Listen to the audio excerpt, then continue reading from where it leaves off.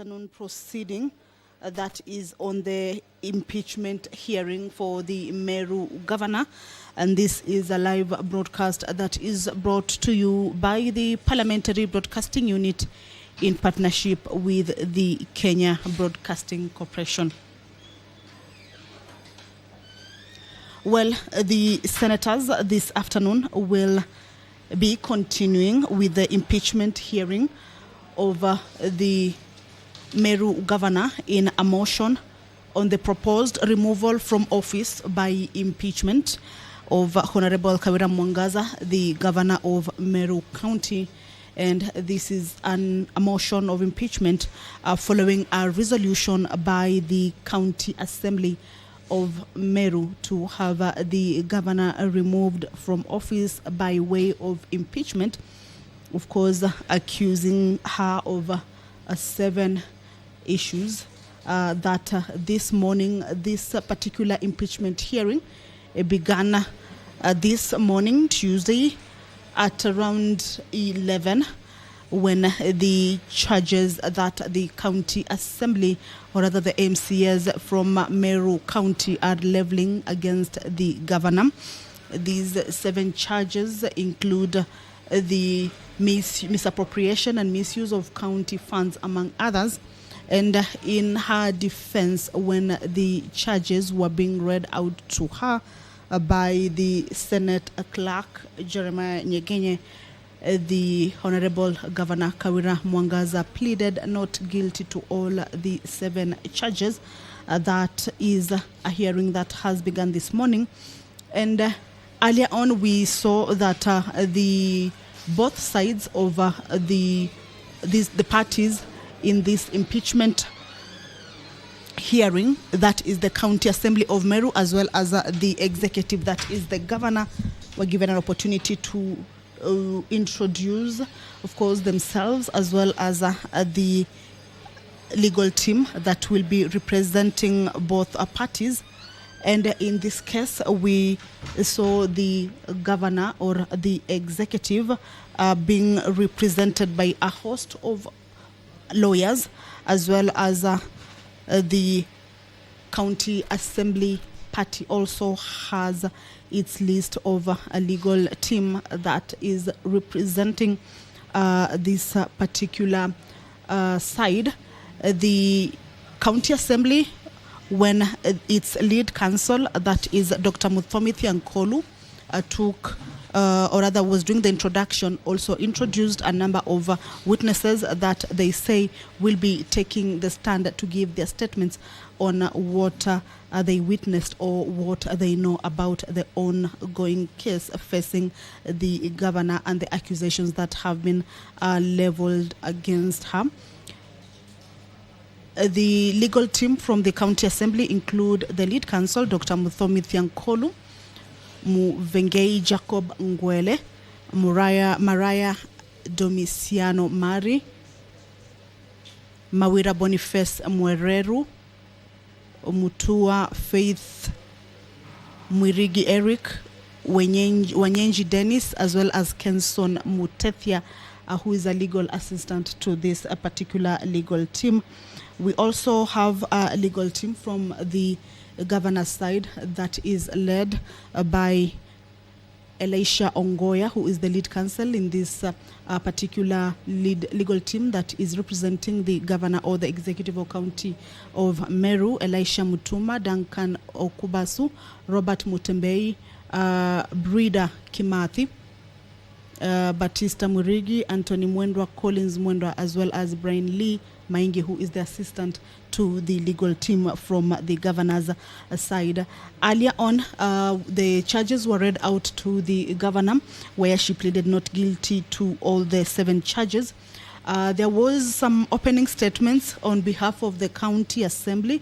Of course, these were done by the lead counsels from both parties with the help of the advocates, of course, within the teams in both parties.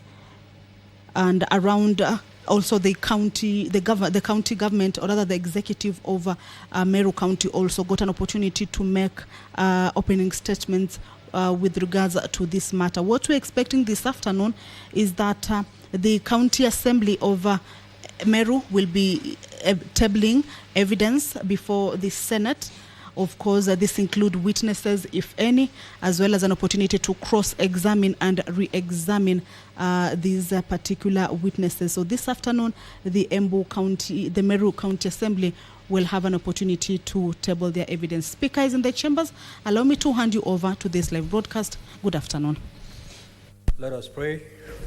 Almighty God, we beseech you to behold with abundant favor and blessings us, your servants, whom you have been pleased to call to leadership positions in this republic.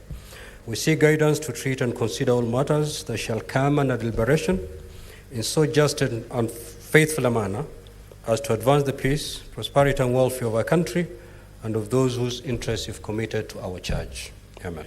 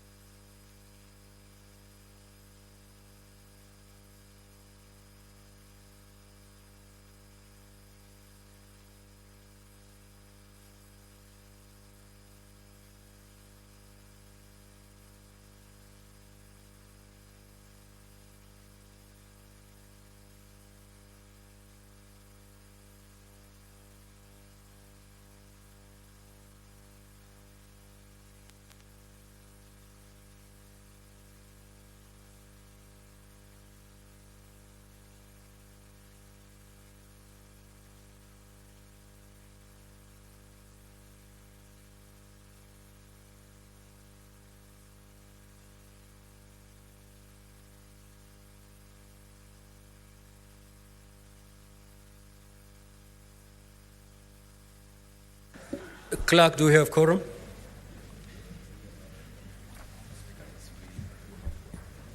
Okay, I'm informed we do have quorum. Kindly proceed to call the first order.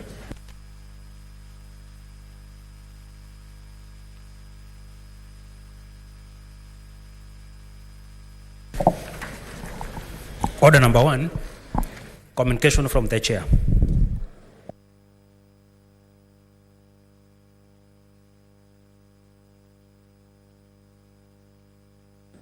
Next order.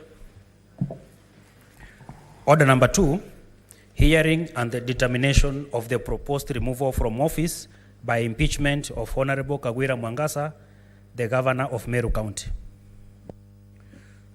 Clerk, can you confirm that we have both parties in the House? And if they're not in, kindly usher them in so that we can start the hearing.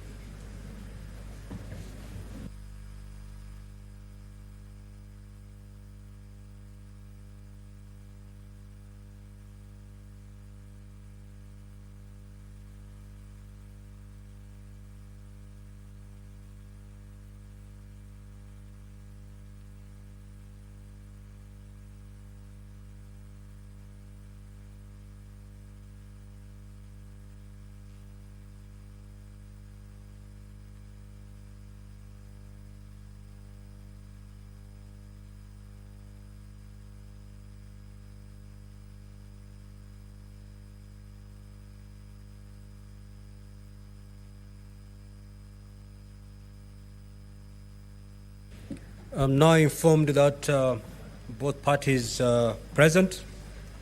Now, before we begin the hearings this afternoon, this is to the parties.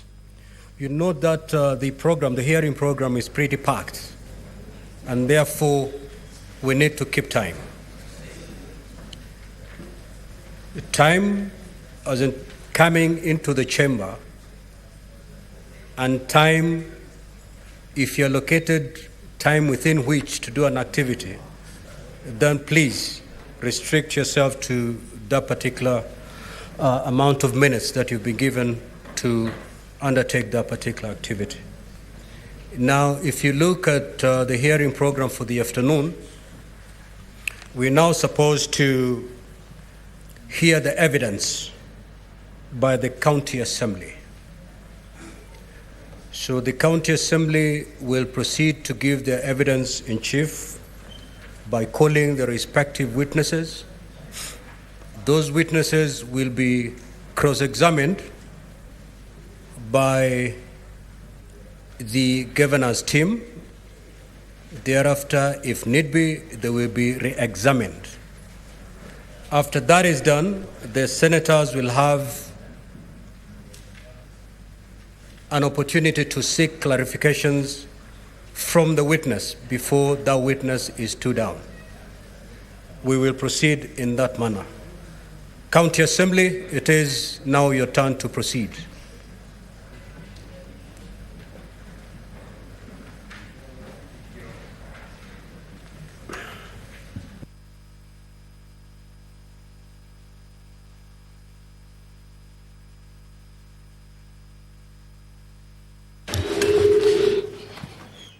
Mr. Speaker and honorable senators, the Assembly is ready with the first witness.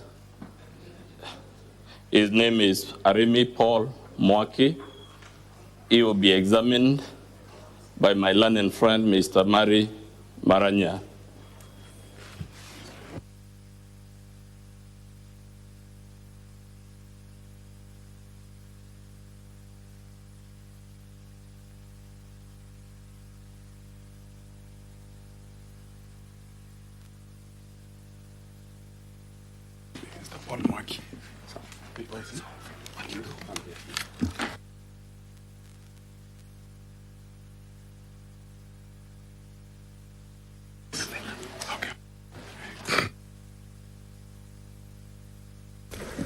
Kindly usher in the witness.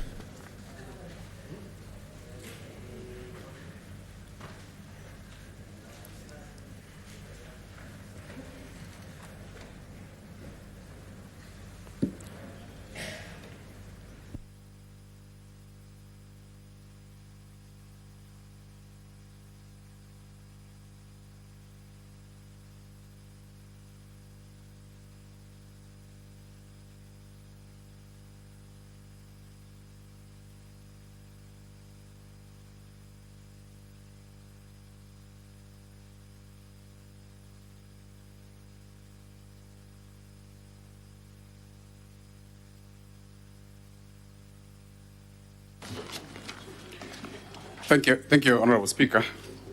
Being mindful of time, may I allow me to start? Kindly, Mr. Witness, please introduce yourself for record. Clerk, let the witness take an oath first. Oh, sorry.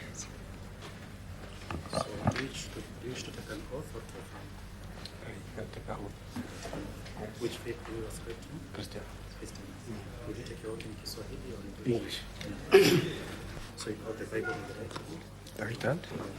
Then you read the text in Sorry.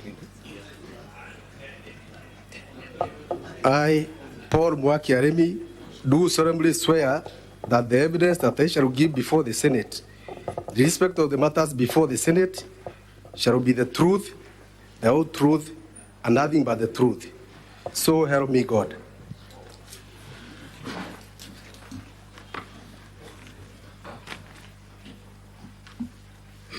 Thank you, Honorable Speaker. Mr. Witness, kindly introduce yourself for purposes of record. Mr. Speaker, distinguished senators, my name is Paul Mwaki Aremi. Pero, did you record a statement in respect to the matter before the Senate today? Yes, I did. Where is that copy of your statement found? Mr. Speaker, volume 1, page 48, page 51 of volume 1. That is page 48 of volume 1. Volume 1.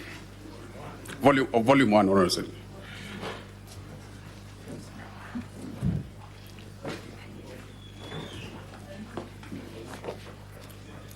Mr. Paul, what do you do for a living? Honorable Senators, the witness has a statement. Which statement is contained in your bundles and also contained in your apart from the physical booklets that you're holding, your iPads also contain soft copy. So, Council, maybe you will refer to the bundle. Yes. Where that statement is, so that you aid the senators to move in there. I will constantly be referring, Mr. Speaker, to two documents, that is Volume 1 and Volume 3.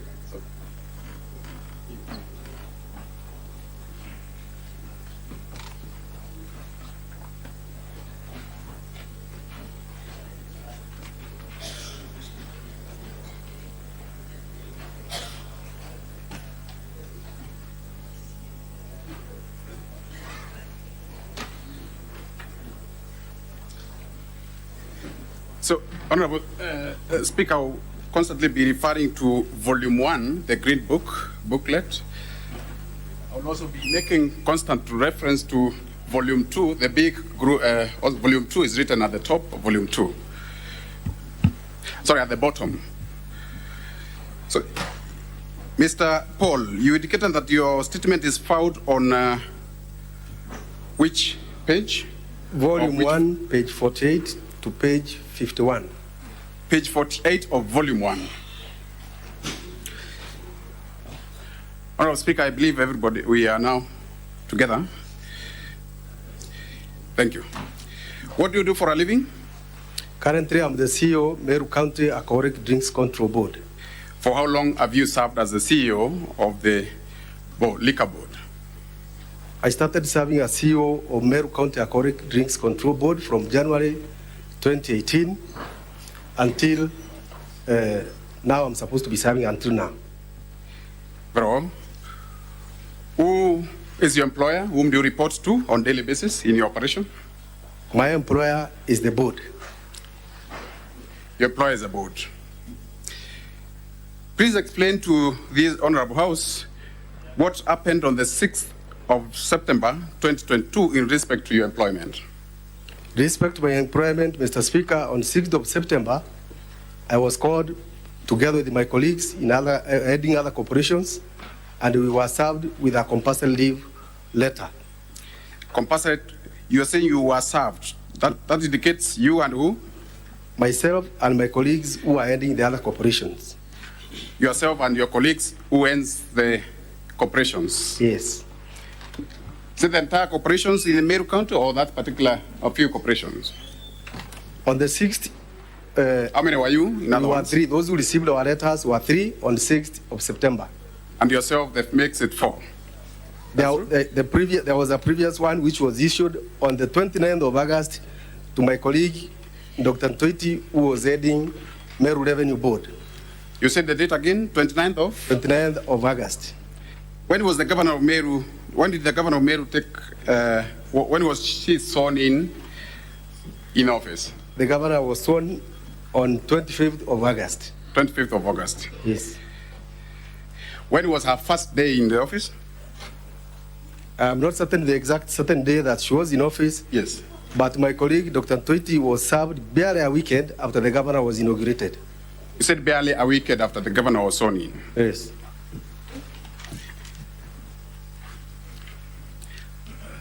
That is to indicate that the governor, Dr. Ntoiti, was served the first day, or was sacked the first day the governor took office? We can say that. Is that your evidence? That is true. Prior to the letter sending you on compulsory leave, did you have any interaction, any prior interaction with the governor? Mr. Speaker, not at all. Not at all. You've made reference to your letter sending you on compulsory leave. Would you guide the Senate, the Honorable Senate, on where the same can be filed? For purposes of record, so for following the proceedings, where can those documents be filed? The compulsory leave letters can be found in Volume 2 from page 336. 336? To 339. Volume 2, Honorable Volume 2, the big volume. I am making reference to the big booklet written Volume 2 at the top, at the bottom. You said the letters are found in pages? 336 Yes. to 339. What was to happen to your institution once you were sent on compulsory leave? Who was to man the institutions? Immediately we were sent on indefinite compulsory leave. Yes.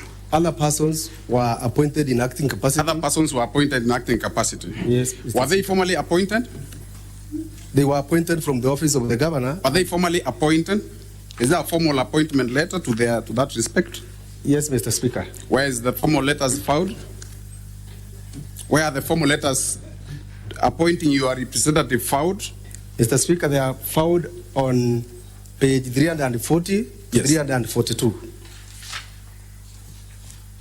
Pages 340 to pages 342 of which booklet? Of volume 2, Mr. Speaker. Of the same document, volume 2.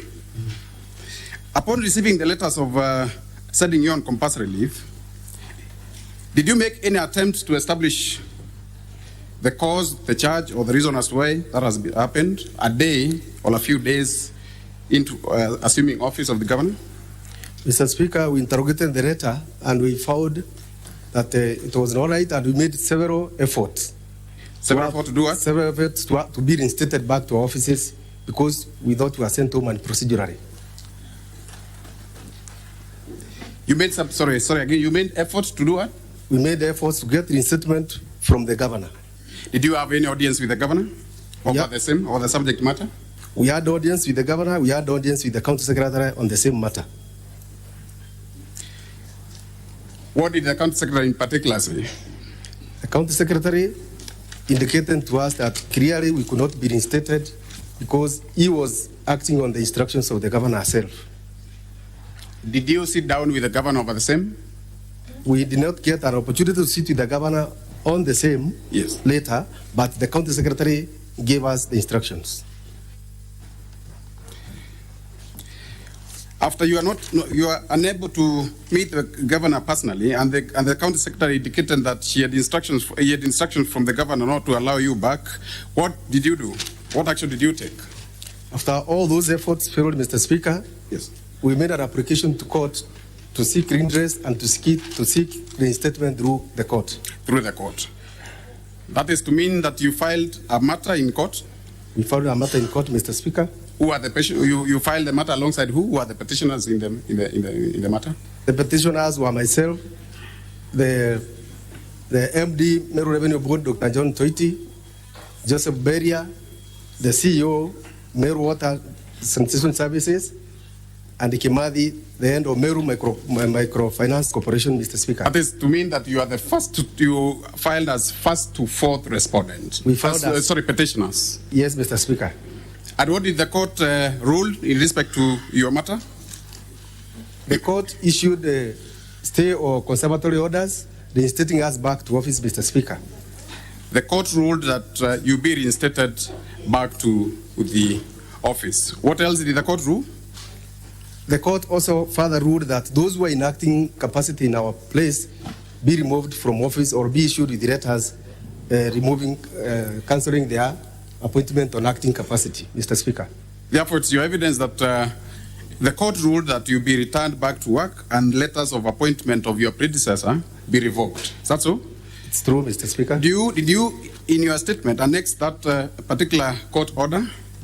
Yes, Mr. Speaker. Where can the same be established? We annexed the court order on volume 416, volume 2, page 416. Volume 2, Honorable Speaker, the big booklet, pages? 416. 416? Yes. 416, which contained two prayers, according to your evidence, one of reinstatement and the other one of revocation. Please confirm. I can confirm that, Mr. Speaker. And in compliance to that order, did you serve it upon the governor and the county secretary? Yes, they were duly served, Mr. Speaker. You were duly served? Yeah. How do you confirm to this honorable house that you did duly serve upon the governor and the county secretary the particular court order? Through a notice of service. You served? Yes. Upon service, what happened? Was the same respected? Was the same court order obeyed? The court orders were disobeyed, Yes. Mr. Speaker. Please explain to the court how the same order were disobeyed. Mr. Speaker, Explain to the Senate, sorry.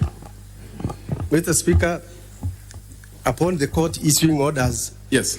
there was a meeting convened at a place called Mitungo by the governor, Yes.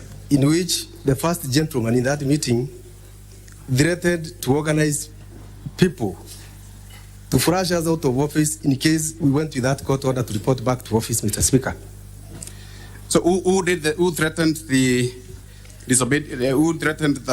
against disobedience of court order? The first gentleman is the one who threatened to mobilize people to come and evict us. Was the governor office. present in that particular meeting?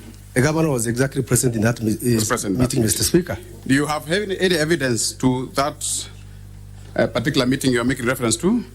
The evidence is in a video form, Mr. Speaker. In a video form. Honorable Speaker, the video, if with your leave, maybe we can have the video played. The video in support of contempt of court be played to the court, to the Senate. Mr. Speaker, that's the video in support of count 5. Yes.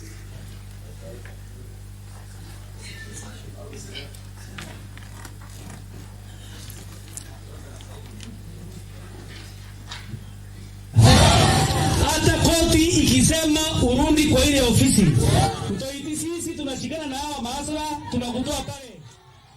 Sasa Mtoiti wewe ndio tunafurusha. Hata koti ikisema urudi kwa ile ofisi, Mtoiti sisi tunashikana na hawa maasala, tunakutoa pale. Mtoiti hautakaribia ile ofisi, na pia Mberia aambiwa kwamba hii ofisi ya MEWAS hata ikaribia. In that video, did you hear the first gentleman mention the petitioners?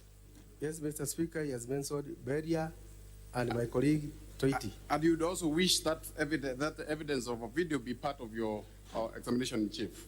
Yes, Mr. Speaker. Did you report back to the office? Yes, in compliance with the court order?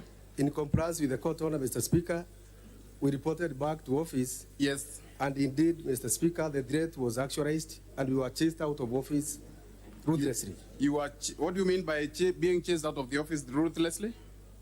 There were people organized who evicted us from offices, Mr. Speaker. So you are physically evicted from the office? We are physically evicted from the office and the precincts of the offices. The second limb of the court order talked of the governor revoking the appointment of those appointed in your capacity. Did those appointments, were those appointments revoked? The appointments of those who were acting place, Mr. Speaker, were never revoked at all. They were never revoked at all. That's your statement. Yes, Mr. That is to mean that they are still acting as CEOs in your establishments? Up to now, those letters have not been revoked, Mr. Speaker. Are those CEOs still in office, in your respective offices? Mr. Speaker, because they were acting in their inacting capacity, yes. Upon us obtaining contempt of court orders, we have been able to get back to office, and some of them have been reappointed back again under different capacity. What happened after the court order was, you have jumped the gun, what happened after the court order was disobeyed, when you were evicted from the office? What happened? What action did you take? Mr. Speaker, we made an effort and we applied for contempt of court orders. You applied for contempt of court orders? Yes, Mr. Speaker. Has the court pronounced itself on the contempt of court? The court did pronounce itself on contempt of court. Yes. And convicted the governor and the county secretary and another of contempt of court. Yes. So, sorry, the last bit, They were cited, the governor was cited for contempt of court, Mr. Speaker. The governor was cited for contempt of court. Do you have that particular order or a ruling to that effect, citing the governor for contempt of court? Yes, Mr. Speaker. Where can it be established for quick reference? From page 418, Mr. Speaker. We start with of volume 2. We start with the ruling. Where is the ruling found? Pages? The ruling is on page 418. Page 418 to pages.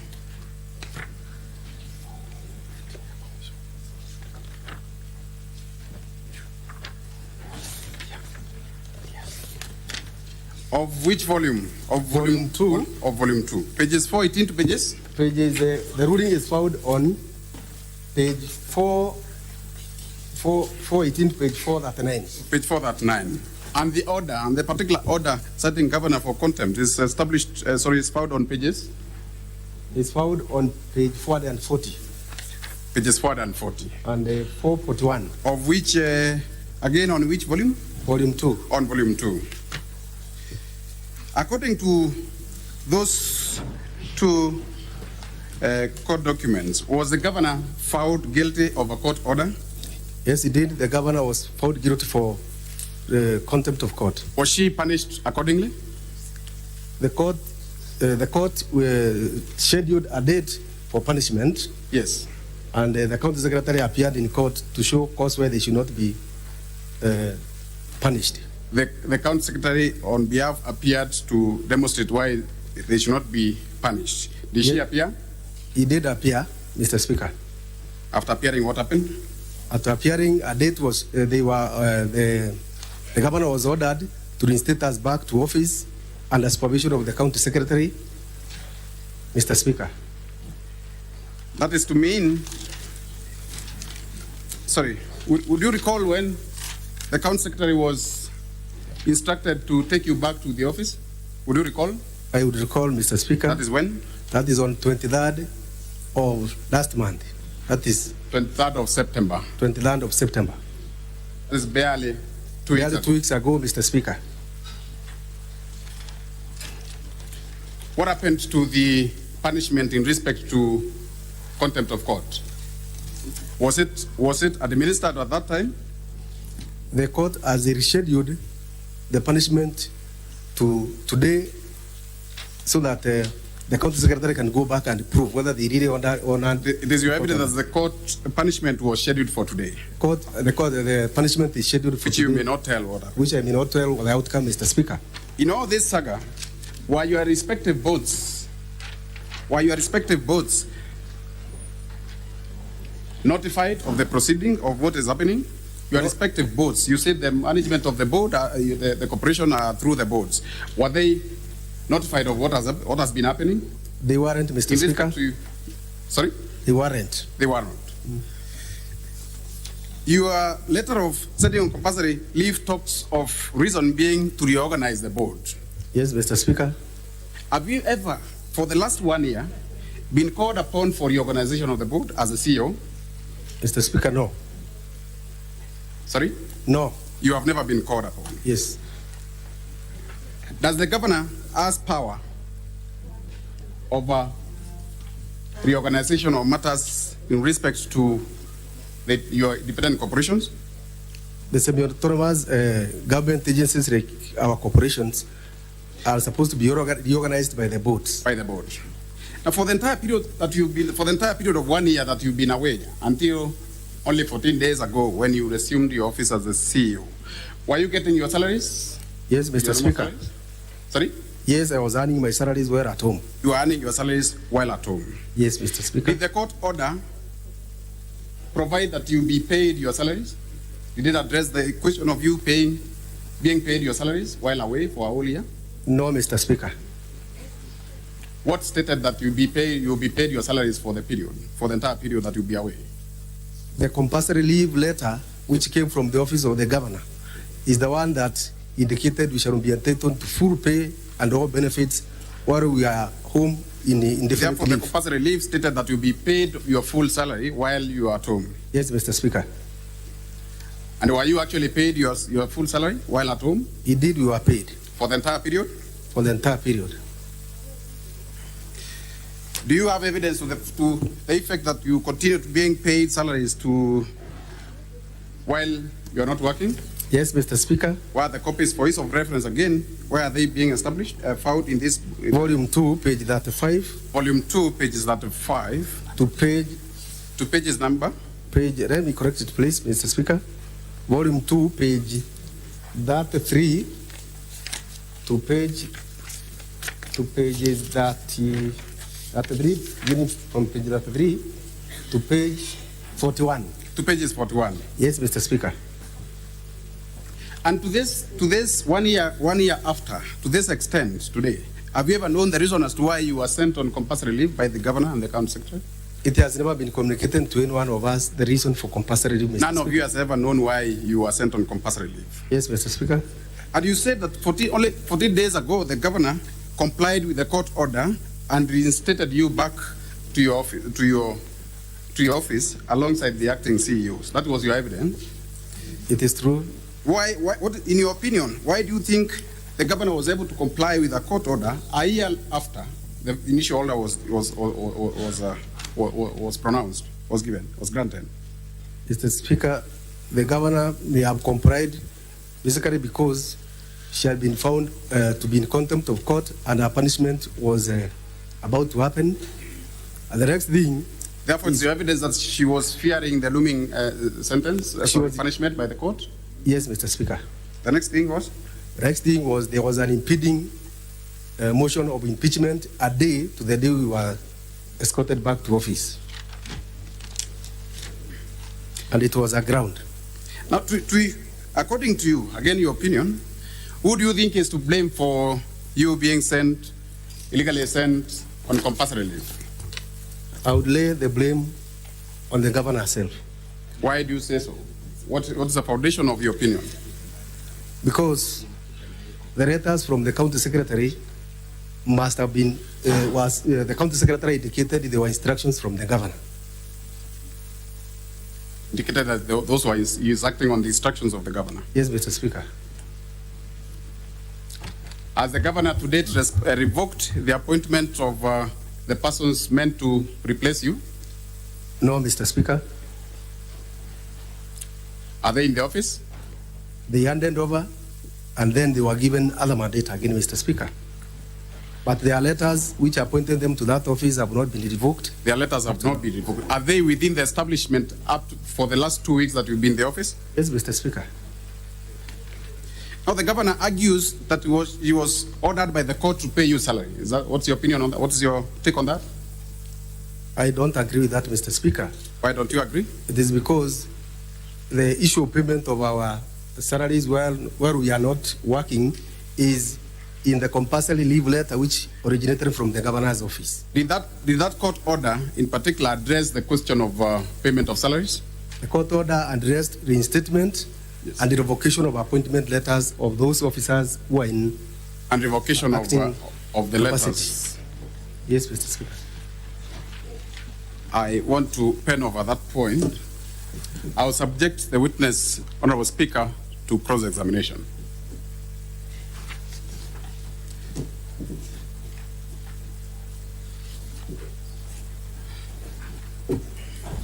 Counsel for the governor.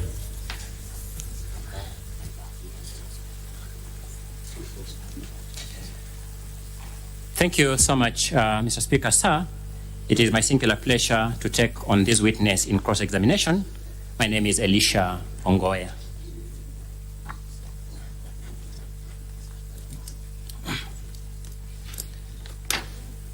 Allow me to start from where the witness has ended. Mr. Arimi Paul Mwaki. Yes. Is it your testimony before these distinguished senators that the court did not order that you be paid salaries? Yes, Mr. Speaker. Thank you so much. May I have the witness's attention drawn to the index of annexures to the governor's response, in particular at page 402.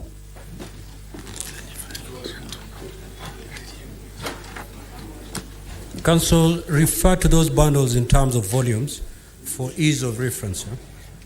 You know, my apologies, Mr. Speaker. The governor just filed 3 documents, one called a response and one called index of annexures to the response. Then we have the transcript of videos. So just 3 documents. Very well. The biggest document in blue, the biggest volume in blue, page 402.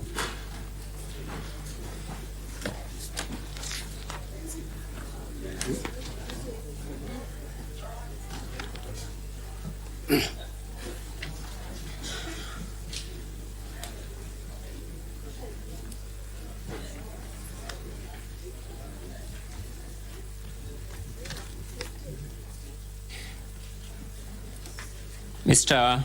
Paul Mwaki Arimi, are we there? Yes, Mr. Speaker, I'm there. Please confirm for these senators that that is a court order. I can confirm, Mr. Speaker. Page 402.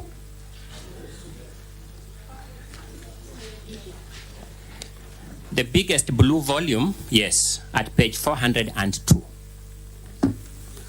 Thank you. Please confirm to these honorable senators that what you are seeing there is a court order. I'm seeing a court order, Mr. Speaker. The second petitioner, or the second applicant stroke claimant in that order is Paul Mwaki Arimi. True or not true? True, Mr. Speaker. And that Paul Mwaki Arimi is you, the Assembly's witness number 1 before this Senate. Yes, Mr. Speaker. Let us turn over to the second page, no, the next page, page 403 of that document. Confirm for the record that this is a continuation of that court order that began at page 402. Confirmed, Mr. Speaker. Please confirm, and I read, Order 6 reads as follows, that finally, Dr. Atheru is directed to file sufficient evidence in court within 7 days to show that all the petitioner's salary have been paid from May 2022 to date. Confirmed. Please confirm that it says. Confirmed. Are you among the petitioners who are being ordered, for whom that order is being made? Yes, Mr. Speaker. And that order relates to salary. Yes, Mr. Speaker. And Dr. Atheru has to confirm to court he has paid your salary. Yes, Mr. Speaker. It is this salary that you are telling these senators was not paid pursuant to a court order. I did not indicate salary was not paid, Mr. Speaker. It is the one you said the payment was not pursuant to a court order. It was pursuant to the compulsory leave letter. You remember that indication? I will not agree with that because there are 2 court orders. The court order. Didn't talk about how many court orders. I've just said I am looking at a court order referring to a salary. Yes. Are we communicating? Yes, I agree. But you have also told these distinguished senators that your salary was not paid pursuant to a court order. It was paid pursuant to the letter sending you on compulsory leave. Do you remember saying that? I don't remember saying that. You don't remember? I'm happy with that. The record will bear me out. The record. Excuse me, Mr. Speaker. My apologies. I've finished my question. Excuse me, Mr. Speaker. I have finished my question. I'm going to the next. Kindly save my time. We have only 4 hours. Finish with your case. Okay.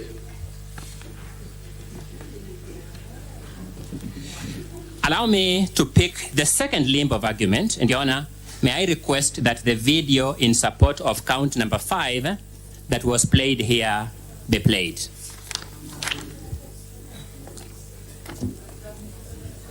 Sasa mtoiti wewe ndio tunafurusha.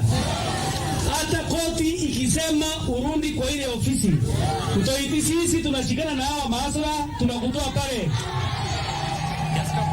Mtoiti hautakaribia ile ofisi na pia mbele. Sorry, I wanted the clip to remain visible so that the witness can identify something in the clip. Okay, my apologies. Pause the video.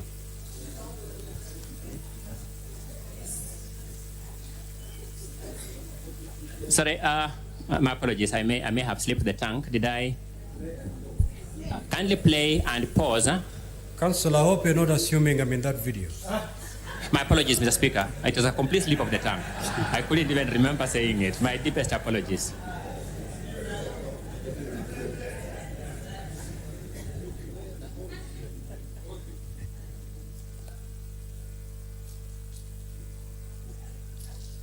Sadly, Mr. Speaker, I don't even know who is playing, so I can't even look at whoever is playing. I'm just seeing the screen. May I have the video replayed? Sasa mtoiti wewe ndio tunafurusha. Thank you. Mr. Witness, who is that person standing behind the person speaking? Mr. Speaker, that is the face of the Deputy Governor, County Government of Meru. That is the Deputy Governor, County Government of Meru, behind the person speaking. True or not true? True. This video was played, and I may urge it to be replayed. Have you seen the governor in that video? Sasa mtuiti wewe ndio tunafurusha. Hata koti ikisema urudi kwa ile ofisi.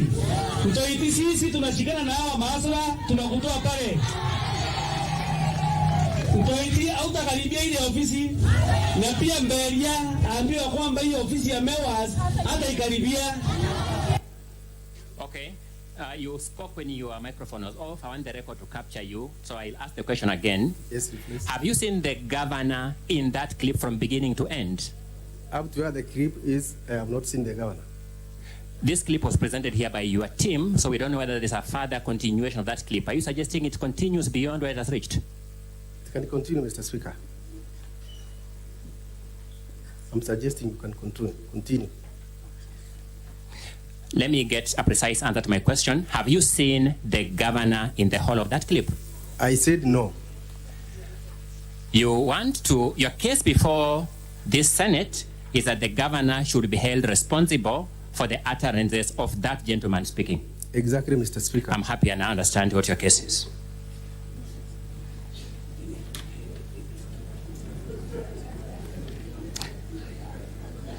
I want you to look at your volume 1, the Assembly's documents, volume 1, at page 7. Yes, I'm there.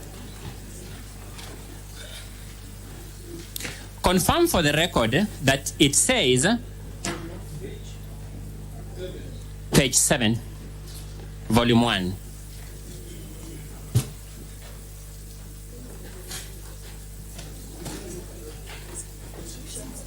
Page 7 of volume 1 of the County Assembly's document.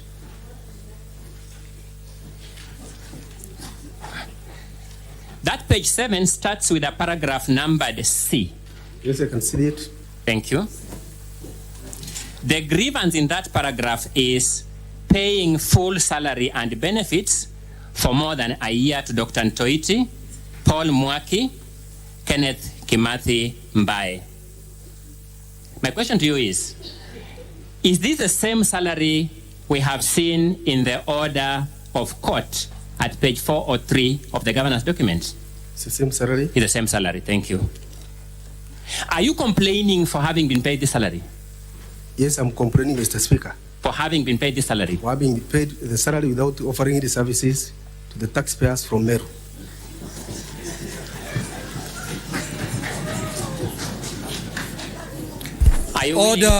Order, senators. Order, senators. I order, honorable senators. Sergeant at Arms, kindly go up there and tell the members of public the only thing we need from them are their ears and their eyes, nothing more.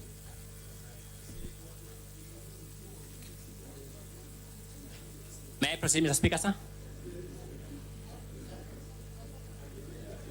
May I proceed, Mr. Speaker? Yes, Counsel, you may proceed. Thank you so much. When were you paid this salary? When did you see it in your account?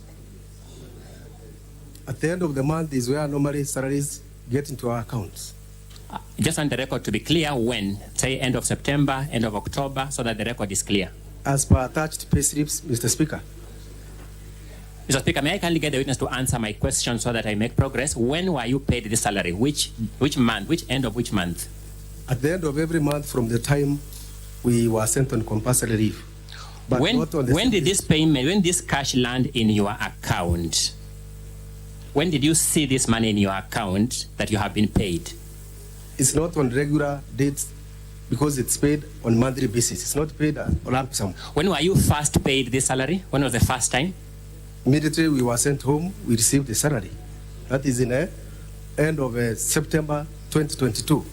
Have you made any efforts to return this money to the county government since you are aggrieved by the payment? I'm not supposed to do so, Mr. Speaker. Have you made any effort to return this money to the county government? I haven't. You haven't?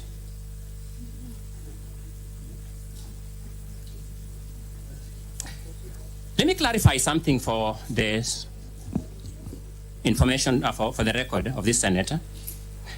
It is true that Mr. Maranya, advocate appearing before you here today, is your advocate in that court case. True or not true? True, Mr. Speaker. Thank you. That matter came up in court today. True or not true? I'm not sure, Mr. Speaker, but it was supposed to come up today for... That matter was supposed to come up today in court at Meru. But I'm not sure whether it came up or not. I'm asking, it was supposed to come up today. It was. At the Employment and Labor Relations Court in Meru. True or not true? True. Has your advocate briefed you on whether or not, as a matter of fact, it came up? No, Mr. Speaker. Very well. We can live with that.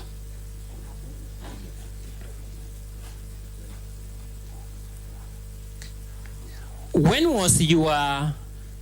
were you sent on compulsory leave? I was sent on compulsory leave together with two others on 6th of September in the year 2022. 6th September 2022. When did the court give the conservatory order in petition number 1 of 2022 at Meru? Conservatory orders were issued on 7th of October 2022. Was that before or after the governor's first impeachment proceedings or removal proceedings for this house? It was before the first impeachment motion was tabled. This was before the first impeachment proceedings for this house? Yes, Mr. Speaker. Did you make this grievance part of that impeachment process? It didn't come to this place, Mr. Speaker, so we didn't make it part of it. I didn't understand your answer. You did suggest that didn't come to Senate? We didn't make it part of the grounds for impeachment. You didn't make that grievance part of the first impeachment? Yes, Mr. Speaker. It is that ground that arose well before the first impeachment that is being made the part of this impeachment? Yes, Mr. Speaker. Thank you.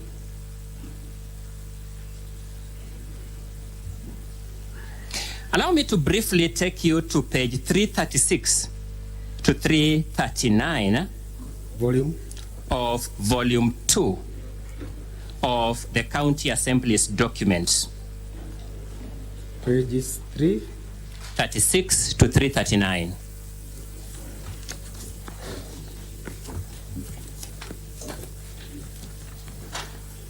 Yes, I'm there.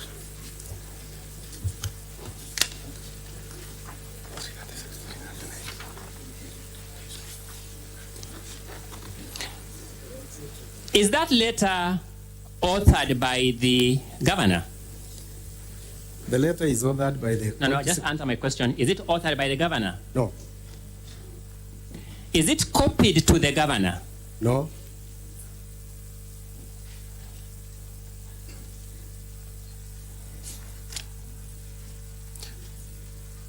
Let's look at a document at page 337. Is that letter authored by the governor? It's not authored by the governor. I'm going with the same volume, volume 2 of the County Assembly's documents. Volume 2 of the County Assembly's documents. May I describe it as the big green volume?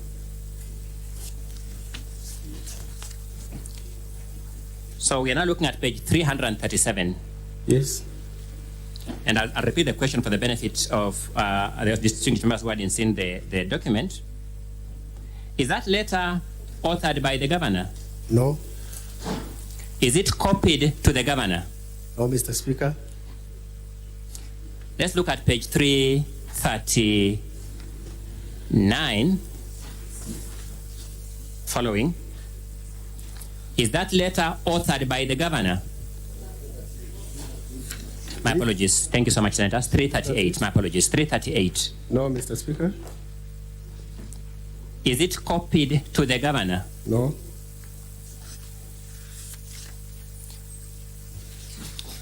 You have said, correct me if I got you wrong, that the author of this letter said that he was acting on the instructions of the governor. Did I get you right? You got me right. The body of that letter has only 3 sentences. At page 336, the body of the letter, page 336, has only 3 sentences. Yes.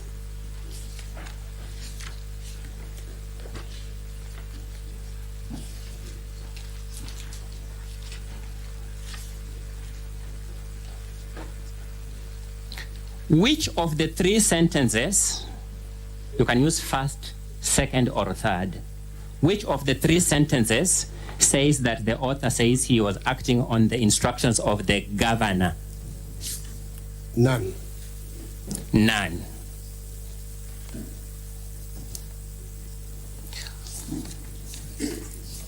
If I got you right, the evidence of the compulsory leave letters is to be found at pages 336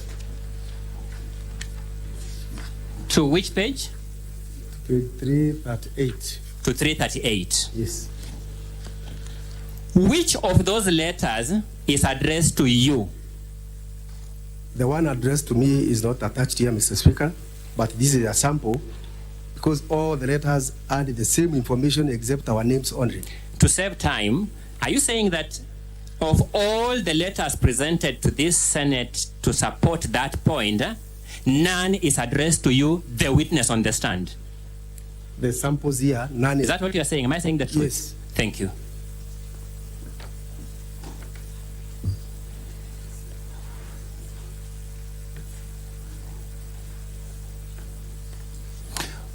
When you are employed in the county government of Meru, was your employment letter under the hand of the governor?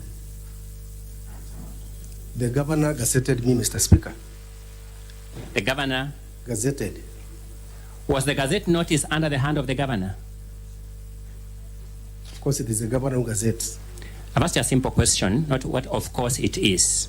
I'm asking what in fact it was. Are we communicating? Yes. Was the gazette notice under the hand of the governor? I just know there was a gazette notice. I don't know who said. Mr. Speaker, my question is not ambiguous. I would rather the witness is ordered to answer my question. Yes, it is the governor. Have you presented that gazette notice anywhere in the documents you have given this Senate? No, Mr. Speaker.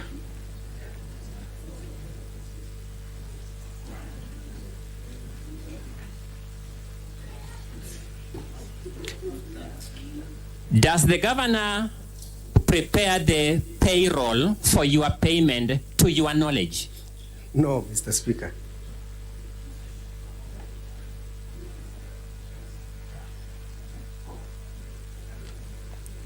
Let me just get this right. It is that person who is not responsible for your name on the payroll. It is that person who didn't author these letters at page 336 to 338. It is that person who was not copied in these letters from page 336 to 338. It is that person who didn't speak in that meeting you have just showed us on that clip that you want this Senate to impeach. Am I getting your case right? Correct. Thank you.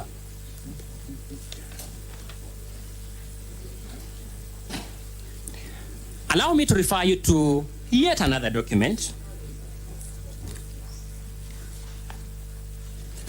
which is the ruling of the Employment and Labor Relations Court in Meru. And for ease of time, I want us to go to page 436 of volume 2 of the County Assembly's document. Page 436.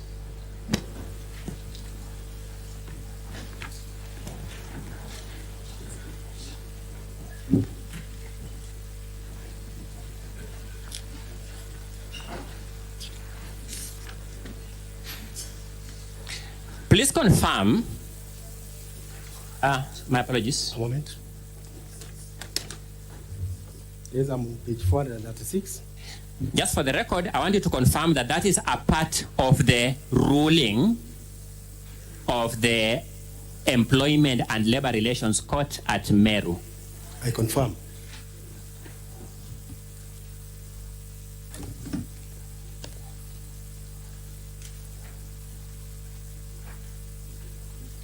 I want us to read paragraph 34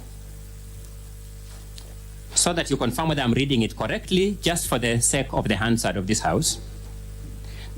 In view of the matters and findings made herein above, it is clear that all the three thresholds for contempt of court have been proved by evidence and to the required standard.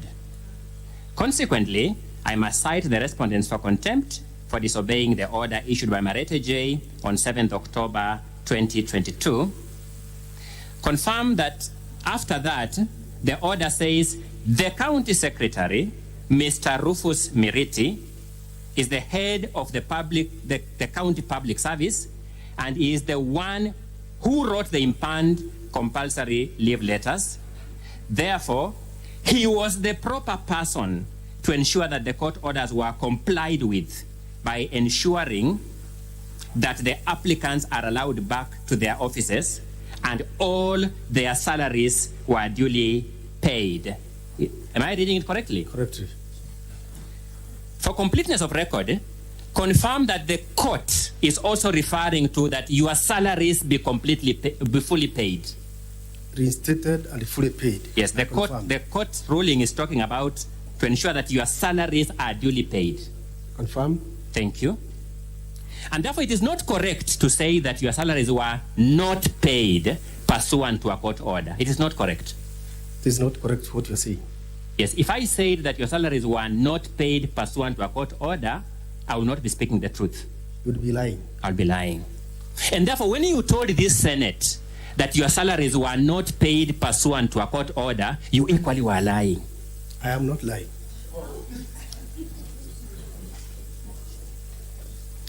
The court order at paragraph 34, the court ruling at paragraph 34 identifies by name and office the person who was responsible or the proper person to ensure that those court orders were complied with. Does it?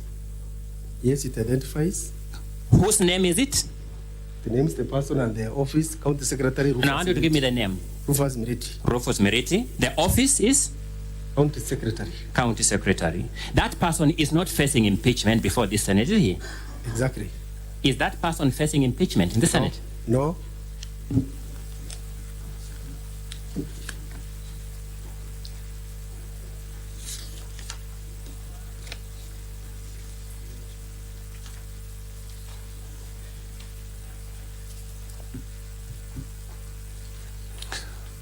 Whom did the court summon to attend court and purge the contempt?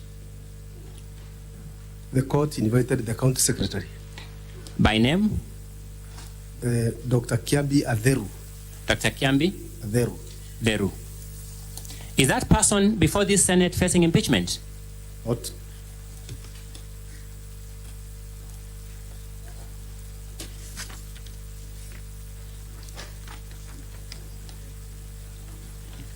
Let's go to page 438 of volume 2 of the County Assembly's documents. Page 438 in particular, paragraph 37B. I'm there. Is that the paragraph summoning Rufus Miriti or his successor in title? Yes. That title would be the title of County Secretary. True or not true? True. Is any of those people, either Rufus Miriti or his successor, before this Senate for impeachment? No.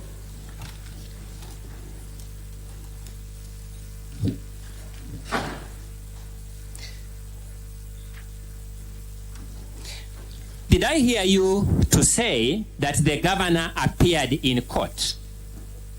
You did. I didn't say that. You didn't say that. I'm happy. I just want clarification. So if you didn't say that, I'm happy with it.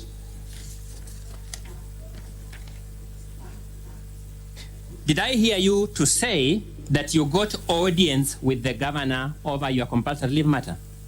Yes, through the County Secretary, I said. You got audience with the governor? Through the county secretary. I want to get this right. The county has an officer called county governor. Yes. So not true? Yes, we did. The county has another officer called county secretary. So not true? Yes, Mr. Speaker. I'm asking the first officer, county governor. Did I hear you to say you got audience with that person? We sought audience through the county secretary. Did you get it? We didn't get You didn't get notice it. of the governor directly. So you never spoke to the governor over this matter directly? Instead, we spoke to the county secretary. So you never spoke directly to the county governor over this matter? Yes.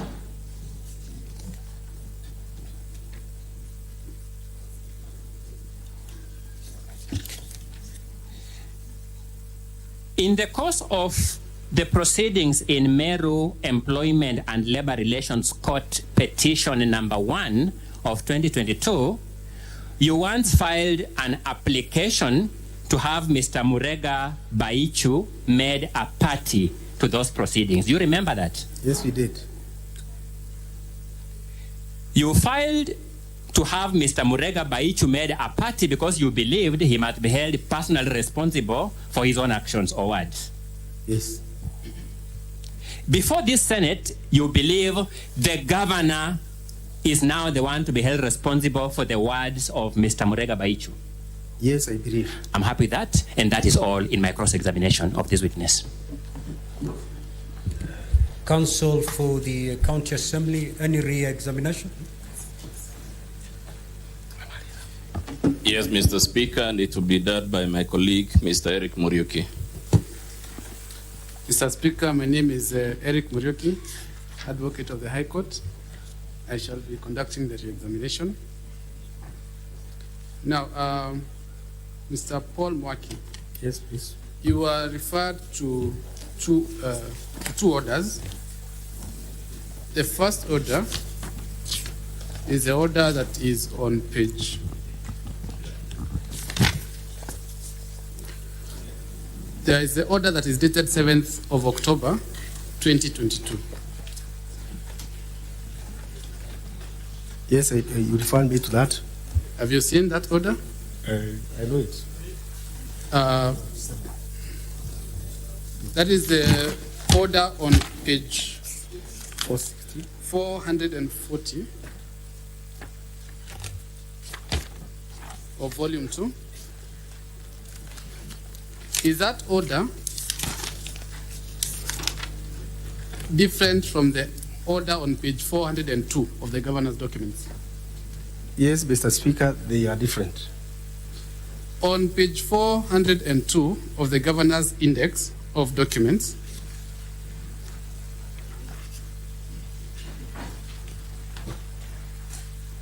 yes, I want you to tell me at the top of that order, where does the story of payment of salaries come in? It comes on item number 1. What is the heading of where that is explained? That it says that all the salaries have been paid. No, what is the title? The title is in open court via Teams on the 19th of October 2023 before the Honorable Justice Onesimus N. Macau. Confirm that the issue of salary is brought in as an explanation, or rather as a way of mitigation, for the respondents to avoid being punished for contempt of court. I do confirm. You were asked about the person seen on the video that was played. Who are the respondents in the contempt of court application? Was he one of them?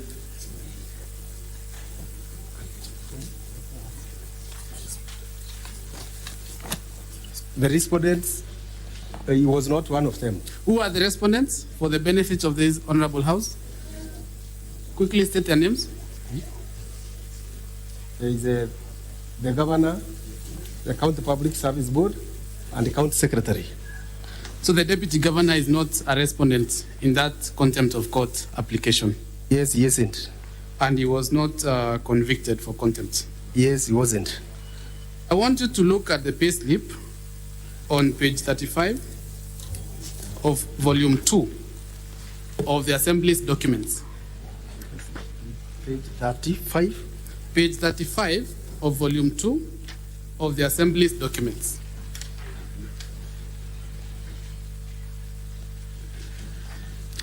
What is the date? On page 35, the date is 26th. Just a minute. What is the date of the stamp on those payslips? The date on the stamp is 26th April 2023.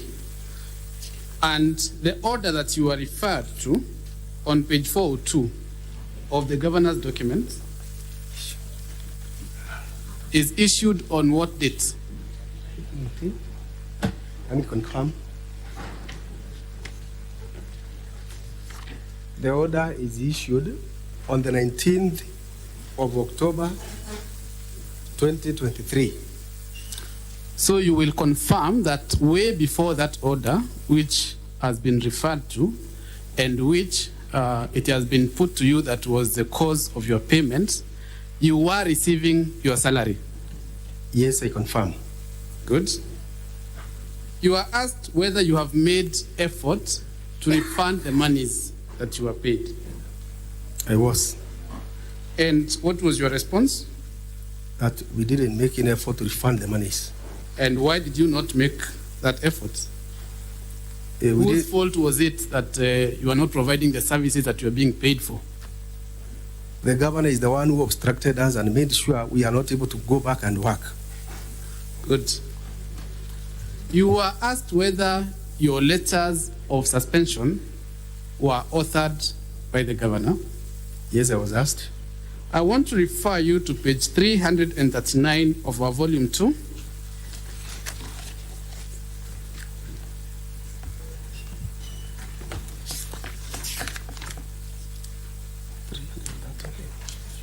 Page 339 of volume 2.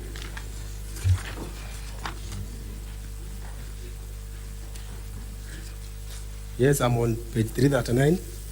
Can you read for us what is written? And that is a post made by the governor on her Facebook page.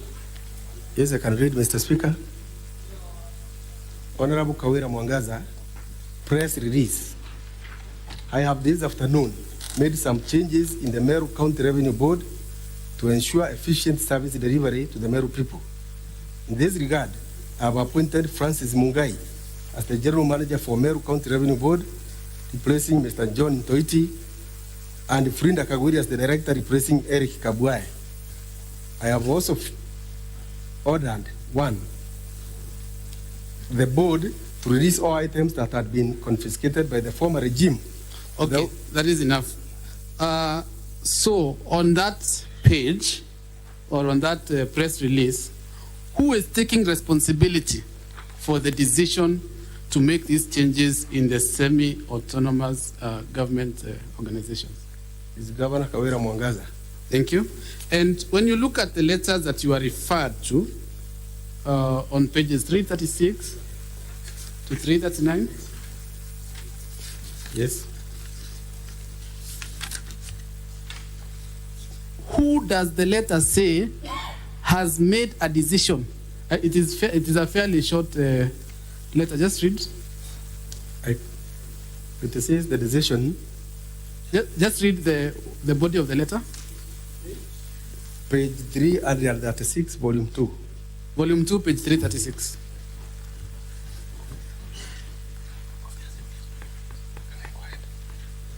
This is to notify you that the government has decided. Pause.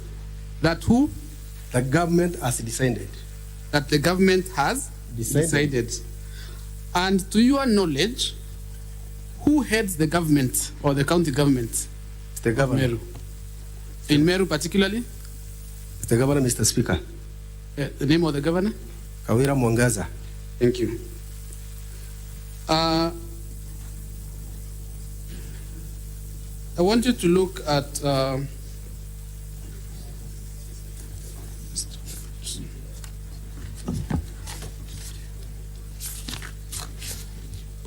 $340.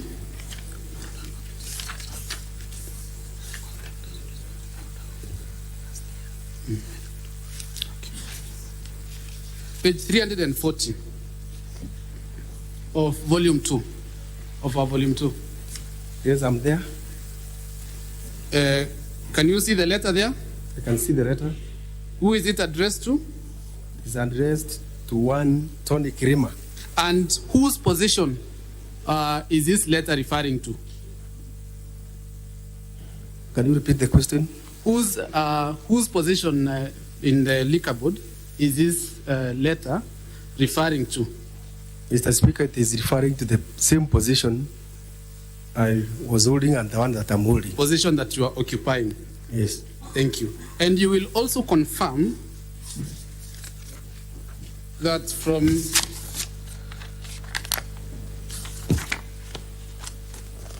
the ruling on page 416, or rather the order on page 416 of volume 2,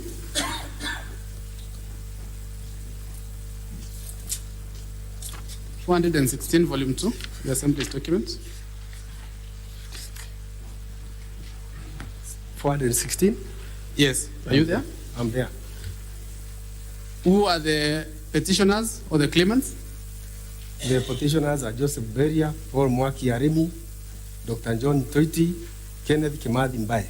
And which one are you among those ones? I'm Paul Mwaki Arimi. Thank you.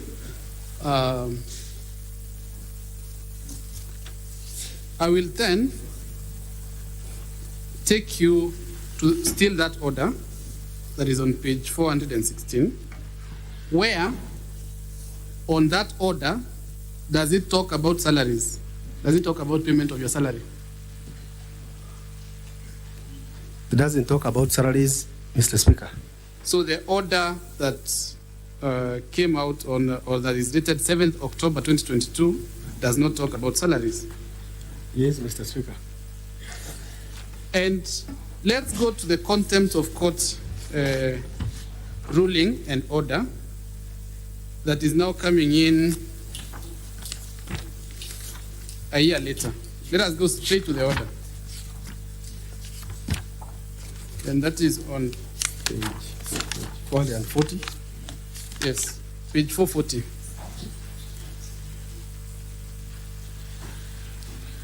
This order is coming in respect, this contempt of court order is coming in respect of which previous order?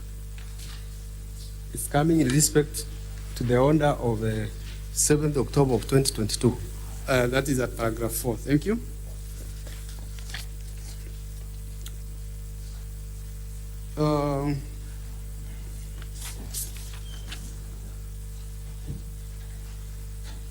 The order on page 440, you're still there, Yes. at paragraph 5. Can you read the first line? That the respondent be cited for contempt of court and be committed to a civil jail for a term of 6 months until they purge the contempt and comply with the orders of this honorable court issued on the 7th of October, the year 2022. Can you confirm that it refers to the respondents, plural? Yes, I do. And who are the respondents on that order, as you can see it? County Secretary, County Government of Meru, Meru County Public Service Board, and the Governor, County Government of Meru.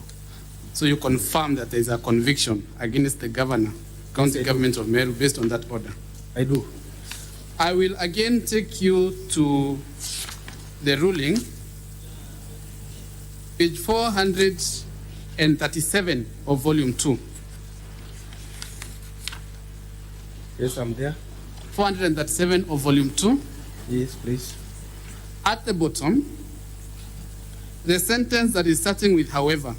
Can you please read and then read on the next page? However, before passing sentence against the respondents are invited to attend this court through the County Secretary, Mr. Rufus Miriti, or his successor in title, to show cause why the court should not punish them for disobeying the court orders issued on 7th of October 2022. So it is your testimony that the respondents are invited through the County Secretary, or rather the County Secretary is invited on behalf of all the respondents. Yes, I confirm that. And on paragraph 37, subparagraph A, that is on page 438 still. Yes. Does it say, what does it say, paragraph A, just the first sentence? That the respondents are hereby cited for contempt of this court. This court's orders issued on 7th October 2022 by failing to allow the applicants back to their offices. Thank you. So you will confirm that these rulings, these orders issued by the court through and through refers to all the respondents in that application for contempt of court. Yes, I confirm. Thank you, Mr. Speaker. That is my example. Now, honorable senators, you have an opportunity to seek for clarification either from the witness or the counsel for the witness. That is the counsel for the county assembly. Or you may ask questions to the witness. Senator Sigei.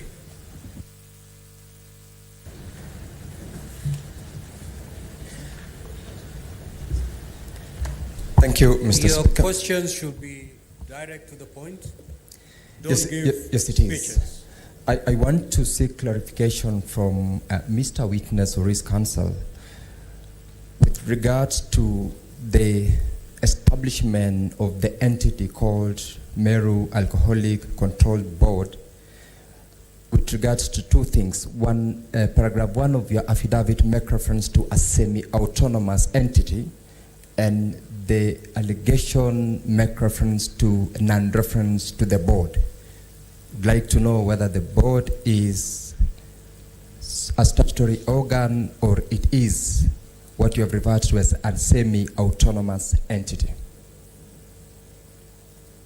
Thank you, Mr. Speaker. The body is established through a County Assembly Act of 2014. So in that case, we can say it is backed by law. Senator Manzo.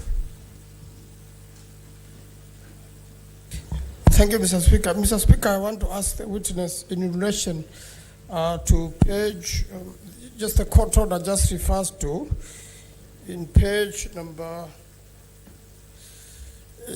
the court order relating to, by Justice Jage. I want to ask, there are quite a number of parties. There are 4 parties and 3 parties ending with the county governor. Was this court order specifically ordered against the governor of Meru, or it was ordered for all the parties appearing there, including the county secretary? It was ordered for all of them.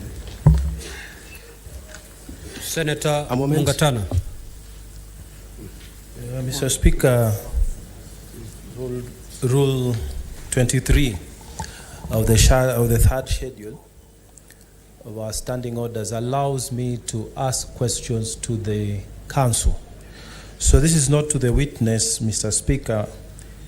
It's just a clarification.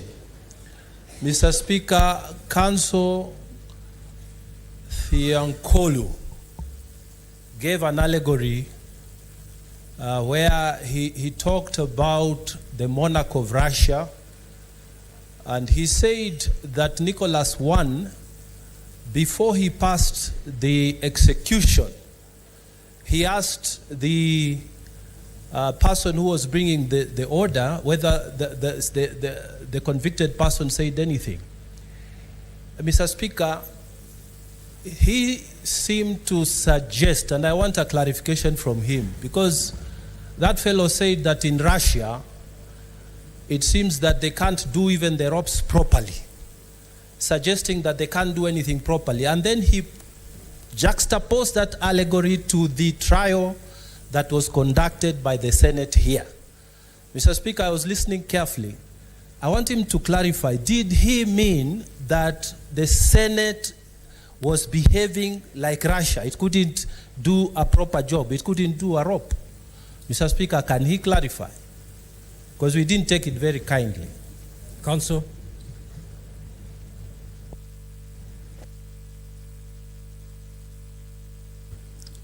Mr. Speaker, what I meant in that allegory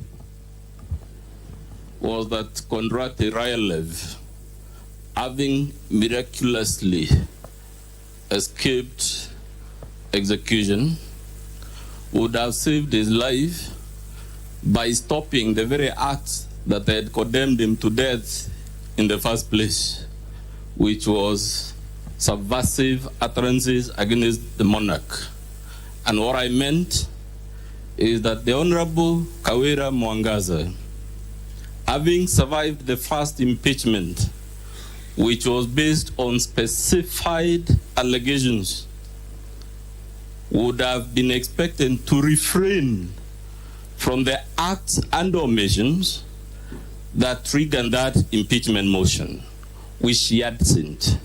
Number two, it would have been expected Kawira Mwangaza, as part of the vilification, would not have gone berating this house itself, and when we get there, we'll be playing a video for you.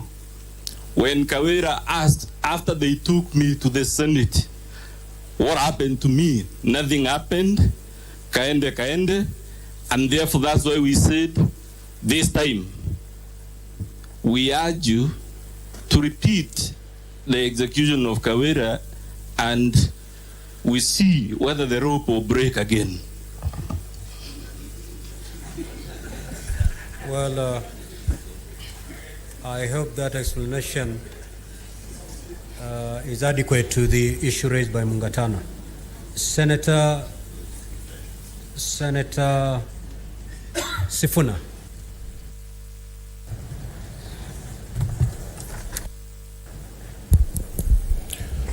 Mr. Speaker, I want to direct my question at Counsel for the Assembly, who unfortunately is my former classmate, but I want to understand the propriety of basing an impeachment proceeding on a matter that you have confirmed yourselves is still live in court. We here in the Senate are prevented from discussing matters that are live before the courts before a decision is made. What is the propriety of you basing a claim of, breach of the law or misconduct on a matter that is still live before a court of law that was coming for a decision today? Counsel. The answer is as follows, Mr. Speaker. The question of contempt of court is not pending in court.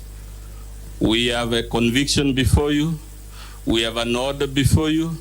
We have a sentencing before you. That order, as we speak, has not been set aside by a higher court.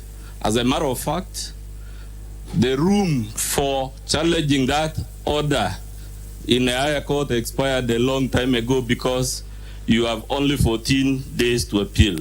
That's the first answer, Mr. Speaker. The second answer, which is very specific to this process before you, is that the governor went to court. When this motion before you was labeled, she went before the High Court in Meru in petition number 24.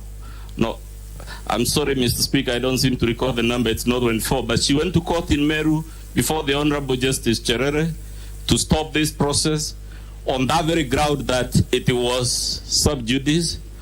The court refused. She returned to the court again. The court refused. She went to the Court of Appeal at Nyeri, trying to stop the process before you, claiming that impeachment cannot be based on matters that are before court. And again, the Court of Appeal refused.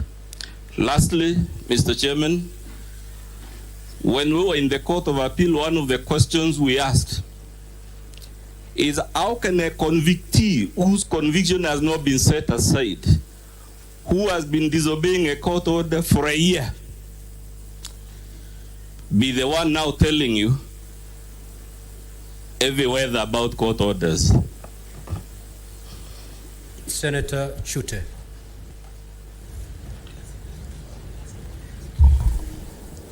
Thank you, Mr. Speaker. My question will go to the witness.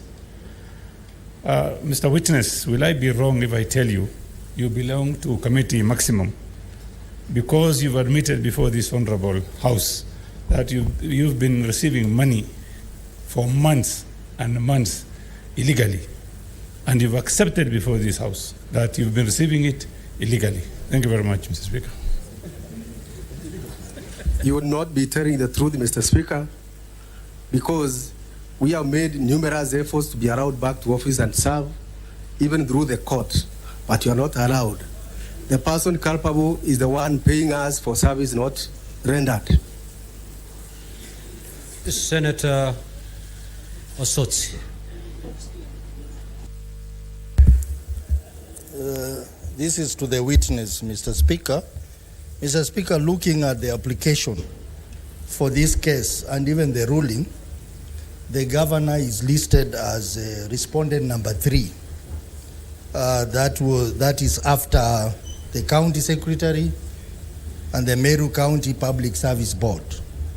Is this an admission that the governor is not directly involved in matters of HR, recruitment, and appointment?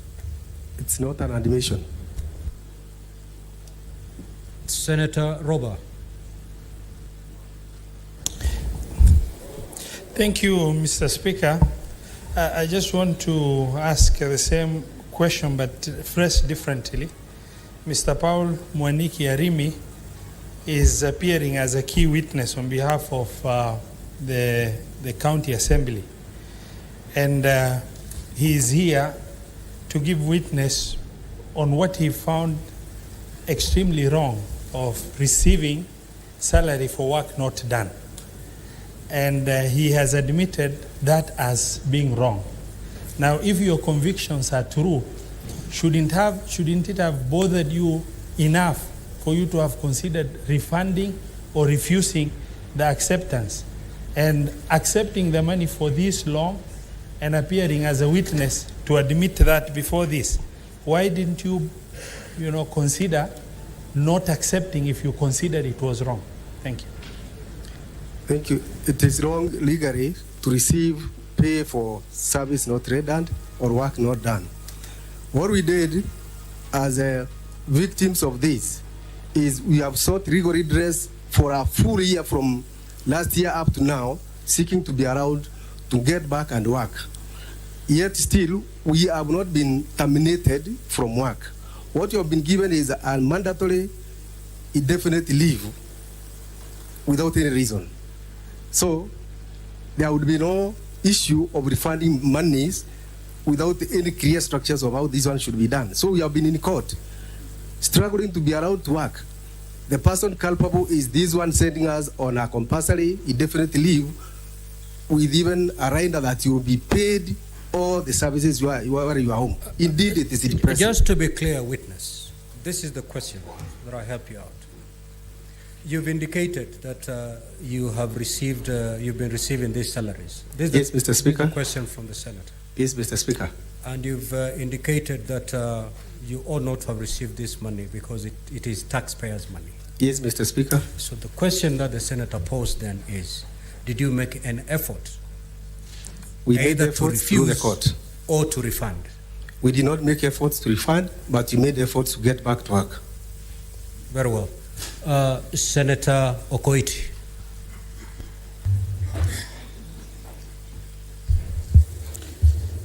My question goes to Mr. Speaker, sir. My question goes to Counsel for the County Assembly. On trial is the governor of Meru, and one of the grounds is contempt of court.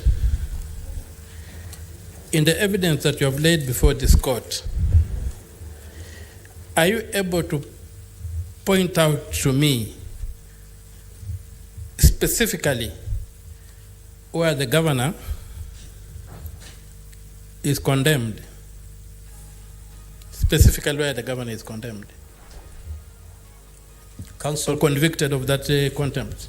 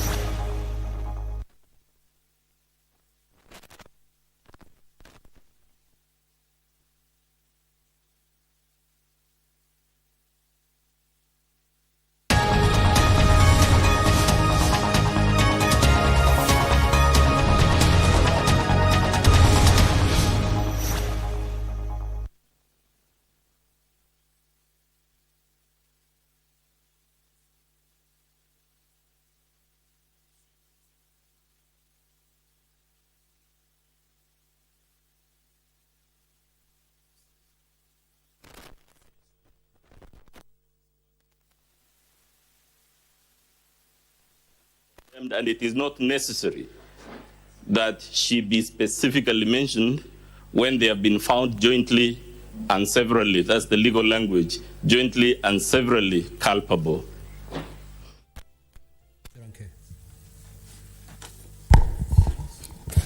Thank you, Mr. Speaker. Sir, mine is a very quick clarification or guidance from the Council of the Governor. When you look under Article 183, functions of the county executive, which encompasses county governor, county deputy governor, and CECs, I invite him to give me an interpretation of Article 183 in the interest of time, Part C. It says, and allow me, Mr. Speaker, sir, to read, a county executive committee shall, 1, Part C, manage and coordinate the functions of the county administration and its departments. So I want to get clarification and maybe guidance from the council of on the part of the interpretation on the role of the county executive or county committee member. Thank you, Mr. Speaker. Council, did you get that correctly? Did you get the question with clarity? Sadly, Mr. Speaker, I didn't get the question with clarity. I wondered if the Honorable Senator could clarify the particular aspect of Article 183 that he desires my clarification on. I'll gladly do that. Senator Chirange, the clarification must relate.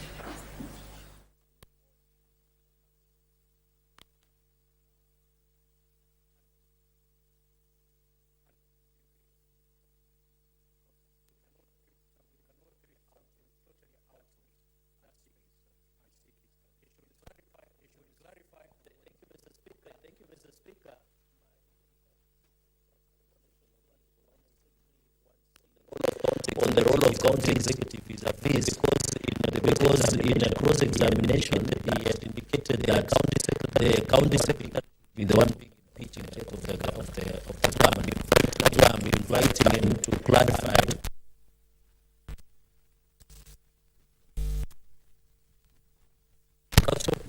Council. Thank you so much. Thank you so much.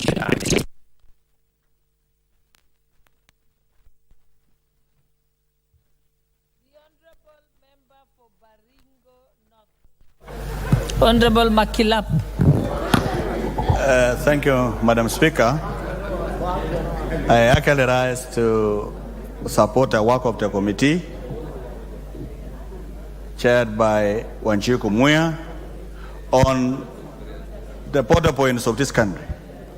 Madam Speaker, the northern corridor that stretches from the Indian Ocean all the way to Uganda, Southern Sudan, Ethiopia, and all our neighbors, Madam Speaker, has continued to become, for a long time, as the border points have become porous. They have become entry of illegal firearms. They have become entry of illegal sugar. They have become entry of all manner of smuggled goods to our country. And to promote that open trade so that people do not participate in actually illegal trade, there is need to secure those border points for free interaction of our people between Ethiopia, Southern Sudan, and even Uganda. Madam Speaker, even the firearms that has caused a lot of insecurity in the North Rift are actually as a result of porous borders that are not in control. It's not managed by the immigration people or the KRA. Madam Speaker, do you know in some parts of northern Kenya, there is a place where donkeys are actually more knowledgeable by transporting sugar from Somalia all the way to Kenya, and they know where they take. Those donkeys know where they take that kind of sugar. Madam Speaker, this is the only way we can redeem our image and actually raise revenues that have actually been lost for some time. Those revenues, Madam Speaker, will aid in programs, our budgets. We lose a lot of revenue along that porous border that could have been used to increase NGCDF funds, that could have been increased funds meant for education, and actually providing services to the people of Kenya. When we open the border points to become free trade areas where there is exchange of people, of goods and services, Madam Speaker, there will be many people who will be engaged in trade. There will be many people who will be engaged in business. And we shall have actually opened a part of Kenya that could have otherwise been left behind for many years. So, Madam Speaker, I support the work of the committee for international relationships between Kenya. Look at, for example, Madam Speaker, the Turkana and the Nyangatom of Ethiopia. You know, those are the same people. And for some time, that border around Kibish and that area of Southern Sudan has been a free area that has not been manned by Kenya government. So we need to control our border points to become one-stop shop for doing business along the boundaries of Kenya. Madam Speaker, this is the only way we can be able to actually secure our borders from infiltration of those firearms that have been coming to our country. We fix that, Madam Speaker, we shall have a country that is secure. We shall have a country that will be able to do business with their neighbors. We shall have people who will be able to engage in many other things, Madam Speaker. So, Madam Speaker, we also need to look at the border points that are to the south, not only to the northern corridor. Because in some places, Madam Speaker, people just walk free to their neighbors and they come back without any order. In some other places like Kacheliba, Madam Speaker, you can get, there are people who are having dual citizenship. They come to Kenya, vote, and they go to Uganda, vote. Madam Speaker, to enhance democratic space between our neighbors and ensure there is proper elections done around those areas. Madam Speaker, those border points are very necessary. The checking of those border points will be very good to manage our internal affairs as a country so that we can have a business that will thrive and raise enough revenue for our country to transmit our programs. Madam Speaker, I beg to support. Thank you. Thank you. Member for Dagoretti South, the Honorable John Waweru Kiarie. Madam Speaker, I thank you. And I stand to support this motion, which is a report on the inspection of the one-stop border posts in the northern corridor in this EAC. Madam Speaker, I'd like to start by thanking the committee. Madam Speaker, this is a committee that has received a shot in the arm with the new leadership of the Honorable Wanjiko Mohia. Madam Speaker, a seat is as good as the leader who is sitting on the seat. This is one of the committees that had been considered as one of the lower committees in previous houses, Madam Speaker. But with the new membership and the new leadership, this committee is actually rising to the plate and doing that which is required to do as formed by the standing orders in this house, Madam Speaker. Mr. Speaker, Madam Speaker, after supporting the committee, I'd like to say that the proposals that have been made by the committee in the report are proposals that this house must stand with, Madam Speaker. Madam Speaker, the idea of demolishing the boundaries that divide the countries in this region is a mission that should be undertaken with new valor, Madam Speaker. We all understand that the borders that we talk about today are actually artificial borders that were put by the colonialists, Madam Speaker. The new effort in the region to break down these physical barriers is an effort that should be supported, Madam Speaker. And the destruction of these boundaries shall happen physically, but it also needs to be happening in our minds, Madam Speaker.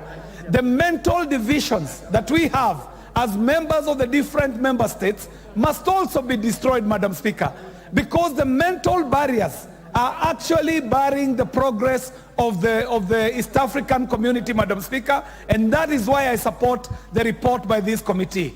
Madam Speaker, the observation by the committee on the police roadblocks along the highway, Madam Speaker, is an issue that this parliament needs to take up seriously.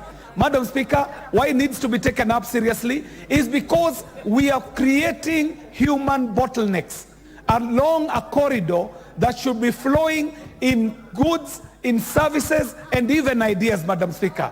The archaic model of policing our roads using roadblocks, Madam Speaker, is well past its use date, Madam Speaker. In today's world, we are able to police traffic even using technology, Madam Speaker. If we were able to upgrade our policing to today's methods, Madam Speaker, there is available technology in the form of surveillance, in the form of cameras, in the form of the use of artificial intelligence, Madam Speaker, in the form of use of new knowledge that is available even for this country, Madam Speaker. So the bottlenecks that we form in the name of police roadblocks, slowing down the progress in terms of exchange of goods, services, and ideas, is a great proposal by this committee that it should be done away with, Madam Speaker. Madam Speaker, I finally would like to put in one word, Madam Speaker, that has to do with this region. We are freshly coming out of the delegation that you sent to Luanda in Angola, Madam Speaker. The delegation that you sent to Angola for the Interparliamentary Union experienced some great success, Madam Speaker. Madam Speaker, members of this parliament were able to be placed in committees. Yours truly, who's speaking right now, Madam Speaker, was able to get a second option to be elected again as a president of an all-important bureau at the Interparliamentary Union, Madam Speaker. And regarding this region, Madam Speaker, I can proudly report to this House that the candidate that Kenya supported in the name of your counterpart in Tanzania, the Right Honorable Dr. Tulia Ackson, has been elected as the president of the IPU, a president of the Parliament of Parliaments, Madam Speaker, and the support that this parliament gave to this candidate, Madam Speaker, was invaluable, and we celebrate the win of East Africa to take the seat of the president of the Interparliamentary Union. Madam Speaker, I thank you for supporting that delegation. I thank you for leading that delegation. I thank you, Madam Speaker, and I support. Okay, thank you, and I think I can now confirm, having looked at the Speaker's ruling, that the dress code by Honorable Osoro is, in fact, in conformity with the Speaker's ruling. The Honorable Member for Laikipia, Honorable Jane Kagiri.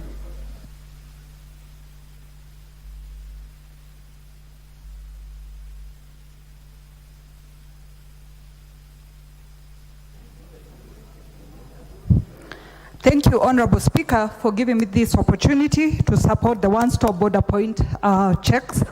And Honorable Speaker, for me, I would support because it will facilitate trade. And by facilitating trade, Honorable Speaker, I mean that the many checkpoints will be consolidated in one, and that would enable the people or traders to actually save on time and save on cost, and that would actually improve their economic growth. Secondly, Honorable Speaker, enhancing border security through one-stop border points would also enable improved security, Madam Speaker, because we know the more checkpoints, the more corruption that is introduced, and the more difficulties we introduce for our people. Honorable Speaker, it is also good to note that it will also enhance the East African cooperation, because when we have one-stop border points, we reduce the number of local checks and local limitations that the people would have. With those remarks, Honorable Speaker, I support. Thank you. Honorable Member for Taita Taveta, Honorable Lydia Mizigi. Thank you very much, Madam Speaker, and thank you for also giving me the opportunity to add my voice on the report on inspection of various one-stop border posts. I want to applaud the committee for the work well done. Madam Speaker, my county happened to be one with a border post called Holili. And Madam Speaker, I have seen the kind of hassle that happens in the border, and all this hassle is caused by the many barriers that are there. And Madam Speaker, it's high time that we get rid of these barriers so that we can have efficiency at the border point. Madam Speaker, the idea of having one-stop border point was the best. And this one needs to be supported. And Madam Speaker, I think the people working at the border points need to be empowered, and therefore I think more funding needs to be allocated for the border posts so that they can work with ease. And also, Madam Speaker, I want to talk about sensitization. And this is because of the community surrounding the border points. And in my case, I'm speaking about Holili and Taveta people. Madam Speaker, there are so many opportunities that are at the border points, but the community around is not aware of it. And therefore, as we talk of funding, Madam Speaker, I'll wish a lot of sensitization to be done so that the community around can benefit. I thank you for this opportunity, Madam Speaker. Honorable David Gekaria, member for Nakuru Town East. Thank you, Honorable Speaker. As I rise to support this report and recommendations by the Committee on Regional Integration. Honorable Speaker, it is also worth noting that it is important for the House Business Committee of Parliament, of the National Assembly, sometimes to prioritize some of these reports, which are critical and which have far-reaching timelines. Honorable Speaker, I look at the report which was signed sometimes in June last year. We are headed now, November, another year. It was early this year. The recommendations that were being done were requesting for some budgetary allocations for them to be able to realize the recommendations which were done by the committee. So it's important, Honorable Speaker, that the House Business Committee do prioritize some of these so that the recommendations that have been done can be of purpose and of use. Because if I look at some of the recommendations which were done, particularly recommendation number 1, which is about the budget allocation, Honorable Speaker, currently as we are talking now, we are talking about a supplementary budget. And a supplementary budget that has not included or taken into consideration what was anticipated by the report as per the program. Honorable Speaker, the purpose and the intentions of this visit are very clear, Honorable Speaker. The objective of the visit was very clear. One of them was to establish the efficiency of movement of persons and goods in East African region. Honorable Speaker, I have not really gone through the report. Maybe Wanjiko, the chairperson, would really take into when she's replying, is to consider, is it that they were just checking the border post on this side without checking the border posts on the other side? I mean, the effect of the movement in Kenya and the other region. And I say this because, Honorable Speaker, as I totally agree about the roadblocks, that are unfortunately a menace of roadblocks almost everywhere.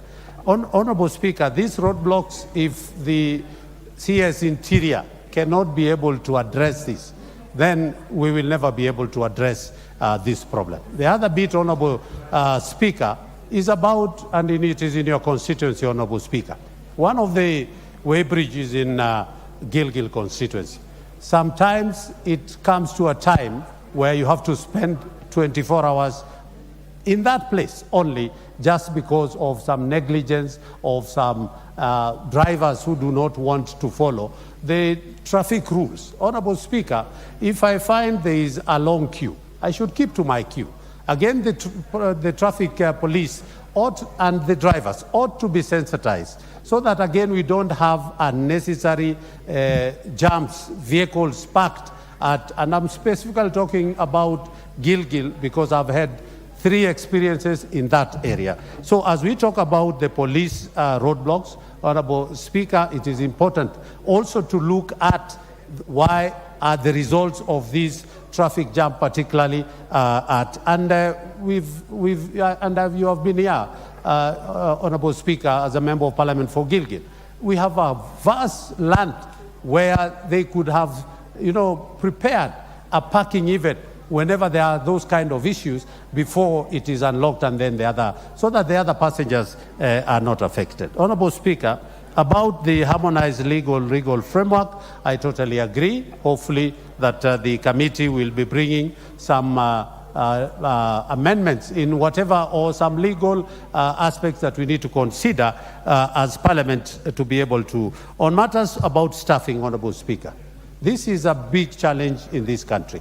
I am a chair of Environment Committee, Honorable Speaker, and NEMA, that is a very big institution, also is understaffed. So again, Honorable Speaker, as recommended by the committee, we need to look at the staffing, but it also has to do with budget. So with those few remarks, because I can see the time is over, Honorable Speaker, it is important that the chair and her committee looks critically at this so that they can be able to bring a lot of improvement.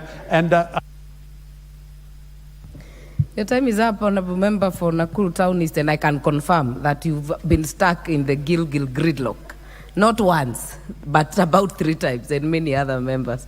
Honorable Member for for Kitui West, Honorable Nyenze.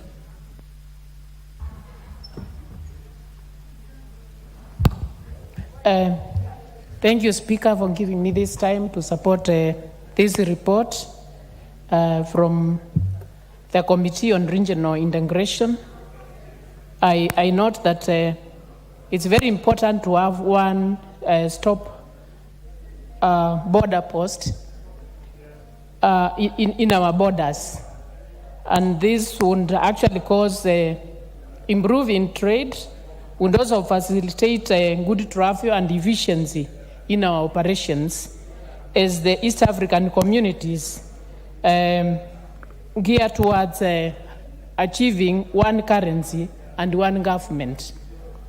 Madam Speaker, I don't know whether the team, I'm sure they also did that, whether they looked at the infrastructure in these borders, especially when you compare the Kenyan side and the other side. If we talk about Busia or Malaba or the other ports, whether they compare the Kenyan side with an infrastructure on the other from the other side, because sometimes in the past I've gone there and on our side it looks pathetic, and you can't actually compare at the borders what the others are doing in the other Eastern African countries and what we are doing in Kenya. But I note that with improved one-stop border post in this corridor, then this would actually reduce delays, which usually occur, especially with the transportation, especially with the lorries. It would reduce duplication of procedures where one is required to do this side and the other side. And it would also reduce corruption at the border points. And this eventually would promote economic integration and cooperation within the East African community. So these borders are actually essential to create a more efficient and interconnected trade network in the region. But Madam Speaker, I remember when we ended Corona, in some of the borders, it was taking a lot of time to actually be checked from this side and also the other side. In the other, especially when traveling to Tanzania, I observed this, and this was causing a lot of duplication of the procedure and also causing delays in time. So if this can cure such issues, then it's very much welcome. So with that, I support the report. Thank you. Thank you, Honourable Member. As we had indicated, kindly indicate in the interventions if you're willing to speak to this. Member for Dagoretti North, Honourable Biti Zelachi. Thank you, Madam Speaker. I also rise to support the report and to appreciate Honourable Anjiko. Madam Speaker, when you look at that report, it has, I believe some of the things have now been overtaken by events. But having said that, I want to appreciate that there were very key issues. And when you look at even the report that was done way back when this treaty was done in 1985. Then in 2006, they came as the East African countries and agreed on how to move on to enhance cross-border trade, investment, and all that, Madam Speaker, so that you can reduce cost. But one of the things we did as a country, as Kenya, Madam Speaker, is when we did now the standard gauge railway. It was to come and enhance and reduce that cost of transport to these other countries. But then, Madam Speaker, what we need to now push in this House is to ensure what the President is now trying to do, to bring in now the standard gauge railway through to Malaba. That way, now we will have made sure we've expedited the movements of goods, we've reduced the cost of transport, and we shall still be a key hub in terms of transit within the East African community. Madam Speaker, the other thing when we talk of the border, the northern border corridor, which is this route that we take through Gilgil going all the way, you find that on that road, we also need to ask government to now think of how they can give us, if it is an expressway or something, for those who are using, because it has become a very busy route. Just the other day, you realize we lost 11 people, and it is just because it's a very busy road, and with this rain, Madam Speaker, and with all these trucks on the road and how we are driving, it has become also a risk to many. You realize, Madam Speaker, we have also border management agencies, and they were to come in so that you are able to ensure when goods are coming in and exit, they are done at one spot, at one stop. But now, with the new regulations that Tanzania has brought in, Madam Speaker, you find that they are advancing more. Trucks that are coming from Tanzania, you realize they have more security features than ours. So our goods, even coming from Mombasa, going up, you find that many people will prefer now to use the Dar es Salaam port because of that. So even when we are talking of this cross-border, and I want, Mheshimiwa Wanjiko knows, she has been in Yala, she knows, they are advancing so much in their transport system. We have to, as Kenya, now pick up and advance. We've always been way ahead, but right now, Madam Speaker, in many of the things, I think we are now catching up. Everything Tanzania is doing so correct to ensure their transit system is safe, their transit system is faster, and yet we have the shortest route, but you will find people want to prefer to go down. So for me, Madam Speaker, the most important thing is how do we ensure this committee now works very closely. And I'm hoping our CS of East Africa, who recently came from tourism, will understand these issues. Because I know even when she was in tourism, she had her own challenges. And I want to challenge her. She has to understand these issues, and she should know it is time for us to ensure we start exporting.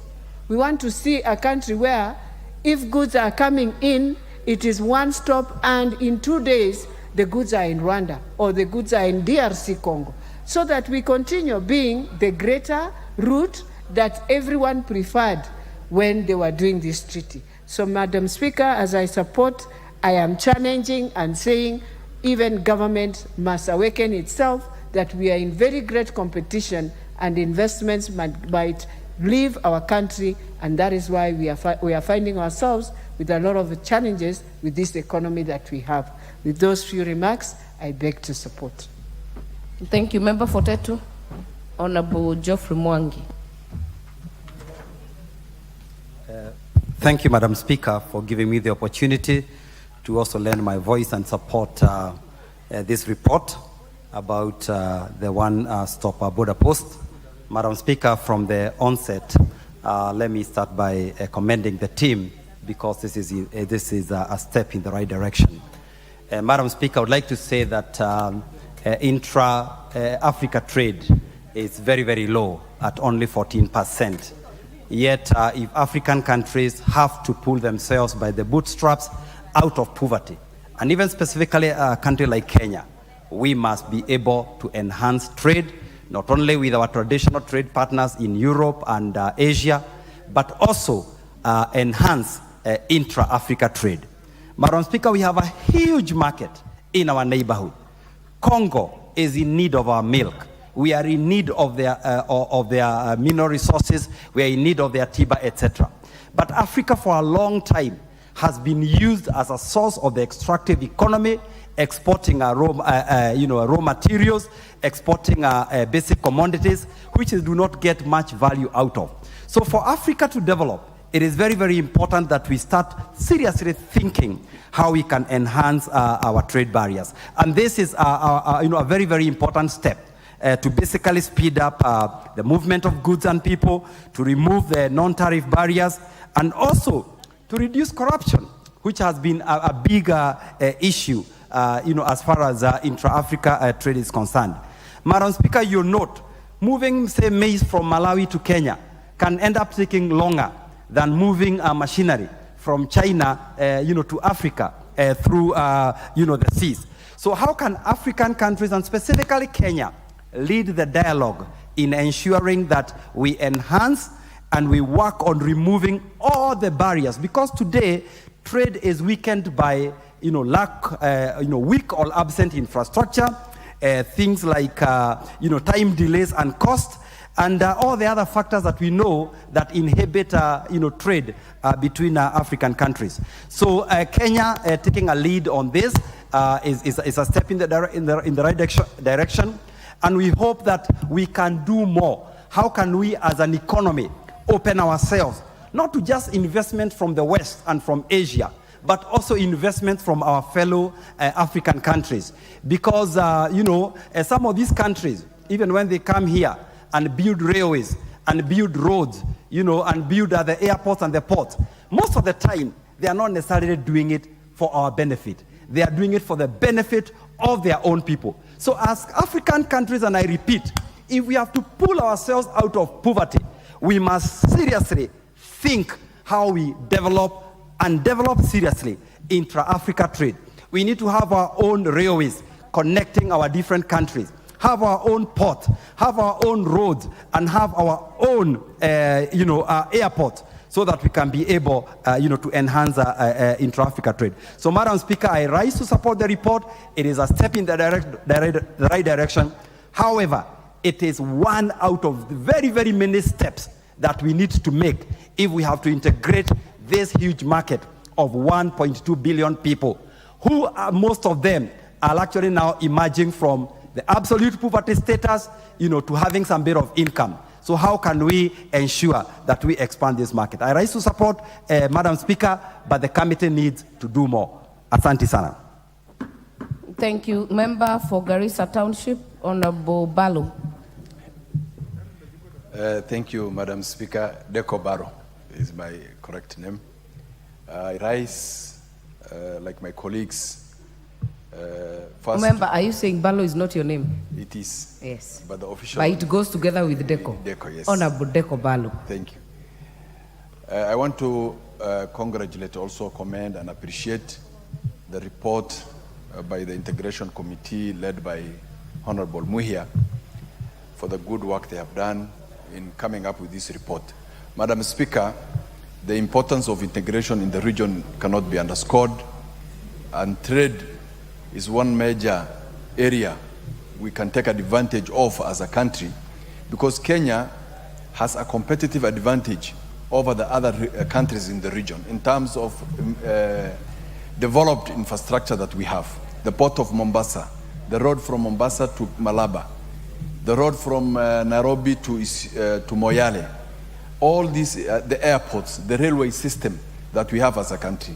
So for us as a country, we must take advantage of what we already have as a competitive advantage against other competitors in the region. That one of them being Tanzania, the port of Dar es Salaam. So for us as a country, it is very important we protect, especially this corridor, northern corridor from Mombasa to Malaba, going all the way to Rwanda, Uganda, and southern Sudan. We have a population of almost 500 people in this region of Kenya, Tanzania, East Africa, and if you add Somalia and Ethiopia as a region, that this as the economic hub, as power base for this region, Kenya as a country, we must take advantage of that, what we have, the advantages we have. Madam Speaker, one of the recommendations of the report was the removal of barriers, trade barriers that we have in this area. And one of them was the roadblocks that is a hindrance to free movement of goods and services and people within the region. We have a problem as it is. For example, Madam Speaker, and I also want to ask the committee to also look at it to see whether they can open up the northern part of this country, that is the border post for Somalia, Mandera and Liboi, one of the most very important areas. You know very well, Ethiopia imports most of its goods through the port of Djibouti. And we have here in Lamu, we have port, Lapset project. If we don't remove all the barriers that will hinder trade and cooperation within the region, then we are going to lose to our competitors. In Tanzania, port of Djibouti, some of these ports are not developed like ours are developed. Some of these road networks are not developed like ours are developed. So removal of these barriers is very important. We have a road between Garissa and Liboi, to the border post of Liboi, about 200 kilometers, that if we improve on that infrastructure as well, this country will be able to do good trade areas with areas like Somalia and also Ethiopia. Madam Speaker, the issue of roadblocks that are put up by police officers on the roads, I heard the minister talking about and saying he will remove, or he instructed the police officers to remove the roadblocks by November, but up to now they're still there. For example, in my constituency or my county, there is a bridge between Garissa and Tana River. On the other side is manned by officers from northeastern area or Garissa County. And on this side of the bridge is people from police officers from the coast region or Tana River. 20 meters apart bridge. You are asked where are you going on this side. When you reach there, where are you from and where are you going? 20 meters distance of with two different police officers from two different regional commanders. So, Madam Speaker, as I rise to support this report, we want the committee to follow up with the implementation of this report as it is. Thank you, Madam Speaker. Thank you very much. Member for Kitui Rural, Honorable David Mboni. Thank you very much, Madam Speaker. Let also say that I support this report. Madam Speaker, these one-stop border posts, they were constructed, actually 7 of them, and they were constructed with the assistance from the World Bank. And actually they are supposed to, the advantage or the benefits, they are supposed to enhance cross-border trade and investment in the country, making it easier for the traders to conduct the borders and reducing the cost of trade for businesses and households.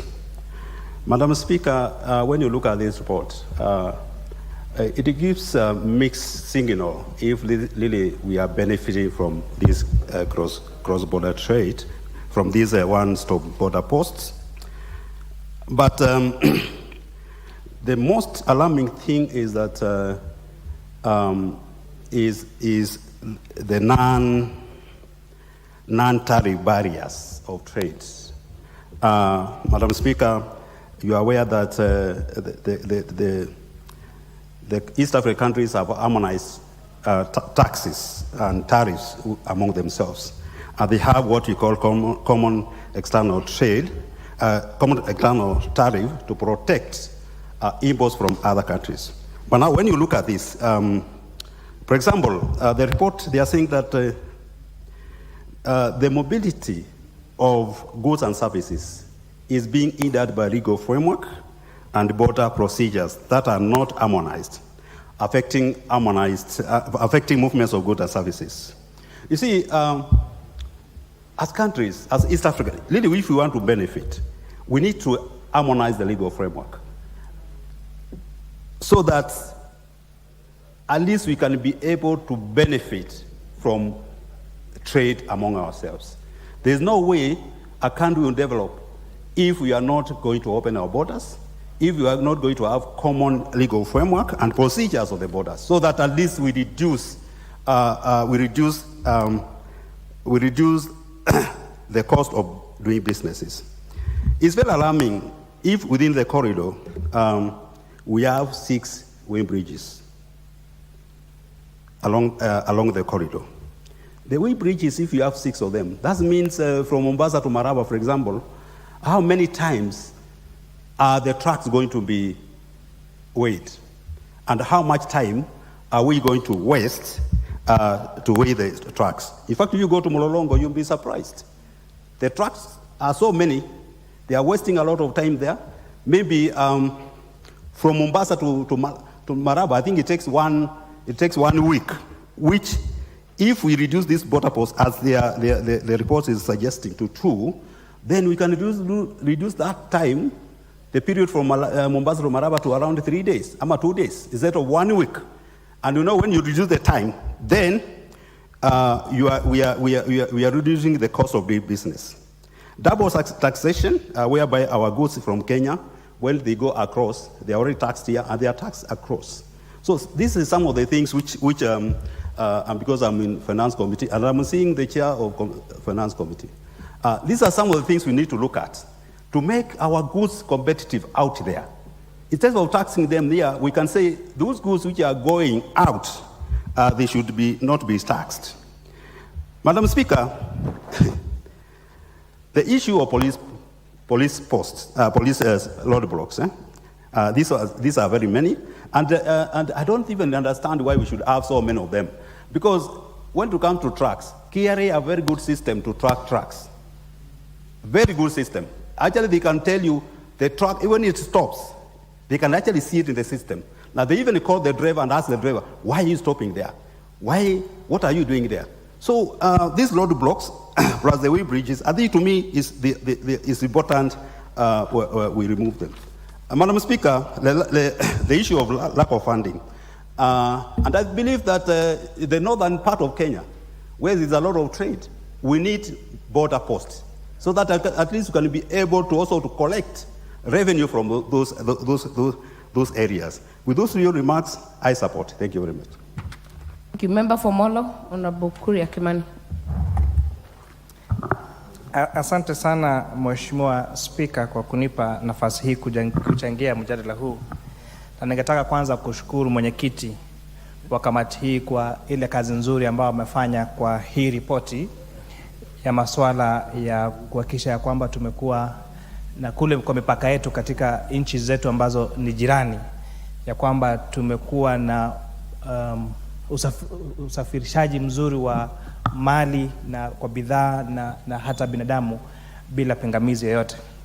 Na Mheshimiwa Spika, mwenyekiti amenieleza kwamba ripoti hii moja yale mambo ambayo inapendekeza ni kwamba barabara ambayo najua Mheshimiwa Spika ni ya maana sana kwako na kwangu pia, barabara ya kutoka Rironi kuelekea Naivasha, Gilgil, Mau Summit kwenda hadi Maraba, ya kwamba kukue kuna zile vile magari yalikuwa yakielekea katika hiyo njia yanaweza yanasimamishwa mara mingi, hiyo iweze kuondolewa, na juu ya hayo tuweze kuwa na hiyo barabara ikuwe vile tunaita kwa kimombo dual carriage, ili vile ulikuwa umesema hapo awali Mheshimiwa Gikari, ambao amekuwa kwa siku kadhaa amejipata amelala kwa barabara pale katika ile daraja pale Gilgil, ya kwamba hayo masuala yameweza kusitishwa.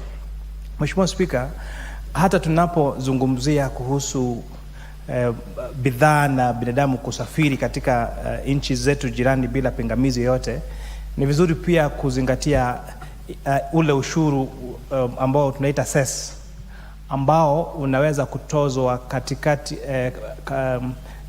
na kaunti mbalimbali, kwamba mkulima wa Molo wa viazi akisema anatoka viazi vyake Molo kuelekea kupeleka soko ya Mombasa, akipita mpaka wa Nakuru kufika Kiambu, Anapata serikali ya Kiambu pale imeweka daraja pale, wanaitisha ile cess.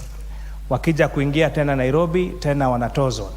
Wakienda pia kuingia kaunti ya Taita Taveta wanatozwa. Ukienda kuingia Mombasa wanatozwa.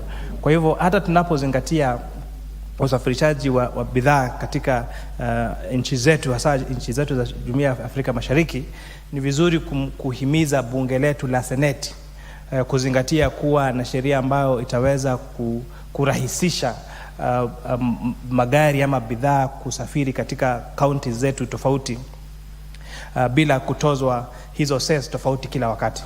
Inakuwa kwamba pengine wapendekeza ya kwamba hiyo cess itozwe kutoka kwa ile kaunti ambayo hizo bidhaa zinatoka, ili kwamba wakati zinaenda hizi cess zingine ziweze kutolewa, ama iweze kutozwa kwa kaunti ambazo zinaelekea. Lakini nafikiri tukisema tuweke kwa kaunti ambazo zinaelekea, basi itakuwa pengine ngumu kuhakikisha kwamba imeweza kulipwa. Lakini nafikiri ile njia itakuwa bora zaidi ni kuhakikisha kwamba huo ushuru ama hiyo cess imeweza kutozwa katika kaunti ambayo hizo bidhaa zinatoka.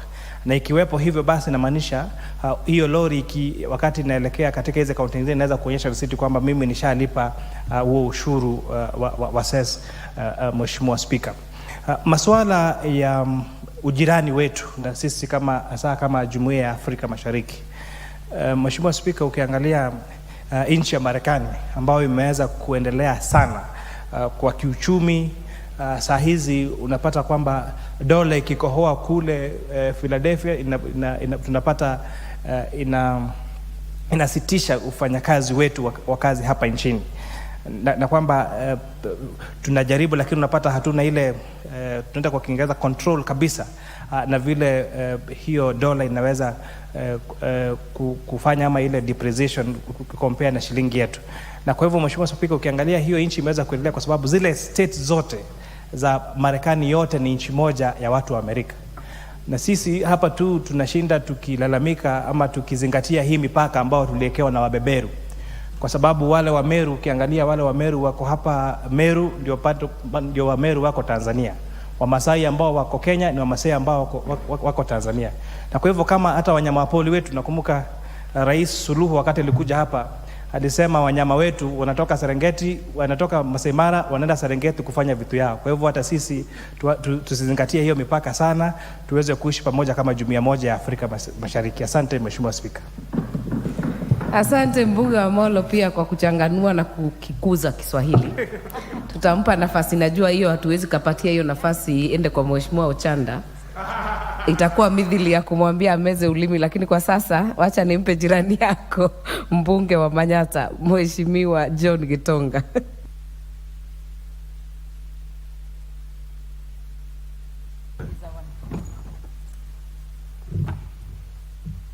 Thank you so much, Honorable Speaker. I want to also congratulate my brother here, the Finance Chair, for speaking fluently in Kiswahili. It was a trial. But, Honorable Speaker, I will speak to my English, but I will try to do something also on my Kiswahili. But to come to the agenda on the table, Honorable Speaker, I want to first congratulate the committee and say that these are good recommendations. But Honorable Speaker, we are discussing this at the right time, considering the issues that we have been having post-COVID, Honorable Speaker, on looking at how our economies can do better. Honorable Speaker, East Africa community, which boasts of almost 280 million people, Honorable Speaker, in population, is a market that we have to really maximize on this issue of intra-trade amongst our countries. Honorable Speaker, the trade right now stands at around $10 billion. But in my own opinion, I feel that is very low, considering the potential that the market of 280 million people has. Honorable Speaker, the committee has delved a lot on the challenges on our inter-trade. And Honorable Speaker, I feel one of the issues is our infrastructure connection. And I believe many members have agreed with me that we really need to work on our infrastructure. We need to improve on our rail system. We need to improve on our roads. Last week, I remember one of these just a few months ago, coming from Tanzania, driving back to Kenya. And I had to get stuck for close to 3 hours when I found storm waters passing through the Namanga route. And Honorable Speaker, I thought this, the amount of traffic was going close to where I had come from. And that is something that we need to work on. We need to improve on our infrastructure. And I call upon the governments, specific governments, to see what it can be done. Honorable Speaker, I also want to support a point that has been brought across by the finance chair on even our own trade internally in this country. Honorable Speaker, when you have a branded vehicle and it leaves my county, Embu, coming to Nairobi, you have to pay close to 5 different cesses. And Honorable Speaker, we are here really trying to put laws that improve on value addition, supporting the county aggregation and industrial parks.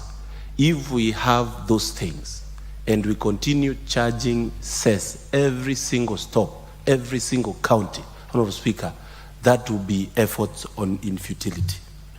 And Honorable Speaker, allows us to stand out and really call upon the governors to work out a formula and be able to be to sharing of revenue counties. A lorry, Honorable Speaker, of sand coming from Machakos County going to Kiambu has to pay close to 20,000 shillings. It's a big shame, Honorable.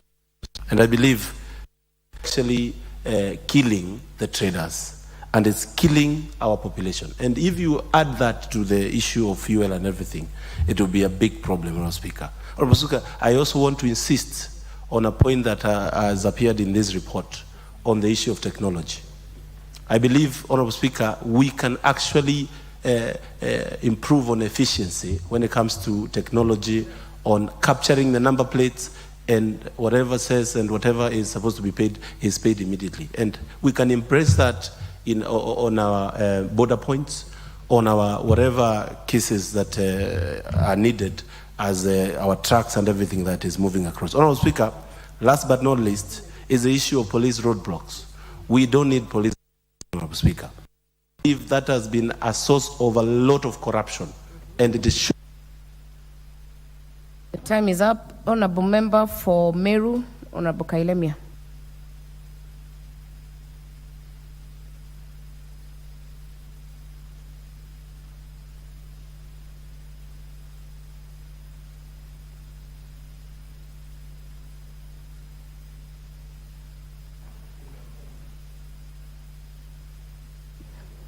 There was one next to you. Try again, clerk. On the next one. Thank you very much, Madam Speaker, for giving me this opportunity to add my voice to this motion. I also want to thank the chair very sincerely for the good report that she has done. Obviously, this one-stop border will make it very efficient for the goods or even persons traveling to our other countries. And that's why I support this motion, Madam Speaker. But something to note is about the multi-agency approach. When you go to the border posts or at the border, you find that there are different agencies, maybe KEBS, then you find the KRA, then sometimes after you're through with one agency, you find the others have gone for lunch. So obviously you have to wait for them to come back. And of course that is also causing a lot of delay in this movement. I want to support because you realize that the Northern Corridor is very short, at least it's shorter than the Tanzanian side. but they are not also asleep. They are watching us, and even as much as the port is very efficient at the moment, you find that these police stops or even the way bridges are causing a lot of delay. So I want to support this motion so that we find it easier to have movement of goods and even of people. Thank you very much. I would like to thank the chair of the Regional Integration Committee again, Madam Mheshimiwa Mohia, for this report. It is very detailed and it took a lot of time. I'm actually a member of this committee and she has really made us work every time to make sure that these reports are ready on time. So please, also supporting that we have one stop border post. One border post. Thank you. Thank you, Madam Speaker, again for giving me this opportunity. Thank you, Honorable Member. Member for Kwanza. Thank you, Madam Speaker. I think we have to think outside the box. Madam Speaker, when I was very young, I used to hear of East African Community. Things were very perfect. You know, between Kenya and Uganda and Tanzania, trade was very smooth.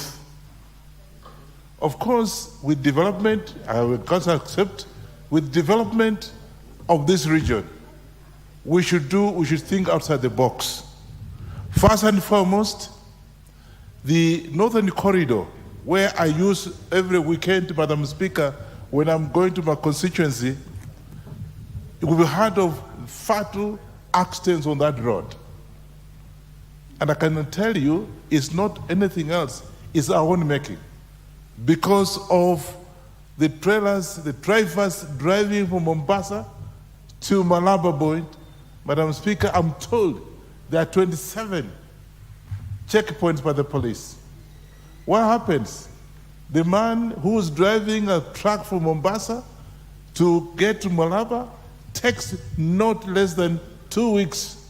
Sometimes I go for the weekend, I come back, I meet a lorry, which maybe I pass by in Kiambu. They are now getting to Nakuru because of roadblocks.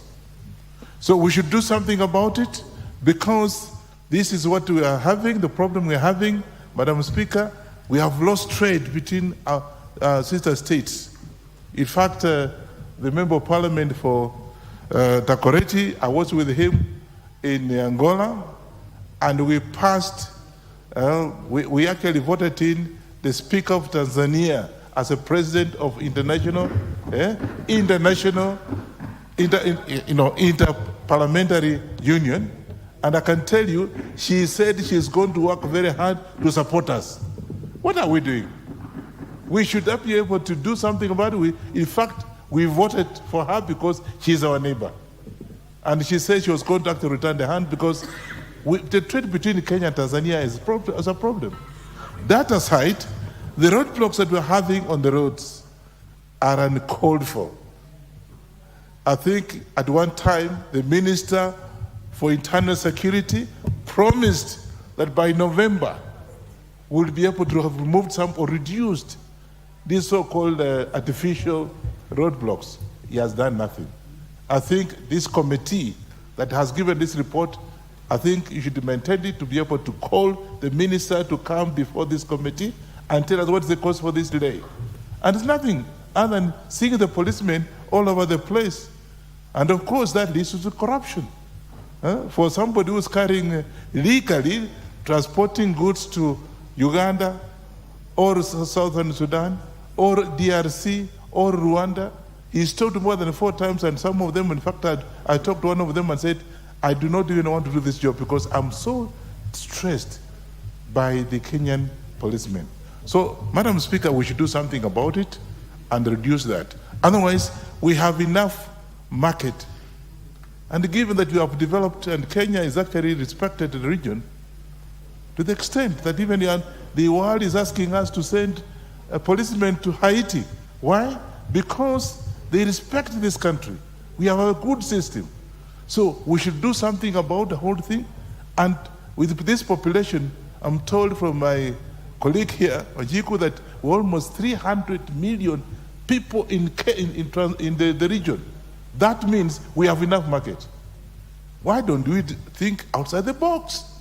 Bring in the people who are concerned, remove some of these barriers, and promote trade within the states. That will be for Njikus and whoever is out here. So we should do something about it.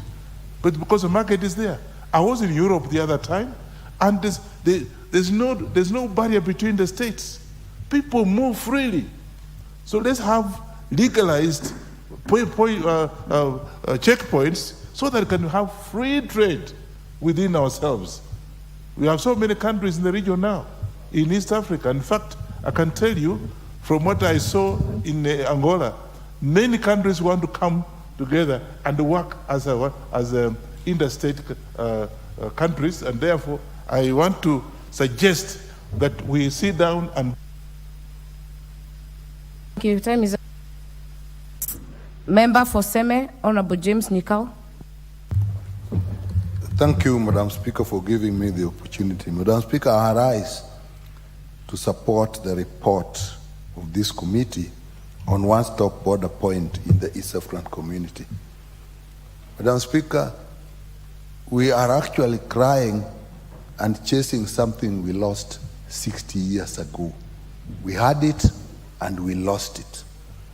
As we have been talking here, members have been talking of a single currency, a single market, free movement of people and services. And that's exactly what we had. We were moving towards a political federation that we are talking of here before independence. In fact, Madam Speaker, the late president of Tanganyika then was keen to delay independence so that the three East African countries come out together as one nation. We had everything going. The East African community, the University of East Africa, with law in Dar es Salaam, medicine in Makerere, and engineering in Nairobi, the East African Road Services, the East African Railways and Harbors, the East African Post and Telecommunication, the East African Research Council. All these, if you put them together, we actually had free movement. I remember as a child, we moved from Kenya to Uganda. We had relatives all over. In fact, when they closed the borders, some of my relatives remained in Tanzania, some remained in Uganda, because they didn't see the need. In fact, the first director of the greatest training school for cooperative societies in Tanzania was from my village. He was there as a Tanzanian. His mother was still in my village as a Kenyan because she refused to move. So that is what we had. And now we are still struggling with the East African Treaty which we started. And we are still on this bit, single currency, free movement. We are writing and talking, but actually not doing.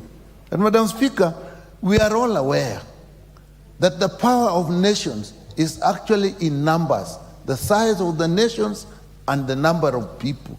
Look at India, look at China, look at Russia and the Soviet Union before, look at the USA.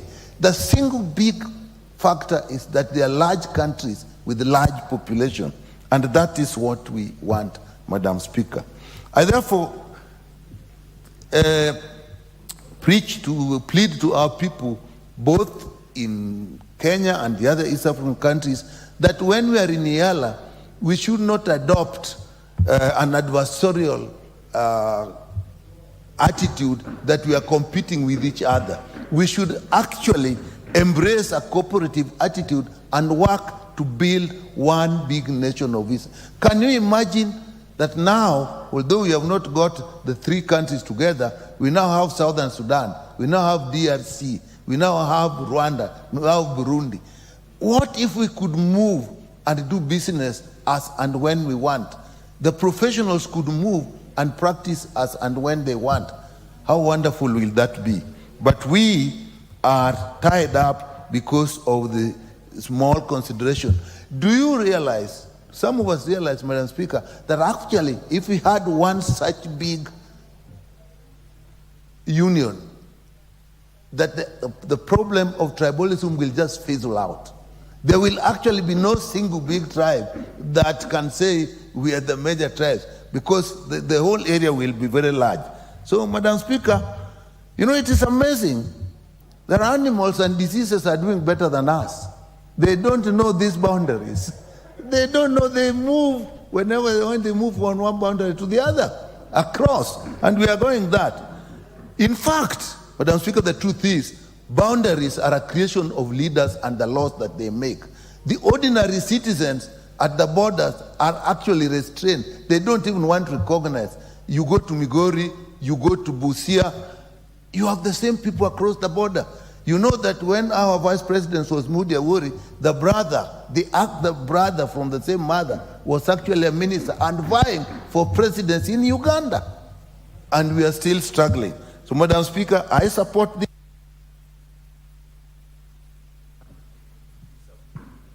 Thank you. Thank you, Honorable Nyikao. Before I give the next member, for those who are coming in, you indicate through the intervention if you're willing to speak to this one. The next chance will go to the member for Samburu North, Honorable Eli Letipila. Thank you, Madam Speaker. I rise to support the report and commend the Integration Committee on a job well done.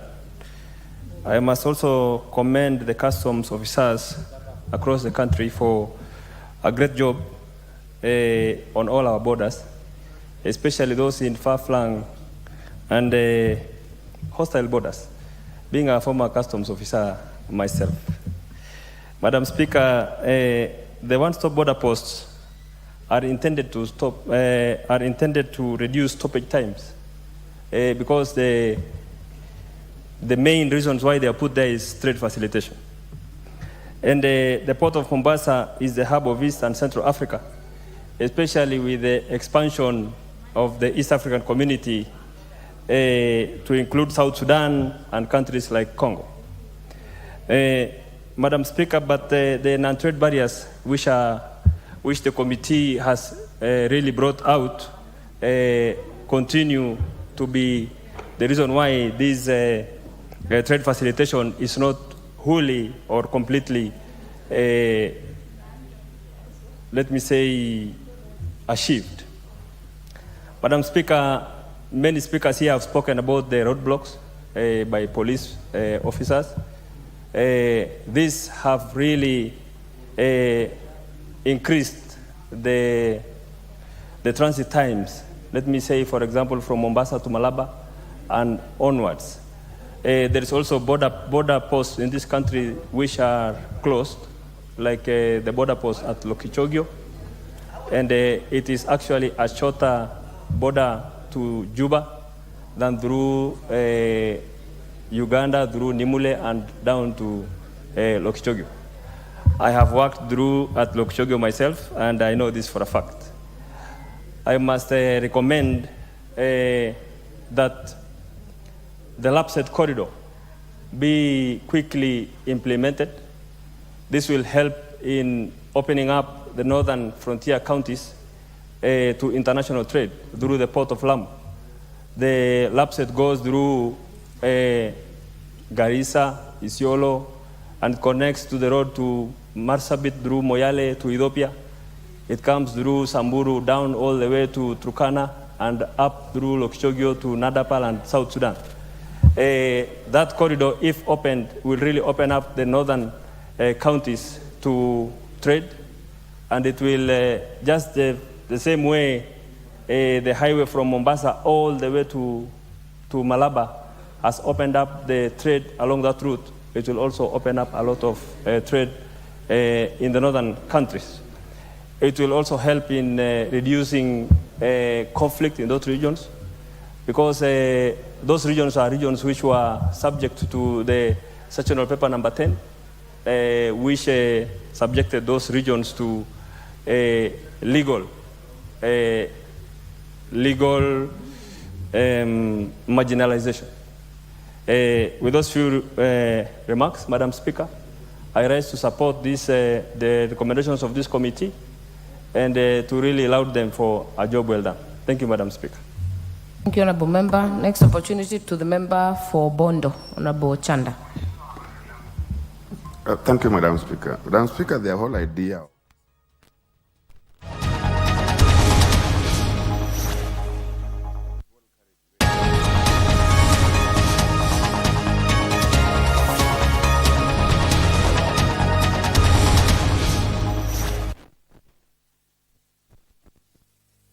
and I keep asking you, where is the evidence? Because we were told evidence is not counted. It is weighed. We will wait at the end. It is weighed. We will wait at the end. The evidence is on pages 92. Page 92. 386 to 389. Go to page 92. Please confirm that that is an instrument from the office of the governor. What does it read at the top? Where does this document say it emanates? Office of the governor. Does it emanate from the office of the county secretary so that we'll be told it wasn't me? No, but the county secretary has signed on behalf of the Excellency the governor. Item number 2, Edwin Mutuma Murangiri. What is the nature of the appointment? He has been moved from merit service to Department of Finance Economic Planning to perform the functions of Chief Officer Finance, awaiting a substantive Chief Officer. What happened to the substantive chief officer so that Murangiri, who is a relative of the governor, will be appointed to act? He was arbitrarily moved after the infamous extracts that we are using to charge the governor leaked to the public. So after the infamous extract we are relying upon leaked is when he was sacked? He was moved to another department. Oh, he was moved to another department? Yes.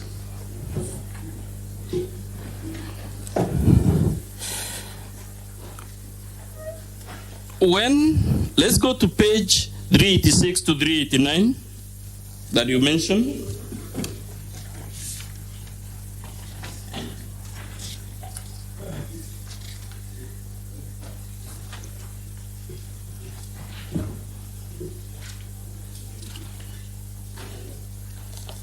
What is that document, sir? It's a memo, an internal memo from the Secretary, County Public Service Board to Her Excellency the Governor, Meru County. And what does it address? Submission of nomination list for candidates interviewed for the post of chief officers in the county. What is the date of this document? It's dated 11th November 2022. Is Edwin Murangiri, who we have just seen being designated as acting chief officer, was he even shortlisted? No. For that position? No. As a matter of fact, did he even apply for it? I would believe it didn't, because he didn't appear in the long list and also in the short list. Or the reason he didn't apply be because he was not qualified in the first place? I believe so. But you just told us the document at page 92, you have told us the substantive chief officer was moved after the IFMI's report became public, right? Yes.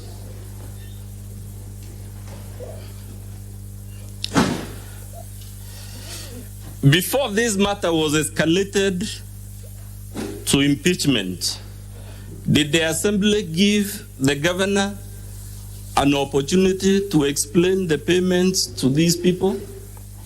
Yes, they were given an opportunity. Did she submit those documents to the County Assembly? Let's go to page 31 and 30. They declined to submit the documents on the basis that there was an audit that was ongoing. Let's go to the letter, page 30. What is that letter? It's a letter from the clerk of the county assembly addressed to the CECM, Finance, Economic Planning and ICT, requesting for certified IFMIS extract statement for the executive arm of the county government of Meru for the financial year 2022-2023. Is the county government legally and constitutionally obliged to submit such documents to enable the county assembly to exercise its oversight function? Yes, they are obligated by the law. They are obligated by the law. Yes. Did they comply with that law requiring them to submit these documents? They declined to comply. What reason did they give at page 31? They give, maybe I can read. Yes, you can read the second give. paragraph.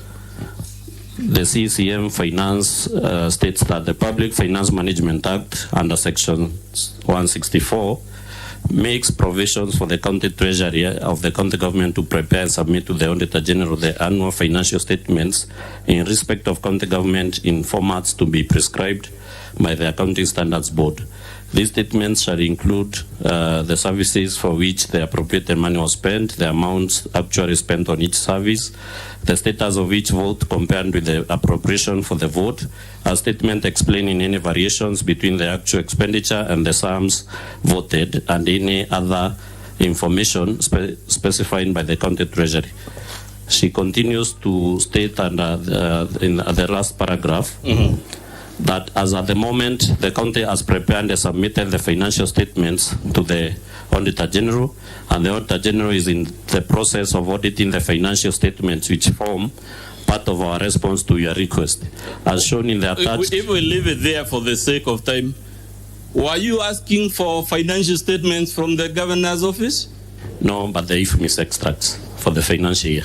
So you asked for IFMIS because we had earlier on in the opening statement somebody setting our own question and answering it. Did the assembly ask for financial statements so that this document would be a valid answer?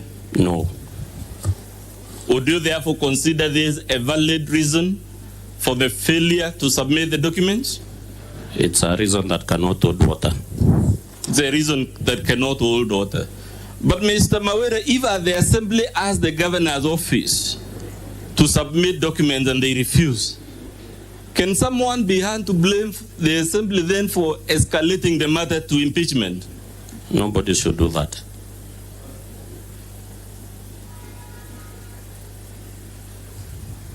Let's go to count number 3 about the DG.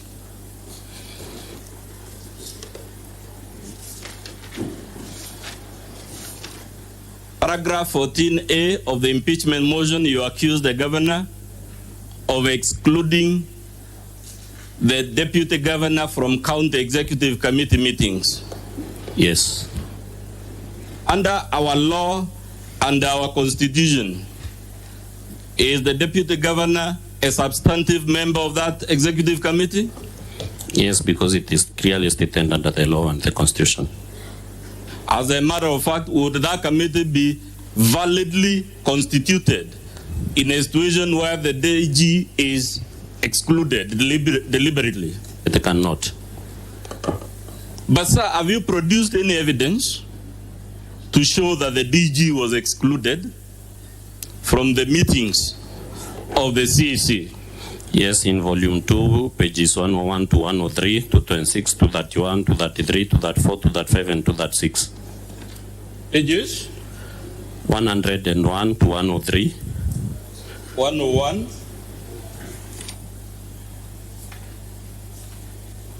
To 103. Let's go to the document at page 101. What type of document is that? This is a record of the County Assembly of Meru, record of evidence taken before the Committee on Justice, Legal Affairs and Cohesion at the County Assembly of Meru Chambers. Was this evidence given on oath? Yes, it was. As a matter of fact, on page 101, it indicates the oath was administered to the witness. Yes, it indicates. And who was the witness that was appearing before the county assembly? The deputy governor. The deputy governor. Yes. What are the complaints the deputy governor told the county assembly? At page 102. The deputy governor complained of lack of facilitation. Yes. For his office. Yes. He also complained of failure to be invited to the Meru County Executive Committee cabinet meetings or any other official functions. When does he say he was last invited? At the bottom of page 102. The last invite was on 29th May 2023.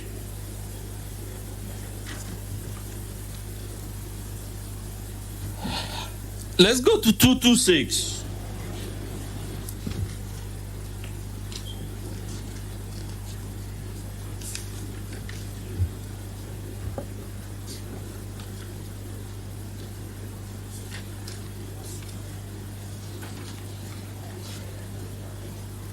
What is that document, sir?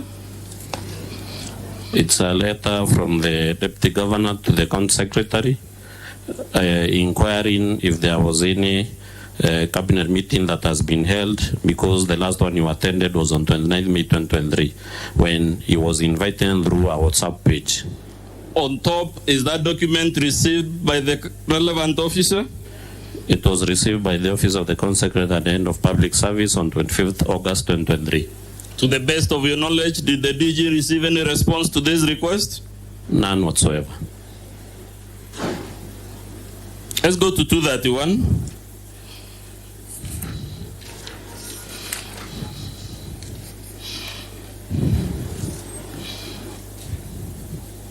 What is that document, sir? It's a letter from the office of the deputy governor addressed to the speaker of Meru County Assembly on failure to be invited for Meru County Executive Cabinet meetings and or any other official events. 233. A letter from the office of the deputy governor addressed to His Excellency Rigathi Gachagua, the Deputy President of the Republic of Kenya, requesting for reconciliation. The one at 234. A letter from the office of the deputy governor addressed to the clerk of the Senate of the Republic of Kenya on failure to be invited to the Meru County Executive Cabinet meetings and or any other official functions, events, lack of facilitation and withdrawal of staff to the office of the deputy governor since April 2023.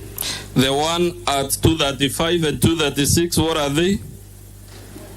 Letters from the office of the deputy governor addressed to the chairperson, council of governors, request for reconciliation. And the one on pages 236 is still a letter from the deputy governor addressed to the county secretary, following up on cabinet meetings. You confirm from these documents, sir, the problem in Meru has been referred to the assembly, right? Yes, I can confirm. It has been referred to the council of governors, right? Yes. It has been referred to the deputy president of the republic, right? Yes, I confirm. It has been referred even to the Senate, right? Yes. To the best of your knowledge, has the solution been found even after roping in the good offices of all these agencies of the state? There's not been any solution found to the problem. There is no solution to the problem. Yes. Let's go to paragraph 14B and D about bullying, undermining and insulting and demeaning the DG through WhatsApp groups.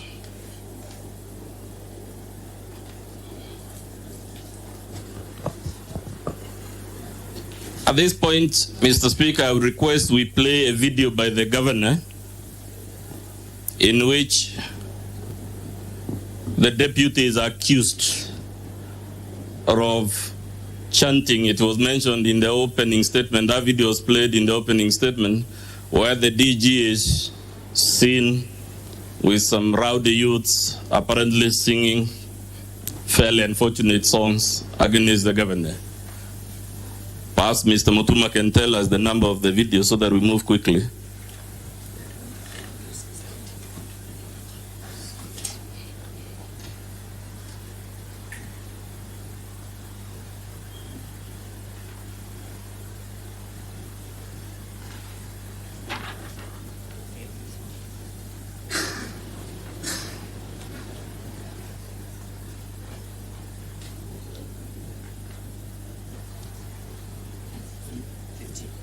KMV? Yeah, I'm told it's KMV 15 from the governor's videos.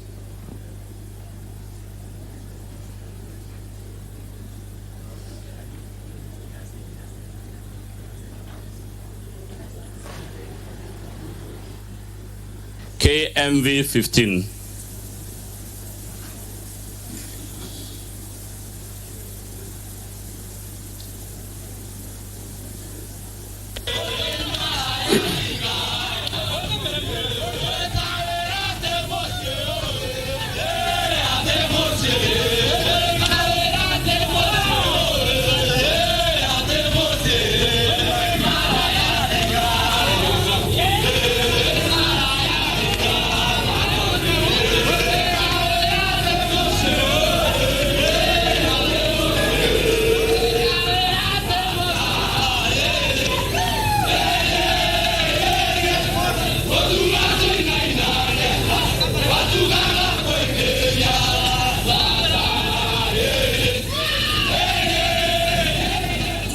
We can post it there, Mr. Speaker. Bwana Kawira, to the best of your knowledge,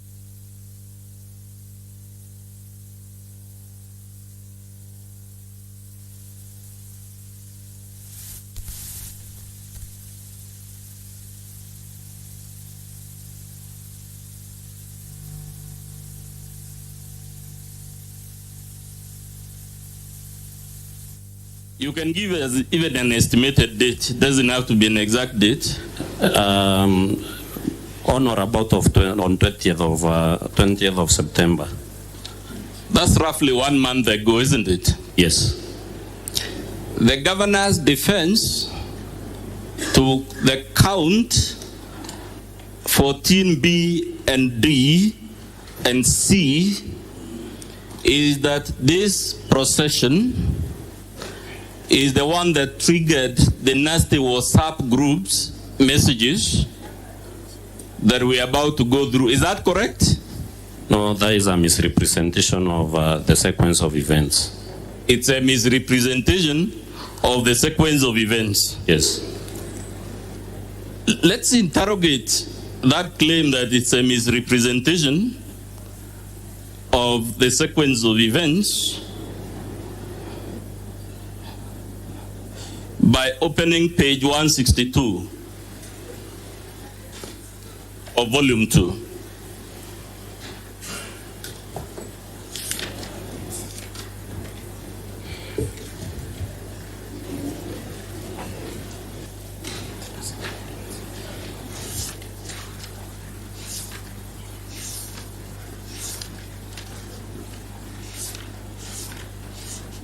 I'm sorry, Mr. Speaker, it's page 149. My short-sightedness is not doing me much favors, but it's okay. Page 149. Yes. When did you say the procession occurred? The one we just saw on the video that is said to be the justification for the WhatsApp messages? On or about the 20th of September. On or around 20th September, barely a month ago, isn't it? Yes. At page 149, we start now looking at the WhatsApp messages. What is the time stamp on that WhatsApp message at page 149 at the top, and the date stamp? It's dated May 20th, 2023 at around 18:33 hours. Would I be correct that this, therefore, the vilification through WhatsApp groups actually occurred about 4 months before the event the governor said was the trigger? Yes, I confirm.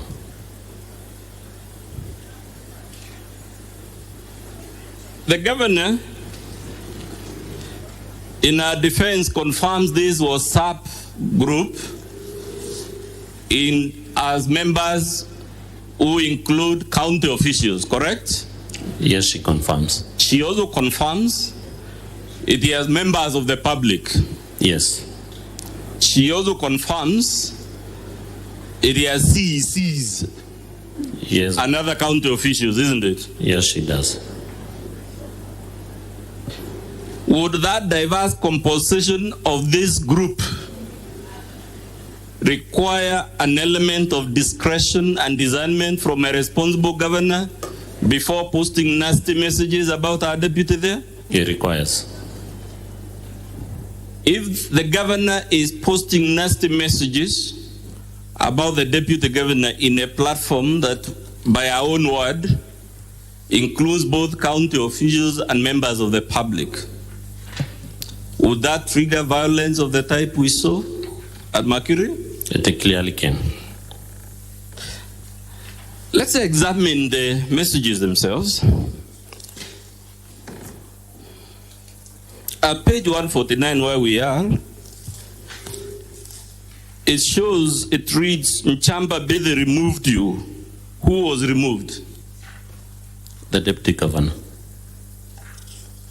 Is Nchamba Bede a junior officer or a superior of the deputy governor? A junior officer to the deputy governor. Would you expect a junior officer in the ordinary course of events to have the temerity to remove the deputy governor from a WhatsApp group? No, unless maybe instructed by higher powers or maybe someone who is more senior than the deputy governor.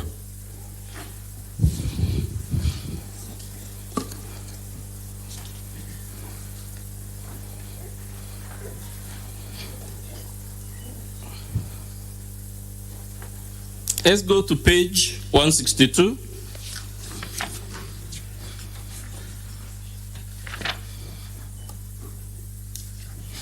Before we go to 152, let's go to 155. Rather, before we go to 162, let's go to 155. At the bottom,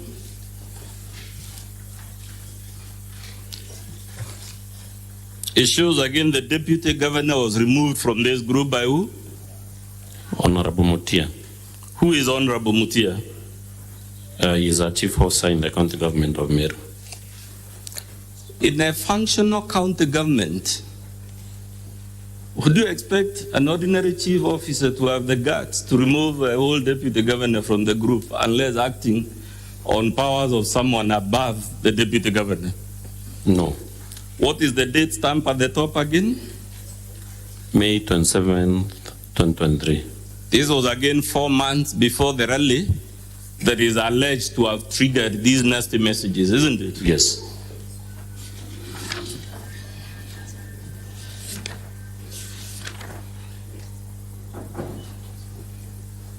Let's go to 158. A post there by Kiambi Aderu. Who is Kiambi Aderu in the middle of the page? The county secretary to the county government of Meru. After the DG is removed, some sort of gossip begins between the governor and the county officials and the members of the public. And what does Kiambi Aderu tell the people in the group about this nasty gossip of the deputy governor? He states that confidence is of essence here. There will be no point for us to converse here then in among us, send screenshots to our enemies. It will be too unethical. Who is Kiambi Aderu saying the screenshots should not be sent to so that they can insult and gossip and chit-chat about the deputy governor freely? The deputy governor. At the top of that page, there is a post by the governor, right? Yes. What is she saying? I've fought many and serious battles. Hiyo yao ni manyunyu. Nitawagaragaza kama kawaida. So here is the governor announcing she will fight the DG and his people. Is this occurring before or after the event the Senate is being invited to believe was a trigger of these very unfortunate things? Way before the event. And there is a Diane there again replying. Who is Diane? Then I believe is a public member because I don't know what position he owns. Let's go to 160.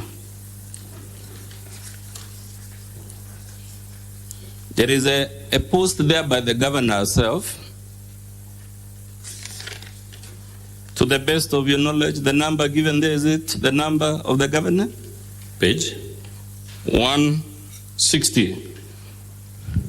Oh yes, it's the governor's phone number. What is the governor telling our junior officers in relation to our deputy governor after they have removed him from the group?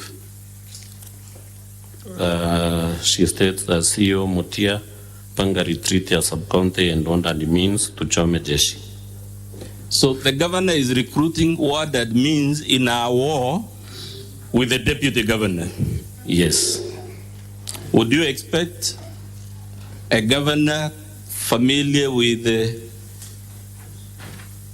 dignity expected of that office to do that? It is not expected.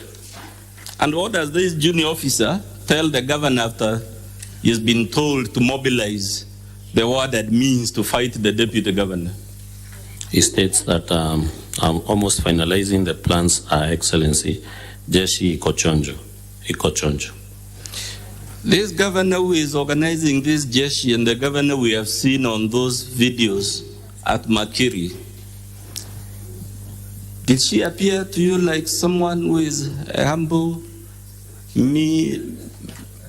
vulnerable victim? Some good, polite lady who is being harassed for no good cause? Is that the demeanor we saw on those videos? I don't think so. The deportment that we can design from these messages so far, is it the deportment of a dignified governor who is a victim of some political witch hunt?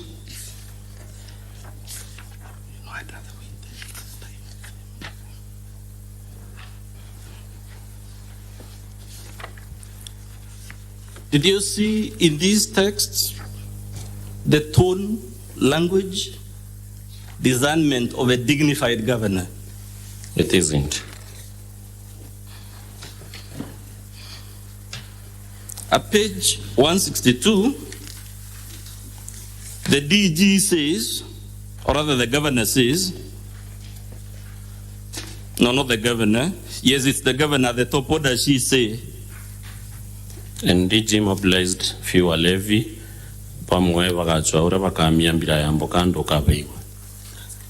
Please tell the Senate this is a message the governor has sent to a WhatsApp group that has junior officers, members of the public, about our own deputy governor. Can you please tell the Senate the translation of what she's saying?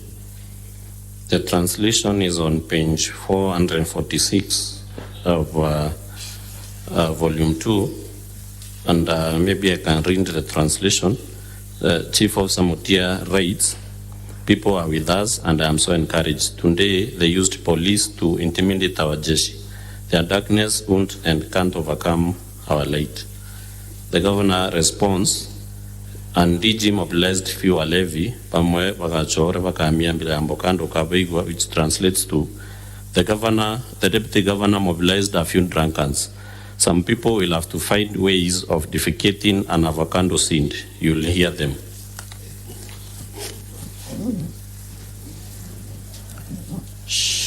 Does this sound to you like a dignified message by a governor that, according to our constitution and chapter 6 laws, should bring honor and dignity both to our office and that of the DG? It isn't now, especially considering that this was posted in our WhatsApp group with junior officers, the deputy governor, and members of the public, of course. Again, was this message before or after the event now offered as an explanation for what triggered these very unfortunate messages? It was way before, there around May of 2023. 4 months before. Yeah. Let's go to page 163. There is a post there by a junior officer called Nkanata responding to the governor's very unfortunate message. What does Nkanata say? He states, we few pakavona vaikone. Again, what in your understanding was this junior officer now saying about the DG? He is exclaiming and saying that they will suffer the consequences.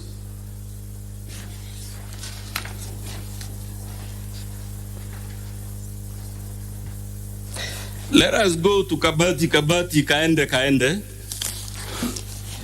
Page 165.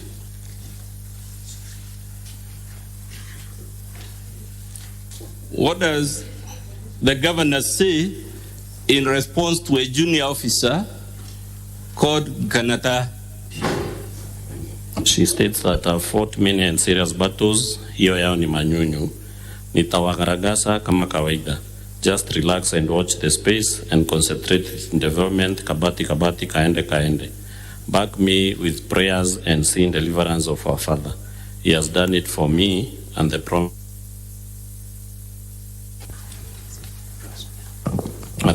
high end is beautiful. The governor in our defense says, quote unquote, she is the foremost peacemaker in Meru.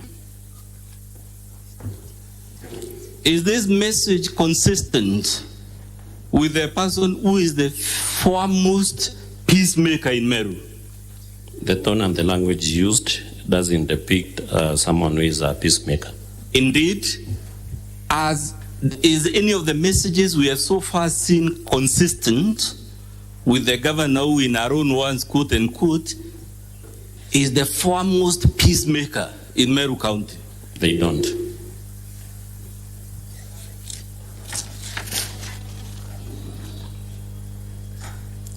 In page 166, what does Governor Mwangaza write in response to a junior officer called Kiambiaderu? Let's begin with Kiambiaderu. What does he say that the governor is responding to at the top of page 166? Kiambiaderu states that our enemies misadvised he, very unfortunate for him, that is in reference to the deputy governor. And then the governor responds by stating he thinks I'm the type of a person who can be scanned by a useless, childish, mannerless, mobilized group of people with threats. Kwanza nitafinya kieleweke. Kwanza nitafinya kieleweke. Again, is this the language of a dignified, peaceful, peace-loving governor who is the victim of male chauvinism, who is a victim of Jurincheke, who is a victim? All these things she's saying, it wasn't me, I'm just a victim. Is this message consistent with such a humble, meek, and dignified governor? It is inconsistent.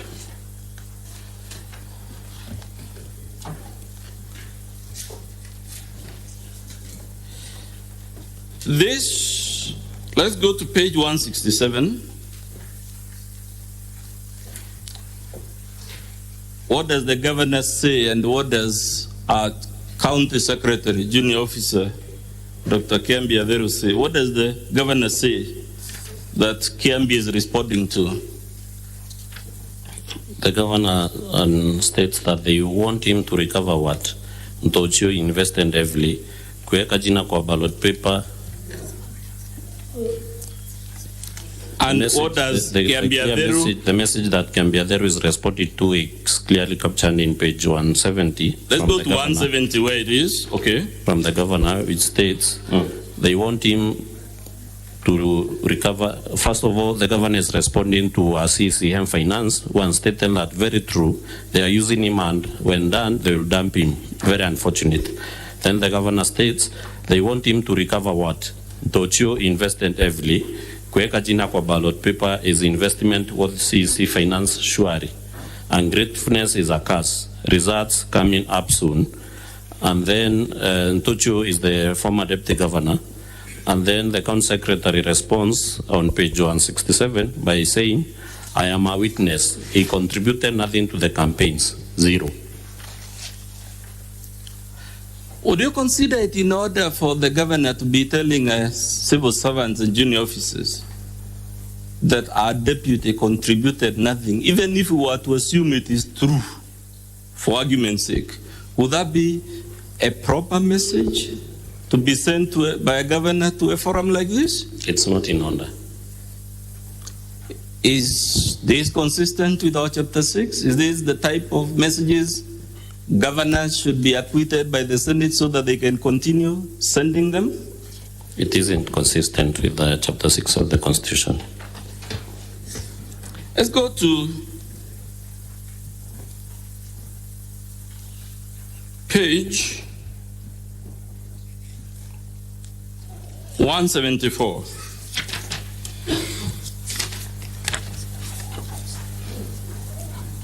What is the governor telling Monica Kadono, who is a junior officer and specifically the CCM for finance? The governor is telling the CCM finance, the deputy apewe finance CCM laughable. Omchukue 2027 wapee yeye finance needs. Let's go to 179.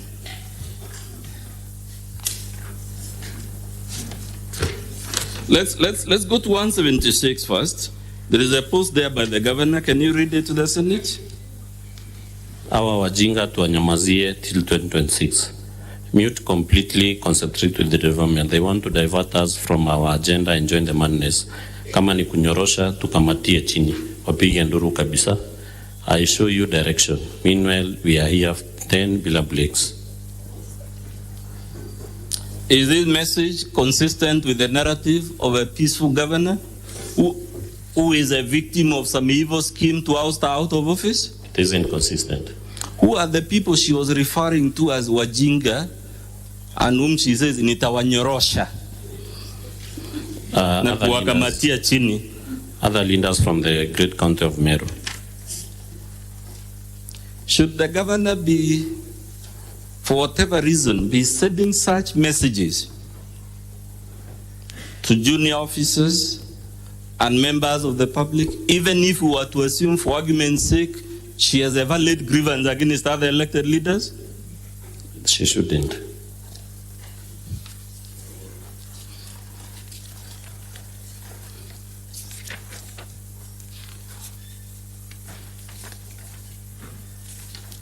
Let's go to 179.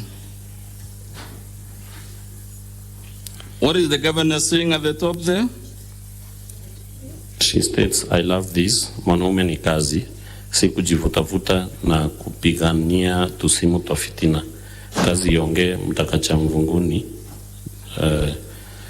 She leaves it at that. Then she continues to state, the Bible says, lazy people should not eat and should be denied all benefits similar to eating. Ukisikia mtu analialia ni mzembe, wachana naye akufe.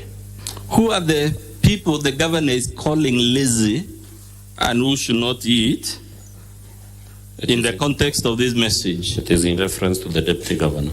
It is in the reference.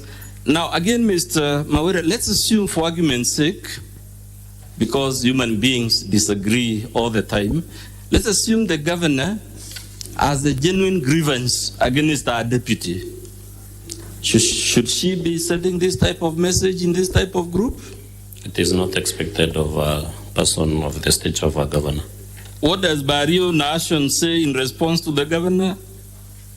He says, extremely true, Your Excellency.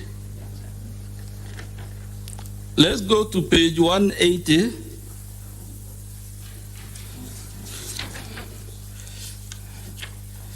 No, I meant page 190, Mr. Speaker.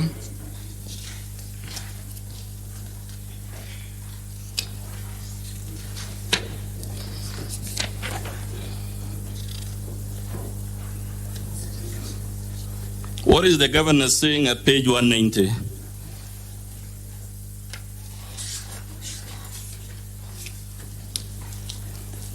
The governor says he is now claiming that pesa ya ofisi, he is now claiming that pesa ya office of the governor to be split into two, laughable. Ojo akari ngo imurungu wengo atetumene in Jesus' mighty name. May Jehovah God, who sees the motive in every move, deal with our enemies speedily in Jesus' mighty name. And Nchamba Mbezi there, who is the governor's chief of staff, what does Nchamba Mbezi say that the governor is responding to? It is at page 191. He says, in my opinion, the issues going around the media are really fueled by the DG's silence. We all know well there was no planned trip to US that was cancelled. We all know there's no time that our DG's vehicle has ever been taken away. Our DG silence is really making my people to believe the fake rumors. If DG comes out and clears the air on the fake rumors, the current politics will be a thing of the past. Why do we have to go through hard times and the solution is within us? Who is Jamba Bezi, the author of the post you just read? He is the chief of staff to the governor. Let's go back to 181 where the same Jamba Bezi is again conversing with the governor in this group. What does Nchamba Mbezi say? He says, blessed weekend, Our Excellency, we have beheaded you 101%. Anyone trying to fight you is fighting us and becomes our enemy immediately. In your understanding, sir, would a junior officer, and we've asked this question a million times because it's important, would a junior officer be posting these things without the blessing of the governor? Of course not. Especially when that junior officer is the governor's own chief of staff? It is not expected.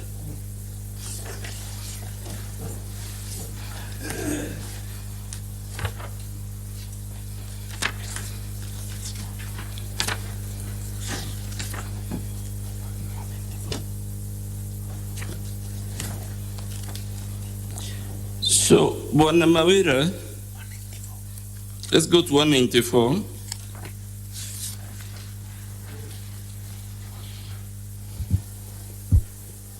What does the governor say in that page? She states that Ian Ujinga, sponsored by DG, I'm issuing last warning. I don't entertain useless threats. My 15 years in politics have never seen such childishness and ukumbafu. The next message? Walinipea 6K, the entire constituency, and DG kituo yake, I was the last. Wanaongea nini sasa? The next? You want to eat what you never labored for. It's a curse. Next? Sandy was from Imenti, Tony from Imenti, Jordan from Imenti, and many others. Mbona sikusikia community issue, kuweka jina kwa ballot ni kazi. Watu wanatumiwa vibaya na hata wenye wanakutumia vibaya hawawezi kukupea even elected MCA. We could go on and on, Kawira. I think the point is made. Mr. Speaker, I request we play a video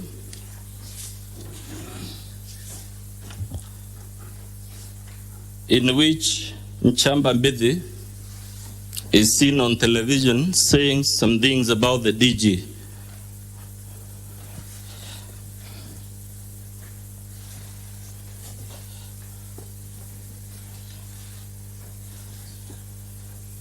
I believe it is video number 3A in support of count 3.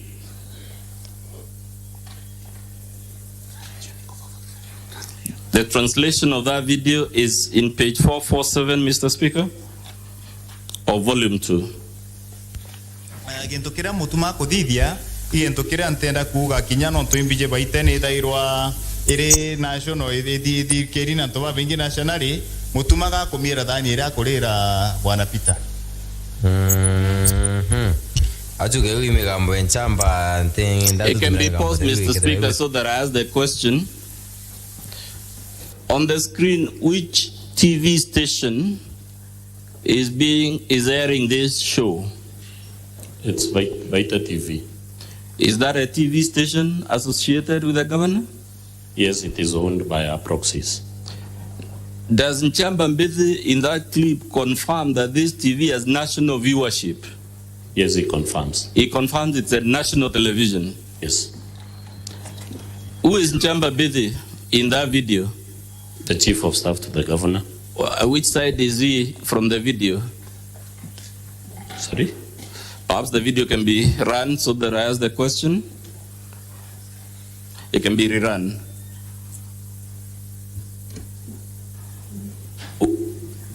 I want you to identify to Mr. Speaker who is in chamber busy in this video. Ntenda kuga kinyano ntoimbije baitene dairwa ere national edi kerina ntoba bengi nationally mutumaga komira dani ra korera wana. It can be paused. That's the chief of staff on national television, and the transcript is at page 447. In summary, sir, what was Chamba Mbidi saying on national television about the deputy governor? In translation, he says, what Mutuma is doing is something I would not want to say here because I know Baita TV as a national audience. Mutuma is defecating on the plate from which he feeds. And Mutuma here is in reference to the deputy governor. Can you confirm this show happened after the previous impeachment motion, which had a count on unnecessary aggression and vilification of other leaders? I confirm. Let's play video number 3B, Mr. Speaker.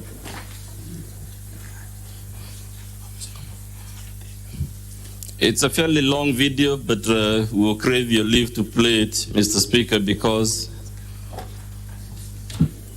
it helps the Senate understand whether indeed the governor is this meek, humble person who is the foremost peacemaker.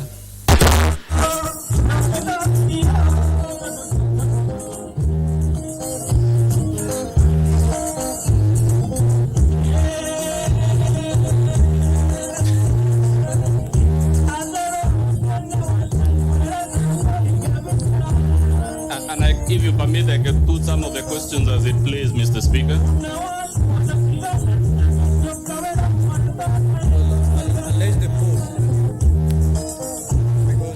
We are on count 3, Mr. Speaker. So they can pause and then you proceed Yes. to put the question. Maybe it can be reversed a little. The transcript of this video is at pages 251 to 252 of our volume 2. Who is the person dancing behind the guy with the guitar?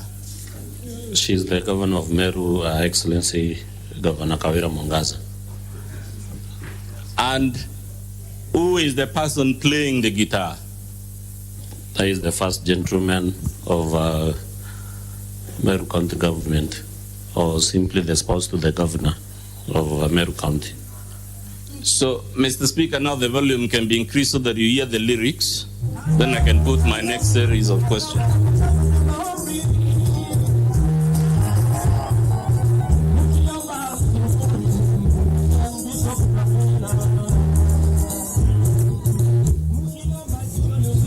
The volume is low, Mr. Speaker. We might not hear the lyrics.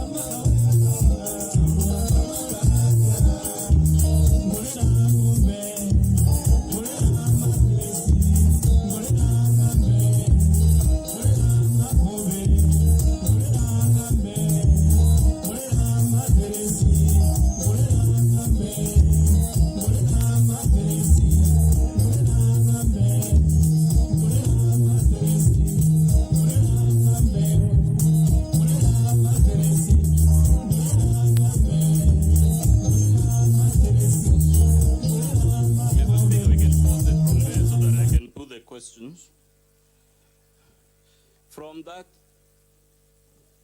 screen, Mr. Kawira, where is this rally being held? At Kiotine. Where is Kiotine? Kiotine is in Igembe. Is that near the DG's home? Yes, near Maua. When was this event held? On the 28th of August 2023. Is that before or after the procession the governor is offering to explain our belligerence towards the deputy governor and the other leaders? Before. It was before? Yes. So does that explanation of us and the video was shown earlier on offer a valid answer to the charge for vilifying other leaders in the DG? It does. Who are these people described in that song as wenye wivu? There is the DG and other elected and other leaders from Meru County. Does that musical performance talk about the previous impeachment proceedings, the lyrics? It does. Those lyrics, do they show a person who learned anything from the previous impeachment? I can state that it doesn't. Do they show a recalcitrant or a repentant person as far as the previous impeachment is concerned? It doesn't. Do the lyrics accuse other leaders of plotting to kill Governor Kawira Mwangaza? They do. Would you expect this to be a potential breach of the peace when other leaders are being accused of plotting to kill the governor? Of course, yes. To the best of your knowledge, has the governor ever reported any threats to our life in any police station? I'm not aware of any. Do those lyrics say that the other leaders want Kawira to assist them to embezzle public funds? They do. Is that a fair allegation to make of other elected leaders without good business? It isn't fair. Does that video say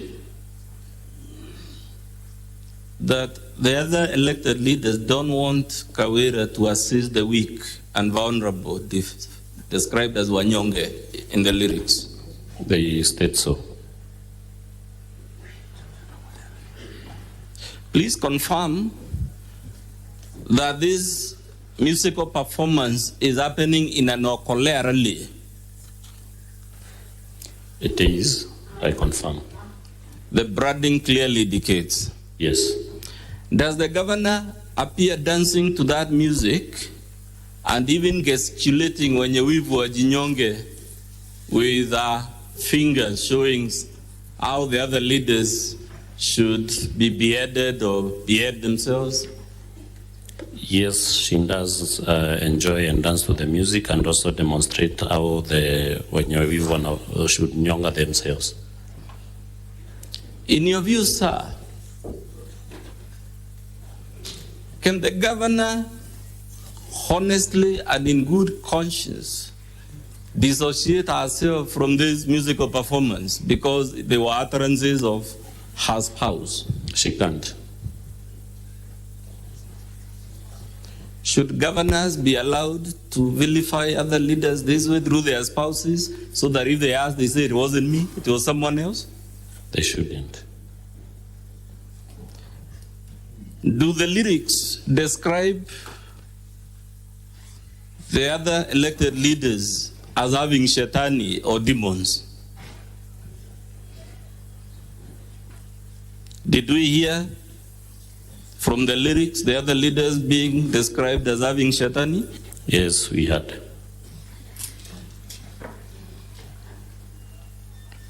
Is this video, sir, consistent with the narrative of foremost peacemaker in Meru County, It isn't. who can't hurt a fly. She is the victim of some scheming, to use her own word, some scheming by the DG to take power through the back door.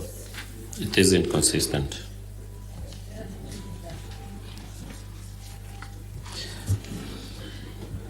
Does this video accuse other leaders of wanting to embezzle money meant for building roads in Meru? It does. Bwana Mawira, do you know any reason, and you're on oath, that would entitle the governor to hold this type of music performance? Sorry, come again? Do you know any justification the governor would have for vilifying other leaders in the manner we have seen in that musical performance? I wouldn't know why the governor would go to that extent of vilifying and inciting the public against other leaders from Meru County. The crowds we saw in that video, is it a small or big crowd? It's a big crowd. To the best of your knowledge, how often does the governor hold such rallies? They are held almost every Sunday. Almost every Sunday. That is in the disguise of helping the needy. But I can confirm those rallies are held generally to vilify and demean and incite the public against other leaders in Meru. Mr. Speaker, I request we play video number 3C in support of count number 3.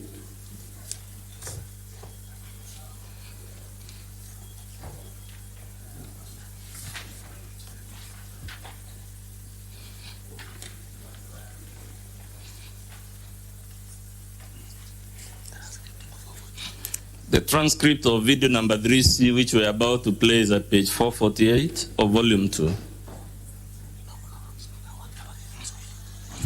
No, we don't have a transcript. This one is in Swahili, Mr. Speaker, so it doesn't require a transcript because Swahili is our official language, or rather national language.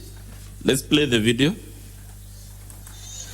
Na tunasema hivi tukiwa na mahaslas wenzangu ya kwamba Meru County haitatekwa nyara na makatero 10 ambao wanafikiria Meru County.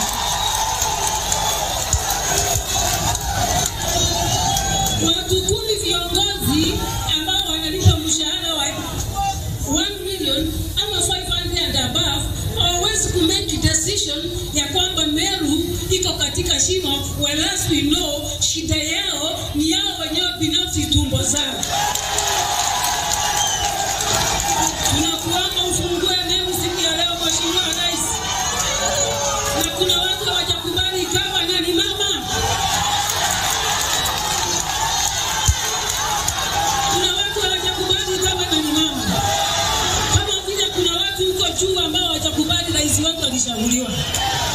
Hawaamini ya kwamba mtoto ambaye alikuwa anatengeneza makuku ama a simple person ambaye alitoka vijijini anaweza kuwa rais, na wanamsumbua kwa sababu bado hawajaamini kama president wetu Ruto ni rais pamoja na naibu wake.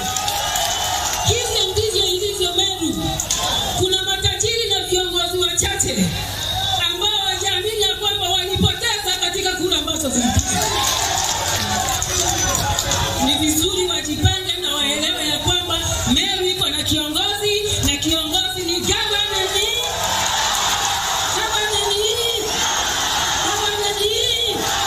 Asante sana Mheshimiwa Rais, nachukua hii nafasi. Mr. Karia, to the best of your knowledge, what occasion was this when these utterances were made? This was a prayer rally attended by the President of the Republic and the Deputy in Lare, that is in Igembe North. To the best of your knowledge, why did the President and the Deputy organize this trip to Meru? Sorry? Would you know the motivation why the President and the Deputy traveled to Meru for this function? It was a Thanksgiving prayer rally, and also to come and also try to reconcile the leaders of Meru, especially the governor and the deputy governor. Did this occasion occur before or after the previous impeachment? After the previous impeachment process. And that's why the deputy president and the president spearheaded the reconciliation effort, isn't it? Yes, I can confirm. So you're confirming the problem in Meru has been addressed to the Council of Governors, to the Senate, all those people you counted, and now even the president himself. I confirm. Has that, all these interventions, have they restored sanity in Meru County? They have not. We have stagnated at one point. Do you expect speakers in a presidential function to speak in a dignified way about other leaders? Yes, it is expected. Did we hear the governor talk about Katel Kumi in this presidential function? She did. In the understanding of the ordinary Meru citizen, who are the people she was calling Katel Kumi? The elected members of parliament and the woman representative of Meru. Did you hear call these people before the president of the republic, Makatel? She did, and stated that it's people who earn 500,000 and above, and also to 1 million Kenya shillings.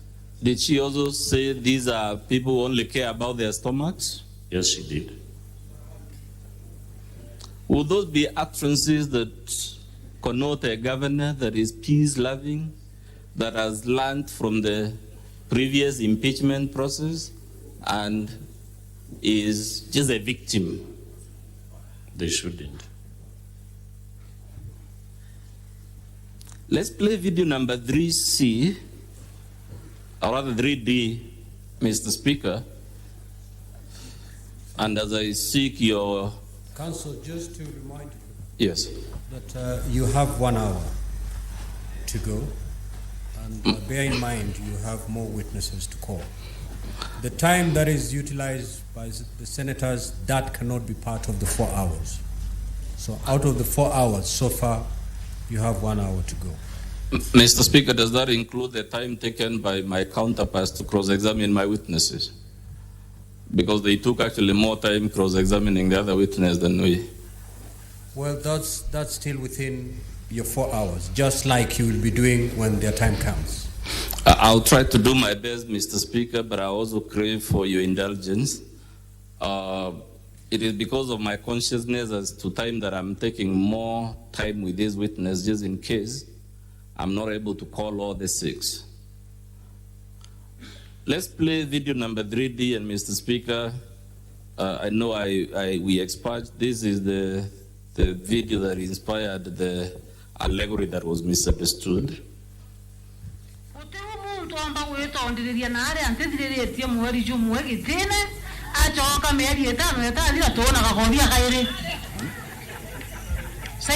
transcript of this video is at page 448 to 449 of volume 2.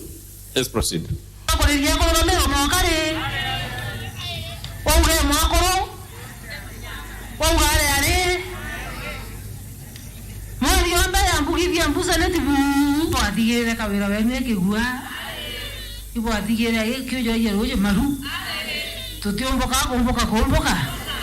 Tusema na ili hapo kienine Bwana asifiwe.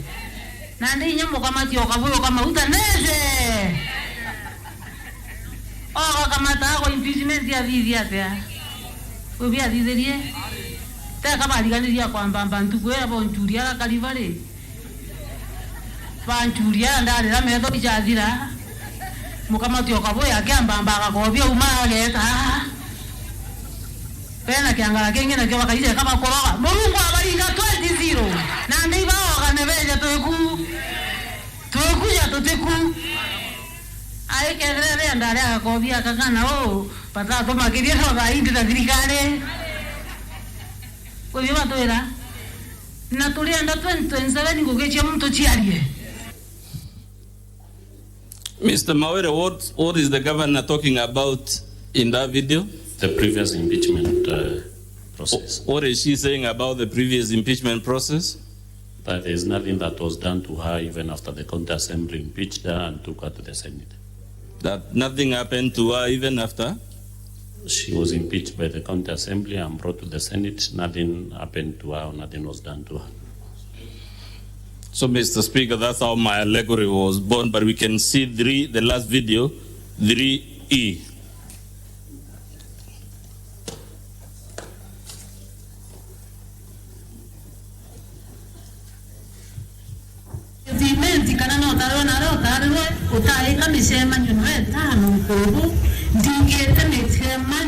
The 6 in the na go ya da da antora kama na u weja kando kama konginye de bejeo ne koera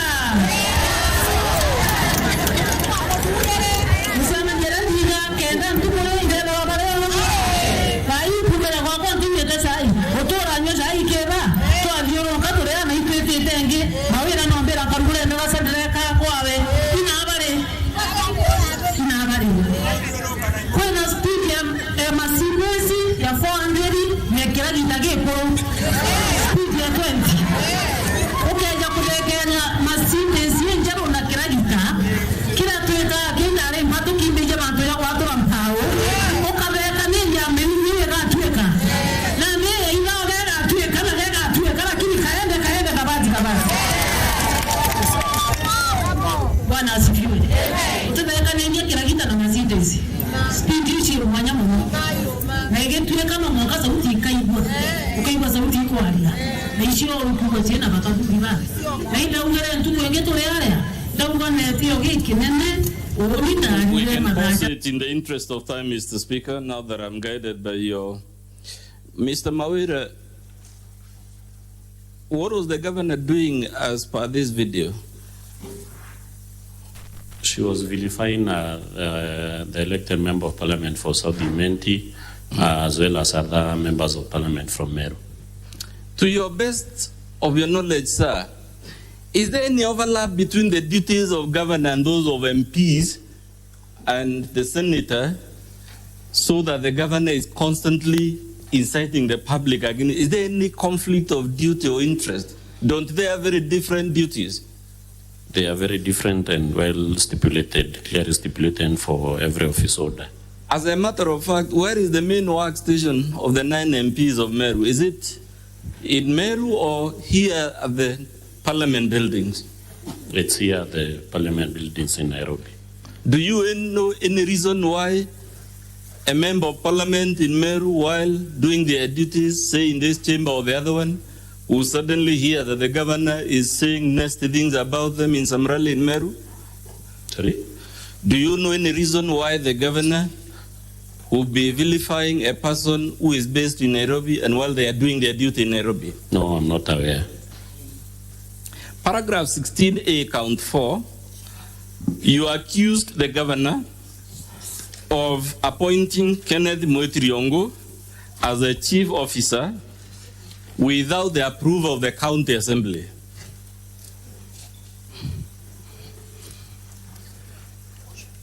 Did you make such an accusation, sir? Yes. Have you provided any evidence for it? Yes, the evidence is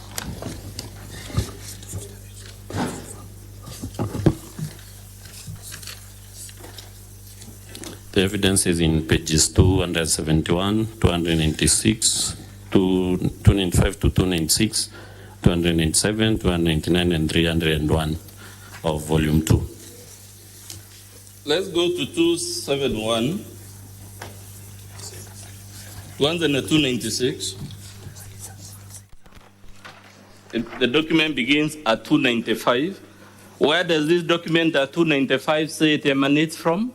Office of the Governor. Office of the Governor. And on the next page, do we have the appointment of this officer, Kenneth Moetiriongo? Yes, paragraph 12. Paragraph 12. Does that confirm he was appointed as a chief officer? Yes, it does.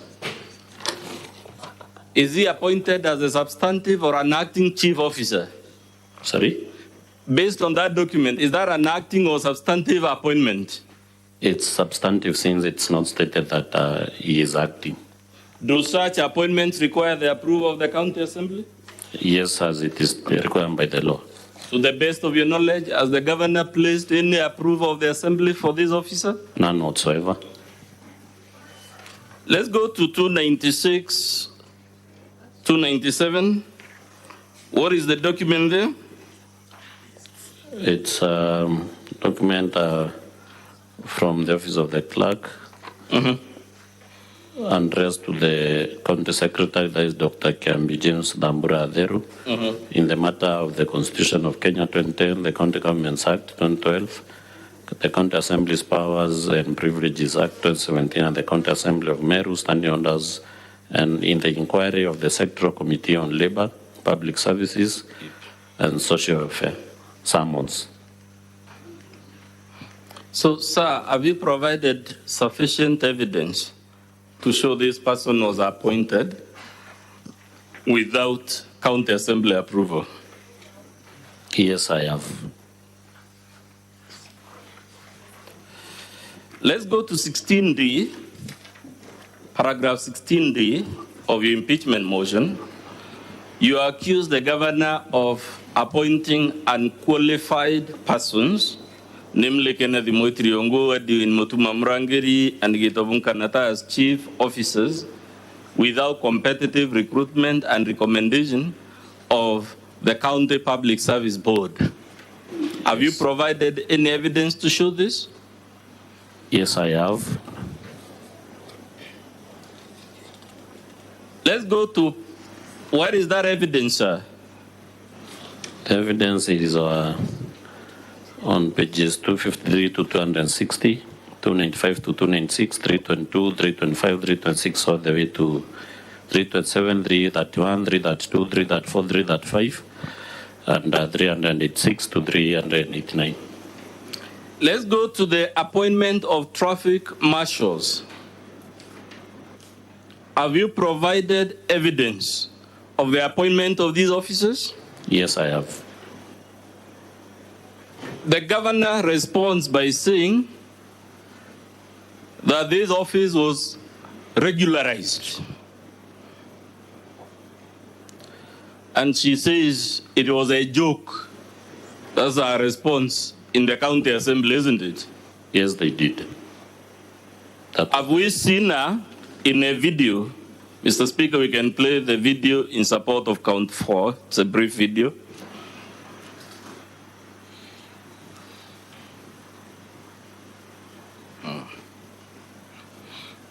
That's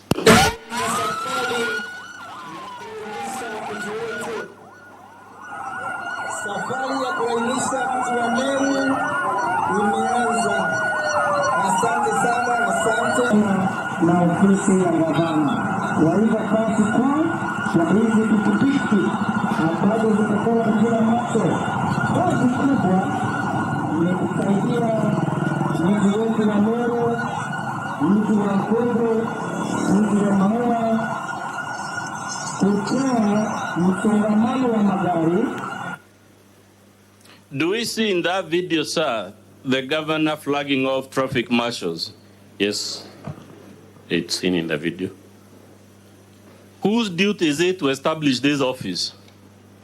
It's the duty of the County Public Service Board to create offices under the county government's structure. Now let's go to page 392 of volume 2.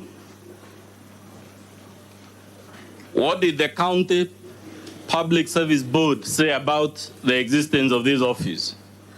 In a letter addressed to the clerk of the county assembly, in relation to the inquiry, the board or the secretary or the CEO of the Meru County Public Service Board states that the board has not employed any traffic marshals in the county public service. But on the ground in Meru, Mr. Kawira, why was this a problem so that the assembly got seized of it? What were the so-called traffic marshals doing that became of concern to the assembly?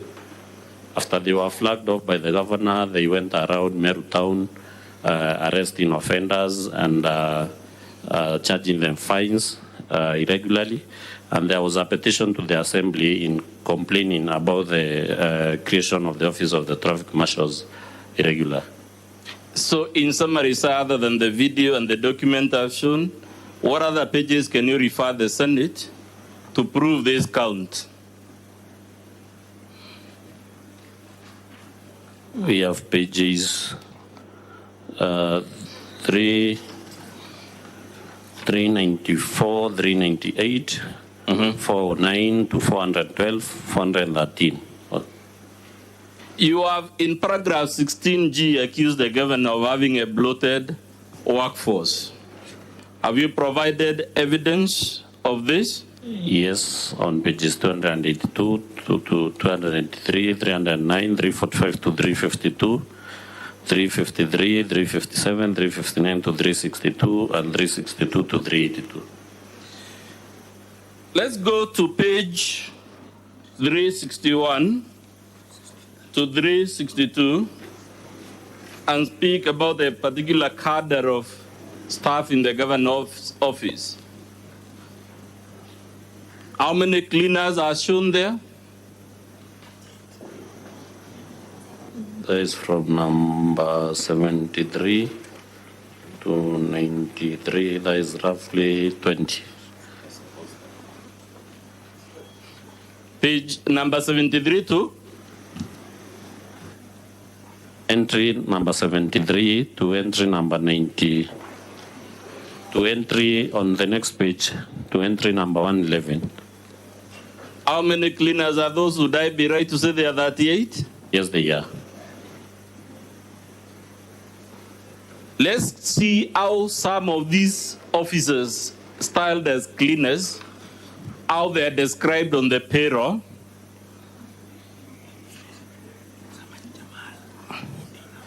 Let's pick the officer number 111, Jamal Bundi. He has been described as a cleaner in the recruitment. Now let's go to page 379 and see his payslip. What is his designation?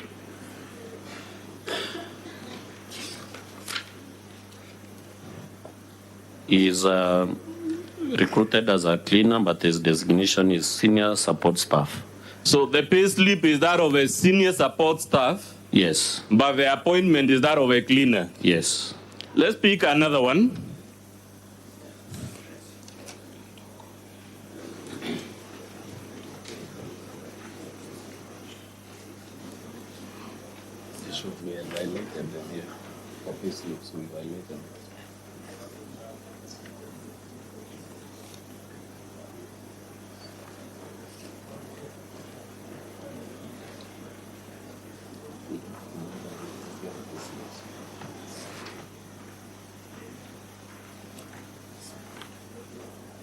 At page 381, at the bottom, what is the name of the officer? Mr. Godfrey Mwenda Mireti. So this gentleman was also recruited as a cleaner, but his payslip is for what cadre? Senior support staff.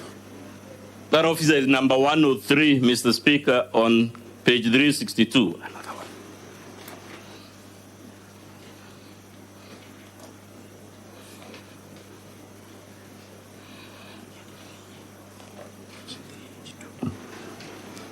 Page 382, the officer there is named. There are actually two of them. I'll show him. Miss Faith Kendi Kidinji and Miss Glory Kinya Kinoti. Would you consider it irregular for officers to be hired as cleaners, then paid on the pay grade of senior support staff? Sorry? Is it an irregularity to employ persons as cleaners, then on the payroll, pay them as senior support staff? Yes, it is an illegality. Would you know why this irregularity has been taking place in Meru? I believe it is for the governor to reward our cronies. To reward our cronies? Yes. Let's go to count number 6. Naming a public road after her husband. Do you have any evidence of this? Yes, I have.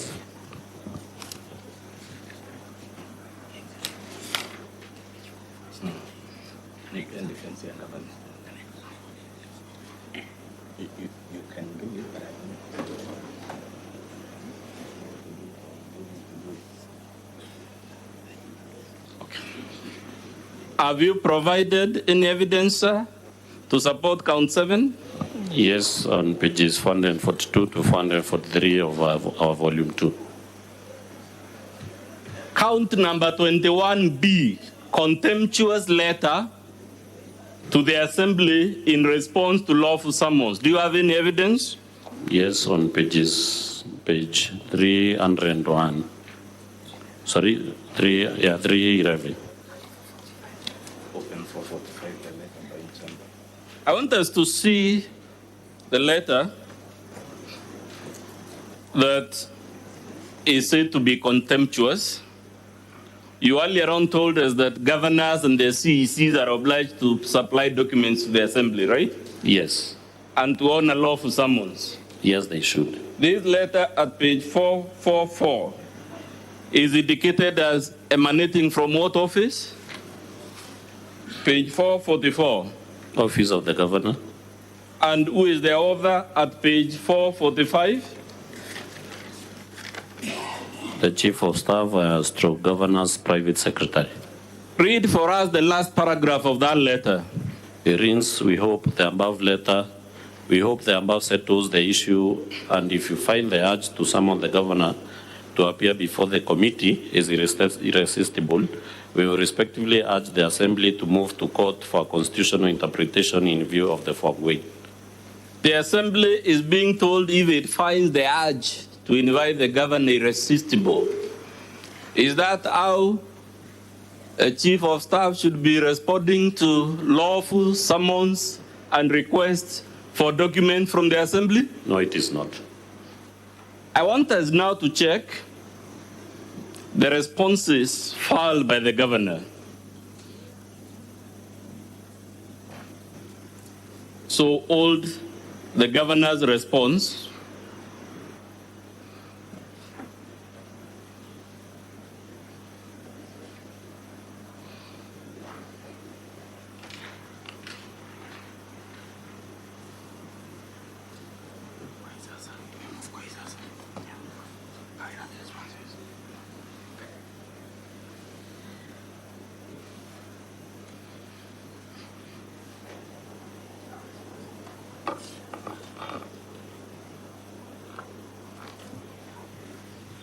Governor Kawira says some of the charges before the Senate were in previous impeachment motions. To the best of your knowledge, does the law permit the county assembly to reintroduce previous charges?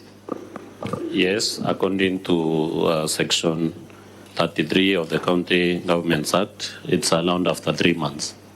If a governor persists in the very conduct that triggered the first impeachment, can the county assembly be faulted for bringing a second, third, or even 10th if the misconduct does not cease? No, it can't.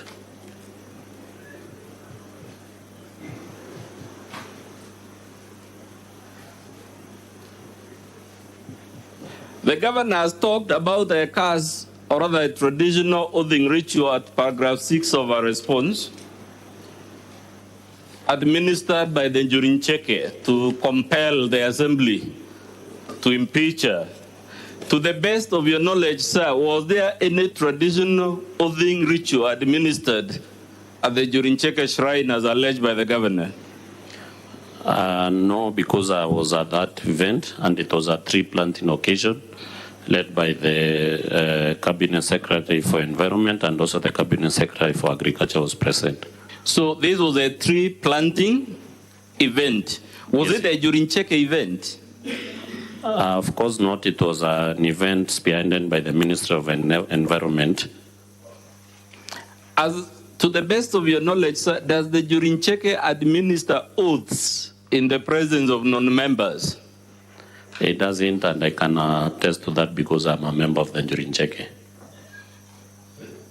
Does the Jurincheke administer oaths in the presence of children?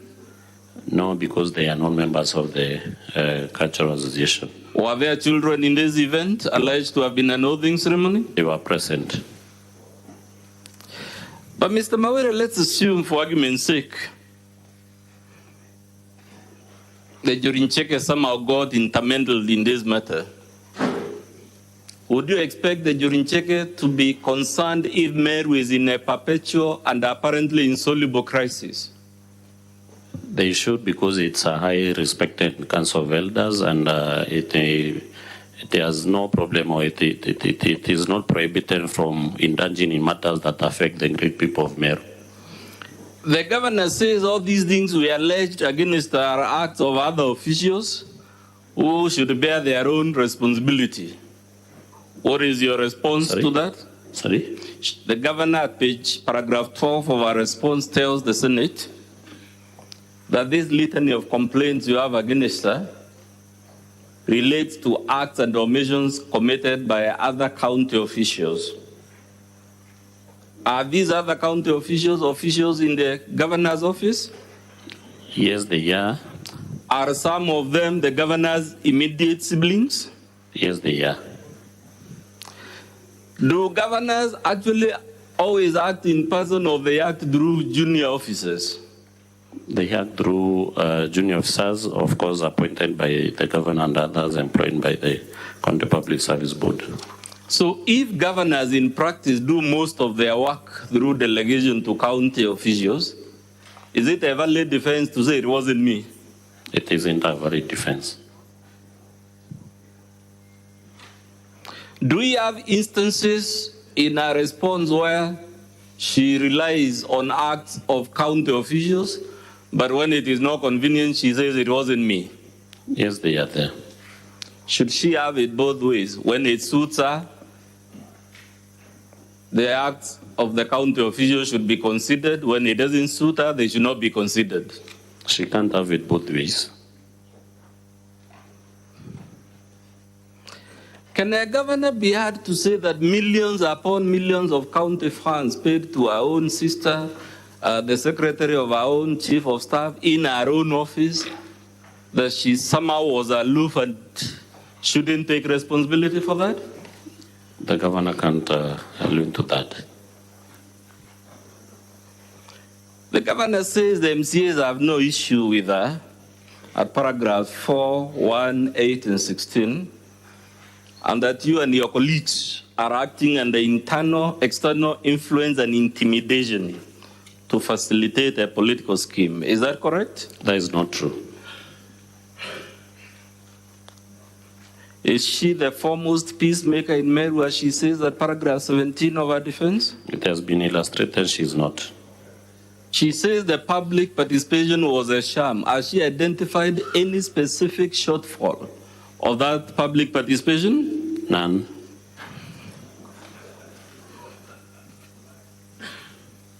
She says she's been rated among the top 10 best performing governors in Kenya. What is your response? I think that is a report that has just been produced the other day, and I believe it was tailor-made to suit this case, because previously we have seen other independent bodies also rate the governor, like the timely survey that ranked the governor position 40 out of 47 in Kenya. So there is a... Did the governor disclose that she was relying on this survey produced just after the impeachment, that there was another survey also ranking her 40 out of 47? No. So she is happy to have the survey ranking her highly considered, but not the one ranking her in the bottom? Yes, that is true. But let's assume, for argument's sake, Mr. Mawira, that indeed the governor was rated, and validly so, as one of the best performing. Would that mean she didn't commit any of the acts she is accused of? There is not evidence contrary to, or evidence to adduce that she has not committed any crime. If those acts are impeachable, would they cease to be impeachable because she is the best performing governor? No way. Let's go to our specific responses. She says you have not adduced any evidence to support the count 1 on misappropriation and misuse of county funds. What is your response? That is not true, because we have adduced evidence in our volume 2 As a matter of fact, is there anything else in volume 2 other than evidence? No, it's the Assembly's evidence. She says Salesio Mutuma is misrepresenting and misreading the entries on the IFMIS report. To the best of your knowledge, did the governor produce any other IFMIS report other than the one before the Senate? No. As a matter of fact, in our defense, is the governor relying on that same IFMIS report? She's relying on the same IFMIS extract. Can she rely on the IFMIS report we have when it favors her, but disown it when it doesn't favor her? Sorry? Can she urge the Senate to accept the IFMIS report to the extent that it exonerates her, but to reject it to the extent that it shows wrongdoing on her part?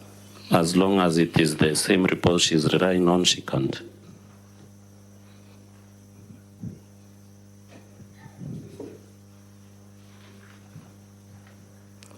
She says she did not use her relatives to embezzle public funds. Did we take the Senate through millions upon millions of shillings taken by her relatives as prepayments? Yes, we have already taken the Senate through that part of the evidence. She says the matter is before EACC. I don't know, another matter is in court, another matter is in some other forum. To the best of your knowledge, sir, does the pendency of any complaint or inquiry preclude the county assembly or the Senate from impeaching a governor if they are persuaded that the governor has fallen short of the standard required under Chapter 6? No, because the Assembly's oversight role doesn't depend or is not conditioned on what the ACC is doing. And also, I believe the Senate's powers.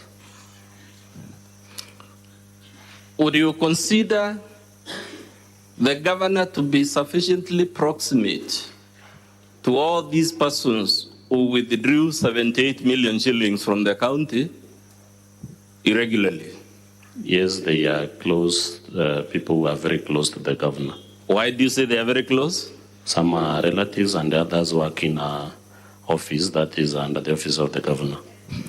A governor who is unaware that the whole 78 million shillings has been siphoned from the county, would that strike you as a diligent governor? No.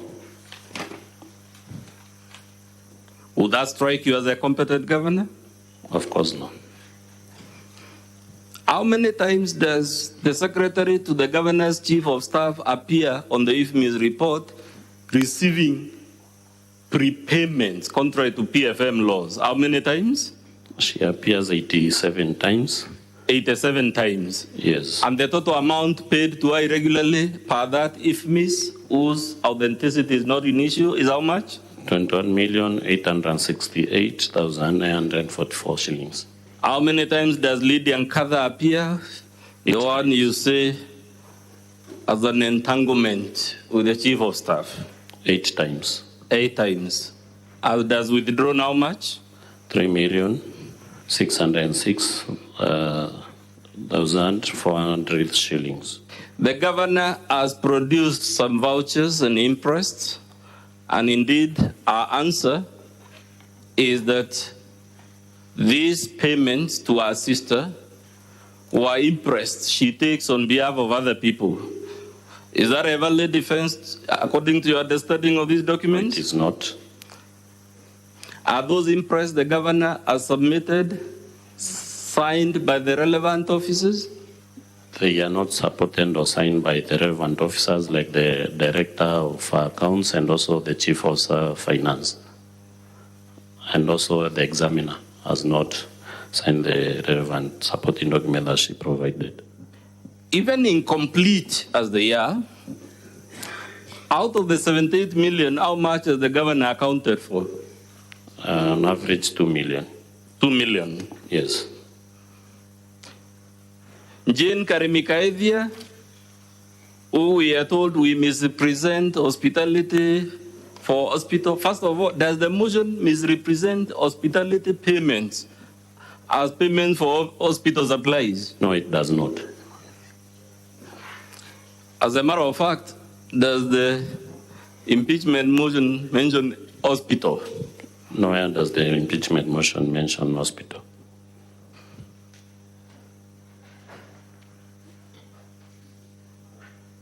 You are told you have accused, or you say Jane Karimikaivia is a relative of the governor. Is there any place we have said she is a relative of the governor? Nowhere, the motion.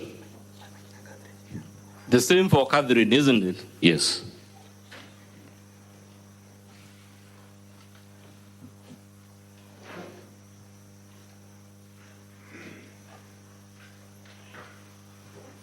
Let's interrogate the defense of per diems and interests. Would that explain the 107 irregular payments, stalled prepayments on IFMIS? It doesn't.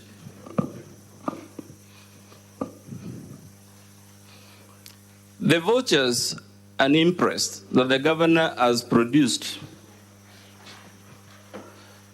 do they explain the big payments to our sister and other relatives, or they focus on the petty payments? It doesn't, because I think they conveniently focus only on the small payments, and that account for only 2 million out of the 78 million that they have alleged to misappropriate. As a matter of fact, sir, we are still interrogating whether these were interest for per diem.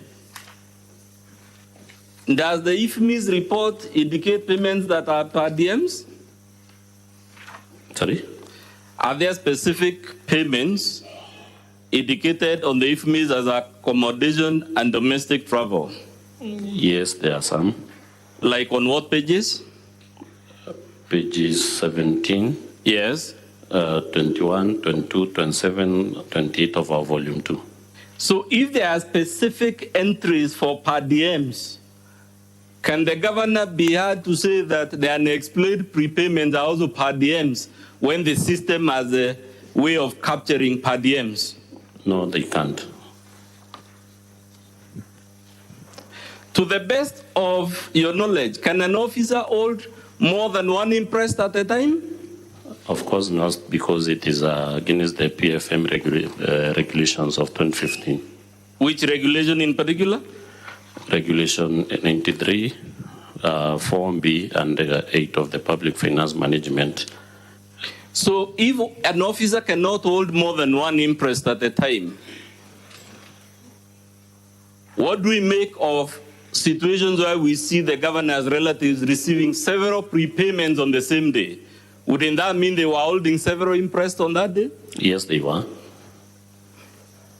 As a matter of fact, can we see on the IFMIS instances where the governor's relatives were paid 6 times on the same day, 8 times on the same day, 5 times on the same day? Yes, and the evidence is on pages 17 to 29 of volume 2. The imprest the governor has submitted, are they all accompanied by signing sheets? Most of them are not. Most of them are not. Yes. The claim that an officer receives imprest on behalf of an entire delegation, would it require each member to sign the signing sheet, even if one officer received the money in its entirety? Yes, individually they should. Has that been shown? No.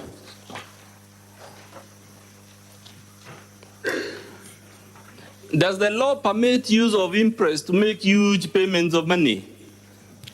It doesn't allow. As a matter of fact, imprest is confined to small payments that are done routinely and therefore cannot conveniently be paid through the ordinary payment system, isn't it? That is true.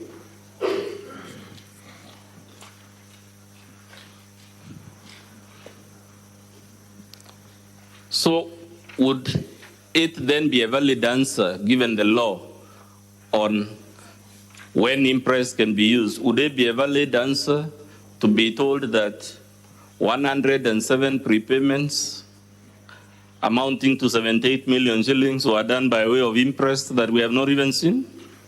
No, that would be abuse of interest. Did the governor produce the imprest she has now produced before the Senate, before the county assembly? They blatantly refused to. She blatantly refused. Yeah. You told us they are not signed. I want you to show us a few that are not signed by the validating officers.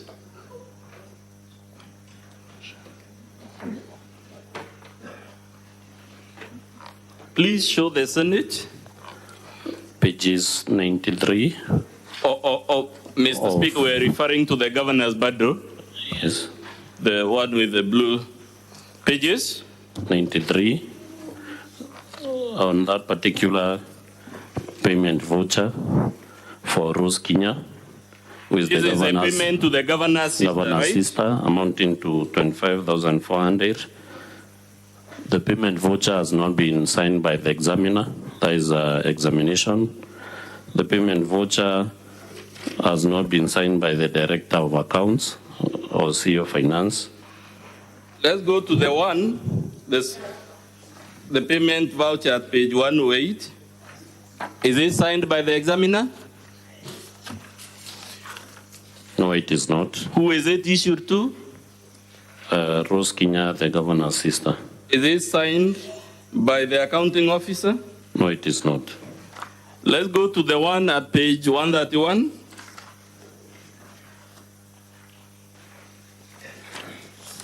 Who is it issued to? The one that at page 108 Yes. is only signed by the AIE holder, who is the COS, indicating the chief of staff. Okay. Yes. And the one at page 131, who is it issued to? Rose Kinya, the governor's sister. Is it signed by the director of accounting or chief finance officer? No, it is not.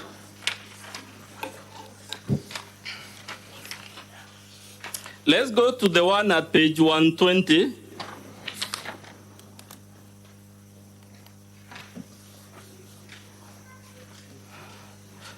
It shows voucher number 68458 was issued in the name of who? Rose Kinya. That voucher, according to the IFMIS extract at page 23 of our volume 2, to whom was the money paid?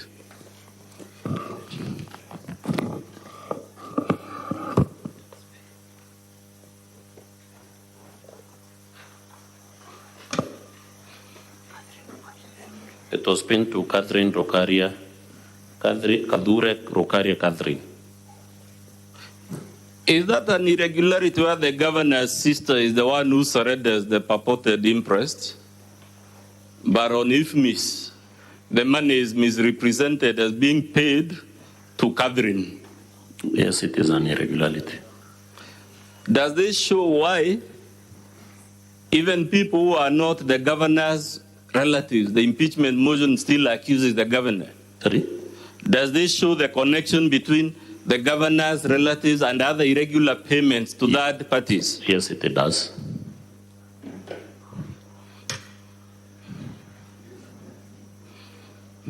Let's still stick to that payment to Catherine Rokaria. How much amount is indicated on IFMIS? On the IFMIS extract, it is indicated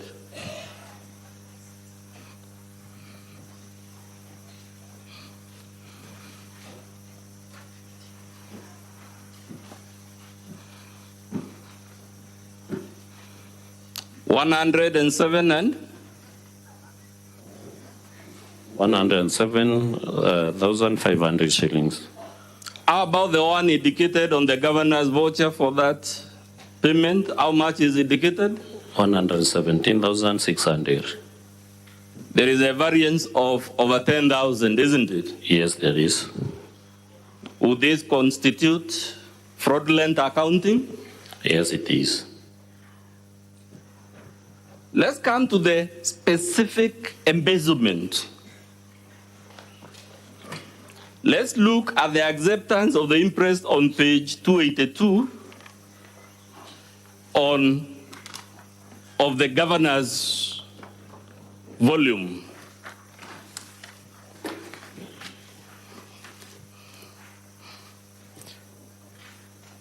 That is a signing sheet for a journey of how many days, sir? 2 days. 2 days. The cover letter is on the previous page, which is page? 281. 281. Who are the people going on this journey? Her Excellency Bishop Kawira Mwangaza, the governor, Miriam Gwantai, the personal assistant, who is also the sister to the governor, Rose Kinya, a security officer to the governor, who is also sister to the governor, Kenneth Murangiri, a driver, indicated as a driver, and Moses Kubania, indicated as a... Who is Kenneth Murangiri indicated there? He is the brother to the governor. So let's now hold the thought, Mr. Mawira. The journey is for 2 days. The signing sheet is for 2 days. Let's find whether the governor and the delegation went for 2 days at page 284. That's the work ticket for that is supporting that impressed. On that day of 7th February, sorry, where does it say the vehicle traveled to and from? Traveled to Meru, from Meru to Nairobi and back. Above it shows that vehicle was in Meru the previous day, isn't it? Yes. And after it shows it was also in Meru the following day, isn't it? The following day on 8th, the vehicle was traveling from Meru to Lare, which is in Meru County, and back. So if the governor and her relatives signed impress for 2 days for a 1-day journey by their own documents, would that be embezzlement of county funds? Yes, it is, since they were in Nairobi for they didn't spend even a night in Nairobi. They traveled to Nairobi and back, and then they claim facilitation for 2 days. The governor, has she submitted any supporting document for these impressed and surrendered, such as an hotel booking? Sorry? Has she submitted supporting documents like hotel bookings? None whatsoever. Boarding passes? None. Receipts for vehicle fuel? None. Any other document that would be required to validate an imprest? There is none. Would that explain why our own officers have refused to validate those imprests? Yes, it explains why. Let's look at the work ticket number 824-574 at page 276 of the governor's bundle.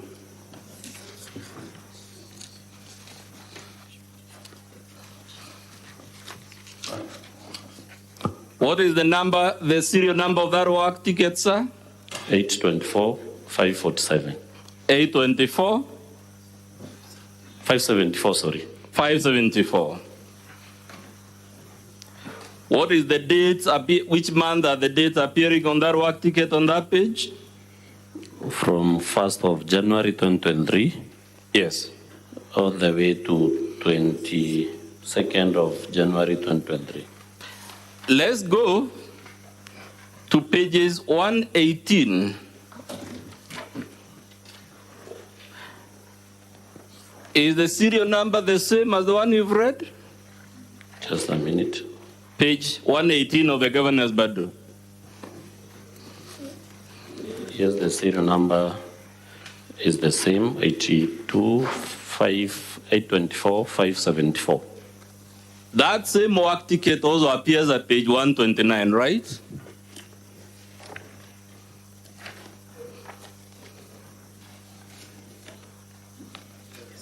Yes, it does. And both on pages 118 and 129, the dates are in February, right? The one on pages 118 covers from 1st of February to 19th of February. The one on pages 129 also covers from 1st of February to 20th of February. And among the entries there is an entry on 16th, 18th, and 19th. That is the one on page 129. You see the one on page 129. The entries are? Page 129, the entries are from 1st of February Yes. to 20th of February. But along the entries, there is a single day that has not been indicated, and that is, they have only indicated 16th of February. Then jump to 18th, They right? jump to 18th of February. Then gone to 19th. Yes. Then gone to 20th. Yes. And on the second page, it goes to? On the second page, it goes back to 17th. It goes back to 17th. Yes. Is that a natural chronology of events, or this is an exposed falsification of this document? It is not. Maybe these are forged documents to try and support the irregularities. So let's go to page 104 of the governor's document and hold it together with page 204. Can you confirm it is the same work ticket number 824574? Just a minute. We are requesting, Mr. Speaker, you hold on the governor's bundle pages 104 together with 204. Pages 104, the serial number is that 824-574. It is the same work ticket? Yes. And the dates are in which month? The dates on the work ticket on pages 204 start from 1st of March to 18th of March.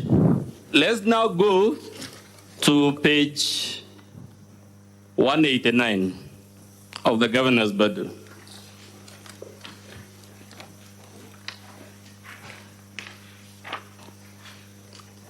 Is it the same work ticket? It's the same work ticket. And the dates are in which month? 1st of April to 23rd of April. So, Mr. Mawere, we have seen the same work ticket being given to the Senate in the answer to the charge for misappropriating county funds. Is it possible for a vehicle as busy as the governor's to use the same work ticket from January to February to March to end of April? Is that something the Senate should seriously believe? The Senate should not believe that because considering how busy our governor is, they can't use the same work ticket for the whole month. How many times, sir, and how many impressed have been justified using this single work ticket, number 824574? How many times has it been used to explain different imprests by the governor? They are used 17 times. It has been used 17 times. Yes. Can a single work ticket account for 17 different imprests? No, it can't. Running across 4 months? It can't. Can you tell the Senate very quickly the pages where you say it has been used 17 times? We don't have to go through each of them given the time. On the governor's bundle, pages 104, 118, 129, 138, 150, 189, up to pages 327. 17 times? Yes. Let's look at the work ticket, number 810977 at page 319 of the governor's bundle. Page? 319. Yes. That work ticket has a column for signing by the authorizing officer, number and signature of person authorizing the journey. Is any of those journeys authorized? None. None that is authorized. Is it fair to postulate the reason it is not signed by the authorizing officer is because this document is not a genuine document. Yes, it's true. Who is the purported authorizing officer as per that page? Kenneth Morangeri, who is the brother to the governor. Mr. Speaker, can I beg and plead you give me at least 30 minutes? I said this is my most critical witness. I can live with the inability to call the others, but I crave, if you give me 30 minutes to an hour, will be eternally grateful to you. Are you therefore saying that if you're given 30 more minutes, yes, you'll conclude with this witness and forgo the others? I'm not saying that, Mr. Speaker. I'm just, and I know it's an impossible situation for everyone. Unfortunately, the rules only provide a single day where it is not humanly possible, a matter this serious, to address it within those times. I'll beg you, if it finds favor with you, we can even push the hours and allow me to call at least one more or two more witnesses. I clearly can't call all the 6, given how the time is moving, but if you give me 30 minutes with this one and allow me to call at least 2 more, I'll be more than grateful. How long do you intend to be with the remaining 2, the ones that you intend to call? The others, you know, Mr. Speaker, this one is the main witness. The others will be speaking to very specific allegations. I don't see any of them taking, if you go by the time we took with the first witness, on our part, we took around 15 to 20 minutes with them. The only reason the session ran into an hour is because the cross-examination was longer, and we also took more sessions for interjections from the senators.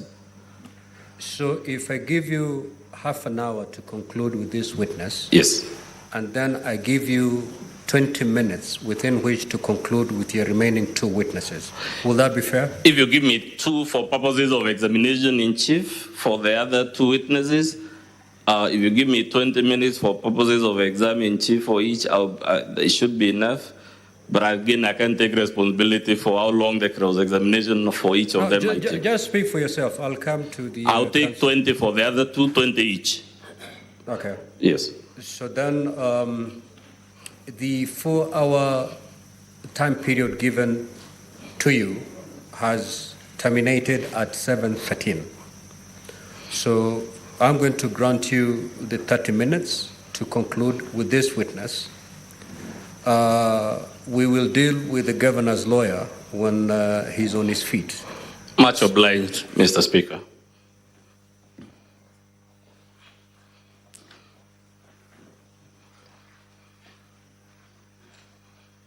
You have been told at paragraph 1.1.11 of the governor's response that there is no evidence linking Kenneth Guantai to misuse of county funds, and his name does not appear in the IFMI's extract.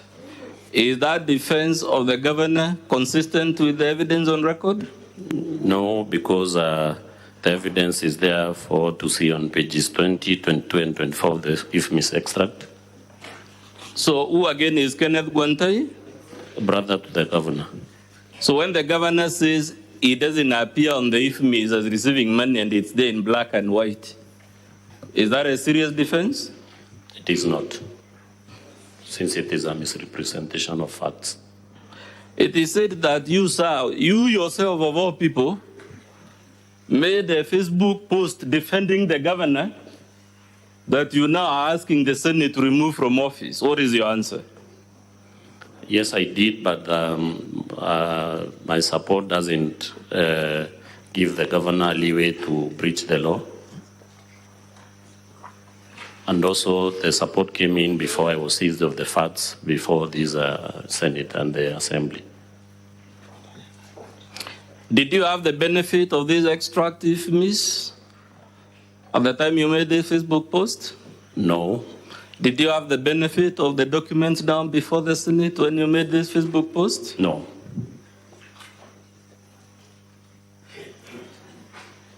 This one we can skip.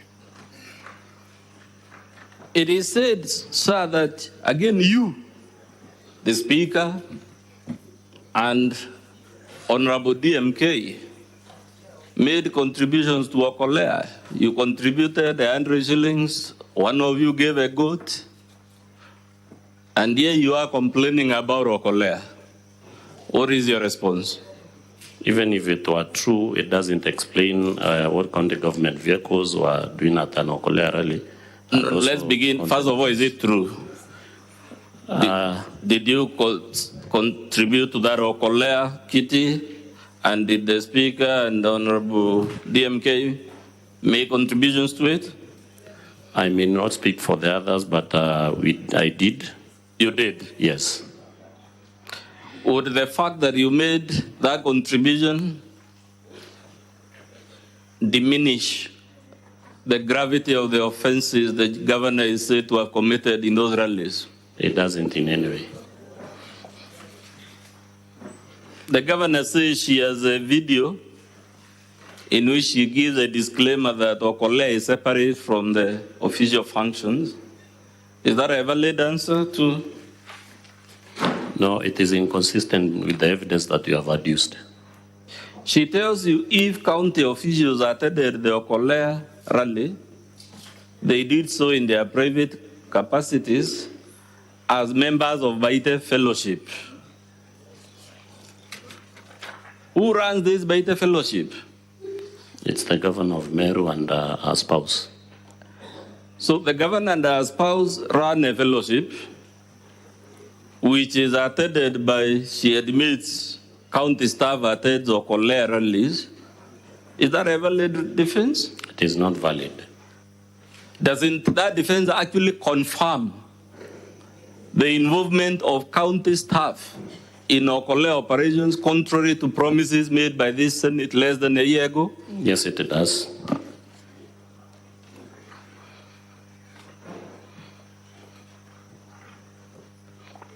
The governor says she didn't misrepresent her relatives as a technical team. Does the evidence support her? It does not. Does the record say in black and white that they are designated as a technical team? They were designated as a technical team and by none other than the county secretary of the government of Meru and the end of public service. The governor says she did not make this China trip because the relatives she sent to her an advance team who discovered the company was not linked to the Chinese government.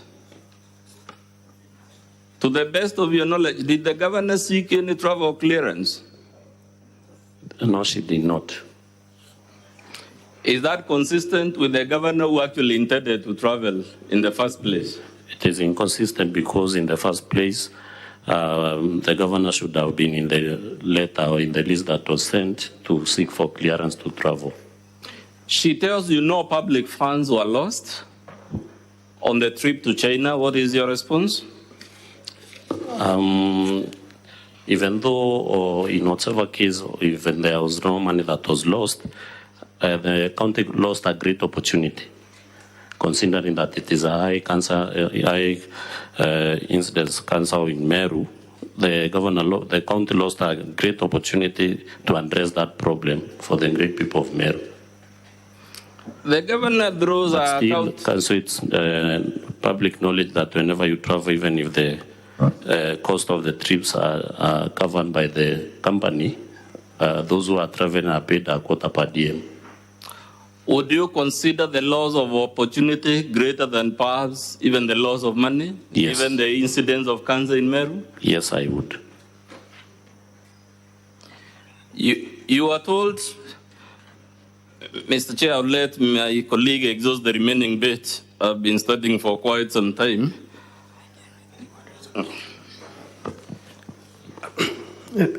Honorable Speaker, my name is Boniface Mawera, and I will proceed with the examining chief. Mr. Mawera, turn with me to page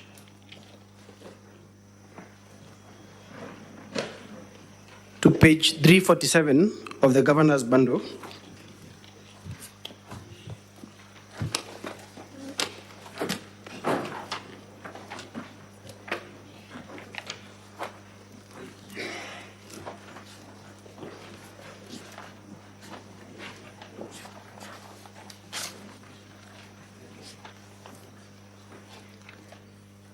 Are you there?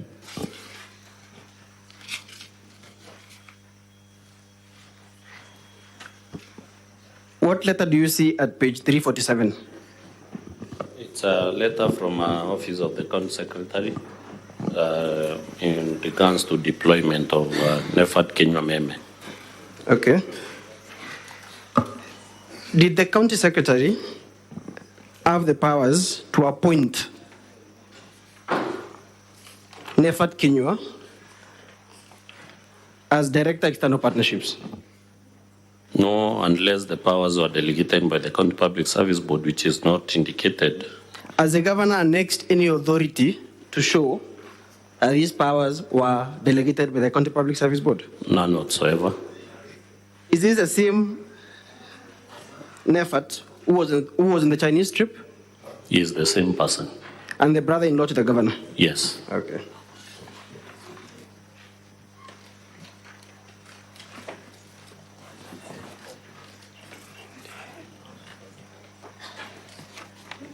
Turn with me to page 287 of our volume 2. I think it begins at page 284 of our volume 2.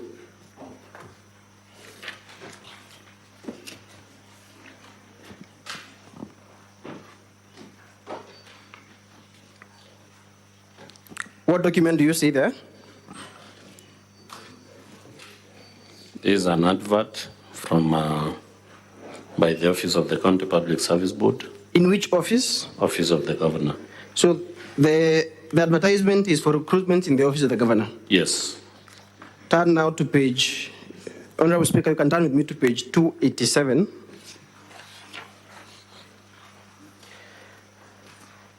At page 287, you can see the advertisement for the recruitment of the Director External Affairs.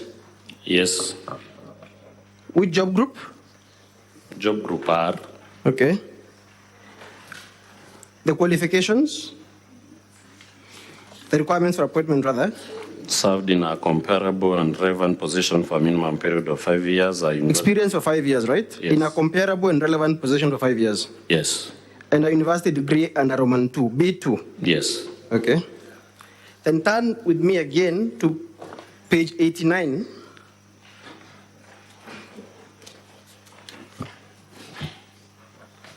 Of our volume 2, still volume 2.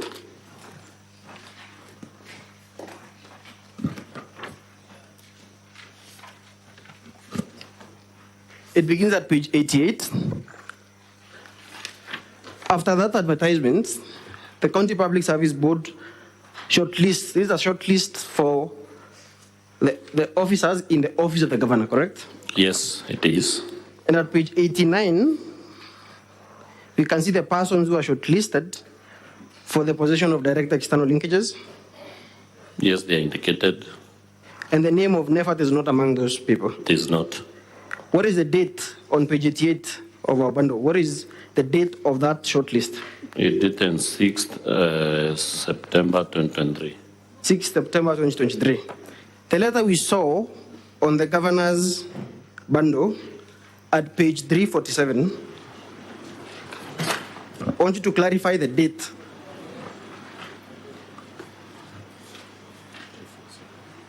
When is it dated?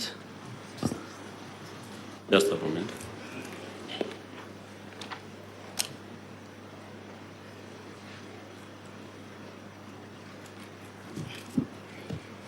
It's dated 9th March 2023. 9th March of 2023. Yes. And you've confirmed a moment ago that the county secretary did not have powers to appoint this director. Yes, I confirm. Is it your evidence that the county secretary in so doing was usurping the powers of the County Public Service Board? Yes, they did. Okay.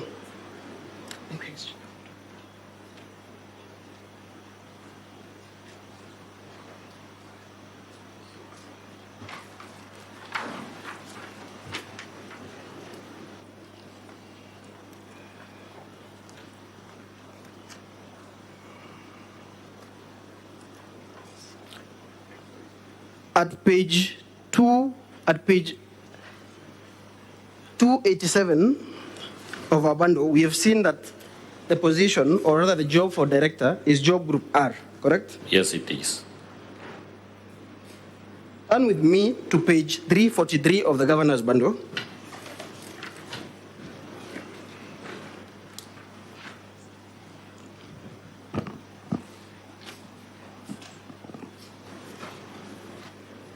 What document has the governor produced in that bundle? It's a NOFA of appointment letter. Who is it addressed to?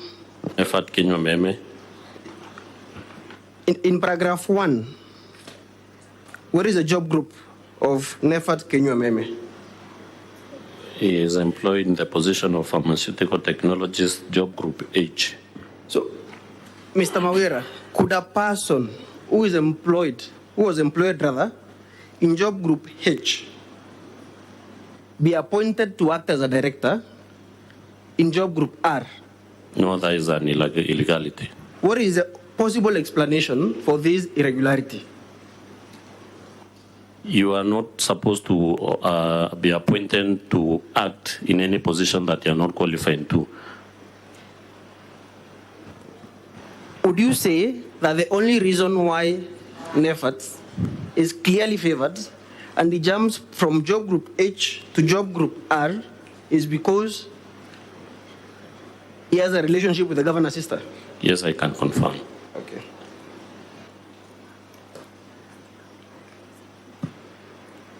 Turn with me to page 384. 384. Honorable Speaker, you can turn with me to page 384 of our volume 2.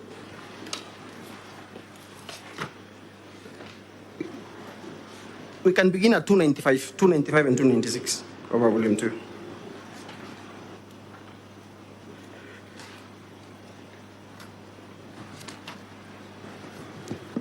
What document is at page 295 and 296?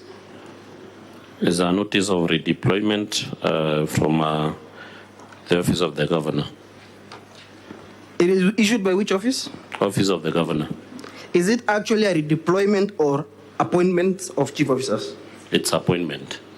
And I remember you during your examination in chief by my last name, Mr. Modom, you said that for the appointment of chief officers, the County Public Service Board must be involved. Yes, it must. And also, it is actually the County Public Service Board that recommends the appointments to the governor. It recommends and it also creates those offices. It creates those offices, advertise, they recruit. Yes. Then they forward the names or they submit the names to the office of the governor for formal appointment. That is the procedure. So could the governor purport through the county secretary, because at page 296, the letter is signed by the county secretary for the governor. Could the governor purport to appoint these chief officers without the involvement of the County Public Service Board? No, that is illegal. And as a County Public Service Board actually disowned those appointments? Yes, they have. Where is the evidence? The evidence is on page. And turn to 384 for purposes of, in the interest of time. 384 of our volume 2, Honorable Speaker.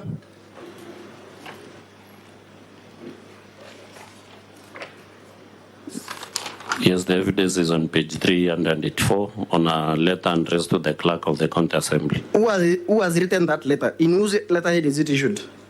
Office of the County Public Service Board and signed by the secretary or the CEO of the Meru County Public Service Board, who is the CPA Virginia Kawira. At paragraph 4 of that letter, what does the board say, the County Public Service Board?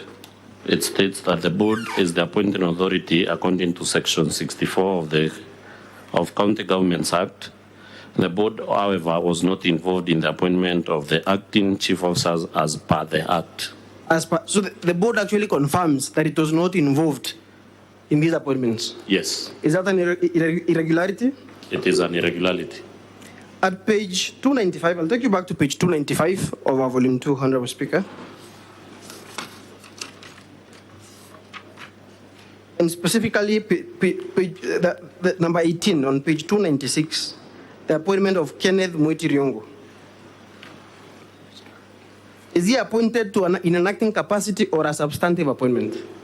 It is a substantive appointment since it is not indicated if it's not indicated if it's in an acting capacity. Would such a substantive appointment require the approval of the county assembly? It requires. Was that approval obtained? No. And for argument's sake, Mr. Kawira, the governor said in a response that it is actually the county secretary is the one who made these appointments. As by law, the County Governments Act, can a county secretary appoint chief officers? It's not possible, and even it's still contrary to what we have, because the letter is signed by the county secretary for Her Excellency the Governor. For the governor? Yes. So could the governor lawfully, even if we were to assume that she delegated his authority, could the governor lawfully delegate the mandate to appoint chief officers to a county secretary? The law does not allow that to envisage the same. Is a statutory mandate to appoint chief officers not vested in the person of the governor? It is. Still on these two pages, page 295 and 296 of our volume 2. Who is qualified? I want you to explain to the Honorable Speaker and to the Honorable Senators, who is qualified to act as a chief officer? According to? I'm asking from the persons who have been appointed here as chief officers. For example, you can turn to page 296, number 17. We see Getobun Kanata to move from Meru Municipality to Department of Lands to perform the functions of chief officer. And my question to you is, can a person who is not a chief officer be appointed to act as a chief officer in another department? No, because it requires vetting and approval by the county assembly. So it is your evidence that only a person who has been appointed, who is already a chief officer in the first place, can be appointed to act as a chief officer in another department? Yes. And by corollary, in the national government, only a PS can be appointed to act in another state department? That is true. So if you are not a chief officer in the first place, having been vetted and approved by the county assembly, you cannot be appointed to act as a chief officer in another department? That is true. So what would you say then of the appointment of Kitobun Kanata at number 17? It's an illegal appointment. Number 15 of Christopher Mugunda? It's also illegal. Number 2, that is the nephew, Edwin Murangiri. It's in contravention of the law. Who is Edwin Murangiri at number 2, page 295? The nephew to the spouse of the governor. So, is it regular for a person who is already in another department, that is merit service, as a semi-autonomous government agency, is it regular for them to move from a saga to the public service? It's irregular. And take over the role of acting chief officer? It's irregular. Okay. And from the governor's bundle,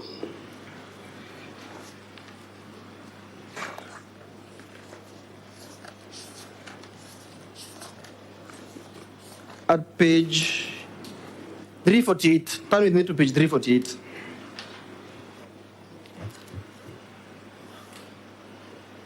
That is the appointment letter of Edwin Murangiri. Yes, it is. In 2017. Yes. And he was in job group K. Yes. So is it regular for a person in job group K, just as I've seen for NEFAT, for a person in job group H to jump the stairs or the ladder and to become a chief officer, which is the highest rank in the county public service? Is it regular? No, it is not. Okay.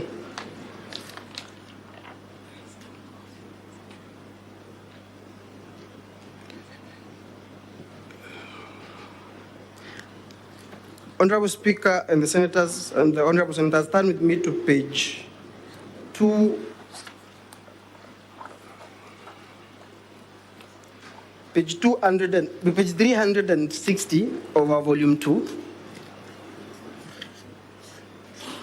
Actually, from page 359, I'm sorry, Honorable Speaker, from page 359.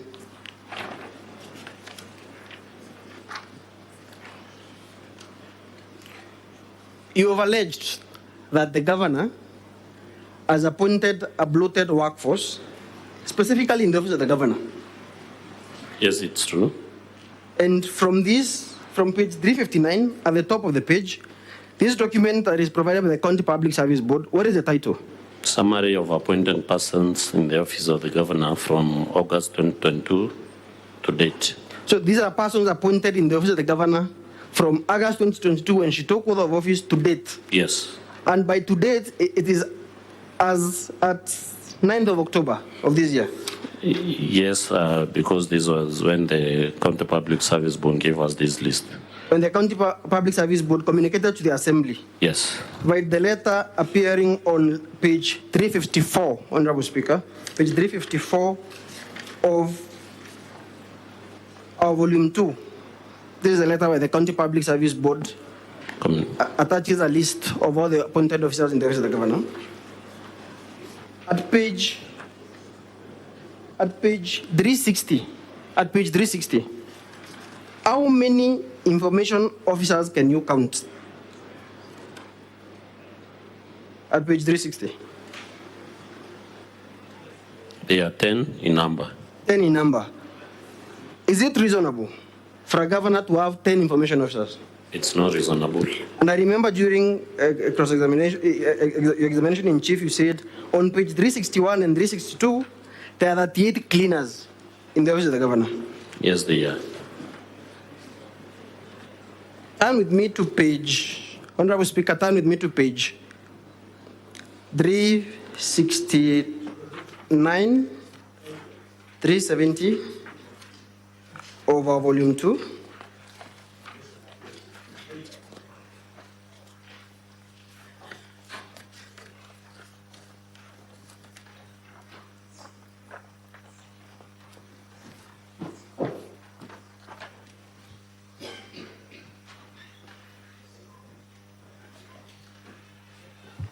At page 3, what documents are there? From page 369 to page 370. They are pay slips. Pay slips for what job designations? Public communications officer. The job designation is public communications officer. Yes. And how many are they?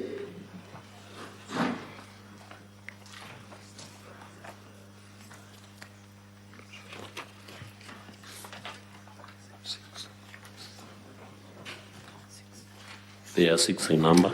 They are 6 in number. Honorable Speaker, turn with me to page 261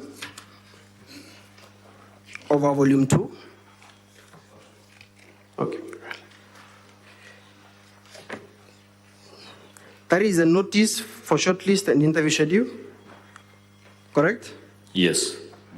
At page 268. At page 268. How many positions, rather, are advertised for? Because there is a short list for public communication officers 2 and 3.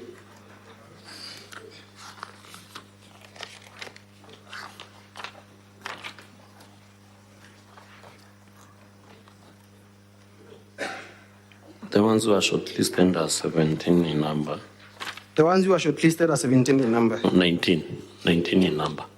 19 in number. Yes.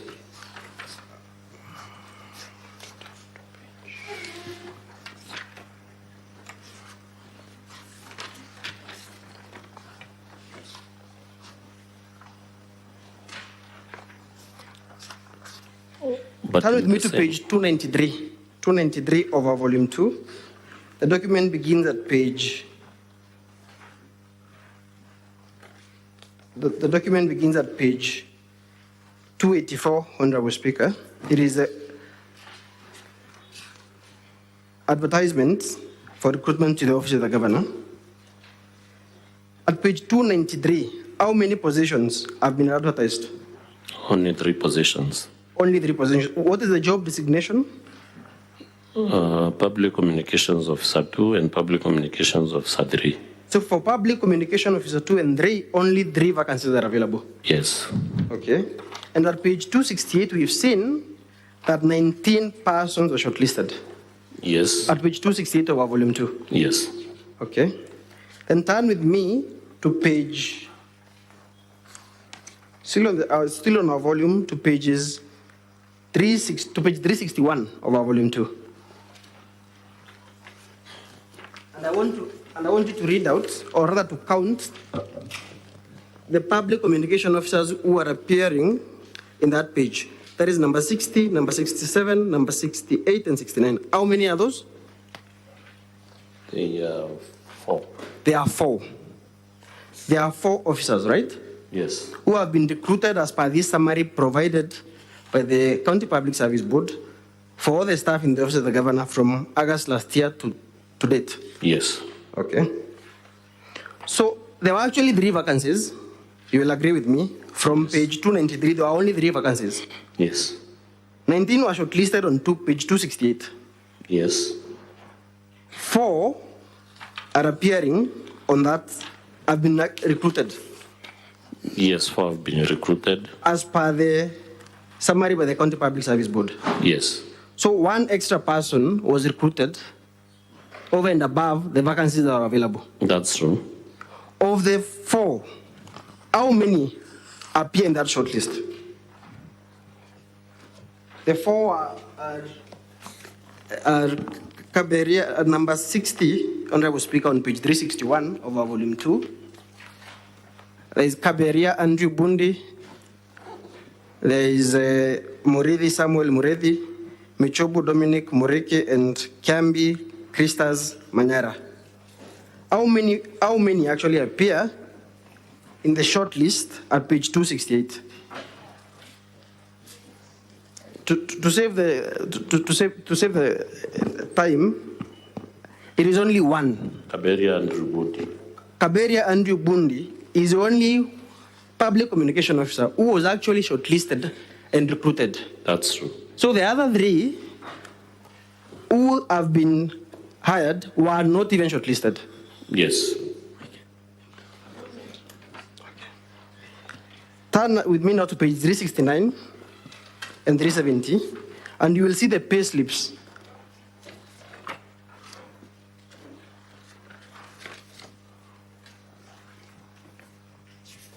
How many pay slips can you count for public communication officers? Page 369 and 370. At 369, there is one for Andrew Kawira Bundi, correct? Yes. There is one for Tony Mburugo. Yes. There is one for Purity Kajuju. Yes. There is one for Ergi Kunda. Yes. One for Frida Gakitwiri Kinoti. Yes. And one for Naomi Kinya. Yes. So 6 persons are being paid. Yet there are only 3 vacancies. And of the 19 who are shortlisted, only 1 was hired. That is true. Is that not a glaring irregularity? It is a glaring irregularity on the part of the office of the governor.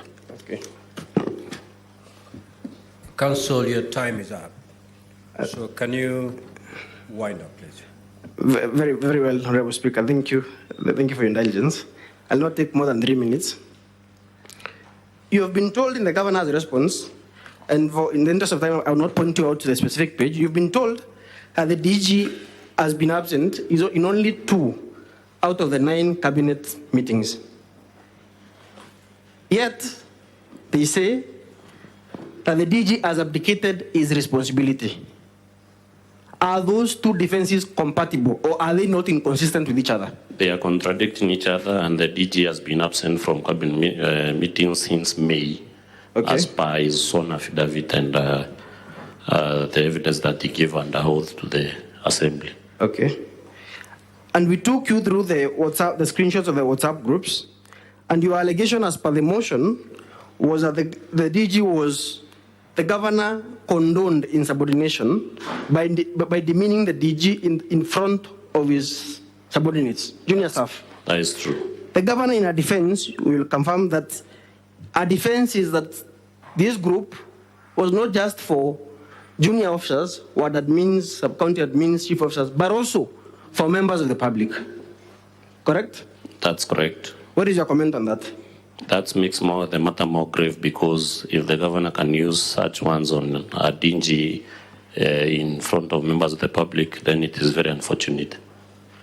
So it aggravates the situation. Yes. It makes an already bad situation worse. Yes. Okay.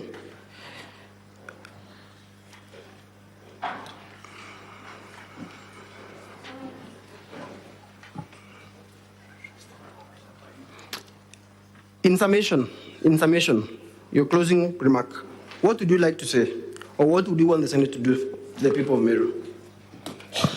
I will pray to this honorable House to listen and interrogate the evidence that the Assembly has submitted and make their decision based on the evidence that they have adduced. Because last time, from the report of the Senate, the Assembly was told that we did not prove our case, and therefore I asked the Senate to save the people of Meru from the problems they are facing. And you confirm that you have evidence running into 448 pages in our volume 2? Yes, I confirm. Very well. That is all in examination in chief, Honorable Speaker. Thank you for your indulgence. We really appreciate it. Thank you, Counsel for Governor. You may now proceed to do your cross-examination. Counsel, before you start, maybe by indication, how much time do you think you will require to do the cross-examination? Thank you, Mr. Speaker, sir. For record purposes, my name is Elias Mutuma, counsel representing the governor. I note that the witness that has just left the stand has taken close to 4 hours in examination in chief for parity of arms, and to ensure that I impeach each and every allegation, and also to have time to play some of the videos that are going to disagree with some of the assertions. I will not need less than 2.5 hours to do my cross-examination. It's only fair that the governor is given a chance to defend herself through cross-examination. It is what she came here to do, Honorable Speaker, sir. 2.5 hours in the minimum. You have 2 hours. Proceed. Thank you, Mr. Speaker, sir.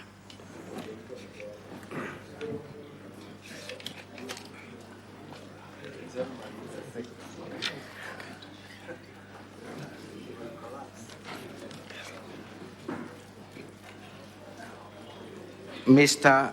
Kawira, good evening. Good evening, Counsel. You are the mover of this motion. Yes, I am. That so the governor get impeached at the county assembly. You have accused the governor of misappropriation and misuse of county resources. Specifically, you accuse the governor of, among other things, embezzling county funds through her sisters, namely Rose Kinya Gwantai, Miriam Gwantai, brother Kenneth Gwantai, Murangeri, brother-in-law Nefat Kenywa, and the nephew to the governor's husband, that is Edwin Mutuma Murangeri. Those, you call them the governor's relatives. Is that your position? Yes. Confirm that in your notice of motion for impeachment, at no time did you term one Kadure Rukaria as a governor's relative. I did not. You did not. Neither did you term one Jane Karemi as the governor's relative. I did not. Thank you. Let us go to, I will come back to Rose and Kenneth and Miriam. But let's go to Nefat Kenywa. It was your assertion that Nefat is a relative to the governor. Sorry? You did tell the county assembly and the members of the Senate that Nefat Kenywa is a relative to the governor? Yes, in relation to that, they have an affair with the governor's sister. I want you to read page 6 of your notice of motion. How do you describe Page? Nefat Kenywa? Page? Page 6. We're talking about Nefat Kenywa, not Edwin. How do you describe Nefat Kenywa? Paragraph? It's not page 6 of volume 1 of the County Assembly's document. How do you describe Nefat Kenywa? Brother-in-law. Brother-in-law. Yes. What would that mean? That Nefat is married to one of the governor's sisters? Yes. Is that still your position? It is. What is the evidence you brought before the County Assembly and before this Senate to confirm that Nefat Kenywa is married to Miriam? I said it is in public knowledge, and it is also alleged that when they traveled to China, they spent in one room. So there are two sources of information, what you call public knowledge and public knowledge, and also pictures circulating on social media. Social media. Have you brought the photos that circulate on social media? I have them, maybe. Have you brought them to the Senate? I have them, but unfortunately they were not adduced to. You did not. And this other source called public domain, have you brought that public domain to the Senate for the Senate to be able to confirm that fact? Anyone in Meru knows that who can confirm it's true. Anyone in Meru. But with the senators here, know that Nefat is the husband to Miriam. I'll share the photos that I have with the senators. So you have no evidence whatsoever before the Senate, neither did you produce any evidence at the County Assembly to prove that fact. Yes or no? Sorry? You did not produce any piece of evidence to confirm that Nefat is married to Miriam, either at the Senate or at the County Assembly. Yes or no? There is none that is adduced to the evidence. There is none that is adduced to the evidence. So then that assertion remains unsubstantiated. It is substantiated from my knowledge and public knowledge. From your knowledge and from the public knowledge. Let's look at page 342 of the governor's response, bundle of documents. It is the big blue book. Page 342, Honorable Senators and Mr. Speaker, sir.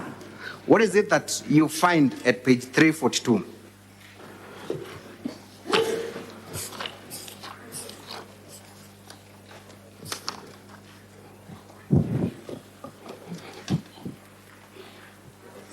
Is a certificate of marriage. It's a certificate of marriage. Yes. Who are the parties to the marriage? Nefat Kenywa and Winfred Kenya. Repeat that again.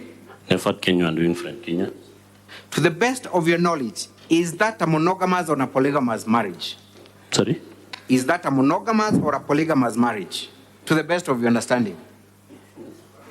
It's monogamous is one wife, polygamous, many wives. It's a monogamous marriage. Monogamous marriage. Are you aware or are you alleging that Nefat is divorced? I've not alleged so. You have not alleged so. So in the wake of that marriage certificate, which is a government confirmation, and your public domain and rumors on social media, do you still want to stand by your position that Nefat is married to Miriam? They are both valid. They're both valid.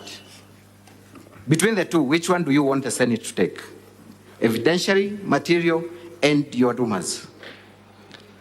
No rumors, but I'll leave that to the discretion of the senators, honorable senators. Mr. Kawira, I want to put it to you that you lied to have the governor impeached by purporting that Nefat is married to one of her sisters. What do you say? It's not true. It's not true. Let us go to Edwin Mutuma Murangeri. You again allege that this gentleman, Edwin Mutuma, is related to the governor. How Yes. are they related? He's a nephew to the spouse of the governor. Nephew to the spouse of the governor. And the spouse to the governor is one Murega Baichu, correct? Yes. When you talk of a nephew, you then purport that Edwin Mutuma is a son to either Murega Baichu's sister or brother. Is that my understanding? Yes. Who is the mother to Edwin Mutuma Murangeri? I cannot confirm the name. Who is the father to Edwin Mutuma Murangeri? I cannot still not confirm the name, but I know them physically. You know them physically? Yes. How is this Senate supposed to know their relationship if you cannot even tell the brother or the sister who is the parent to Edwin Mutuma? Is there a way of telling from your evidence? Of course, I can tell. Of course you can because I know them physically, that is. You know them physically. Did you produce any evidence at the county assembly to support your allegation, even mentioning by name alone the parents to Edwin Mutuma who are siblings to the first gentleman? No, I didn't. You did not. So again, that allegation was false and unsubstantiated. You would agree with me? No. You would not agree with me?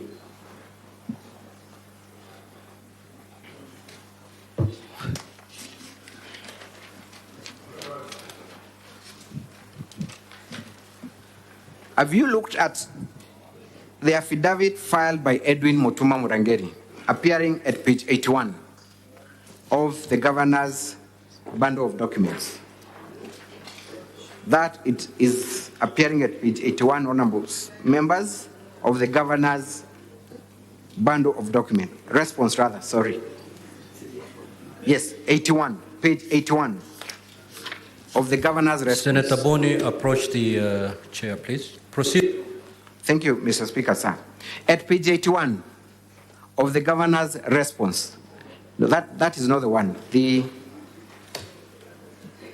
smaller blue booklet.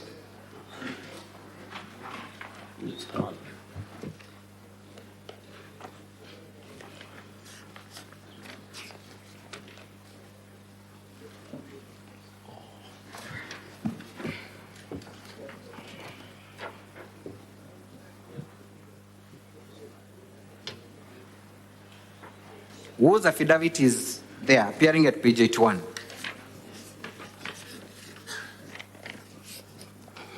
Affidavit of Edwin Mutuma Murangeri.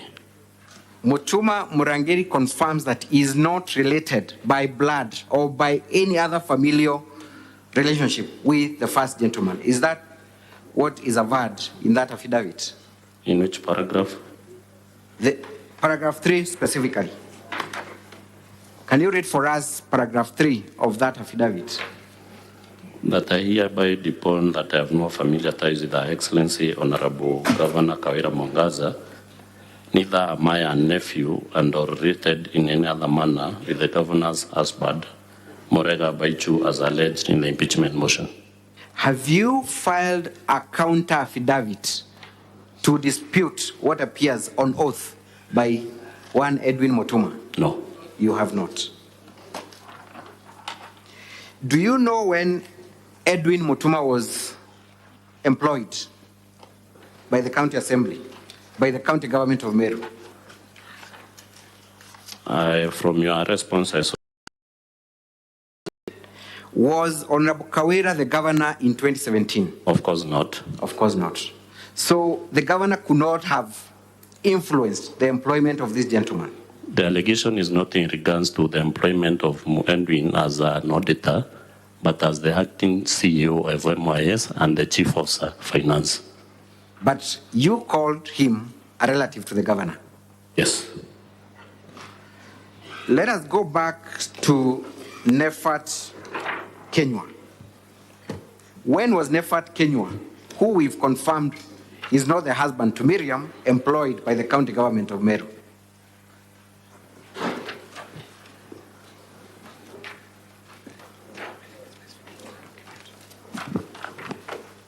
When was he employed? Get me to the relevant page.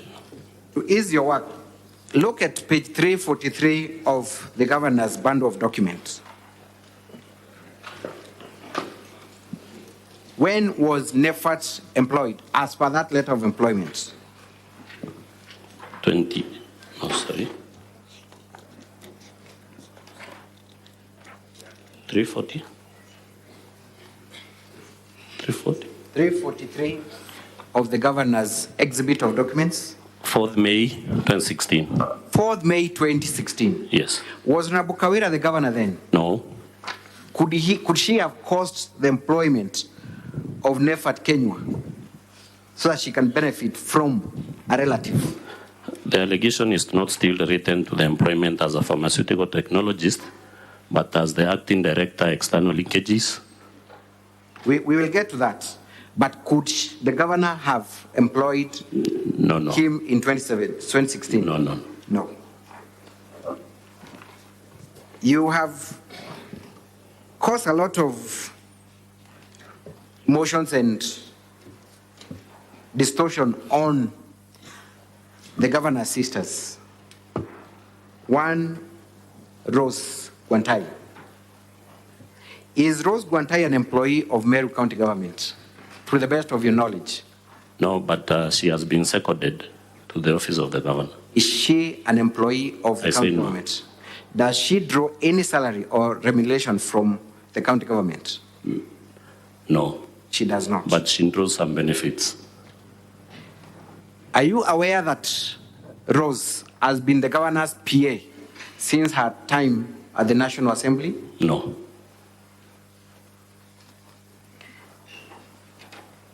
Would it shock you to know that Rose has been the governor's security since her days at the National Assembly? You send a PA? Yes, Rose. I'm confused, Honorable Speaker, because the council indicated that Rose is the PA and now he is also indicating... Sorry, I'm talking about Miriam. Council, just repeat the question to the... Yes. Would it shock you to know that Miriam Guantai has been the governor's PA since her days at the National Assembly? I don't it. Do you know that for a fact? I'm not aware. Yes. But I know that she is currently the PA to the governor. I refer you to page 1 of our bundle of documents. Do you see a document appearing therein?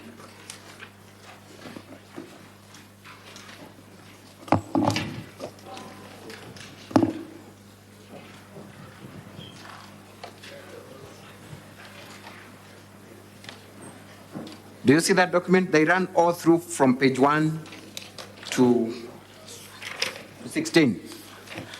Do they concern the issue of appointment of Miriam as the governor's PA?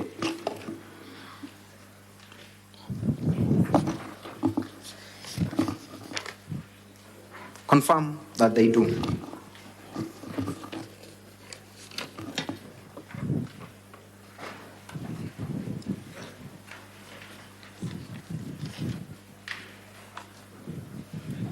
Yes, they do. Thank you.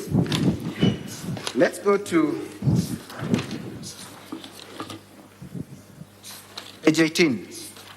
There is a document in the letterhead of Kenya Police Service. What is that document?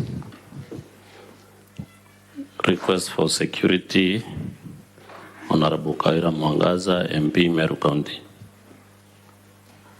Do you confirm that the contents of that letter indicate that Rose is an officer employed by Kenya Police Service?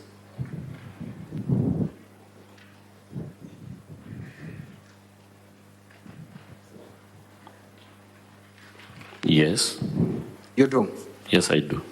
So it is then not right to try and distort facts and purport that the governor has employed her sisters in the county in the county government? There is no in the motion that I've indicated that the governor has employed Rose in the county government of Meru. Does the governor have a right to have Yes, a bodyguard of her choice? Yes, she has.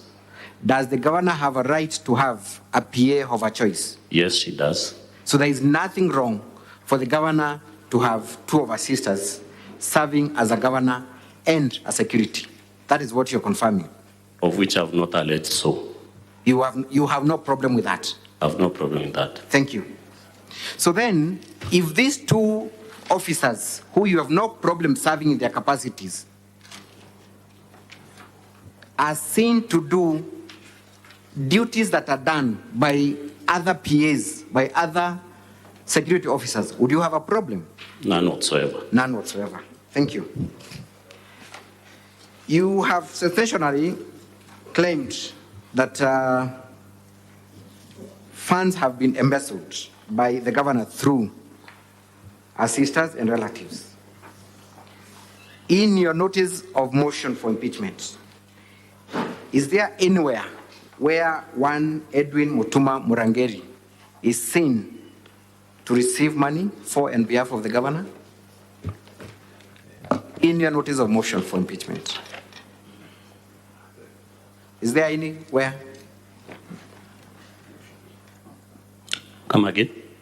Is there anywhere in your notice of motion for impeachment where Edwin Mutuma is seen receiving money for and behalf of the governor? No. No. Yes. So when you said that the governor was embezzling funds through one of our relatives called Edwin Mutuma Murangeri, you lied. Edwin Mutuma Murangeri is not a relative in isolation. The other relatives who have been I am accused. specifically asking about one relative, Edwin Mutuma. Is there anywhere in the IFMIS or anywhere in your evidence where Mutuma Edwin receives money? No. No. So then you lied when you said that this gentleman, number one, was related to the governor, and number two, that he was used to embezzle funds. No. You did not lie. Yes. Let us go to Nefat Kenywa. In which office is Nefat Kenywa, who we have confirmed is not the husband to Miriam, serve? In which office does he serve? He was designated to serve in the office of the deputy governor. The deputy governor. Then later he was also appointed in an acting capacity as the director external leakages. You confirm that the letter appearing at page 345 shows the position which Mr. Nefat Kenywa serves.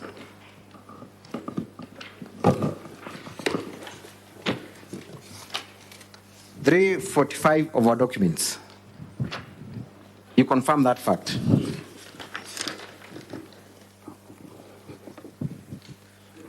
Yes. You confirm. Which position is he offered at the office of the deputy governor?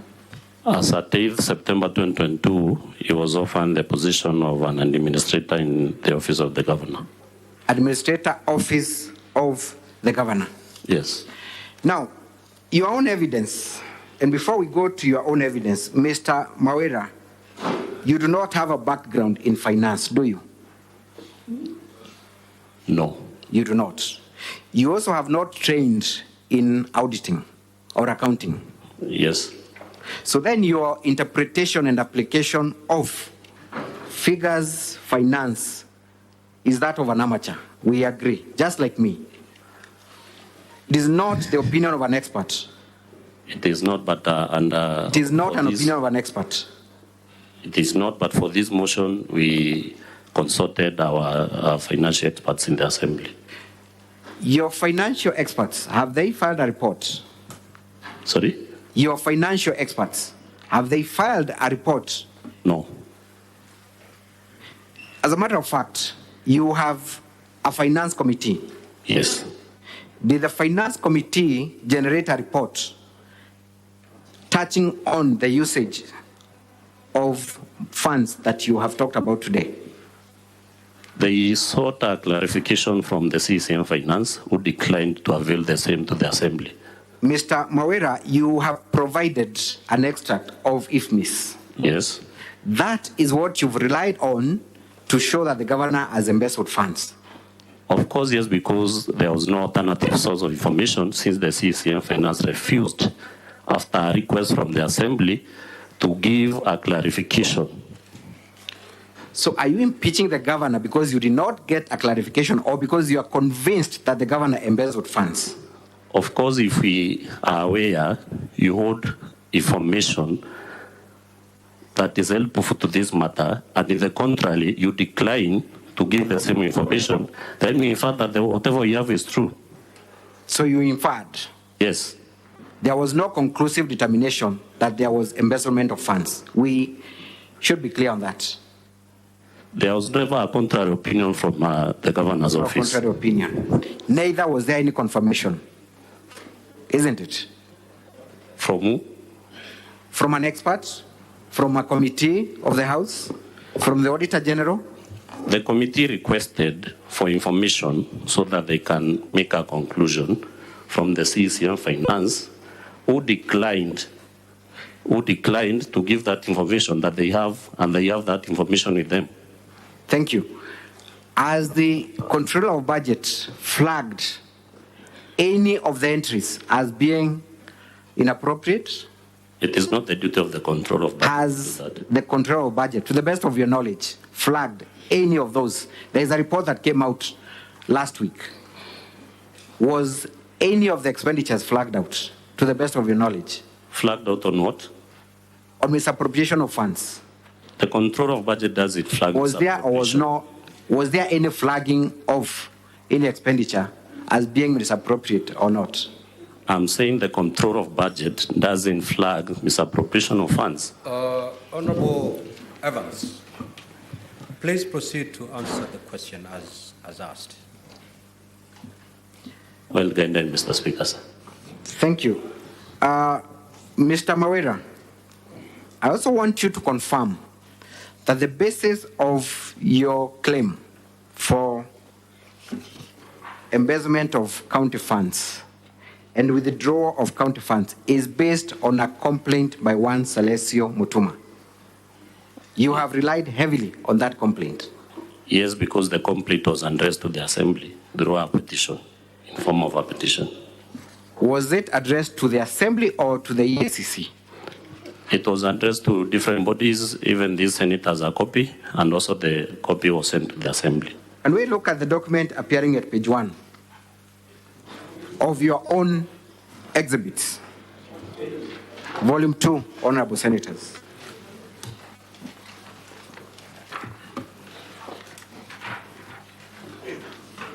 Page 1.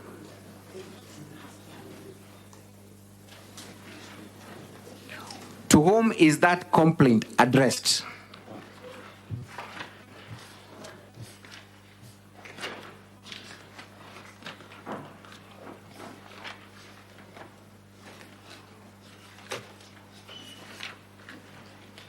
Come again? To whom is that complaint addressed? The CEO, Ethics and Anti-Corruption Commission. EACC? Yes. Is that the body by statute and constitution mandated to investigate corruption? Corruption, yes. Has there been any report or response, to the best of your knowledge, to that complaint? I'm not aware of any. You're not aware. Is the complaint in itself conclusive as evidence of misappropriation and embezzlement of funds? Because there was no contrary information Is given. it a conclusive evidence of misappropriation? No. When was that complaint raised?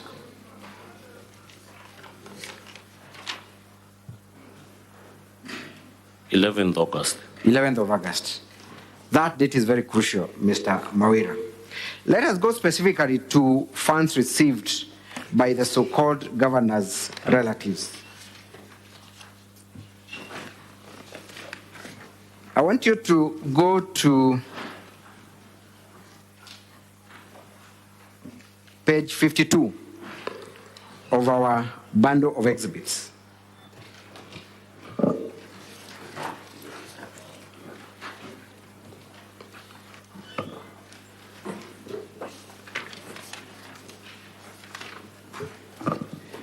Actually, just move on to page 54. There is a letter there. Yes? Yes. That letter is by whom? Nchamba Bede Harrison Gitonga. What does the letter request? Facilitation for whom?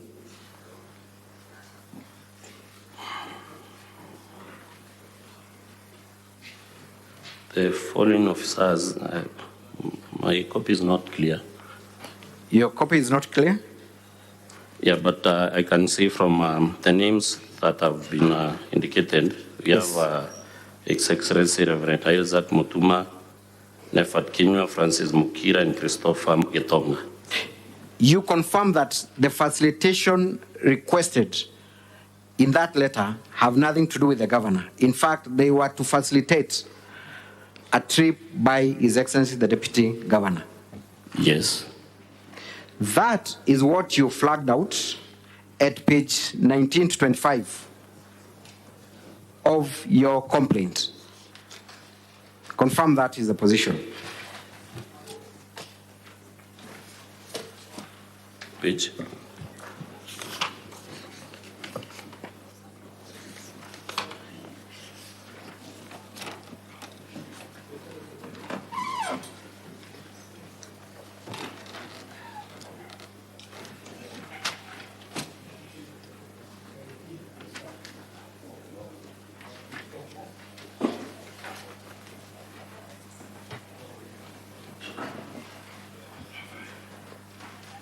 Are we together? Page? Page 19 to 25. Of which bundle? Of your bundle, your own bundle. 19. Yes. Sorry, page 12.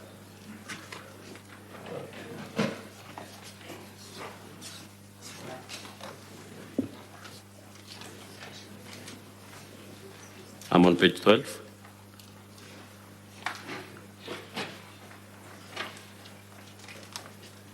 Let's go back to page 55. What appears at page 55 of our documents?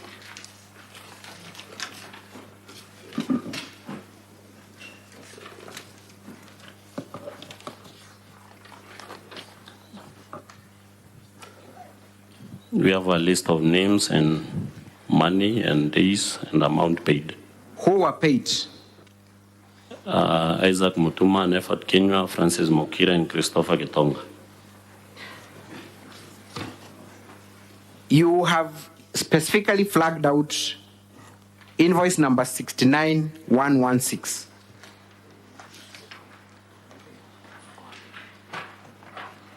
In your extract of IFMIS. On page?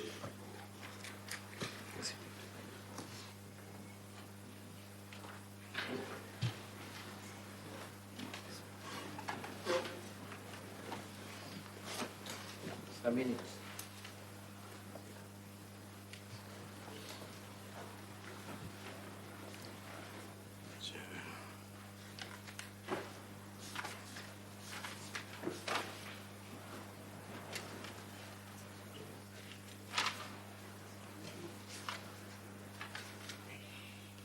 I need time to reorganize my thoughts on that. Let me proceed on another issue as I do that.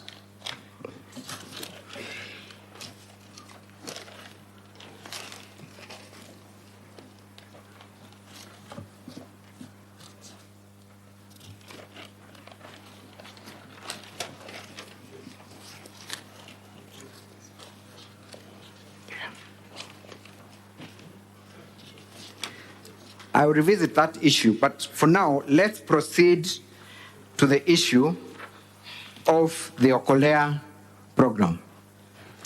You have accused the governor of using county funds and resources for the Okolea program. Yes. Have you produced any evidence before Senate to show that indeed funds and other county resources have been used to promote Okolea programs? Yes, we have done that by playing a video and also going through a charge sheet. A charge sheet? For members who are employees of the public, persons who are employees of the county government. Let us look at that video once again. What was the name of that video, the one that you played?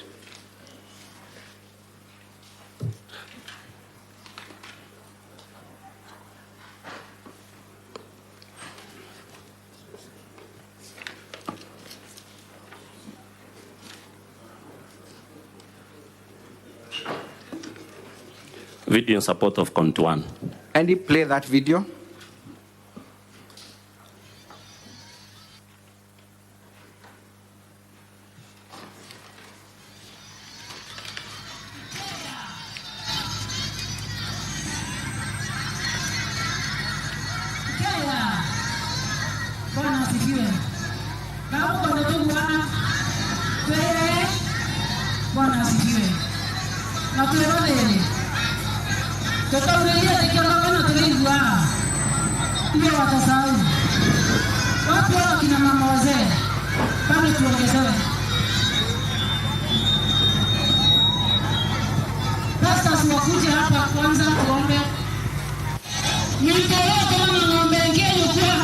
That is the video that you claim is evidence of use of county funds and resources.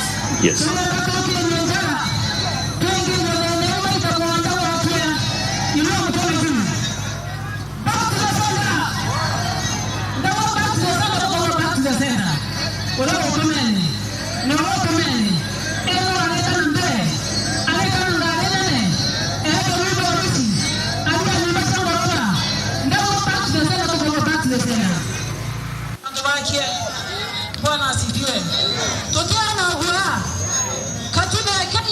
Now, Mr. Mawira, we watched this video. I do not want to eat all my time watching it again.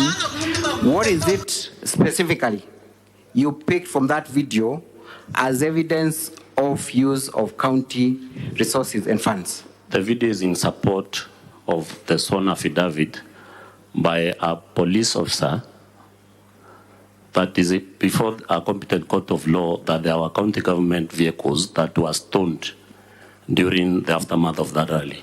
I have asked you a very specific question. You have produced a video before the Senate as confirmation of use of county resources and funds. In that video, what is it that you pick out that supports your claim of use of public funds? Stoning of vehicles which are part of county resources. Wait a minute, I am struggling to understand. Towards the end, the video can play. Towards the end of the video. This is your evidence, Mr. Mawira. You want the Senate to rely on that clip as evidence of use of public funds. And I'm asking you a simple question. In that video, is there anywhere, is there anything that proves use of public funds? It's a yes or no? Honorable Speaker, that cannot be a yes or no question because it's not an isolated evidence. Let us look at the much relied upon affidavit by the investigating officer. Sorry? Let us look at the affidavit by the investigating officer. That is the one appearing at page 45 of your bundle of documents, volume 2. Is that the one? Is that the one? Page 45, yes. Specifically, paragraph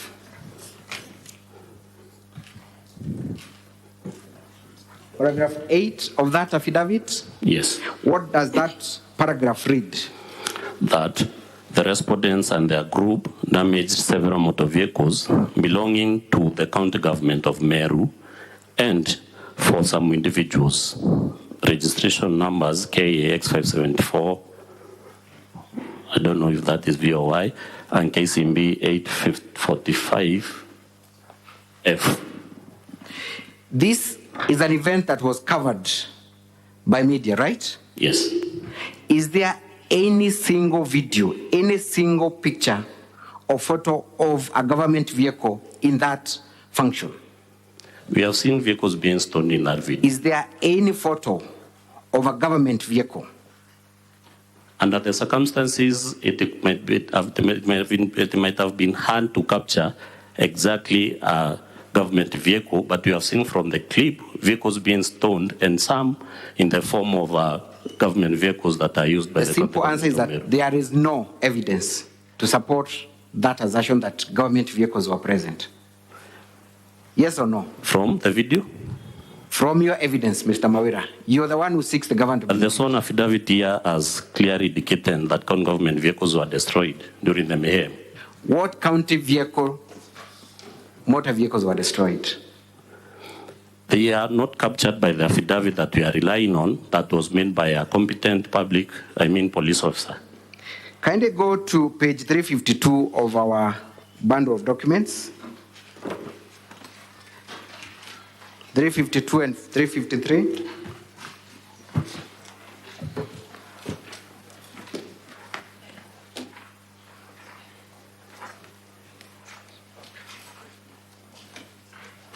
Are you there?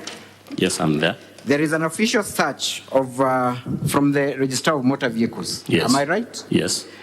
To whom is the motor vehicle KAX 574Y registered? It's registered under the name Wala Ngula. Pardon? It's registered under the name Wala Ngula. That is an individual, a private citizen. Yes. To whom is motor vehicle KCB 845F registered at page 353? The Lewa Wildlife Conservancy. Lewa? Wildlife Conservancy. So again, that is not the county government of Meru. I have not alleged so. Mr. Mawira, you have been part and parcel of the Okolea program. Am I right? Only once. Only once? Yes. Which date was that? When it came to my ward. When the governor came to your ward? Yes. And this was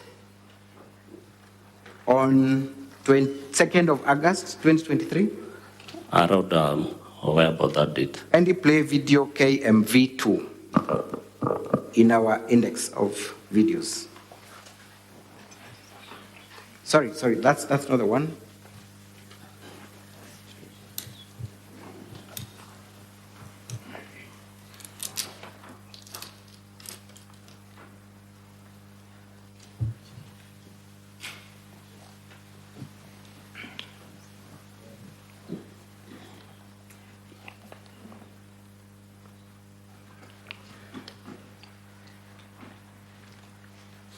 Still, play video KMV2.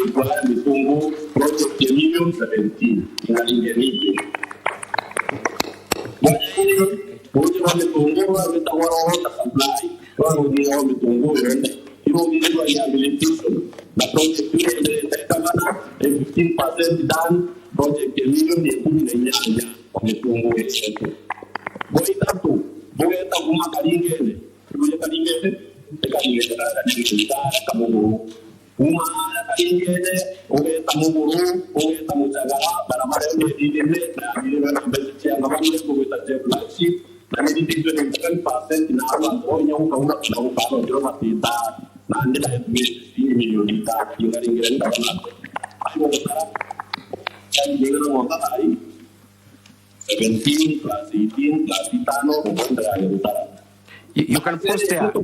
I want to combine that video with 1C in our list of videos.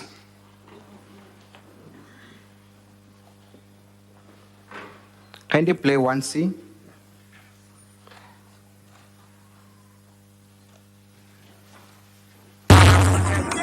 Bwana Yesu asifiwe.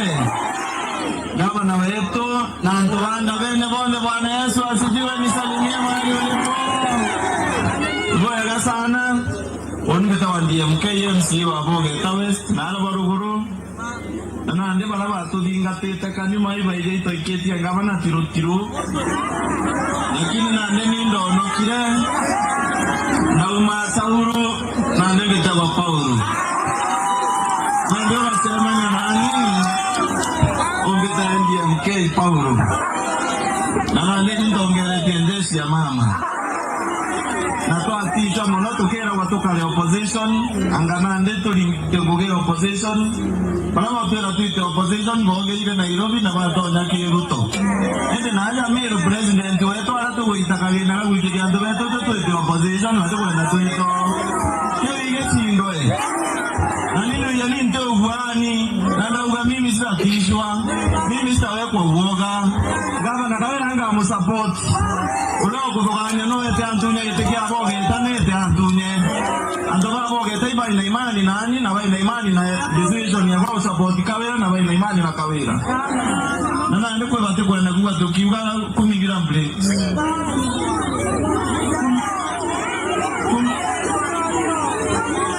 abo anandekera kumigira break ni tio mbakwa ngoindwa bakabane bya yabakulemwa yona muntu akiogea akagerio ingira utiomba wakogea komige koneka ibo wote kia koneka bali wengine ndio wala kuya komige koneka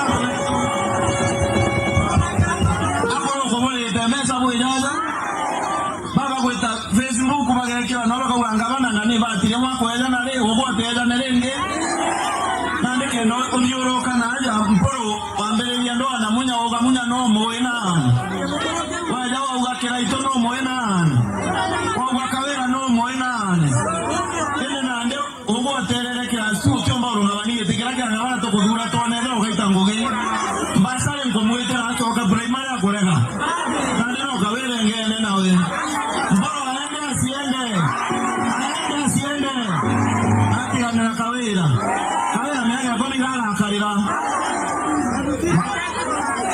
Nyanyato ambako ameendika tibe endelea ukaro wako wewe atakwenda kuwa akala meage ya komi ainge matu ana amemero atakungi no tugera na withra ngugi na leo ni njira ne kadanga ya ndakasene hapo tuko naona kanyo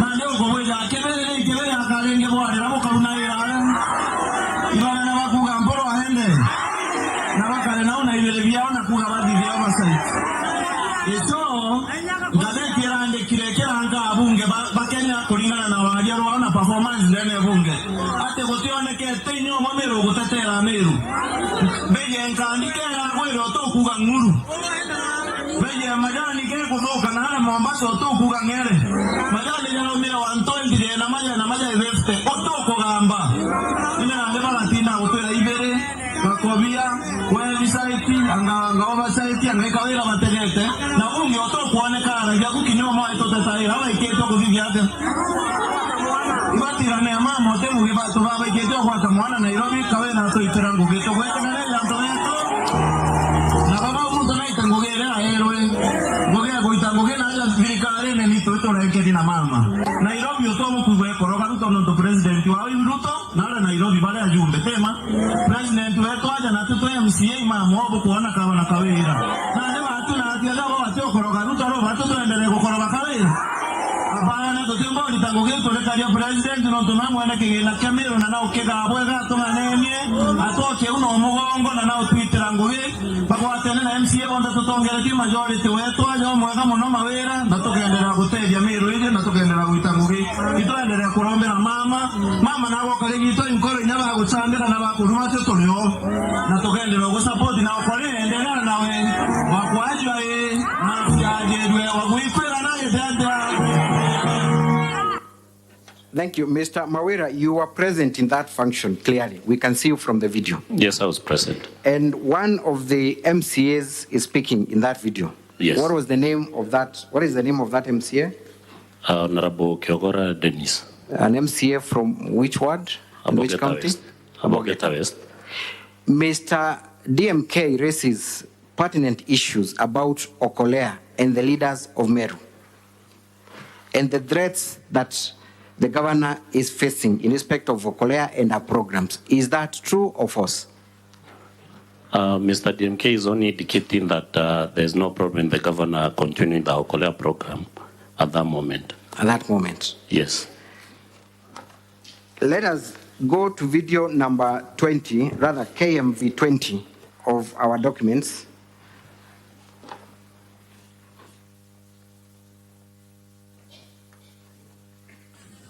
Nyenkerie MC wetu Mawira atuwe na maromba. Nigireni MC wetu Mawira ngenkebire kunyo. Na trombeni. Ewa mwandani mutura moyo, wora wombere ndine eguru, wombera bila biona wana bila bitiona kwa. Tuaja mudenya jumbere ya mezo ya kumudenya jona arwa.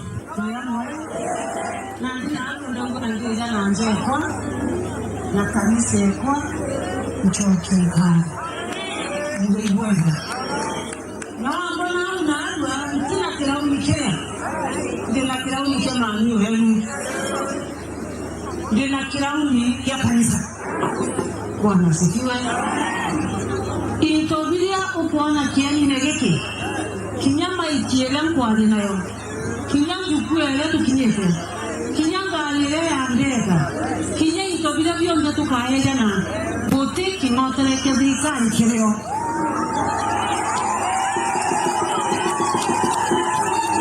inkwenda gushokeria ashora bakwa bombe nkabo barabona ndi okolera bandi cyunguge naru akarukire ntore ombukirie getandene ni mheshimiwa wa Ntura eje Evans Mawira. Mheshimiwa Evans Mawira alingalingira mwali kama pema mbelembeta kanisani aleta shilingi mwemwe ngiri igana limwe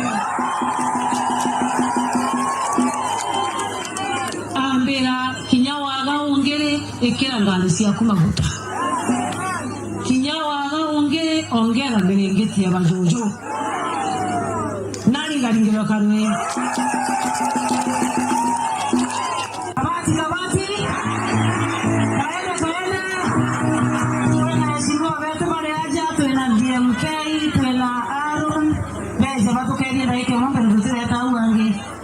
Mwambere na tobara bakameme bamurike bwega na bativi badikeri murandi jojo jokolea maapite tukuruka ya maje tira itango kwendene kaunti ya Meru county assembly ya Meru na ini mikagia bunge di majority linda na iko na kuconfirm na kukujira na kuikira kirore uteshiringi kinyemwe kwa kurukia ya mesa cha thirikari kenda ya murandi na jokolea wahora kuria kurandi jo korea kiuria aliuria manto ja muntu kiumbe kurandi jo gavana Kawira Mwangaza na familia yawe na kanisa yawe na hiyo na roho mkubwa tote kwa ya mando mengeja thirikari nondo naru murandi jo ringi vyankia jo ringi vya muntu jangi no tweri jo ringi vya ndo bara bayo mabati totini letora to amirengeti oro koma na makofokomo aja na oro koma na mattress na mando ja ujakare sawasa Ukiugira mwende ipokuire ndomunga hakika mana hali ngivyo omuntu ora kumba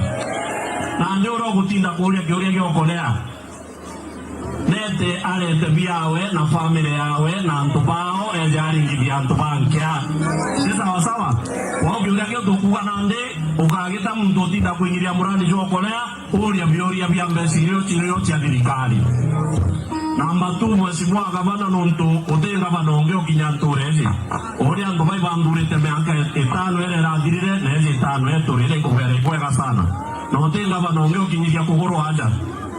Thank you. We can pause there. Mr. Speaker, sir. Mr. Kawira, that was as recent as 13th of August 2023, correct? Yes. 13th of August 2023. Yes. Confirm that you are hosting. Yes, it was in my ward. That was in your ward. The governor says that you woke her up with a donation of 100,000 to support Okolea program, to fuel her vehicles and to buy the donations. Is that what she says? Yes, because the program was coming to my ward, so I opted to support. You opted to support. You also, in your speech, I heard saying that it is the county assembly that passes budgets, and there is no budget allocation that has been given to Okolea program. Is that right? That is true. Is that still your position today, that no county funds have been budgeted or used by the Okolea program? You see, what we have alleged for in the motion is that county government resources were used. There is no specific money or budgetary allocation for vehicles to go, government vehicles to go for Korea rallies and employees to participate in private charities. So that is my allegation. You are also a public officer, to my best understanding. Yes, so are you then wrong to have participated in that private charity organization and program? I participated because it was in my ward. I was hosting the governor of Meru, whom I'm not prohibited from accompanying. And also at that point, because it's a point when we are seeking peace so that we can forge a working relationship with the governor, therefore that is what made me to be there, and I supported my individual capacity or personal capacity. So then if the program goes to another ward and not your ward, that is when you have a problem. If it comes to your ward, you can support it. If it goes to another ward, it's I'm not indicated so. The video that we first played, and there's a reason why I wanted it played first. Again, the governor was visiting your ward. Yes, she was there to commission a bridge that had been constructed using funds budgeted for in the previous regime. Confirm that was on 2nd of August 2023. Thereabout. Yes. Confirm that in your speech, you're saying that the governor is facing threats and fights from other leaders, and that you're going to protect her because she's a performer. I indicated that oversight role shouldn't be used to play politics. That is what indicated in the video, and saying that it is the role of the county assembly to first, or it is the first in line to play the oversight role for the county government of Meru. That is what I indicated. You are also on record praising the governor for the numerous projects in your ward. Yes, I ran a list of projects that have been brought to my ward through the governor or the support of the governor that day. So, Mr. Kawira, what problem do you have with the governor in terms of our Okolea program, specifically? Conflicting usage of government resources and private charity. That Government was subject, resources that you have was not- subject to a previous impeachment process in this house. Government resources that you are unable to produce any evidence in support of. I've indicated the evidence in my...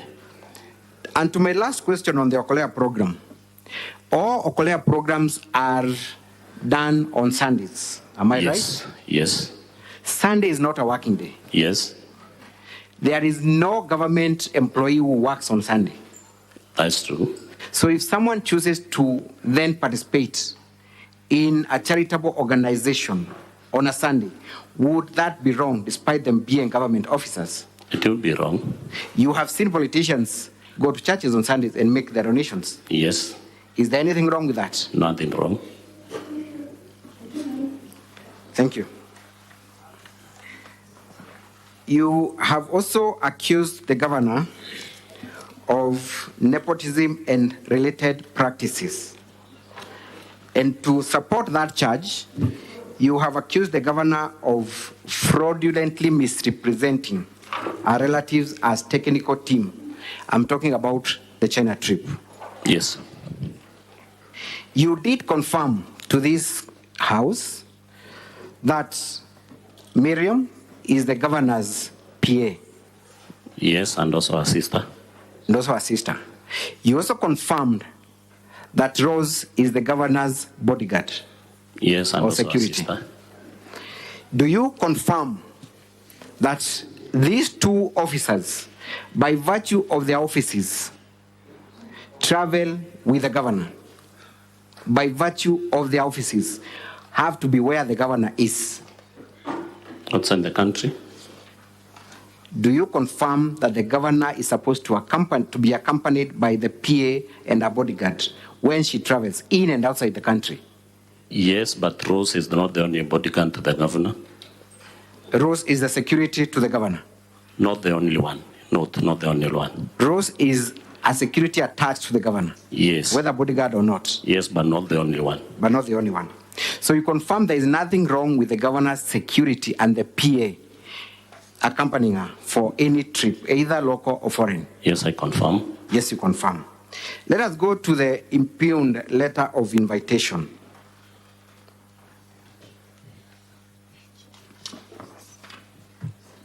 The one that appears at page 68 of your own document. 60 of your own document. It's volume 2.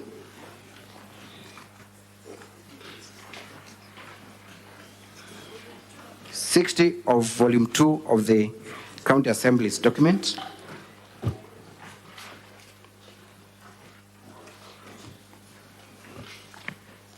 Are you there? Yes, I am. Thank you. The invitation is to the governor. Correct? Correct. That letter does not dictate who the governor travels with. Does it? It doesn't. It doesn't. That letter also confirms at the second last paragraph that all the expenses relating to the trip will be covered by the company making the invitation. Yes, it is indicated. Including accommodation and tickets. Yes? Yes. You also confirm that to the best of your knowledge, no per diems were paid by the county government of Meru to facilitate this trip. I can confirm, neither allege. You have no evidence to show that any of the persons who traveled were paid per diems by the county assembly, by the county government. Yes, because I'm not alleged so. Your main issue is that the governor misrepresented her relatives as the technical team. That is true. And by that, you're relying on the letter appearing at page 68 of your document.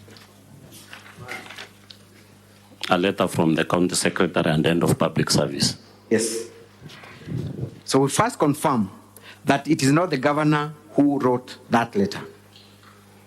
It is the county secretary of the county government of Meru.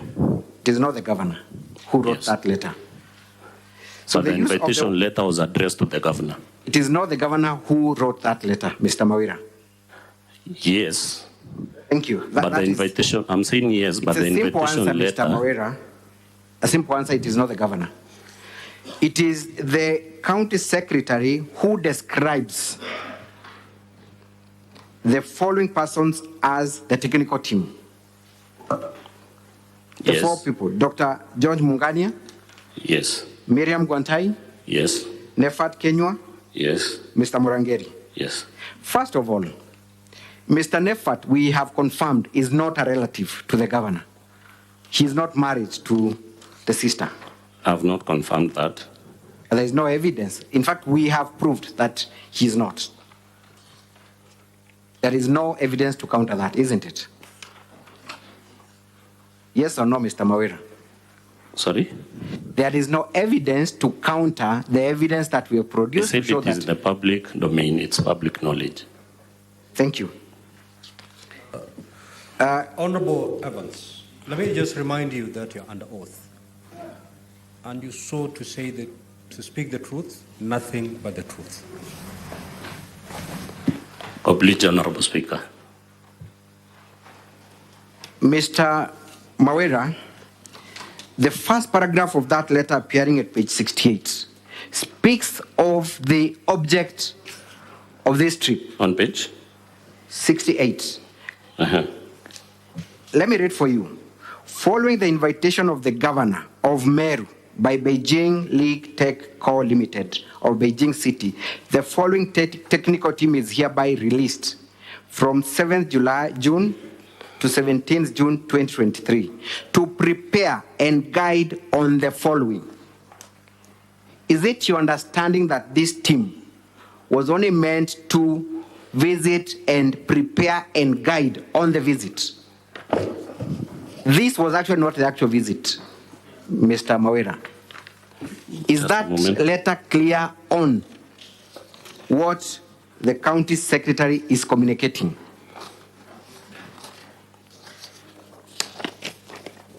Come again? I am asking you, the letter appearing at page 68, the first paragraph confirms the purpose for which these 4 people were traveling, to prepare and guide on the following. Yes. So this then was an advanced team to prepare for the visit. It is not indicating so. Read the last line in that paragraph 1, where it begins, the following technical team.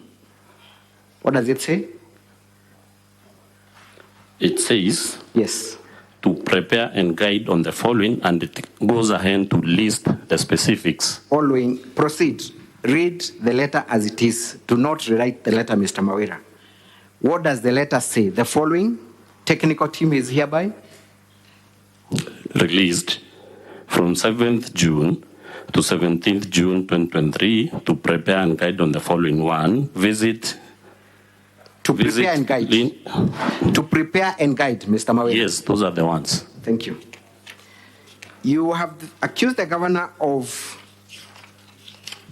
misrepresenting the capacities under which these people were traveling. I want you to look at the letter appearing at page 77. First of all, the page appearing at page 68. What is the date of that letter? It's dated 26th May. 26th May. There is another letter dated, rather appearing at page 77 of the same document. What is the date of that letter? Page? 77. 6th June. 6th June. That letter comes after the first letter. Yes. Now, we have the same people again described and their capacity under which they are traveling stated in that table. Can you see that? Yes. What is the designation and definition of Dr. George Mungania? CCM Health. Is Dr. Mungania CCM Health? Yes, he is. Is there any misrepresentation by the county secretary towards that individual? None. None. The second individual is Miss Miriam K. Gwantai. She described in what capacity? As the PA to the governor. The PA to the governor. Again, is Miriam the PA to the governor? Yes, she is. Is there any misrepresentation in their definition? In their title designation, none. None. Mr. Nefat Kenyuameme is the director of external linkages. True or false? At that point, he was the acting director. Thank you. Of external linkages. Yes. Is there any misrepresentation, okay, of the capacity under which he was traveling? For his designation, no. Mr. Murangeri Kenneth is said to be in the administration. Murangeri is part of the security of the governor. True or false? Sorry? Mr. Kenneth Murangeri is part of the governor's security detail. Yes, he is part. So when he is described as part of the administration, is there any misrepresentation? Yes. How so? He is a police officer, security officer. Mr. Murangeri, in fact, is an administration officer employed by the AP. But it ought to have been clearly indicated administration police. Let me rephrase my question. You said that the governor's relatives were misrepresented as a technical team. As a technical team on matters health. Yes. Is there anywhere in this letter where they are? Yes, because they are not technical personnel in matters relating to cancer. Show me in any of the letters, Mr. Mawira, where any of these 4 individuals, apart from the first person, Dr. George Mungania, is described as a medical personnel. I show you what? Sorry? Anywhere in the letters in respect of the China trip, where any of these 4 individuals have been misrepresented as people with health qualification. Or in a letter, yes, on page 68, from the county secretary to the principal secretary, State Department of Devolution, the county secretary designates them as a technical team to visit LUNAC oncology plant for the manufacture of radiologic unit for cancer treatment, also the X-ray unit assembly plant and C-arm units, low-cost affordable housing company with a capacity of 10,000 units in line with Meru County government plan for low economy housing, Futong guided agricultural machinery development and value addition tools as noted in the university, sorry, to be visited, and what international cooperation of zone, whatever the name, zone, no, that name can offer Kenya, and then they are designated as a technical team, whereas none has a background knowledge in either cancer treatment, construction, or agriculture. Mr. Mawira, the letter of 6th June has confirmed what the use and meaning of the word technical is. Which letter? They have been defined. Which letter? The one dated 6th of June. We have just gone through it. Yes. You have also told the Senate that the governor did not seek clearance for this trip. Therefore, she had no intentions of traveling. Is that still your position? Yes, there is no other that it is indicated so. Let's go straight to page 86 of your own documents, Mr. Mawira. There is a letter there dated 5th June 2023. Are we there? Yes, I'm there. To whom is the letter addressed? The Principal Secretary, Minister of Foreign Affairs. What is the reference of that letter? Facilitation to travel to China, County Government of Meru. Who are the persons whose clearance is sought from the Ministry of Devolution, from the Department of Devolution? Number 1, there is a table there. Who is that person? Her Excellency Kawira Mwangaza, Governor. Number 2? Dr. George Mungania. Capacity? CCM Health. Number 3? Ms. Miriam K. Gwantai, PA to Governor. Number 4? Mr. Nefat Kenywa Meme, Director External Linkages. Number 5? Mr. Murangiri, Kenneth Administration. So then you lied to the Senate when you said that the governor had not sought clearance. Is this seeking clearance to the best of your understanding and knowledge?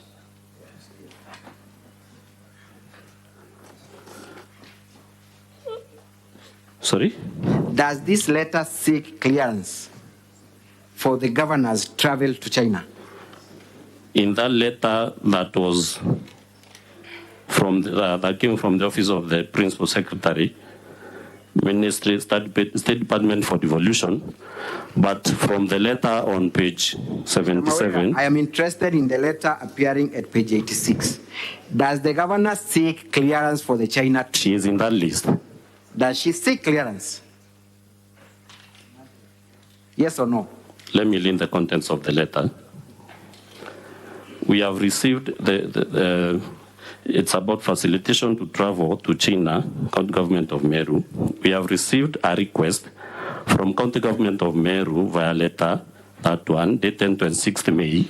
If I refer to the letter that is dated 26th May, there is nowhere that the governor is included in the list of the members to Mr. travel. Kawira, we cannot read and understand. I am asking you a simple question. Does that letter of 5th of June 2023 seek the governor's clearance to travel? The letter was about facilitation of issuance of visas, not clearance to travel. To a trip to China? Yes. Thank you. Have you read the affidavit of George Mungania, Gikunda Mungania, appearing at page 100 of our response? The small blue booklet.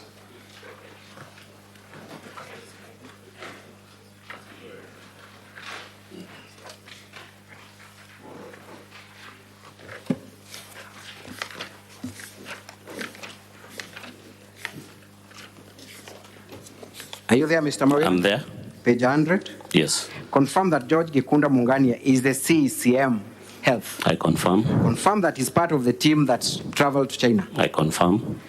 Confirm that in that affidavit, he is deponing facts in respect of the China trip. I believe so. Have you read that response? Yes. You have. At paragraph 4, it says that I was among a team invited to China by Beijing League Tech Company Limited. Vida later dated that. The team comprised of 7 individuals, namely, and he lists them. I jump straight to page 14. Page? Page 102. Paragraph 14. In fact, I would love you to read that paragraph for the Senate. That we further made a peculiar discovery that Beijing League Company Limited was not affiliated to the Chinese government, nor did it have any physical registered offices in China. 15. Further, while in China, we were taken through a tour by officials of Beijing League Tech Company Limited to several manufacturing plants as follows. And he has listed Huawei. You don't have to read all that? Yes. Can we proceed to paragraph 17 appearing at 103? That all these discoveries were made in the course of a reconnaissance mission in China. Now, Mr. Mawira, this is a person who traveled to China. Yes. Made their own investigations and discoveries. They confirm, okay, that the people who invited them, they do not manufacture, neither do even have a physical address in China. According to the sworn affidavit. Do you have any other evidence to the contrary? Of what happened in China, maybe the videos that we played here, that they visited different manufacturing plants in China. Yes, but the gentleman who traveled and had the benefit of meeting the individuals in China confirms, one, that these people do not have any affiliation with the Chinese government. I said according to the sworn affidavit, yes. Yes. That again, that whereas they represented themselves as people who were affiliated with the government, did not even manufacture or own these equipments. That is in the affidavit. I don't know where they misrepresented themselves because according to the invitation letter, there's nowhere that they have indicated they are government agency. That letter is there. We will address it during our submissions.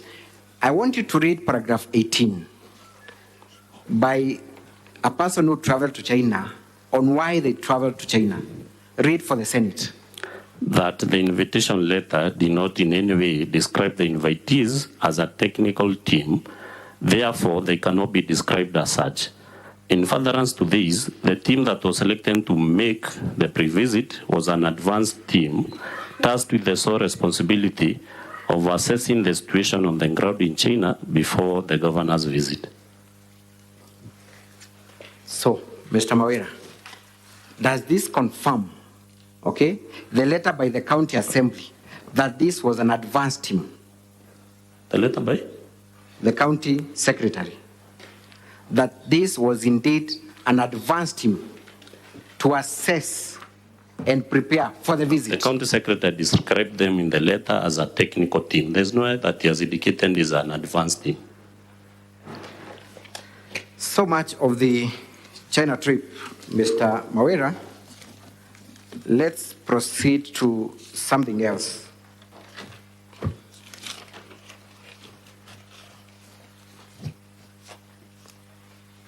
You have also accused the governor of employing, before we go to that, in a related charge, I think it's important. You have also accused the governor of assigning her relatives, sisters, diplomatic duties. Yes. Which relatives are we talking about? Still a sister, the personal assistant, and a sister, the security personnel.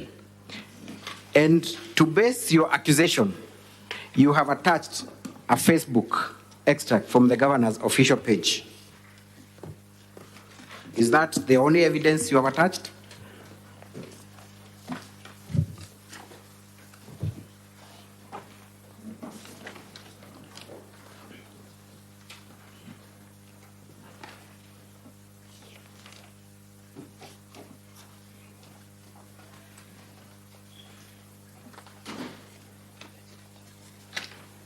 For ease of reference, page 94, Mr. Kawira,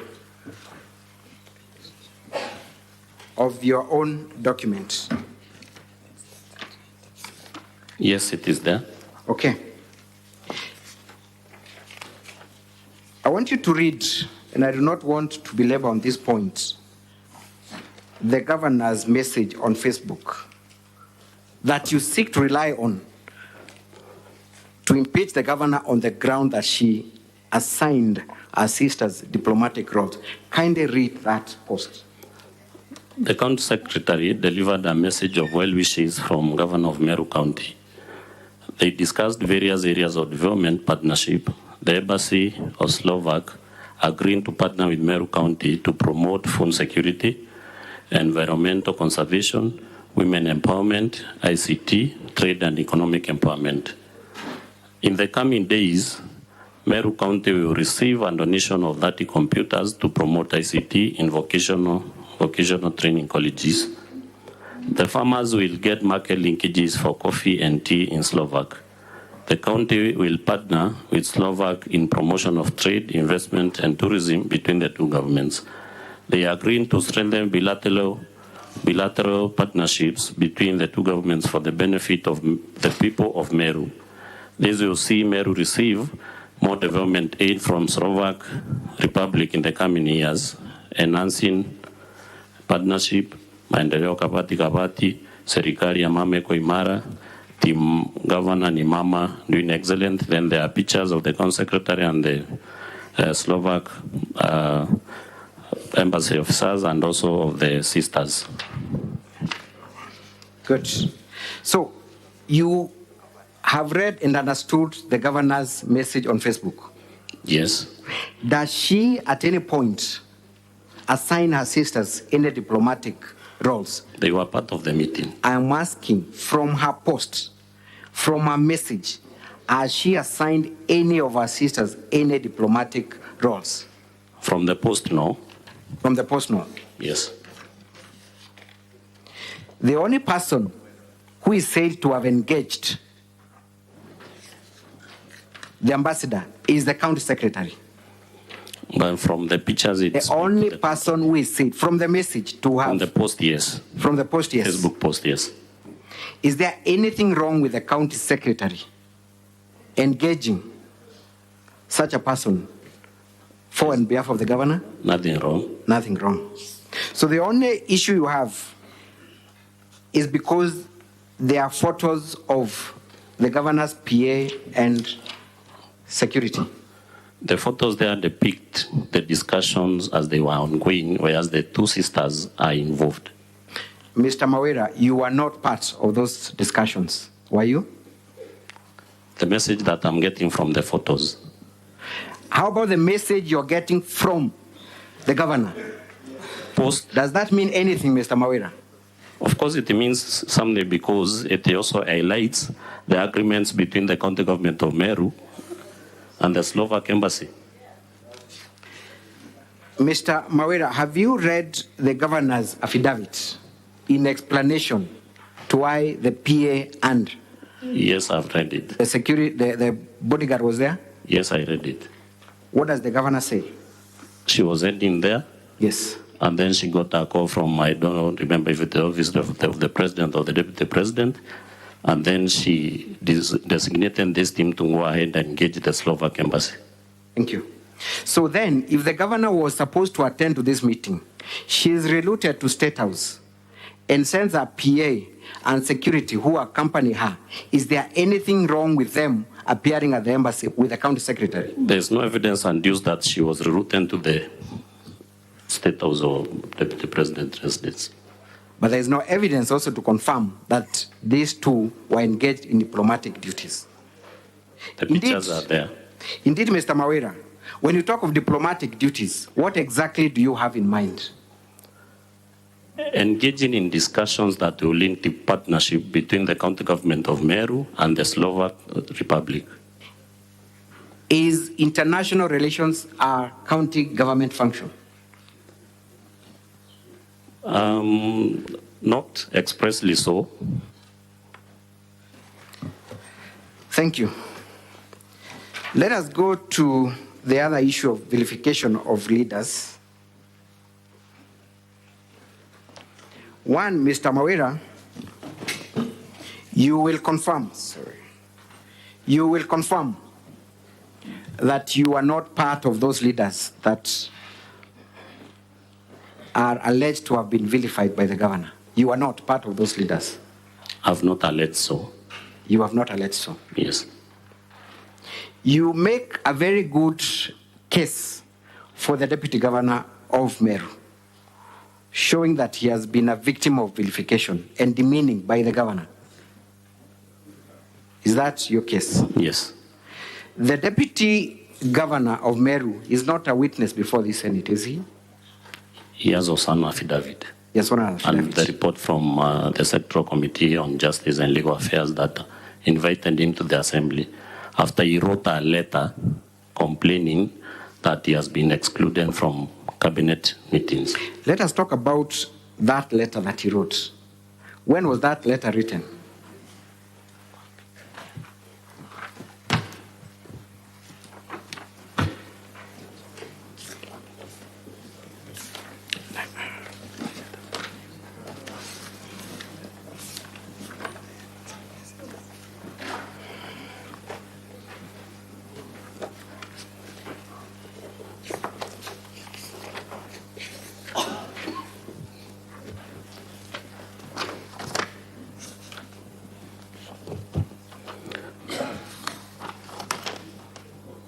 The letter addressed to the speaker,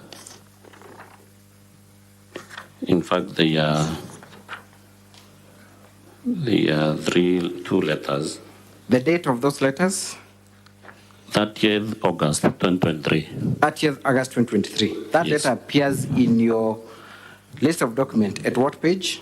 230. 230. And 231. Yes. When did the sectoral committee meet the deputy governor?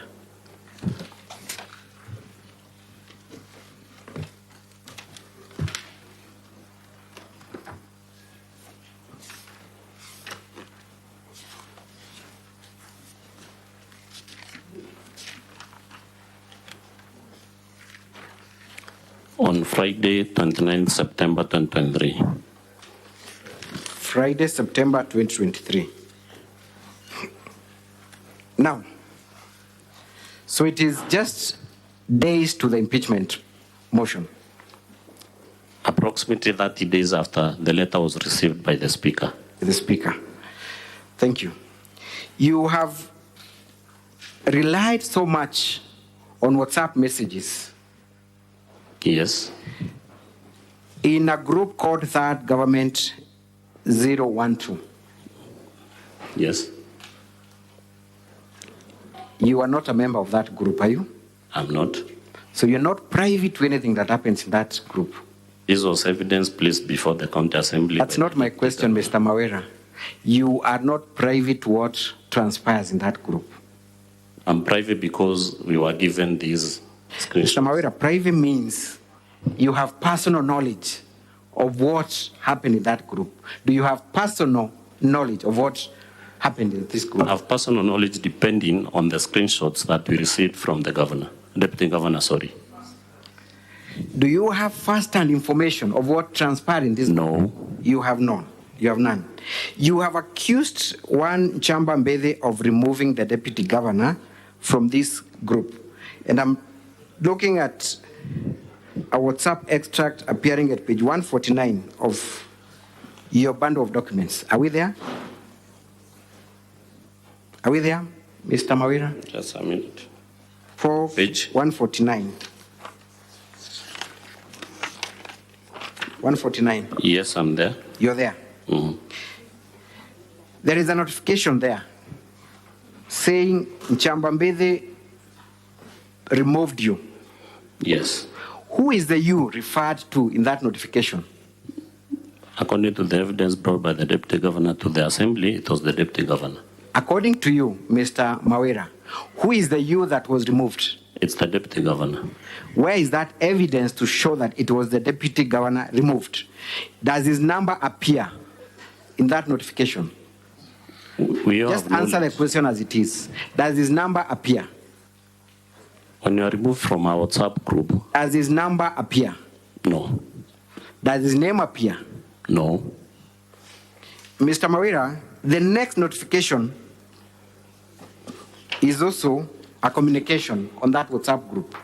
What is the next notification? From Dr. Gambia Adero. No. There is one you're ignoring deliberately, Mr. Mawira. After removal, what comes next? You are added. You are added. Yes. So there is immediate removal and immediate adding. Yes. Have you read the affidavit of Chamba Mbede explaining what transpired? Yes. What has he said? He says it was mistaken. It was mistakenly. He was removed by mistake. That was a mistake. Yes. Does adding him immediately confirm that indeed it could have been a mistake, which was realized and rectified immediately? Through the speaker, if you allow me, I can explain, Honorable Speaker, because we have. Honorable Evans, kindly proceed to answer those questions. Don't engage the chair. You're there to be cross-examined, so listen to the questions and respond to them appropriately. Thank you, Honorable Speaker. Please come again. I am asking, does the notification indicating you are added immediately after removal confirm the assertion by Mr. Chamba Mbede that the removal was by mistake? Yes. Thank you. I want us to play a video again, 2 videos again. The video your advocate played, I think it's KMV 15, if I'm not wrong. Council, just to remind you, you Yes. have 30 minutes to go. Thank you, Mr. Speaker. This is quite important. There is that video that was played with the Deputy Governor chanting. If we could have more volume on that video, kindly.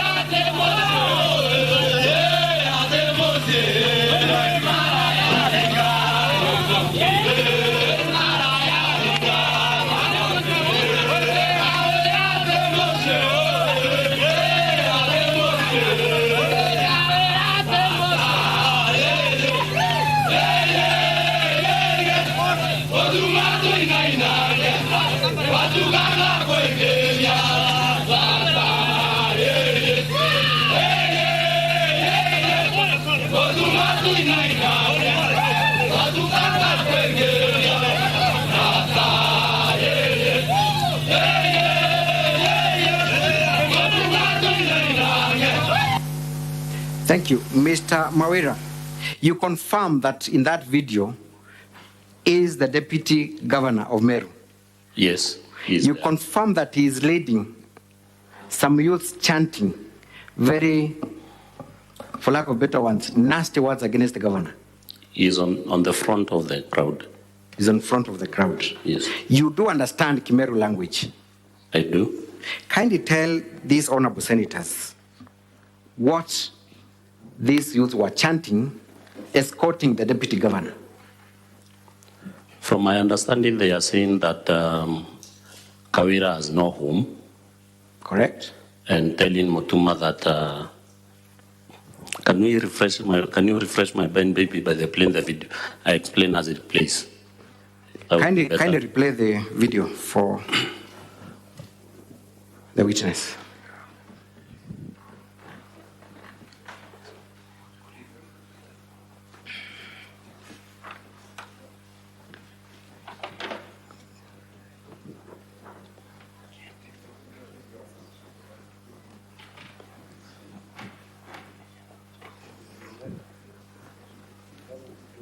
Yes, kindly replay the video that has just been played.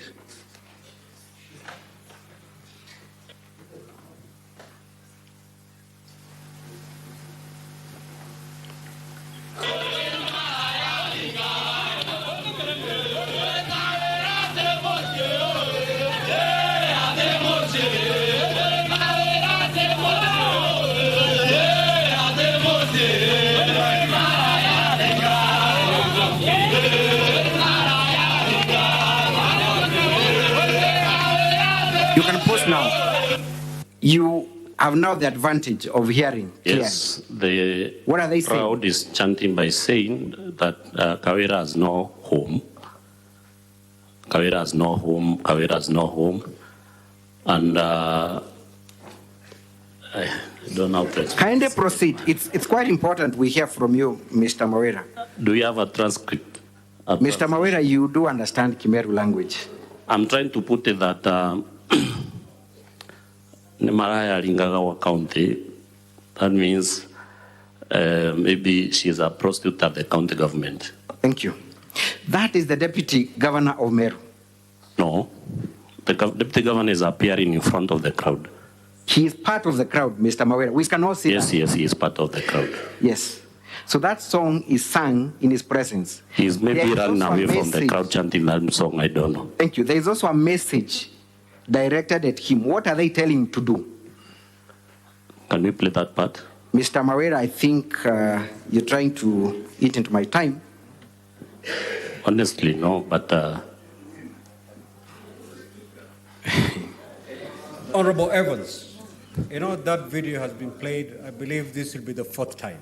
no, that part that he's saying they are sending a message to the deputy governor is where I want it to be played so that I can paraphrase in my own words. Let it be played, that particular part. Where Most obliged, Honorable Speaker.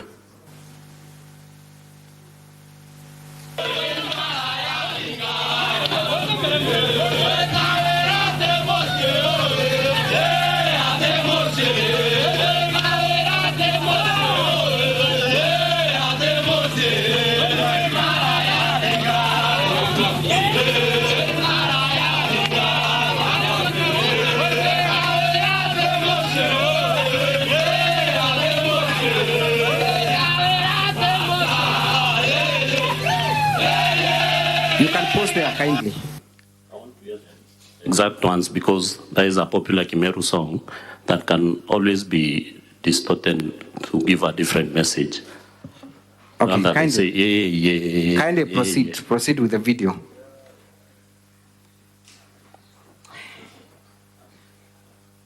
From where it had stopped, kindly. Yes.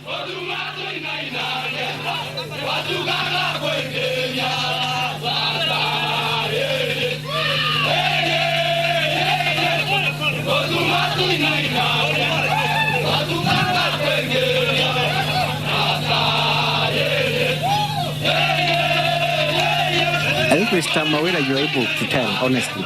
Yes, at that point I'm able to tell. They are saying, yeah, Motuma 299. That is Motuma dance with us. When it gets late, we'll escort you to your home. Mr. Mawira, I believe... Those are the exact ones. I believe the Senate will engage their own translators. Thank you. But, Mr. Mawira, do you find the conduct of the deputy governor honorable? do you find the conduct of the deputy governor in that procession honorable? I'm not able to discern because, like I said, Mutuma maybe was running away from the crowd chanting the music. Honorable Evans, stop making assumptions. You've seen the video. You've seen what was happening. The question from council is, do you think that whatever's happening, is it honorable on the part of the deputy governor? It's yes or no?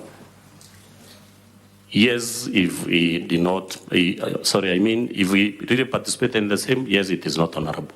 Thank you. The natural consequences of these proceedings, should they succeed, is that that person becomes the governor of Meru. Yes, according to the law. Is he a person then fit to hold office based on his conduct? On the conduct seen on the video? Yes, and I'm getting to the next.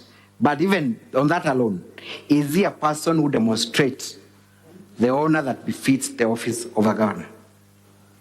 I said if we honestly participate in the same, no. Thank you. Mr. Kawira, let's go to the violence that took place in an Okolea program. Okay? You are aware of that incident? Yes, I'm aware. Which ward did they take place? Sorry? Which ward did they take place? Makiri is in, is it in Kegoya and Bochu? Where the deputy governor comes from? Yes. You are aware that that violence led to the slaughter of a cow that the governor had donated. I saw it on video circulated on social media. Kindly let's play video number KMV 16. Honorable members, I should warn you that it's not a very pleasant video to watch, but we have no choice.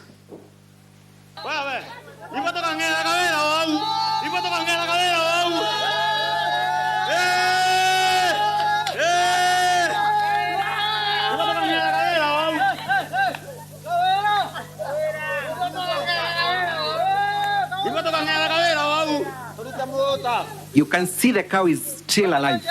Right, Mr. Kawira? You can see it's kicking its legs. It has just been slaughtered. Thank you.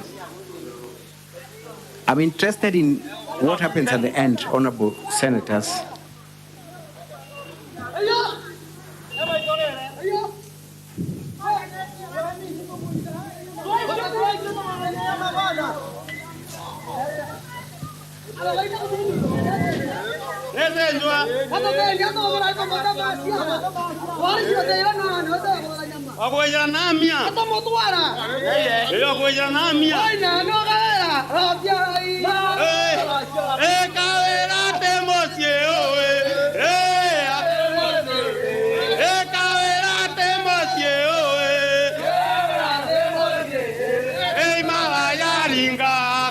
You can actually stop there. Thank you.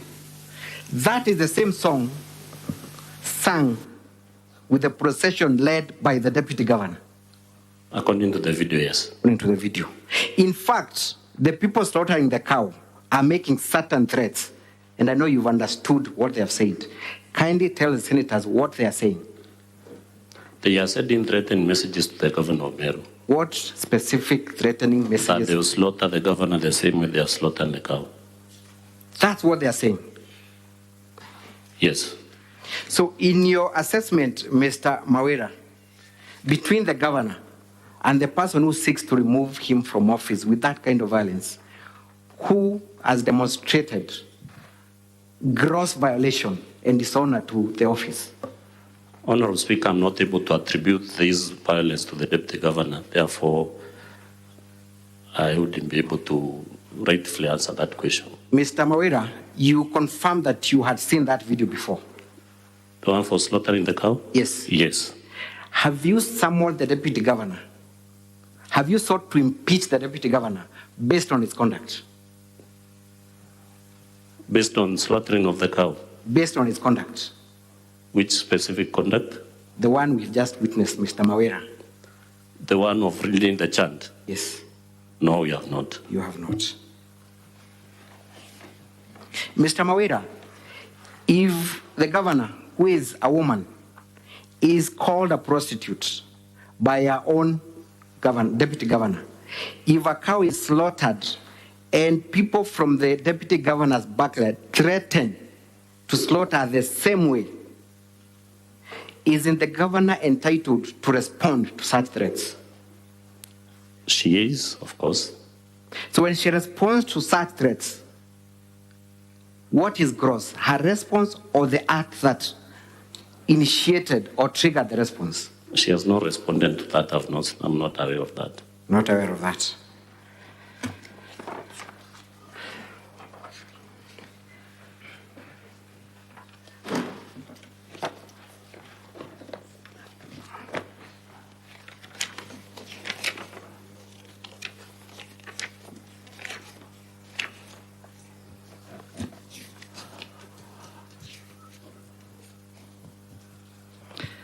Mr. Kawira, you have also brought evidence to show that the deputy governor has been vilified and demeaned by what you're calling arbitrary relocation of the deputy governor's office.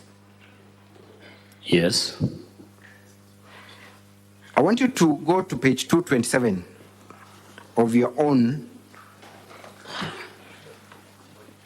volume 2 of your evidence.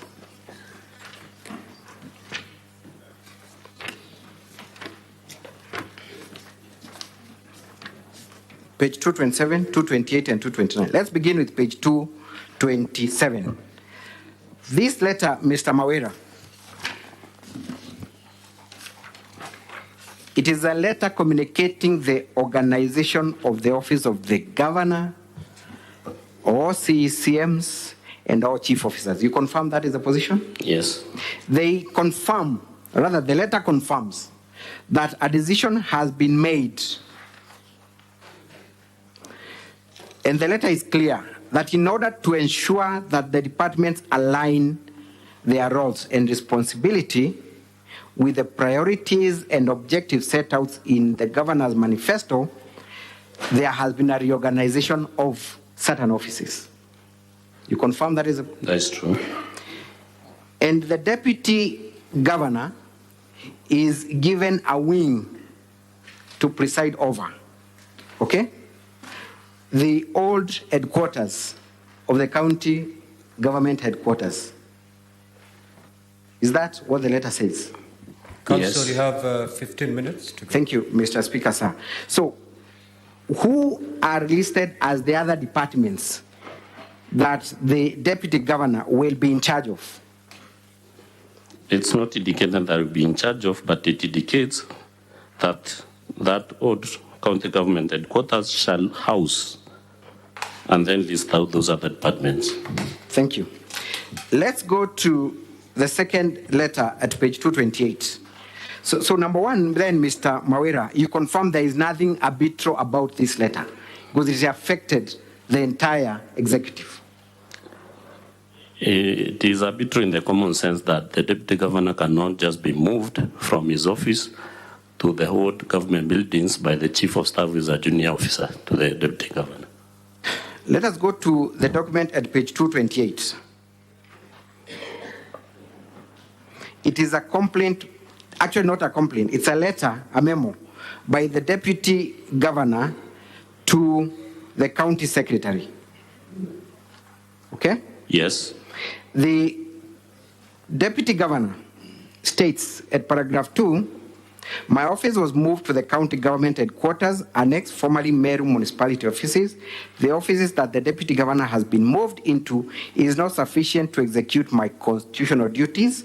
For efficiency in service delivery to the people of Meru, I request for additional offices for the following purposes. Then he lists them. Has there been any response to that letter, Mr. Kawira?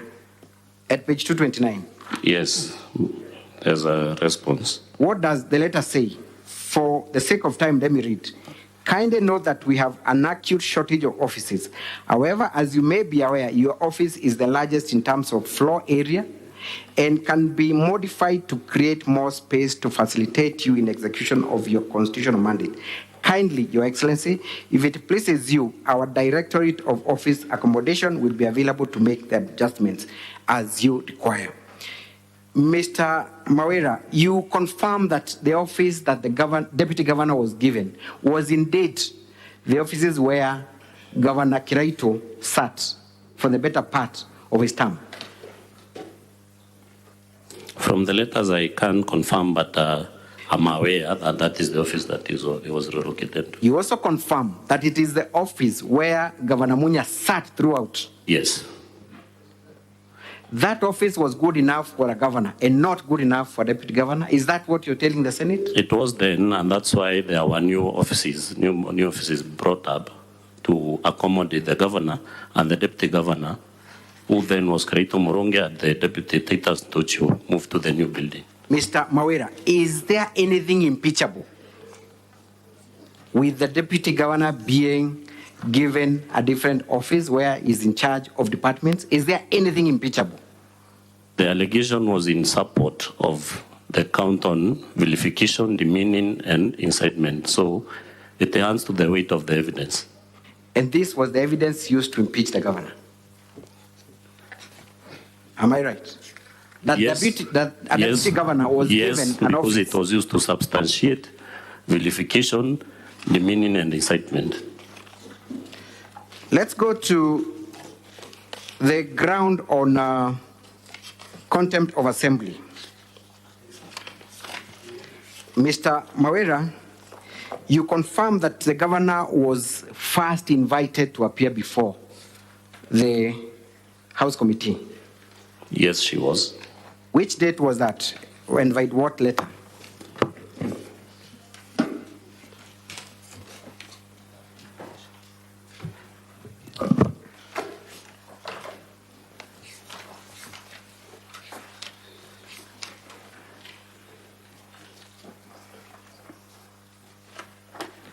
Go to page 408 of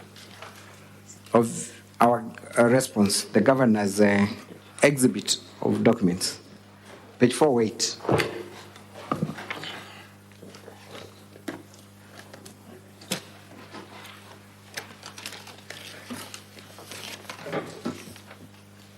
I'm there. That letter is the one dated 6th of October, 2023, correct? Yes. The letter says it's an invitation to appear before the Secretarial Committee on Justice, right? Yes. The governor gave an explanation as to why she could not honor the invitation. Are you aware of that letter?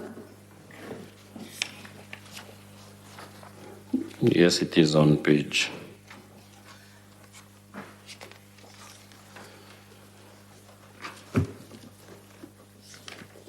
Page 415.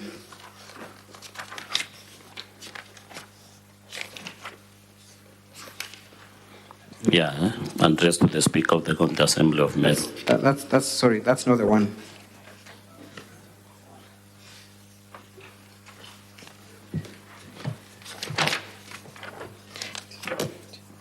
The governor gave an explanation that she could not attend the invitation because she was attending a meeting of the deputy governor, of the deputy president of Kenya. Yes.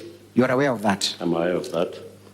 And she asked that the appearance at the county assembly be rescheduled. Yes, that was a request. Was that request honored? To the best of your knowledge. There was a rescheduling of the dates of the governor to appear in the assembly. Kindly show me where the rescheduling appears. Are you talking about the document appearing at page 413? Of your documents. Of our documents?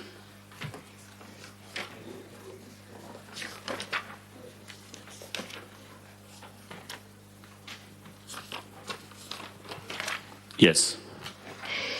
Is that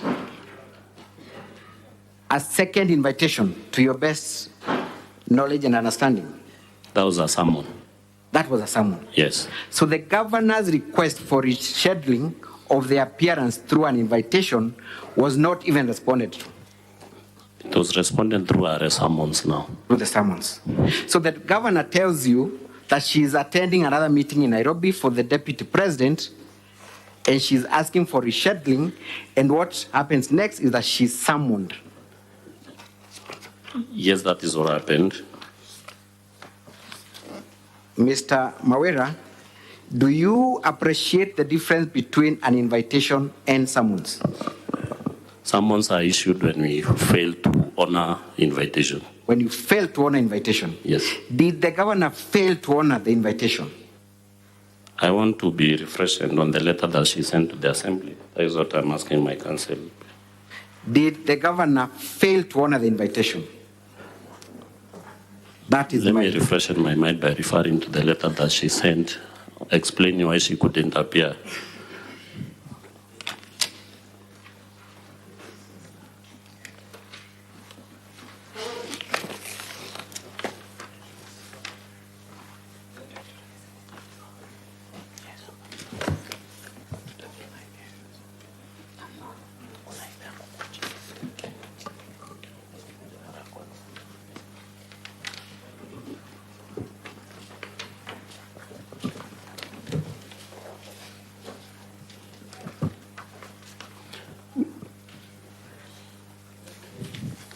Maybe we can proceed as we source for that letter. I put it to you, Mr. Mawira, that the governor's request was to reschedule the meeting. Yes. What was the wisdom of summoning the governor with penal consequences after she had sought to be excused and for rescheduling? What was the wisdom?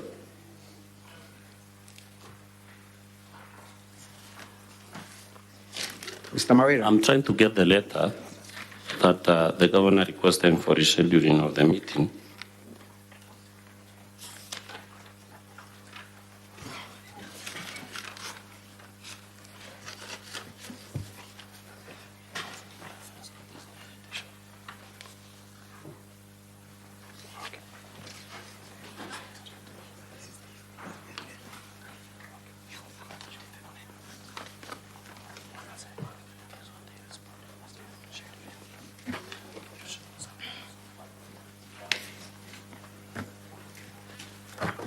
Thank you. I only have 5 minutes, Mr. Mawira.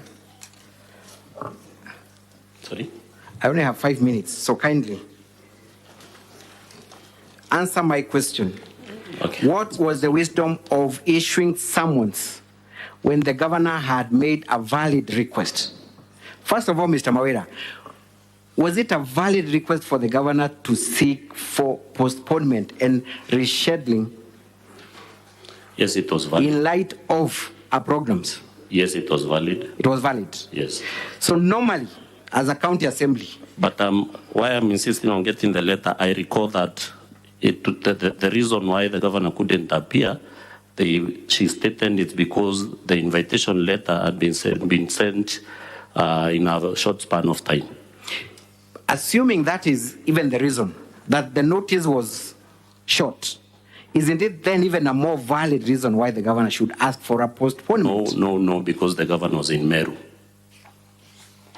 If that would have been the reason. Did the speaker communicate that fact, that the governor was not going to travel to Nairobi, that she would still be in Meru, and therefore forming the basis of the summons? No.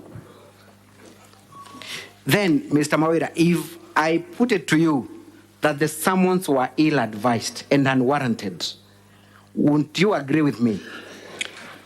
They were issued at the discretion of the Speaker of the County Assembly. I'm asking a simple question. If I put it to you that this issuance of the summons was unwarranted in the circumstances, wouldn't I be right? No. Why?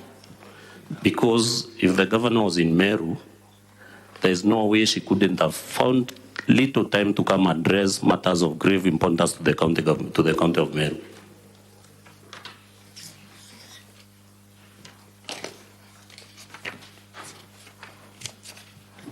Mr. Mawira, Is there anywhere in our statutes where the offense of contempt of assembly is defined?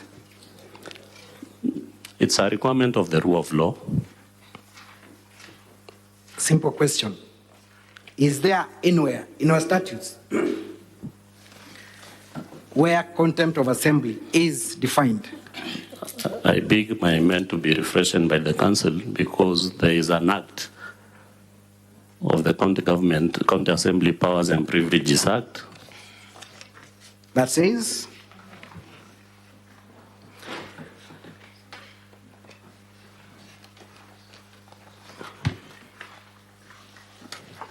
In our volume 3, section 22, page 62, that is, it states, no public officer shall refuse to produce before a county assembly or lab committee any paper of record. Subsection 2, it also states,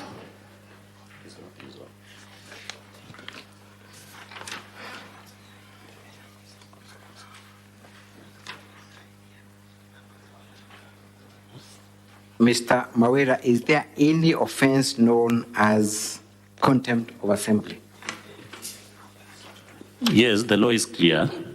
County Assembly's Powers and Privileges Act, that is in our volume 3 of our documents. There's a whole part 5 explaining on invitation and summoning of witnesses to the County Assembly, and also the consequences. And what are those consequences?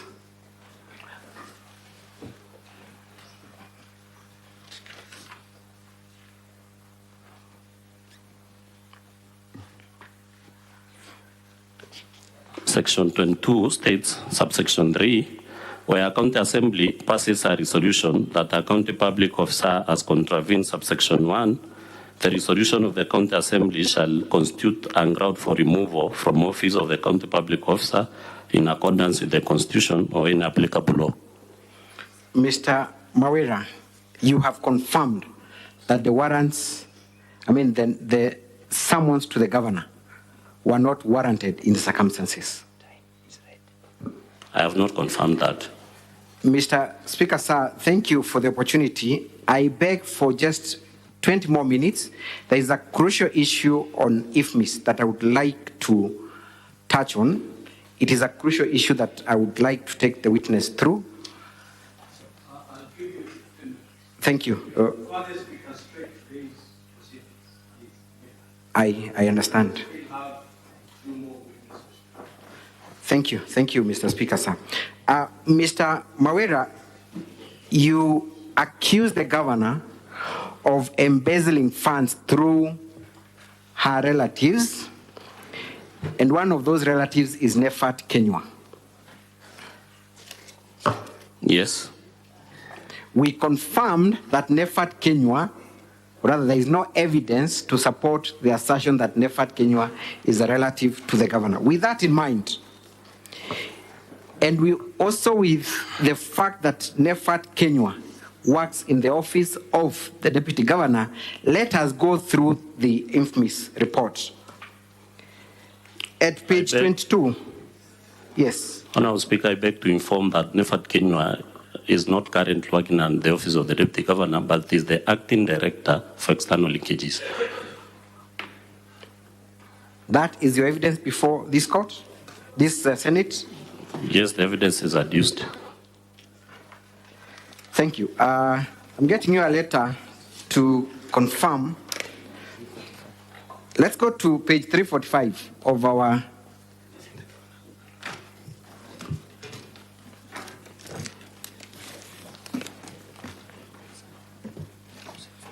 of our documents, 345, Governor's response. What is the date of that letter? 8 September 2022. The title is Deployment. Yes. Of one Nefat Kenywa in the office of the governor as an administrator. Yes. That administrator is in the office of the deputy governor. Yes. But on the contrary, Honorable Speaker, on page 347 of the same documents, there is a letter deploying the Nefat Kenyomeme as the director, in fact, the Directorate of External Partnerships to Affairs to perform the functions of the Office of the Director, External Partnerships, dated 9th March 2023. That is the letter appearing at 347. Yes. It confirms that the position held by Mr. Nefat Nyaga is in an acting capacity. Nefat Kenyomeme has been deployed. Yes. Redeployed. Yes, at the Directorate of External Partnership Affairs to perform the functions of the Office of the Director, External Partnership. Yes. With immediate effect and awaiting recruitment of a substantive director. Yes. So you confirm that he was only acting in this position? There is no that is indicated it's acting, but the letter reads. Nevertheless, Mr. Mawira, because I am pressed for time, you have accused the governor of embezzling funds through Nefat Kenywa. Yes. I want to take you through your own document at page 22. Volume 2.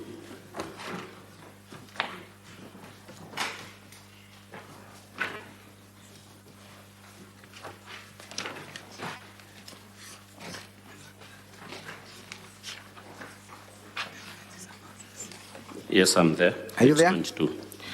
There is a specific entry, voucher number 57552. Page?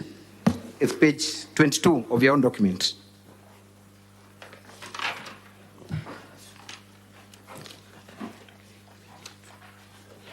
Yes, let's proceed. Read for me the voucher number. That is your IFMIS extract attached to your documents. Voucher number? Number 57552. Can you see it? Kindly guide me. It is entry number 10. 7572. It is entry number 10. Page 22. Entry number 10. 67, or it's 57589. Is it? Entry number 10, Mr. Mawira, is invoice number 57552. The documents that appear first there. 57562. Yes, entry number 10.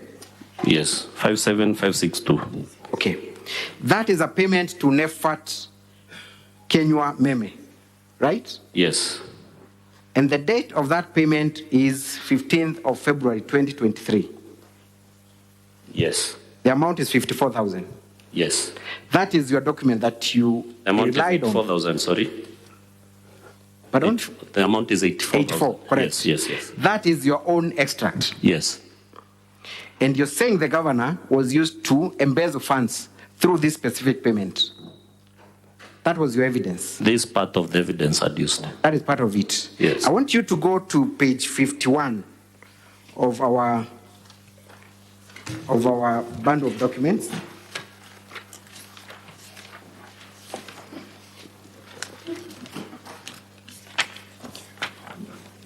Let's go straight to page 54, actually. Forget about 51. There is a letter there. Yes. That letter seeks for facilitation of the deputy governor to accompany, or rather for a trip to Nairobi. Yes. From 7th to 9th February 2023. Yes. The next page is page 55. Yes. And it confirms payments were done. And there were people who received money. Yes. Courtesy of this request. Yes. Who was the first beneficiary of that payment? His Excellency Isaac Mutuma. The second? Nefat Kenywa. The third? Francis Mokira. Yes. And Christopher Gitonga. I want you to confirm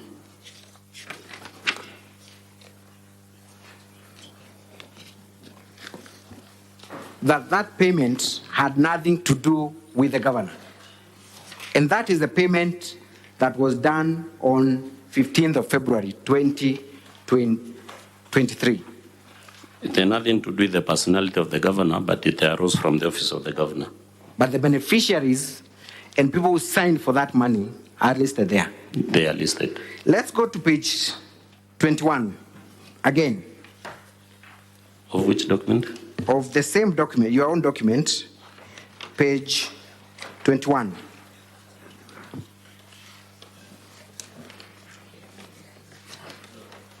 Are we there?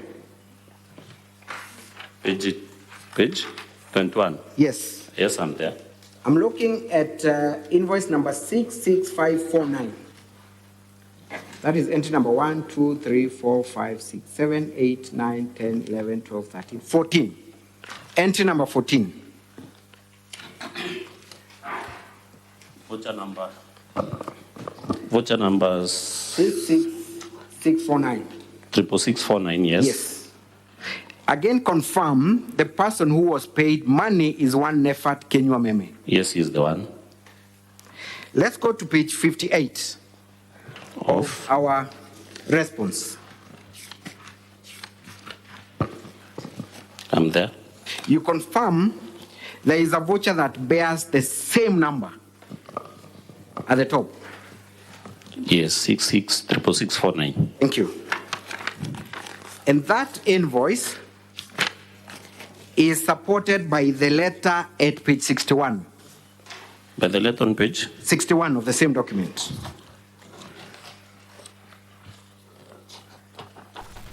Is a facilitation for our documents, yes. Facilitation for travel on 23rd December. Who requests for facilitation? Nefat Kenya. On whose behalf is he making that request? On behalf of the Chief of Staff, maybe. Who are the beneficiaries of that facility? Beneficiaries are Isaac Mutuma, Agri Litinyi, Daniel Mutuma Mugambi. is the deputy governor, right? Yes, yes, yes. At the next page is a list of people who received that money. Yes. And they signed against it. The list that I have here is not signed against. At 62. Yes. The names appear Isaac Mutuma. They appear, but they have not signed against their names. But you confirm that this is a list that was made in support of, or rather, as indicating the beneficiaries of this payment. It indicates the beneficiaries, but I can't tell if it's in support because it's not signed. I could go on, and let me pick just a few more. I only have 5 minutes. Again, let me go to page 27. Page? 27. Of your document? Of your own document, page 27. Page 27.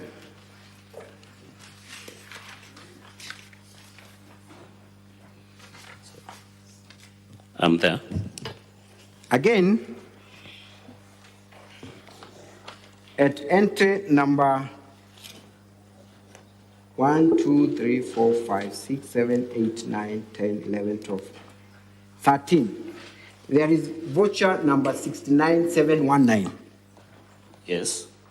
Again, the payee is Nefat Kenywa Meme. Yes. Receiving an amount there. Yes. Let's go to page 69. 67, actually. Of which bundle? Of our bundle. Page? 67. I'm there. That is a request for facilitation. Request for? Facilitation. No. Page 67. Yes. It's request for something that is not visible. I think standing impressed or something. Yes, standing impressed. Go to page 69. Confirm that the number of the voucher appearing there is the same number of the voucher where Nefat has been paid at page 27. Page 27? 69. The 69719 is the voucher number, but the voucher has not been signed by anyone at all. But it is the same number. It's the same. At page 72. Yes. Is a letter requesting the deputy governor again to be facilitated. Yes, there is the deputy governor traveling to Nairobi, Japan embassy facilitate. At yes. page 74 is a list of the people who are paid for on behalf of the deputy governor. The list is there, but not accompanied by their signatures. Mr. Kawira, because I have less than 3 minutes. When the deputy governor is traveling, or the governor, they do not receive facilitation money in their accounts, do they? They do sometimes, other times they don't. The other times that they do not, their PAs and administrators receive that money for their travels and facilitation. Sorry? The other times where the money is not deposited in the governor or deputy governor's account is an instance where that money is deposited in the account of their PA or the administrator. Not necessarily it must be their PA or the administrator, but an officer designated. Mr. Kawira, you are lying to the Senate. Let me refer you to page 350 of our document. Of your document? Yes. You made a Facebook post clarifying who receives money for facilitation for and behalf of the governor and the deputy governor. Are you there? Yes, I can read the post. I do not want to read because we are pressed for time. You confirm that there is nothing wrong with the governor's PA receiving money for facilitation for a valid trip. Is that what you state in that Facebook? I did that, but I also wrote a condition that all that person whom money has been channeled through their accounts need to do his account and surrender for the sums of money they receive. Thank you very much. And that takes me to my last question. You talked about prepayments. Yes. You also understand that offices are run through imprest. Yes. Imprest are money given to an officer to utilize. And upon utilizing, they account for the same. Yes. So there is nothing wrong if an officer receives money as long as they account. There is something wrong if you get the money and do not account and surrender for the same. Thank you. Has there been any audit in respect of all the monies that were sent to the governor's PA or the deputy governor's PA to confirm that no supporting documents were surrendered? You have not adduced, even though there was no audit, yourself, you have not adduced enough evidence to show that that money was accounted for. Honorable Evans, it's not up to council to adduce an evidence. It is up to you. You brought your case here. You need to prove it. We have done that, Honorable Speaker. Have you brought any audit reports to suggest that those impressed were never surrendered with supporting documents? No audit report. Thank you. That's all for this witness, Mr. Speaker, sir. Thank you. Now, counsel for the county assembly. Do you need to do any re-examination or you're comfortable? If you have to do re-examination, you have 10 minutes. Mr. Speaker, it will be done by my learned friend, Mr. Boniface Kawira, and he will stick to the 10 minutes.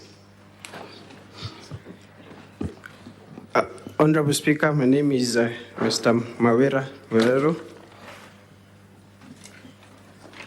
Mr. Kawira? Yes, Council.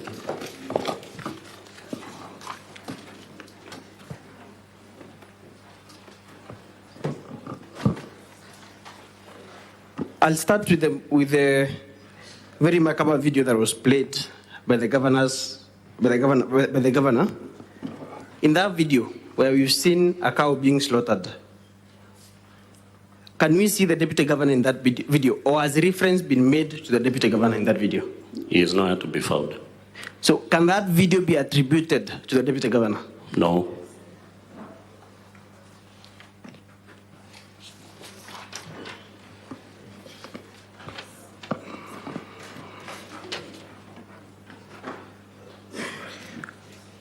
In your document, in your volume 2, from page 1 to page 29, you have annexed an IFMIS extract.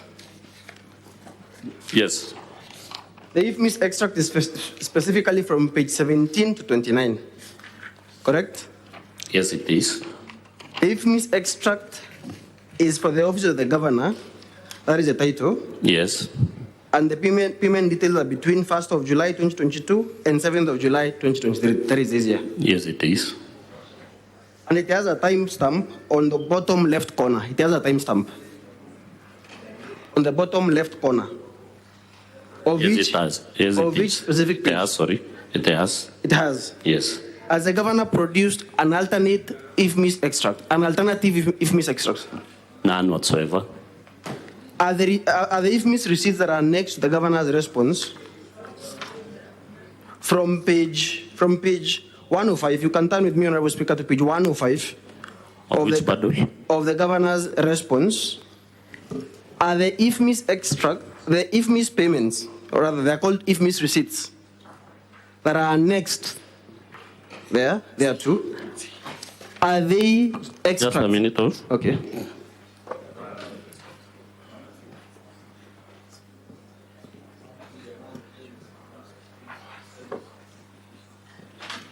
Can you just confirm at page 105? Yes. The IFMIS receipt that is provided by the governor, does it have a timestamp? It doesn't have any timestamp. Does it say the office from which it emanates? It doesn't state. Does it state the duration? It doesn't. So which of these two IFMIS extracts should we believe? The one with the timestamp and the duration. Okay.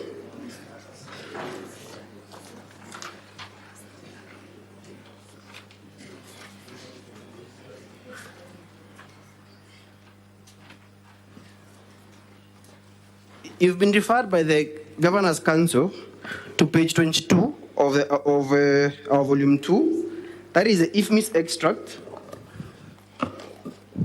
The voucher number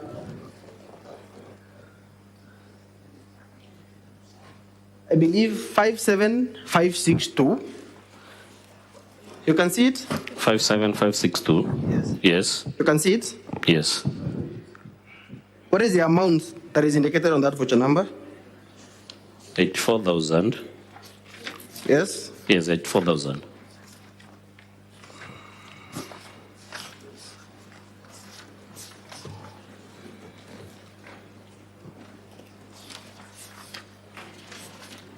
Honorable Speaker, a moment, I get to that page.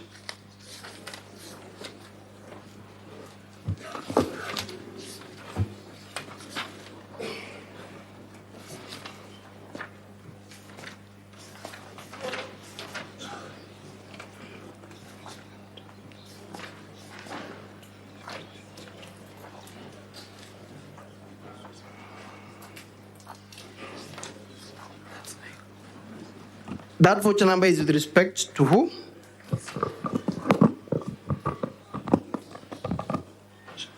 Or who was it issued to?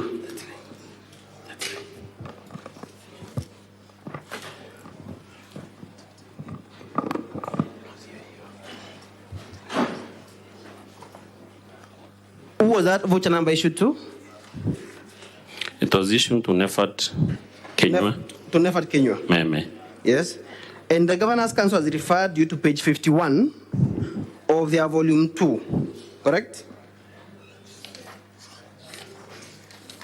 Yes. In fact, it is page 54 of their volume 2. Yes. Correct? Yes.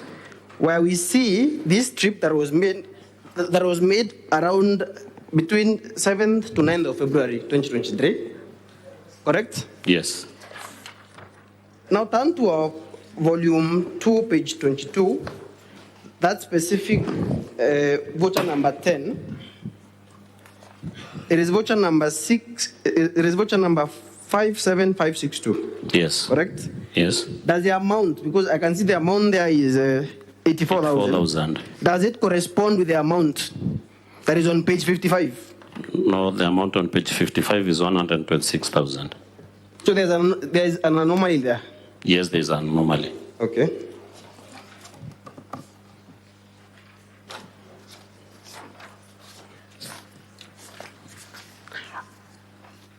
turn to page 57, as that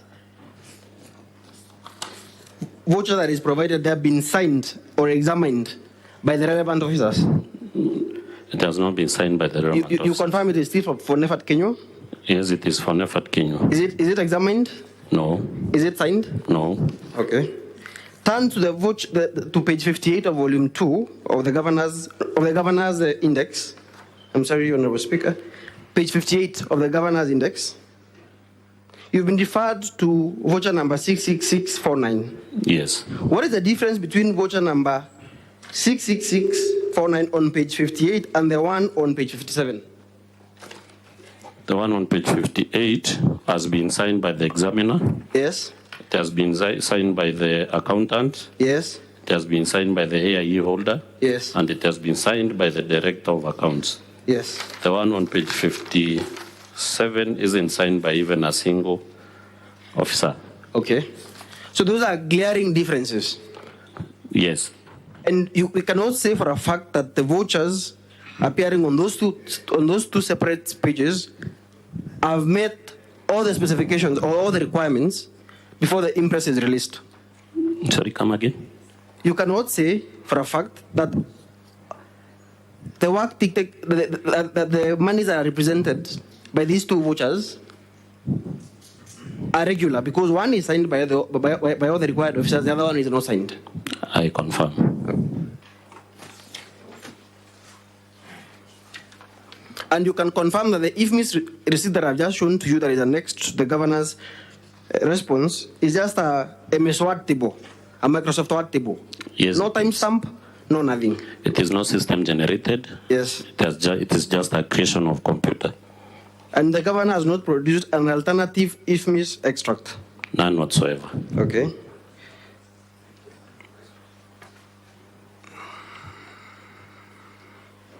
Have you in the impeachment motion stated the numbers of the motor vehicle registration numbers of the county government vehicles that were in the Makiri rally that turned violent? No, I have not indicated the number. So you would agree then that the motor vehicle searches are not relevant because you've not made reference to a single motor vehicle registration number in the motion? They are not relevant in this case. Okay. Does the fact that you attended an Okolea rally provide a defense or sanitize the obvious irregularity or conflicting Okolea, which is a private charity, with official government functions and programs? They can't. Does the fact, okay, not the fact, does the allegation that you supported that Okolea rally with 100,000 sanitize that irregularity? It can regularize the wrongdoing of conflicting government resources and private charities. Okay. You were shown on our volume 2, Honorable Speaker, that is our volume 2, pages 87. Council, your time is up. One question and wind up. Honorable Speaker, if you're kind indulgence, can I have 5 minutes? I have not more than 5 more questions to go. Your time is up, Council. One question, you wind up. Okay. That gentleman may faint there. I mean, have mercy on Honorable Evans. I'm guided accordingly, Honorable Speaker. You were pointed to a letter,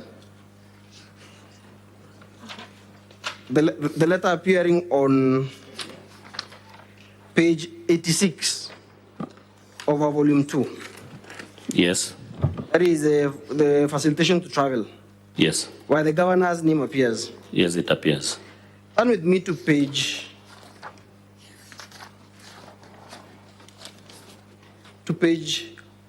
When is the letter on page 86 dated? 5th June 2023. When is the letter on page 87 dated? 6th June 2023. So the letter by the county secretary on page 87 of our volume 2 was written a day after the letter on page 86. Yes. And the governor is not listed on the people on the Meru County delegation that is traveling to China. I can confirm. From that letter. Yes. So can it be said, or as the governor presented the identities of these people, who she said are part of the real technical team, her relatives being an advance team, as she presented the identities of these people? Sorry? As the governor presented the identities of the people she says are the real technical team, are relatives being an advance team, as the identities or their request for clearance, has it been presented before this Honorable House? Come again, Council. But my question is, the governor says that our relatives went as part of an advance team. Yes. I am now asking, are the identities of these people who are to go as part of the technical team, given that she now alleges that our relatives are part of an advance team, have the identities of these persons been disclosed? Yes. Where? The people who are to go after the travel. No. Sorry, no identity has been disclosed. No identity has been disclosed. Yes. And the governor is appearing on page 86 together with her siblings, who she says are part of the advance team. Yes. So could the governor have traveled with the relatives as part of the advance team, while at the same time alleging that she was to travel with the other people who were to travel after this advance team? Depending on this letter, there could have not been any other team that was to There is travel. no possibility of another team to travel. another team. Yes. This was the only team. Yes. And the governor's relatives were part of the technical team. Yes.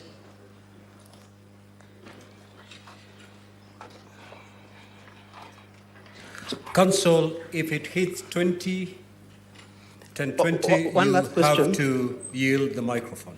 One last question. 1 minute. Very well, Honorable Speaker. All the allegations that you've proved, that you've made and presented the evidence, the work ticket number H24574 that has been used 17 times, as the governor discounted that work ticket has been used 17 times? No way. You say the last question. That was indeed the last. So, Council, you may have to yield the microphone. Very well, Honorable Speaker. Thank you for your patience. Thank you. Now, Honorable Senators, pursuant to Rule 23 of the third schedule, you have the opportunity to seek clarification or ask questions. I will give you 20 minutes to do that, so that from 10:40 we embark on the two witnesses and wind up. The Honorable Olekina.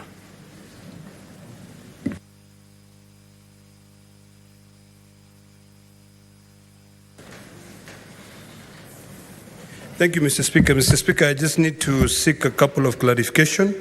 One is with the lawyers of the County Assembly, and I'd like to take you to page 386 of your documents on volume 2. If you can clarify the letter which is indicated there, submissions of nomination lists for candidates interviewed for the post of chief officer in the county. It's got two dates. One is November 11th, which happens to be my birthday, and the other one is October 9th, 2023. Which is which? So if you can clarify that, I'd really appreciate it. The other two questions, I'll direct them to the witness. If you could clarify a couple of issues. Issue number one, in your evidence in chief, you indicated that when government officials are traveling and where the expenses are paid for by the party inviting them, they receive quota per diem. In the cross-examination, you indicated that no money was lost. Could you clarify that?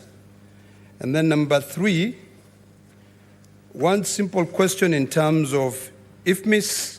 Is IFMIS the final proof of payment, or is there any other way that you can tell that money has been paid? And then finally, on issue to do with the PFM Act, I've heard you making a lot of submissions in terms of the PFM, and you alluded to the fact that there was a lot of embezzlement of funds, money was being withdrawn. The question that I wanted to ask is that who is the head of the county treasury? Is it the county governor or is it someone else, as per the PFM Act? Thank you, Mr. Speaker. Proceed. Witness, proceed to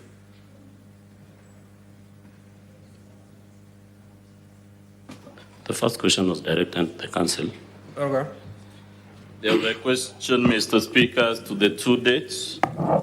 On page 386 of Obado, the date of 9th October 2023, of our volume 2, Mr. Speaker. 86.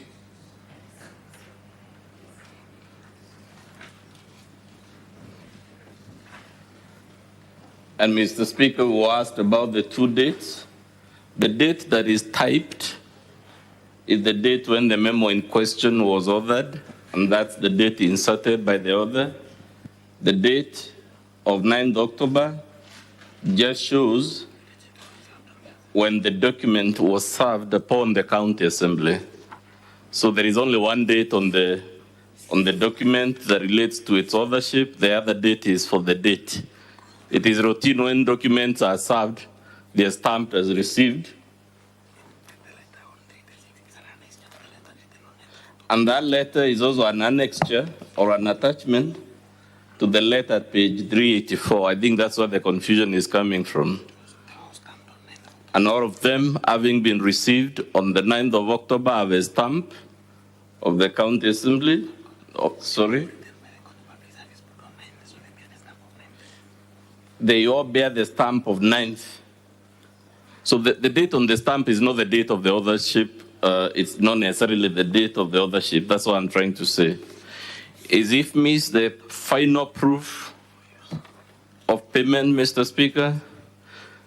It is the official system of the government of Kenya for public finance management. We don't have another one. And if payments are indicated there as having been made, then there is no other way to confirm whether those payments were made, because they will not be keyed there as having been made if they have not been made. And while on this matter, there is no challenge, even from the governor herself, as to the authenticity of these IFMIs. Who is the head of the county treasury? It is, of course, the CEC Finance or any other person designated under the PFM Act as the accounting officer. Sometimes it is the chief officer who is so designated. But the issue here, like I say, Mr. Speaker, people at certain levels only act through subordinates. It is never an answer to say, it wasn't me, because if that was the approach, no CEO would ever be responsible for anything. They would always say it was someone else, which brings them, why are they in that office if they can only take its glory and its power and its prestige, but no responsibility for whatever goes wrong there? Again, on that question, there is a section 39 of the County Governments Act. It says members of the County Executive Committee, who include the governor, and the CECs, are individually and collectively accountable to the governor in the exercise of their powers and the performance of their duties and the responsibilities. So if these persons are individually and collectively answerable to the governor, it means the governor superintends them. Can she throw them under the bus when things go terribly wrong, like they have gone now? But if things go well, she takes the credit. Thank you, Mr. Speaker. Thank you. I believe, is there any question that has not been answered by your lawyer? Some were supposed to be answered by myself, but they've been answered. Council has done so. So but, we move to Senator Karungo.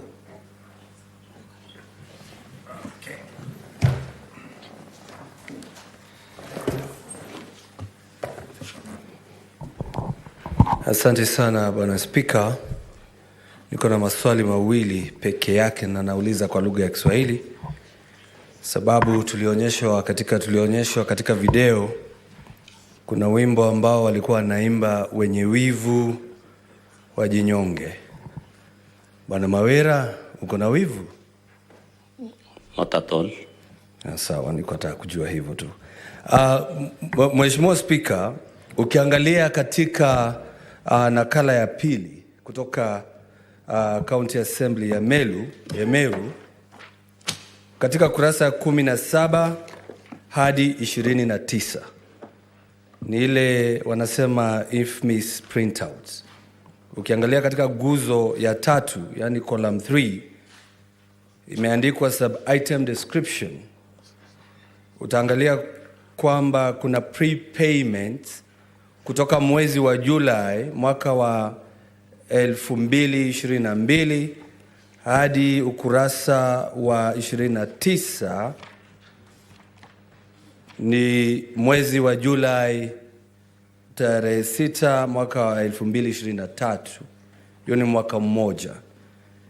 Katika hiyo subscription sub item prepayment zimelipwa 410 watu tofauti, ikiwemo huyo muungwana ambaye ametajwa hapa mara kadhaa ambaye anaitwa Meme.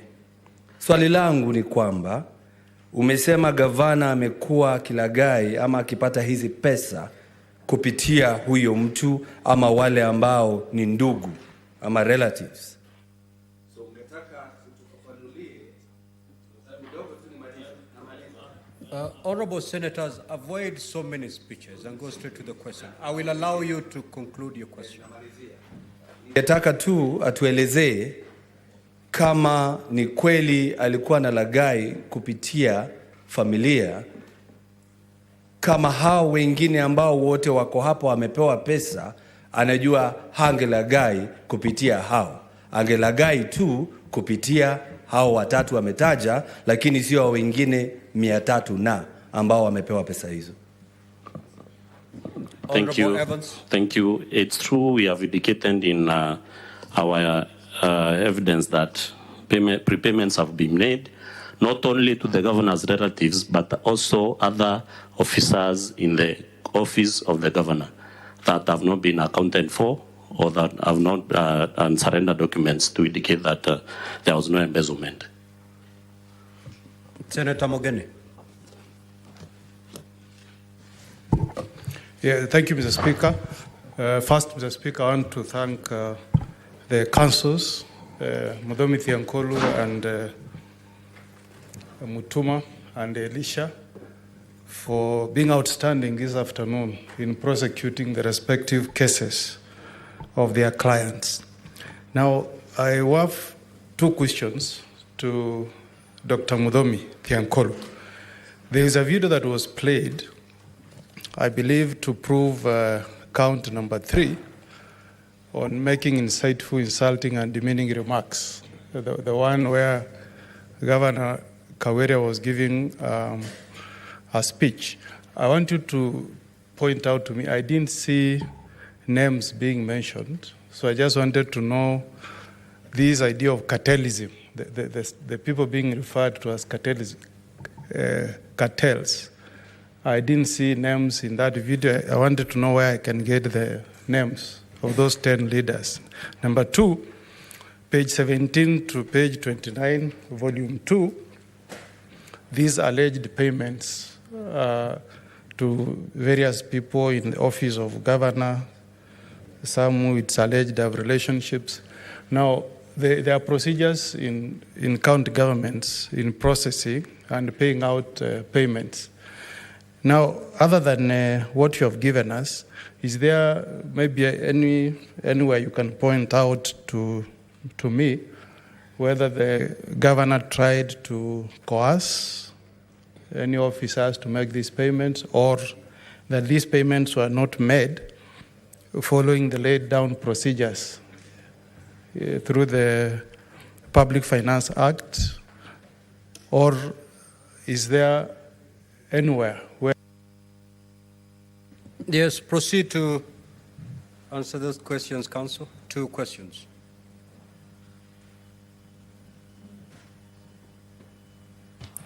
It is true, Chair, Mr. Speaker, that in the video Senior Counsel alludes to, there is no specific reference to any of the 9 MPs. But it is also true, and luckily the Senate has very many lawyers, you can confirm this, Mr. Speaker, that you don't need to refer to someone specifically. Someone can be referred to by innuendo. And in that video, it is common knowledge that Meru has 9 MPs and 1 woman rep, making them 10. It is also common knowledge, both through that video and others, and even the previous impeachment proceedings, that this reference to cartel of 10 people is a reference to the members of the National Assembly and the Senator for Meru County. There is the question of whether the evidence at page 17 to 29 is sufficient. Our answer is that it is.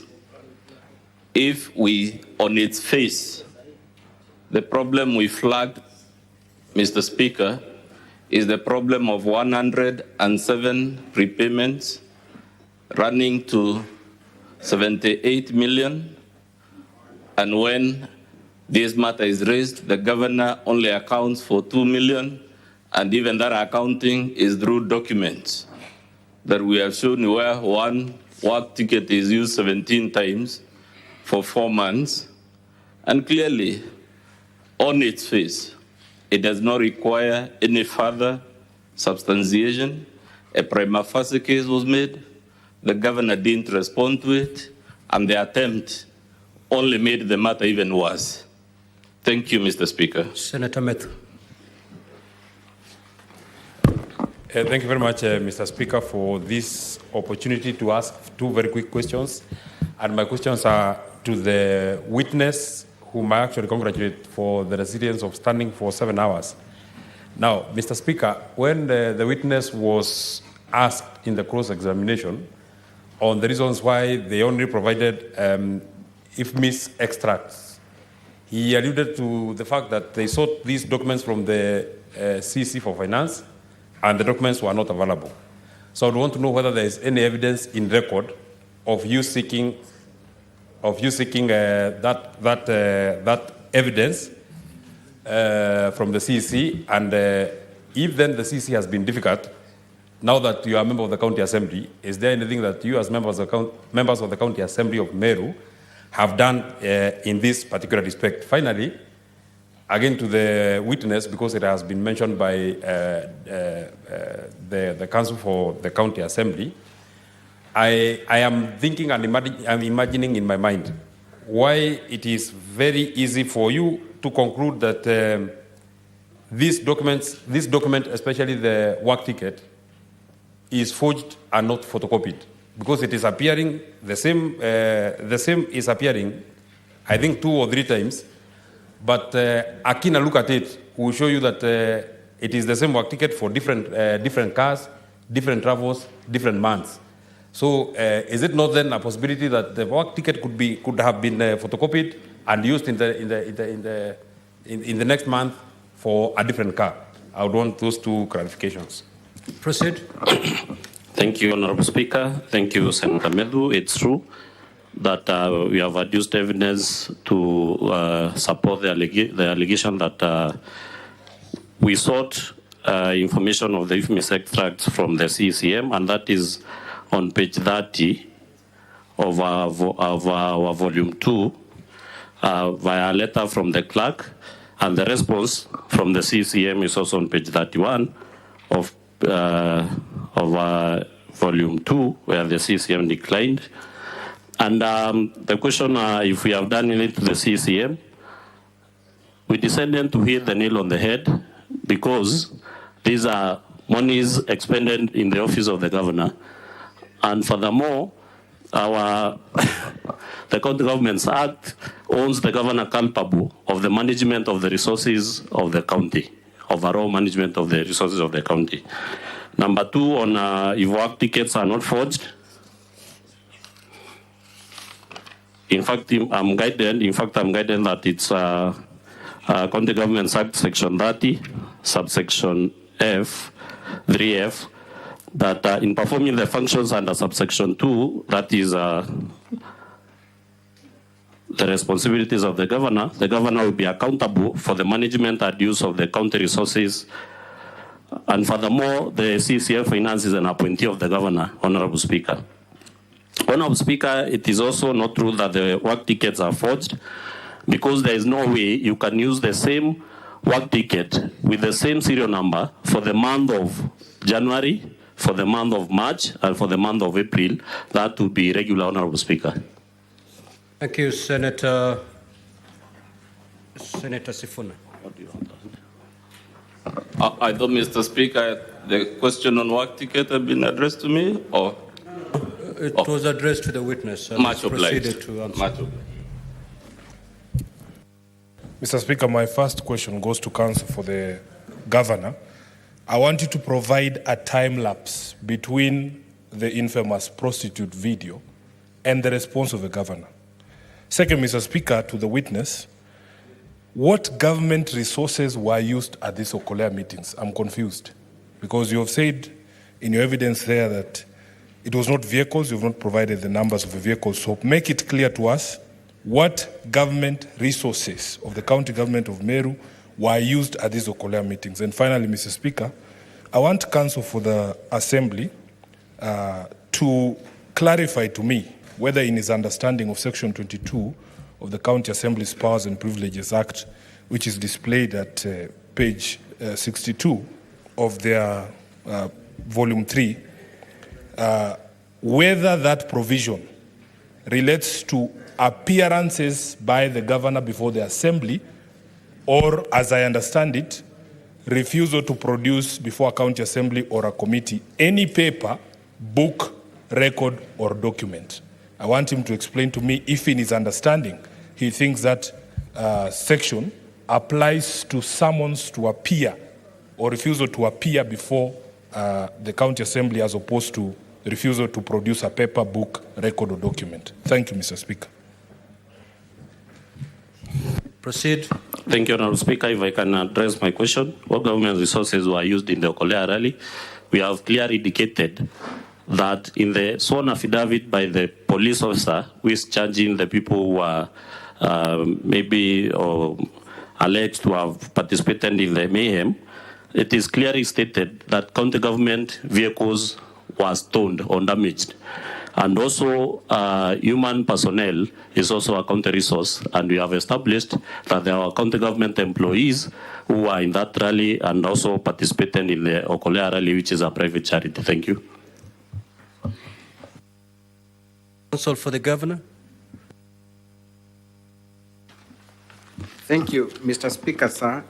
In answer to the question by the Honorable Senator for Nairobi, I would like to refer the Senator to page 167 and 177 and 178 of the Governor's Volume 2 to demonstrate a very simple fact of the Assembly, Volume 2 of the Assembly.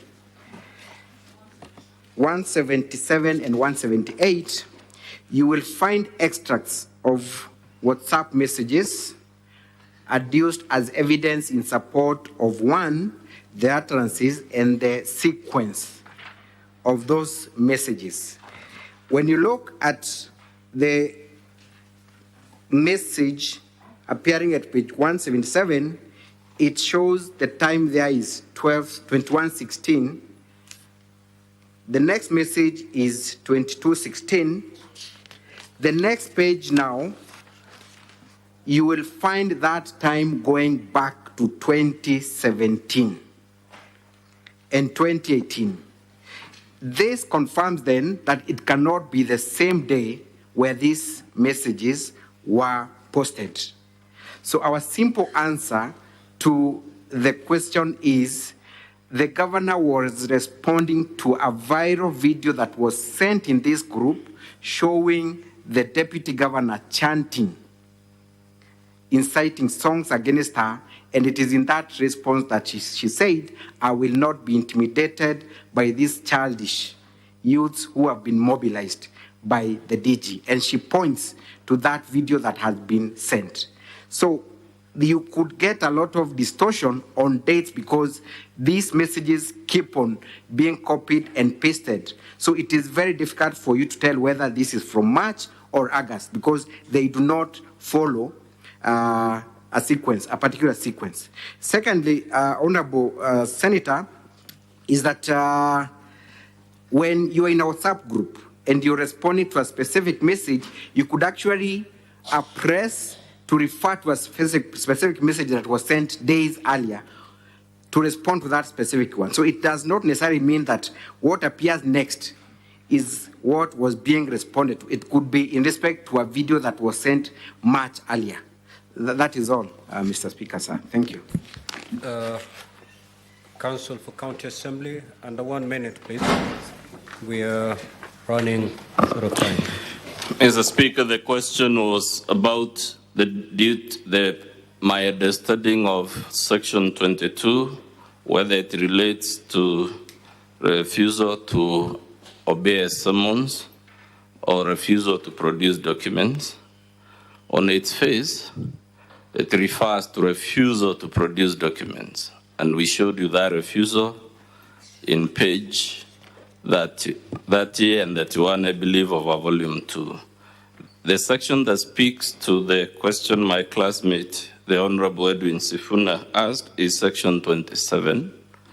It is the one that relates to the power, to the offense of failure to obey a summons, and specifically Section 27, subsection 1, paragraph A. The only other thing to note, Chair, is that these are not just statutory sections. They have their foundation in Article 195 of our Constitution, without which both the Senate and the County Assembly will not be able to exercise their oversight function. Thank you, Mr. Speaker. Thank you, Honourable Senators. We have expended the 20 minutes. Now we'll proceed. Thank you, Honourable Evans. You may proceed to take your seat. Thank you, Honourable Council Speaker. for the County Assembly, you said you have 2 witnesses, and we've agreed that each will consume 10 minutes. So you call... Much obliged, Mr. Speaker. So call that is the third witness. Our third witness, Mr. Speaker, is the Honorable Mugambi Ridikiri Murudhania, who is the Member of Parliament for Bori constituency. Exactly 10 minutes.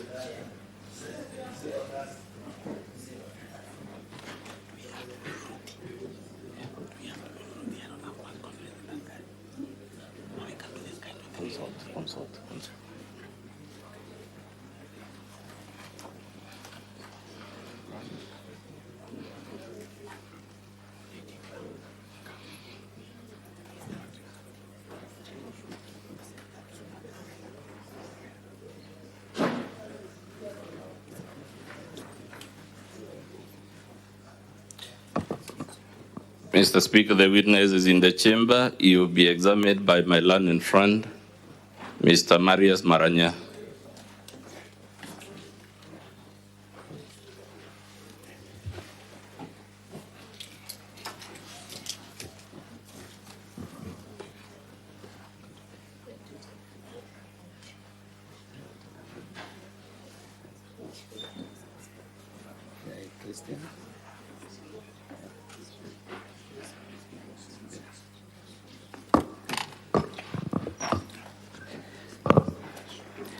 I, Mugambi Murithania Rindikili, do solemnly swear that the evidence that I shall give before the Senate in respect of the matters before the Senate shall be the truth, the whole truth, and nothing but the truth. So help me God.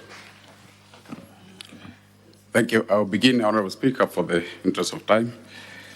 Mr. Witness, kindly, for the interest of answer, introduce yourself in terms of your names and what you do for a living. Thank you, Council. Madam Speaker, the members of the Senate, my name is Mugambi Muridhania Rendikeli, Member of Parliament of Bori constituency in Meru County. Thank you, Honorable Rendikeli. When were you elected as Member of Parliament for Bori constituency? I was elected in 2017. I'm serving my second term. Would you kindly let us know the party that sponsored you to the Parliament for this term? I am an elected Member of Parliament under the UDA party. Did you record a statement in respect to the impeachment motion? I did, Madam Speaker, members of the Senate, swear an affidavit, which is, I'm sure, before this Honorable House. Senator Gloria and Senator This Bonnie Halon. is on Can page the witness be heard in 66. silence? Take your seat, please. Can you Right, confirm that the same is on page number 66 of volume 1? Yes, I do confirm, Madam Speaker, members of the Senate, that my sworn affidavit is on page 66 of volume 1. Page 66 of volume 1. Volume 1. The volume 1, the small book. Page 66. Besides being the Member of Parliament for Bori constituency, what other additional portfolio do you serve in Meru? I, Madam Speaker, members of the Senate, I am the chair of Meru Parliamentary Caucus. Is it therefore to mean that in both your statement you're speaking on both yourself and other colleagues, on behalf of your colleague members of Parliament? Yes, I do.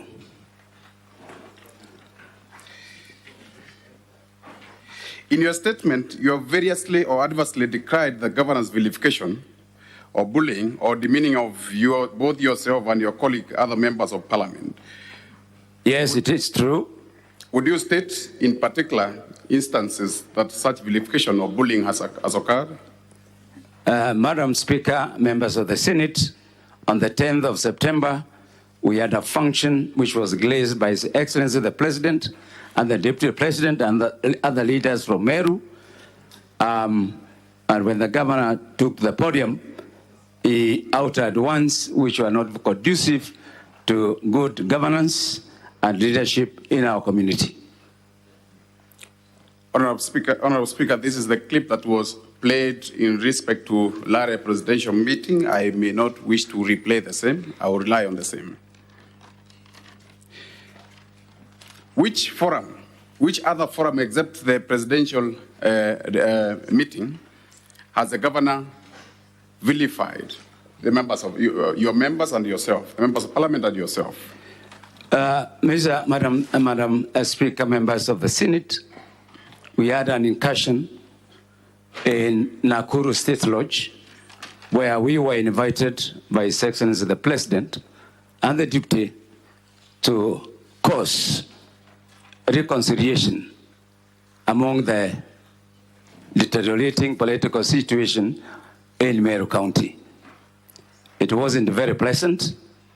There was exchange of words, and the President had to warn us, and we had to prematurely leave the State House. In brief, Honorable Rendikeli, would you kindly state some of the vilifying words that have been said by the governor against yourself and your members of Parliament? On the 10th of September, Madam Speaker, and the members of the Senate, we had gathered as usual, customary when you have visitors. The members of Parliament present are given an opportunity to speak. On that specific day, we were 10 of us, including our Deputy Speaker of this Senate. So we were 10 number. Being mindful of time, how did you infer that in the Lare meeting, presidential meeting, that the governor was making reference to you and the member of Parliament when she referred to 10 cartels earning $1 million shillings? Madam Speaker, members of the Senate, it's true we were 10 members of Parliament, and to me, it implying that those are the cartels that Madam Governor was referring to, because she qualified that these are the 10 cartels who earn 1 million shillings and 500 shillings and above. So by implication, she was implying the members of parliament. In your statement, you referred to Governor having referred to you as cartels, corrupt, referring to your members as introducing their co-wives, affiliates. What do you make of such pronouns?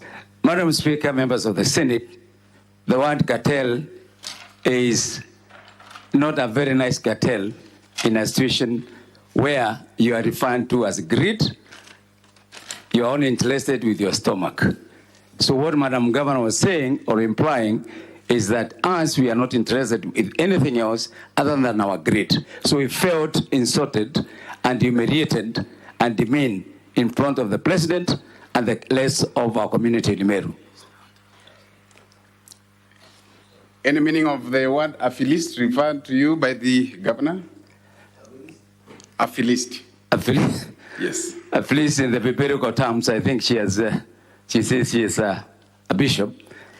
So I'm sure when she takes the podium, she would be able to explain what affiliate means, but that is not a present term to refer. Are these outbursts by the governor been informed by any provocation on your part or on the part of your members? Madam Speaker, members of the Senate, there are so many circumstances and venues where the governor has continued to verify the members of parliament. I remember there are issues in South Imenti, there are issues in Central Imenti, and the other areas. Madam Speaker, I am privy to this information because as their chairman, we share quite a lot. Out of all the elected members in Meru, is there any of the members that the governor is in good terms with? As far as I'm concerned, I lead a team of 12 members of parliament, including our deputy speaker, Honorable Kaduri. None of them is in the friendship with the governor, not because of our cause, but I think because of our attitude. And Honorable Dikiri, what effect has this demeaning and vilifying vilification of the governor caused yourself and as well as your leaders, your members, sorry? We are members of dignity. We are elected by people of Meru. The MCs were also elected by people of Meru. We were all elected, the governor was elected. So our concern is the deteriorating, which is almost nearing zero, of the relationship between our executive and the other leaders in the county. Does that mean that the vilification has caused you ridicule and embarrassment within your constituency? Or certainly, it has even gone beyond our county. Have you attempted to seek any resolution, or alternative dispute resolution between yourself, or to seek any, peacemaking forum with the governor? Madam Speaker, members of the Senate, yes, it is true. Our mission to the Nakuru State Lodge, that's what one of the dates of reconciliation. Madam Speaker, members of the Senate, we also had the opportunity of sitting in the boardroom of His Excellency the Deputy President. He gave us his boardroom to deliberate, to bring the MCS together, members of parliament, and others, so that we can have an amicable solution to the deteriorating political situation in our county. Yes, and very finally, because I'm mindful of time, some of the people, some of the persons you've approached for purposes of reconciliation, are they still pursuing this one, such as you've made reference to the Deputy President? Is he still pursuing the reconciliation or has given up? The last communication I had, they have given up. For the interest of time, I subject now the witness to cross-examination, Honourable Speaker, and thank you. Thank you, Counsel. Cross-examination. The cross-examination should take a maximum of 7 minutes. So, Counsel, you may proceed.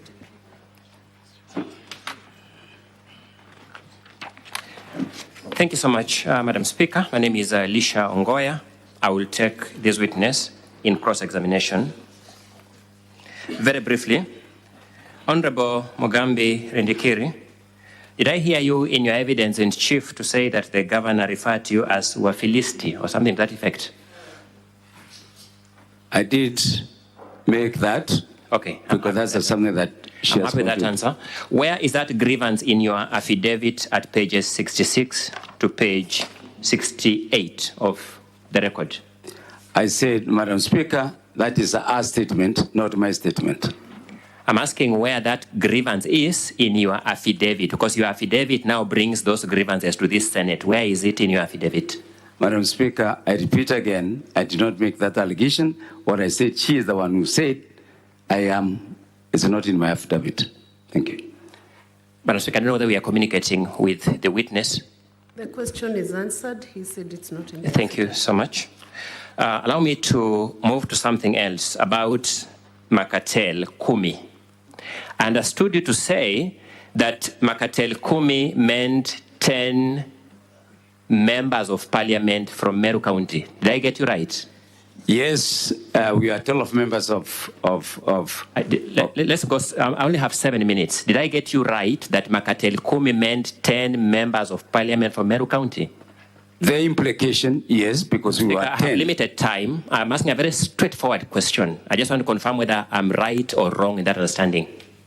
Just allow the witness to answer. Just answer that question.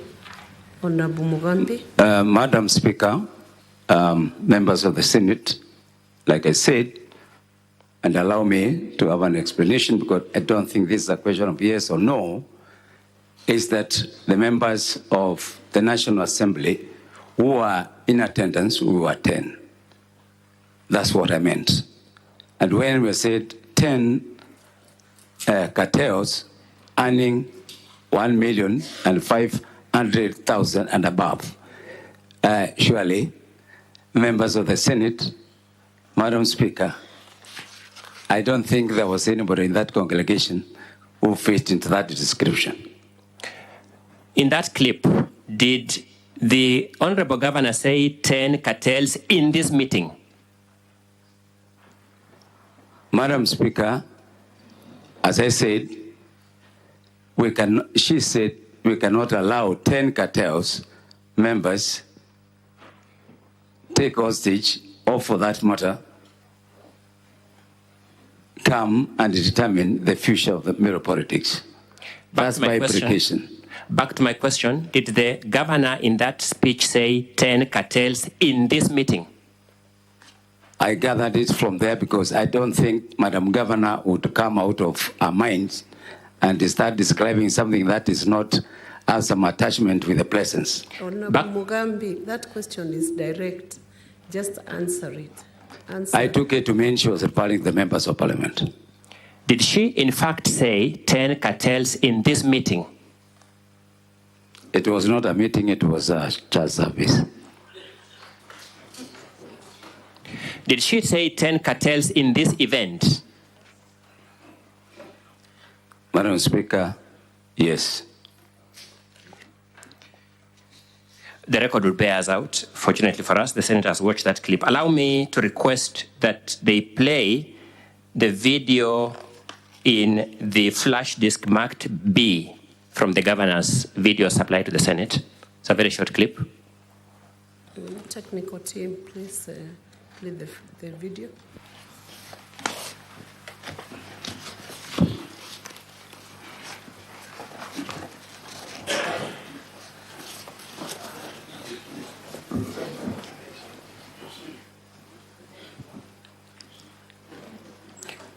May I request that the video marked B, the second video, the second flash disk by the governor be played?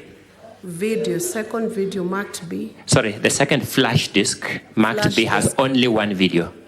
Has only one video. It's in the flash disk marked B. Correct, my flash disk marked B.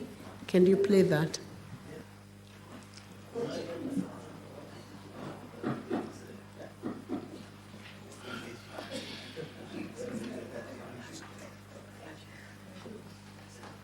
You're right, Don.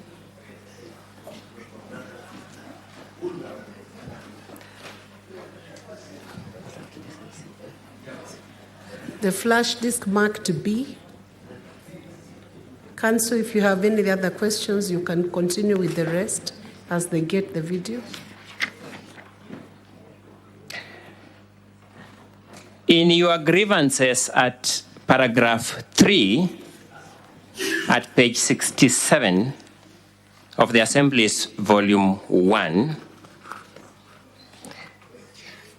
you give various descriptions that the governor makes against various leaders in your view. Have you particularized any allegation, any claim, any insult, demeaning, vilification that the governor makes against Mugambi Mwiridania Rindikiri, that is yourself? Madam Speaker, I'm here as the chair of the Meru Parliamentary Caucus. I am not standing as Mugambi per se. So in this affidavit, I believe in totality, it includes myself. I've said in paragraph 3, is there any claim at A, B, C, you have numbered them, that you claim the governor makes against Mugambi Mwiridania Rindikiri, that is yourself? Madam Speaker,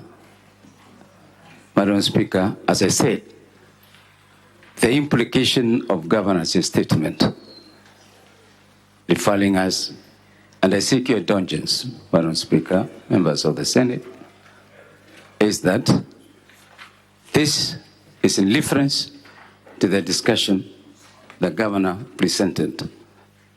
And therefore, I cannot isolate myself per se from this. So I'm part and parcel of it, even if my name is not appearing there as Mugambi Rindikiri. So I'm dealing with the matter in totality, the 10 cartels. Council, can you confirm whether the flash disk has 1 day or 1 day? There's only one flash disk and it has 1 day. It's marked as 1 day.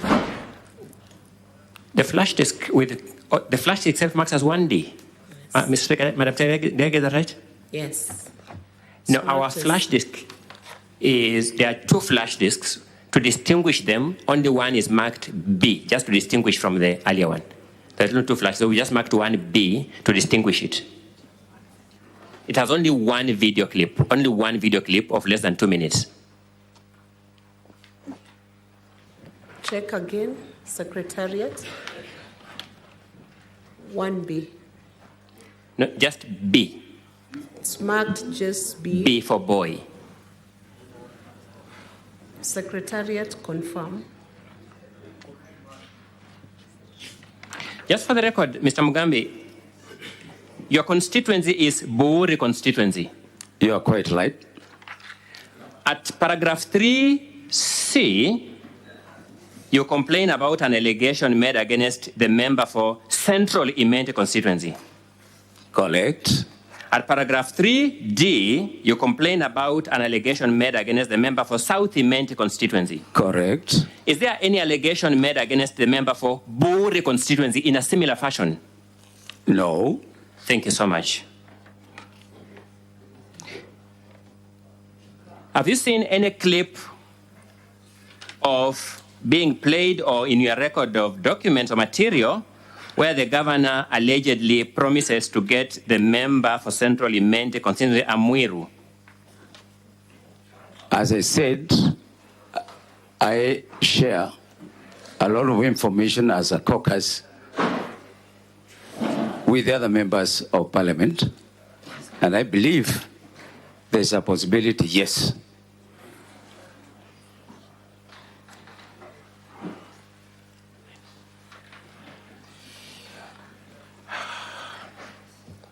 You know, if they can't get B, are they able to retrieve the video marked KMV12B? I just cross-check whether it may have related content. KMV12B in the flash disk from which they were playing the other videos. Secretariat, can you check KMV12B?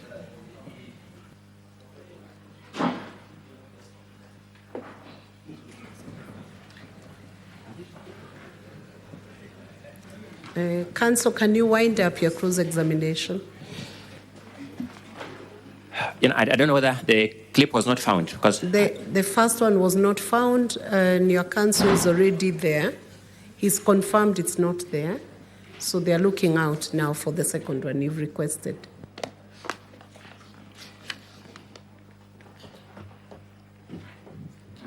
Just for the record, please confirm that in fact, Meru County has 11 elected members of parliament and not 10.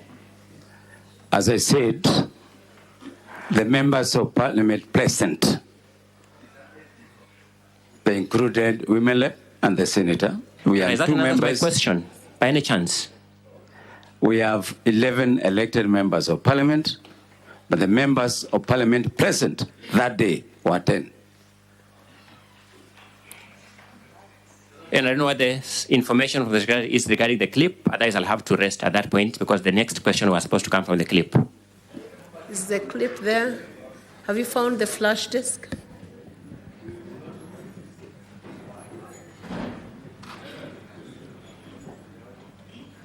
We might have to move on. Are you able to phrase the question without you remind him what was the content of the clip?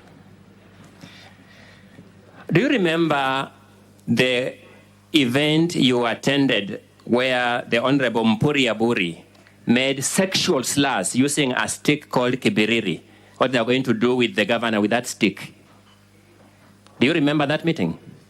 There are so many meetings we have attended. Which one is particular? I'm talking about a particular one where the Honorable Mpuri Aburi described what they were going to do to the governor using the kibiriri stick. A particular meeting where that was made. I have attended many, that's what I'm saying. Of all those meetings, had Mpuri Aburi making a sexual slur at what they were going to do to the governor using the kibiriri stick? I am not aware of them. And in the absence of the video clip, I am hamstrung.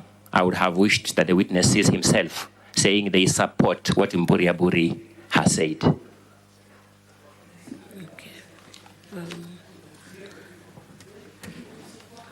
Just 1 minute, we reconfirm with the Secretariat whether the clip is there.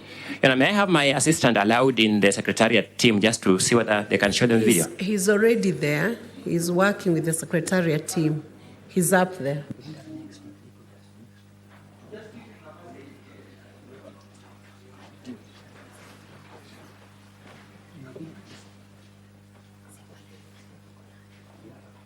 Council, they are checking out for it. We will indulge you to return that question if it is found. Have you found it?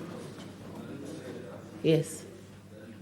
We will indulge you to come back when the Thank you so much. I'm so humbled. we can do the re-exam, and that will be done in 5 minutes. I'm humbled. So, Council for the county, can you do the re-examination? 5 minutes.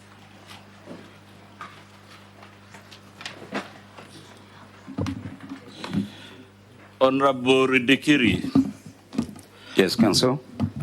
To the best of your knowledge, does the governor have any justification for this constant reference to MPs as cartels, greedy, watu wa tumbo zao, and all the other insults? A good governor will move with 12 members of parliament and 59 members of county assembly. My question, sir, to the best of your knowledge and conscience, has the governor ever had any justification for this war against MPs? Actually, it's a surprise that she can pick issues with the members of parliament. Do you know anything the MPs have done as a group to warrant this collective vilification every weekend? I'm not aware of any.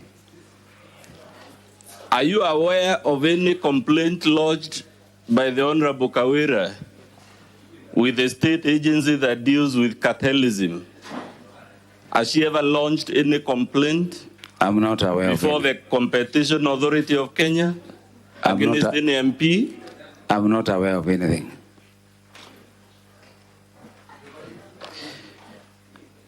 To the best of his knowledge, what of the interpretation? I think that's the video Mr. Ongoya was referring to, Mr. Speaker. I don't know how we proceed given he had been promised some indulgence. I think I can allow him to put the question, then I can, if you permit, of course. Okay, let the video be played.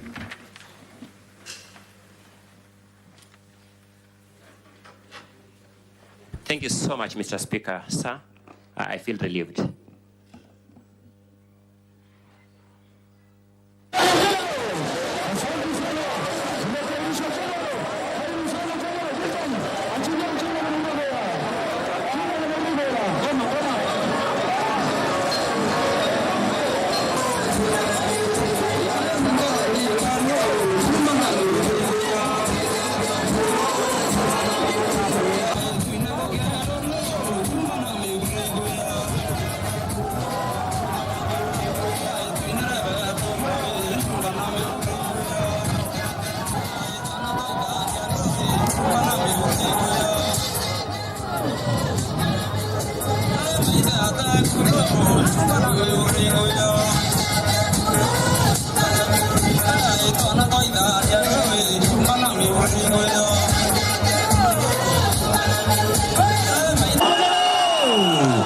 Yes. Ya kwamba tumetoseka kutawaliwa vibaya na mkora asiosiba, anafaa kuongezwa katoto kwa tumbo na simiti na mawe ndio asisikie njaa tena.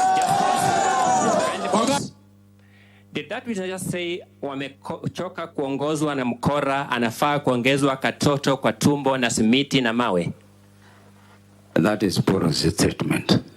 I didn't get that. You answer? That is Polo's statement from what I'm gathering. Saying, did that speaker, that Mburi, make that statement that I've just said? I've said, Mr. Speaker, that is Polo speaking. That Mpuri, he has spoken those ones. That Mpuri is a member of your caucus, the caucus you come to represent here. True or not true? That's true. Did your member make that statement I have just said? Yanafaa awekwe katoto kwa tumbo na simiti na mawe? I'll have to cross-check that because I don't know how katoto can be put in a komawe. Oh, honorable member.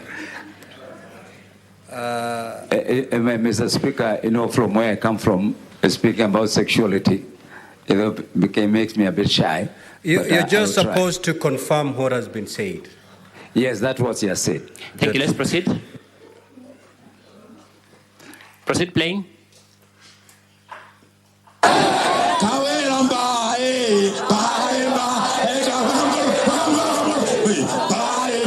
Lakini tunataka kiti ya Mutuma apewe, kiti yake ya deputy yake, magari undizwe, security apewe, kila kitu apewe, na kiti ya finance, kiti ya pesa apewe. Mwanzo ndaya la kebiri. Ndia kuna mkomano arome anga kubira.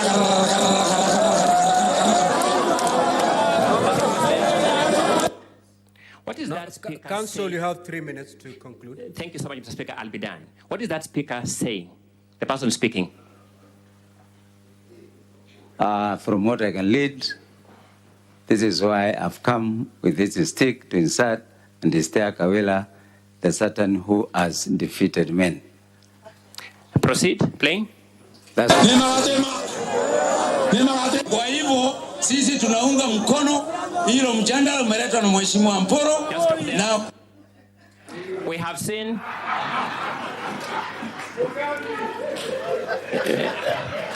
Mr. Speaker. Order, senators. Thank you so much. No. So, Speaker, members may understand why I was a bit frustrated when this video could be played.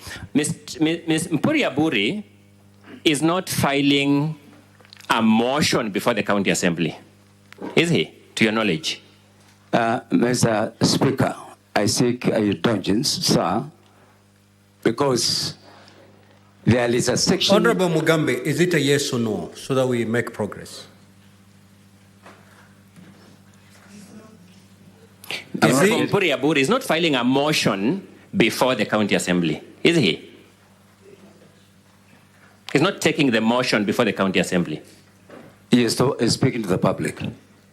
The only thing, the motion we have had him is before I go there. But do you know that stick that he's holding in his hand is a common stick in Meru community? Do you know it? An African item. Yes, what is it called in Meru? Kebiri. Kebiri, good. The motion he has done are two, to demonstrate what he's going to use that kibiri for, and two, the other motion is the deputy governor must be given the finance docket. Those are the two things he has spoken about there. Yeah. Is that not true? See, is that true or not true? That he has spoken about two things. Inserting the kibiri in the governor, I'm being now gross because those are the words he used, and two, the deputy governor getting the finance docket. Are those the two things he has spoken about? Mr. Speaker, members of the Senate, I think that translation is not correct. It is not correct. What is the correct translation? It is not correct. What it has been there, what is the correct translation? I elected me to do is to read what was written there, but the interpretation and the translation is different. What is the correct translation? Just repeat it. Could we replay just a few minutes there when Honorable Mpuri Aburi is speaking in Meru? Honorable Mugambi, if you say it's not correct, it means you have the correct version. Yes. So proceed to tell us, what does it mean? Mr. Speaker, members of the Senate, the stake that Mpuri Aburi is holding is supposed to be for stealing porridge. Correct. Not sexuality. But what is he saying? What is he saying he will do with it? Honorable Mugambi, just tell us what the Honorable Mpuri Aburi is saying. What is he saying in that video? You've had it played. It was very fast. That's why I needed it to be repeated. And apart from seeing the video, I can see you were there. Yes, so I was you there. have the benefit of having listened. Because there are two matters, Mr. Speaker, and that's why I was seeking your indulgence. That we were speaking about the creation of the county. No, what did Honorable Mpuri say? Mpuri said that he's going to use that stake to steer some things from the governor. That's, yeah. Proceed, Counsel. When he talked about to steer, he talked about the governor by name, didn't he? Correct. Thank you. And you stood up to support that motion by Honorable Mpuri expressly in your words. Mr. Speaker, that is not true. That is not true. That clip is cut because what I was supporting is the agenda for subdivision of Meru County into Nyambene County and Meru County into two. In that clip, we don't see, in that clip, at least has been played, we don't see subdivision of Meru County into two as an agenda. Do we see it? I am not the author. Do we see it? We have just looked at it. Do we see it? I am not the author. Mr. Speaker, that answer my question, or not we see it. Do we see the agenda of subdivision of Meru County into two, or in any other form of subdivision of Meru County as an agenda in that of the speeches there that we have looked at? Mr. Speaker, I've just seen the clip. This is my first time to see that clip, but what I know, and because I was there, the agenda was on top of the other agendas. What I was supporting... Honorable Mugambi, the question is, in this particular clip that has been played, do you see that agenda of splitting to two counties being discussed? From this clip, no. Would supporting those sexual slurs, as you expressly say in that clip, be conduct befitting a member of parliament and a leader like you? Mr. Speaker, again I said I did not support that item. That will be all in my cross-examination. Thank you. Now, Counsel, you have, what was the remaining minutes, Secretariat, for re-examination? 3. Honorable Mugambi, let's assume, for argument's sake, that the Honorable Mporo was grossly wrong in the utterances he made. Would that justify the vilification of the other 10 MPs? No. As the governor placed before this Senate evidence of any wrong, the other 10 MPs, let's agreeing for argument's sake that the Honorable Mporo was wrong. I have not come across any. Between the Honorable Mporo and the Honorable Kawira, to the best of your knowledge, who began the provocation?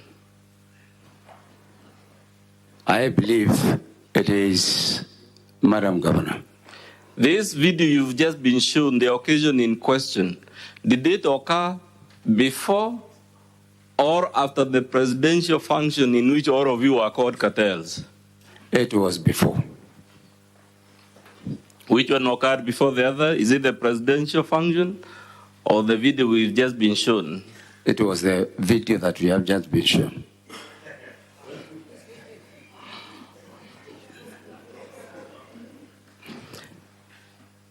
You said the Honorable Kirima was called a tractor? That was Honorable Dr. Chandra Mwiti. As the governor explained the basis for that lie in a response to the best of your knowledge? We saw it in the clip, and that was so demeaning. And we thought that as elected leaders, if there was any mistake done, it would have been followed by an apology. But the analogy clearly demonstrated a lack of respect for the elected member of parliament for South Imenti.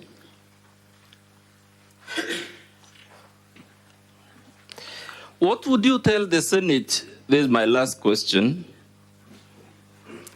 Is the prevailing status in Meru County attributable to these endless wars between the governor, the MCAs, the MPs, and virtually anyone the governor wakes up in the mood of vilifying?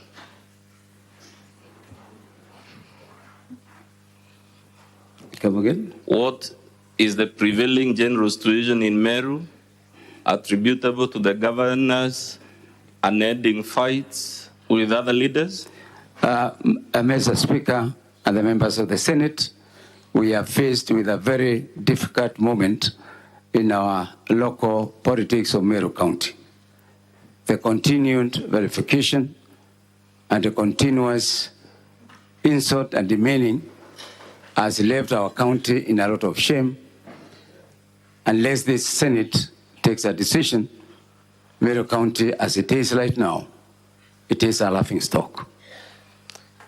Council, I think that should conclude the session. Much obliged, Mr. Speaker. Now, Senators, I will give you 5 minutes for clarifications on this witness so that we conclude on the remaining witness. Senator Oroba.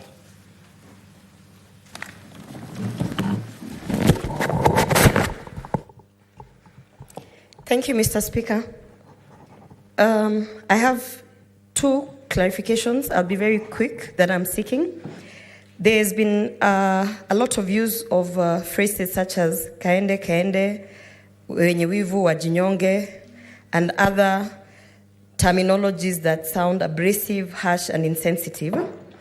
I would be asking Mr. Speaker for clarification how those are grounds for impeachment, if they can tie them to either committing a crime, abuse of office, physical or mental incapacitation. My second clarification, Mr. Speaker, is we have so many from both parties, but this one I pose actually perhaps to both. We have a lot of evidence that has been submitted here in terms of exhibits in support of the impeachment motion, and they're quoting social media, WhatsApp messages, Facebook, and the likes. My question would be, for clarification, has this evidence actually passed through the legal process of authentication? legally known as the chain of custody, so that we can be sure that what we are referencing is actually the legitimate evidence? And is it possible to get the context of these screenshots? Because we are in the era where there's a lot of misleading.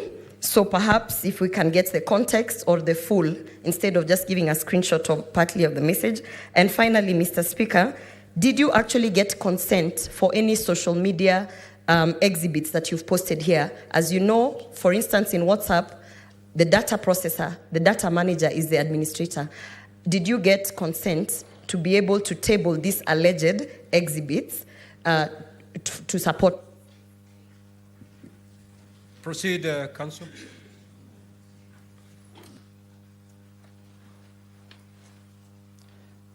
The first question, Mr. Speaker, is whether vilification is a ground of impeachment. It is, because under the laws we've presented for the relevant count, public officers, including governors, are supposed to behave in a manner that brings honor and dignity to their office and the office of other public officers. They're legally obliged to refrain from bullying and vilifying. And these are Chapter 6, Mr. Speaker, laws I'm talking about. Someone was just opening them for me. I'll perhaps, once it is open, I'll show it to you. There is a question of whether we can rely on WhatsApp, Facebook. The world moved a long time ago from that traditional hostility towards electronic evidence. As a matter of fact, Mr. Speaker, these days, even legal documents are served on WhatsApp. You check with the judiciary, WhatsApp is a recognized method of sending and serving even official summonses and court orders and whatnot. There is legal provision, of course, for how electronic evidence is to be presented. The requirement is one for authentication, and all you need is a certificate. We have presented that certificate in the affidavit of the mover of the motion. It identifies the devices from which these WhatsApp screenshots, Facebook, whatever, were downloaded. So all you need, Mr. Speaker, is to show the path and the device. And just for the record, we have those devices before the Senate. Should the Senate be interested in verifying whether indeed those WhatsApps were downloaded using those devices as required under Section 106B of the Evidence Act, or if you like, Section 78A of the Evidence Act. Is it possible to get the context of these screenshots? Of course it is, perhaps with or without some difficulty, but we tried during the evidence in chief to show you that the governor was actually trying to misrepresent the context by misleading you to believe that the procession we saw the deputy governor participate in September is the one that triggered the WhatsApps, when the WhatsApps have their own timestamps and date stamps that show they occurred several months before that and unfortunate incidents. Do we have consent? No such consent is required. And while still on this question, Mr. Speaker, we said early in the morning, the prevailing jurisprudence is that the proceedings before you are not akin to proceedings in a court of law. So those strictures about the rules of evidence and whatnot, even though we have complied with them, we've only done so ex abundanti cautela, out of abundance of caution, not because we were required or in any event obliged. And the sections of the law, Mr. Speaker, to be found in page 44 of our volume 3.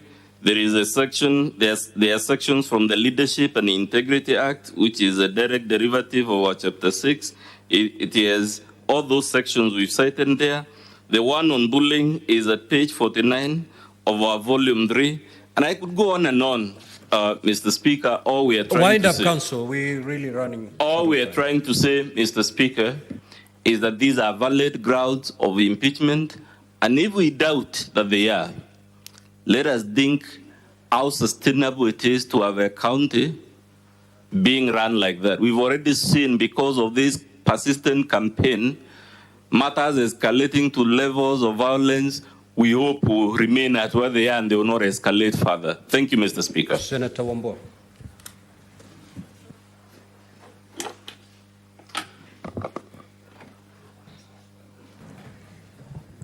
Thank you, Mr. Speaker. Mr. Speaker, my question is directed to the Council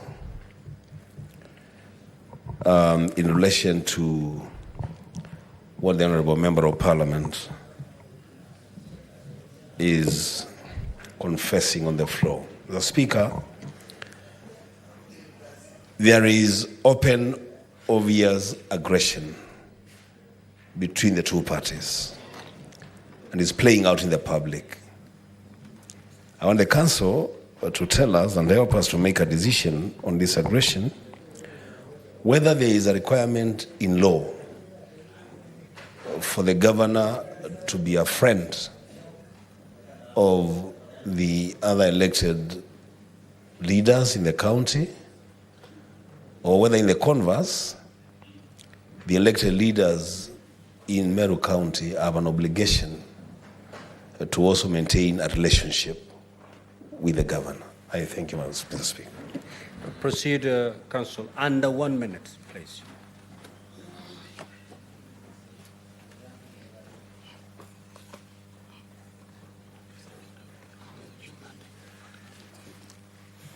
Mr. Speaker, there is at page, I believe, 20 of our volume 3. Again, we are reading from the County Governments Act, I believe section 30, subsection 3, paragraph D.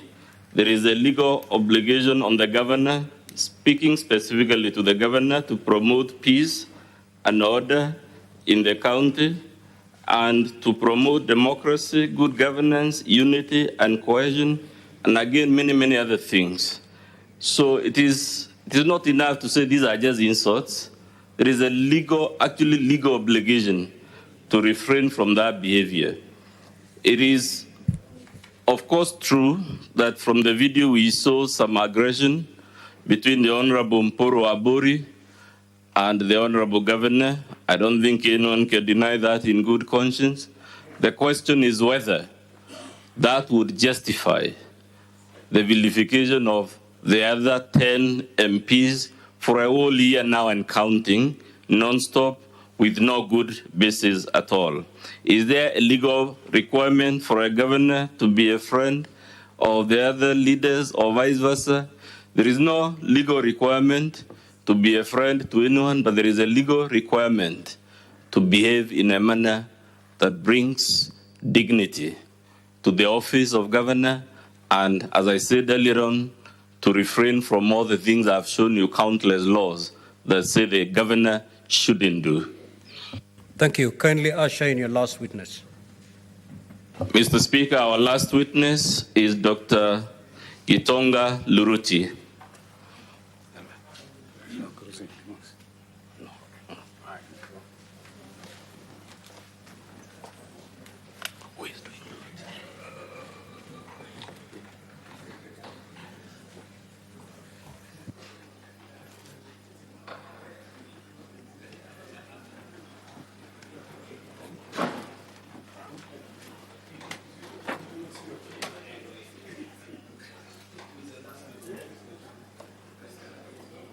They have gone to fetch him, Mr. Speaker. And just for the record, he's only our last witness because given the time and the earlier discussion, clearly won't make it to call the others.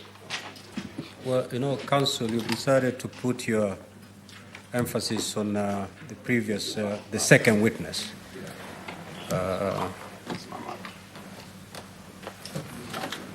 Swear in the witness so that we get moving. Good evening. So will you take an oath or affirm? Yeah. Will you affirm or take an oath? Affirm. Affirm. So No, even an oath. An oath. Yeah. Will you do it in English or Kiswahili? English. English. Yeah. So you will read this text. Huh? Yes. Yeah. So here you will say your names. Yeah. Then you will hold the Bible. So your time starts running from now. 10 minutes.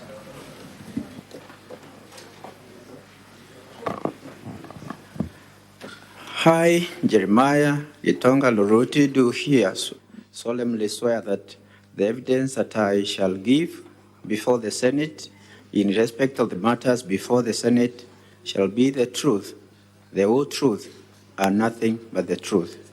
So help me God. Honorable Speaker, my name is Morero. I will take the witness to the examining chief.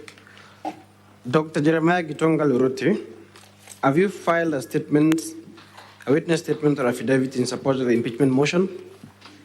Yes, I have. That is a statement at page 52 to 54 of the County Assembly's Volume 1. Yes.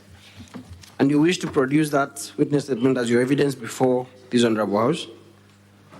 Yes. By way of introduction, kindly inform this Honorable House your name and your profession.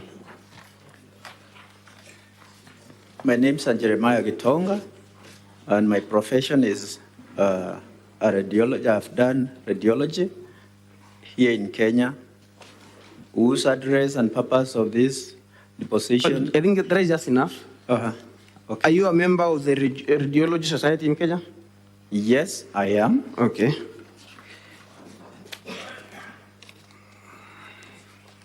At paragraph 3 of your statement,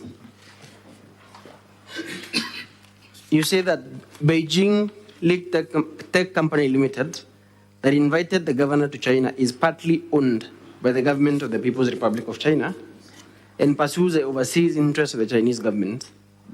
Correct? Correct.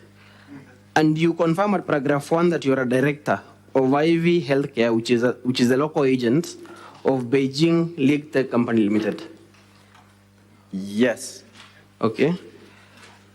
And by the letter that is in our volume number 2, from page 60, Honorable Speaker, page 60 of our volume 2, you confirm that on 25th of April 2023, Beijing League Tech Company Limited invited the governor and a delegation to visit China to witness and benchmark state-of-the-art linear accelerator machines designed and manufactured in Kansa in reference to the planned treatment cancer in Meru. Correct? Correct. And by that letter, which is at page 60, it says that the governor and the delegation would have the opportunity to visit other medical equipment manufacturers. Generally, it was a study tour, a benchmarking trip, correct? Correct. And your allegation is that the governor, instead of sending a technical team, or rather, the governor, instead of sending a technical team, people who are properly qualified to benchmark on this state-of-the-art cancer equipment, she instead sent her relatives on this safari of occasion. Correct? Correct. And that is the letter on page 68 from the county secretary, which says, following the invitation of the governor. You will agree that the county secretary is making reference to the invitation of the governor of Meru County. Correct? Correct.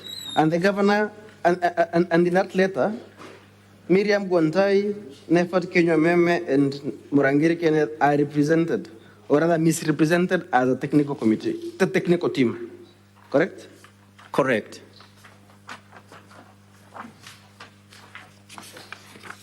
Are you aware whether these three relatives of the governor proceeded to China? Yes, I'm aware. Did you personally proceed to China? Did I? Did you go to China on this trip? No, I didn't go. Why did you not go to China? The governor insisted that she only needs this technical team, yes, to go and see the LINAC plant unit. Did you obtain visa clearance from the embassy from the Chinese embassy? Did you? I filled for the visa interview, and when she was asked, she said, no, I don't work with the county government. And you could not travel? I should not travel with the county team. Very well. So the governor in her defense says that these relatives, the brother, the sister, and the brother-in-law who went to China were part of an advanced team. From the letter on page 68, is there anywhere where the governor indicates that they're part of an advanced team? No, she is not there. What does she say instead? Instead, she thought the technical team includes... The technical team? Includes only the 4. Okay. In the letter on page 86 of our volume 2, Honorable Speaker,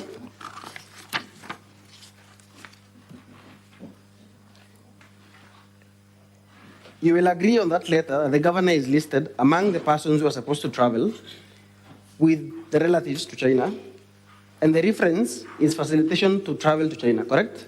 Correct. So, is the defense that the governor has provided before this Honorable House that there was that the relatives traveled only as part of an advanced team, and that there was another team that was to follow this advanced team, correct? If the governor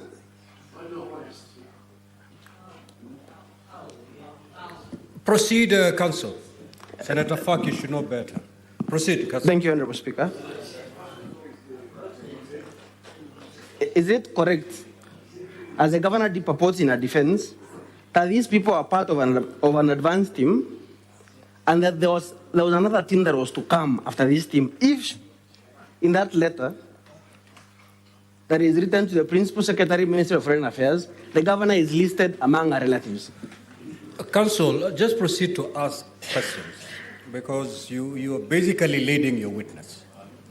I'm guided, Honorable Speaker. I'm guided.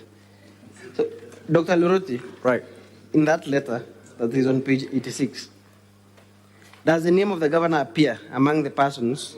Yes, it's appearing there. The name of the governor appears? It's appearing.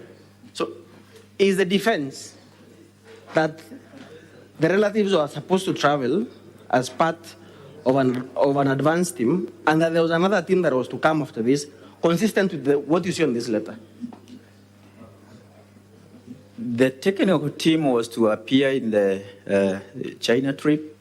Then the governor is also part of it. Yes. And among the invitation was also Governor for Nyeri, Mutai Kaiga. No, in this letter, we are coming to that. In this letter, from what you can see, yes, if the governor is traveling together, was seeking facilitation to travel together with the siblings, yet she says the siblings are part of an advanced team, is it possible that there was another team?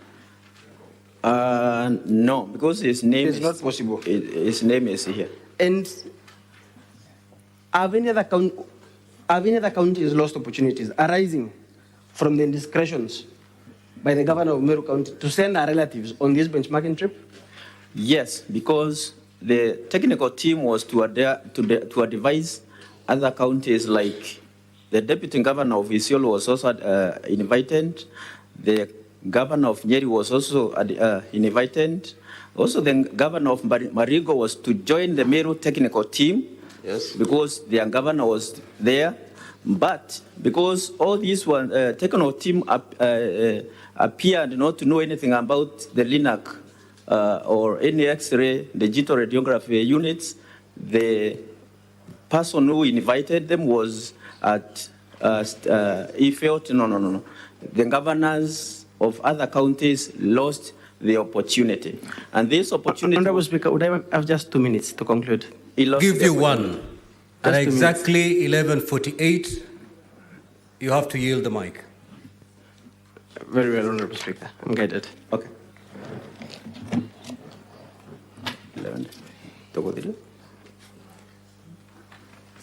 Okay. Counsel for Governor, 7 minutes.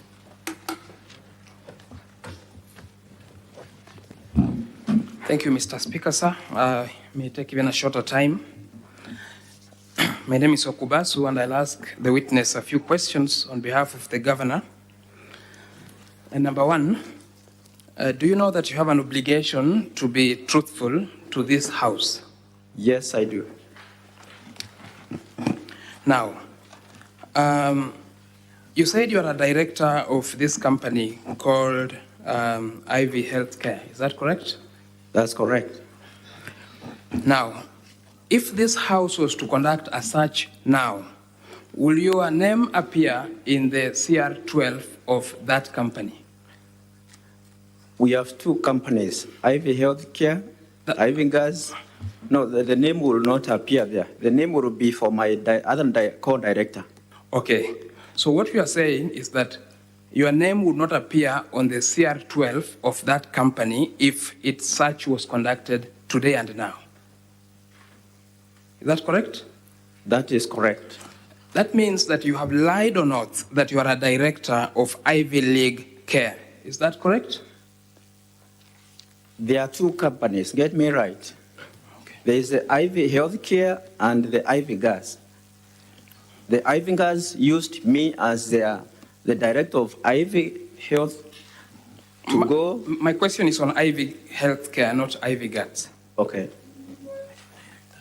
So you have lied on oath. That's what you're confirming. Is that correct? That one you can check with the CR12, the registrar of companies, but I know there are only two directors for IV Healthcare. And you're not one of them? I'm a director with IV Healthcare Solutions. Okay. I will let the record to try you there.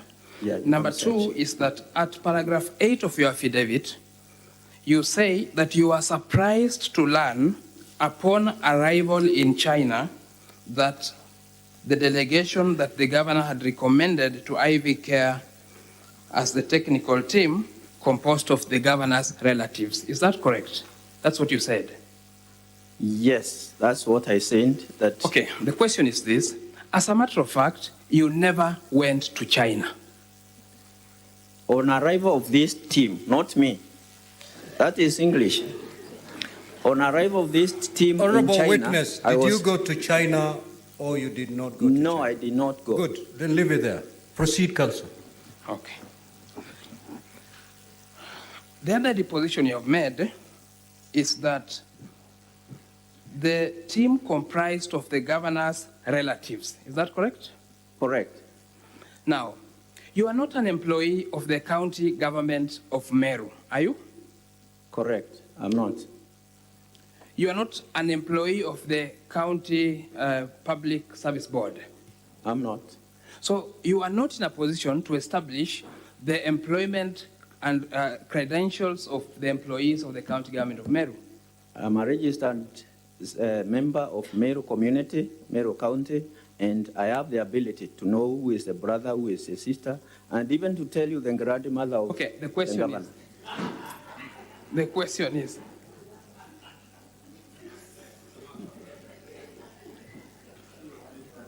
okay, I want to ask you another compelling question.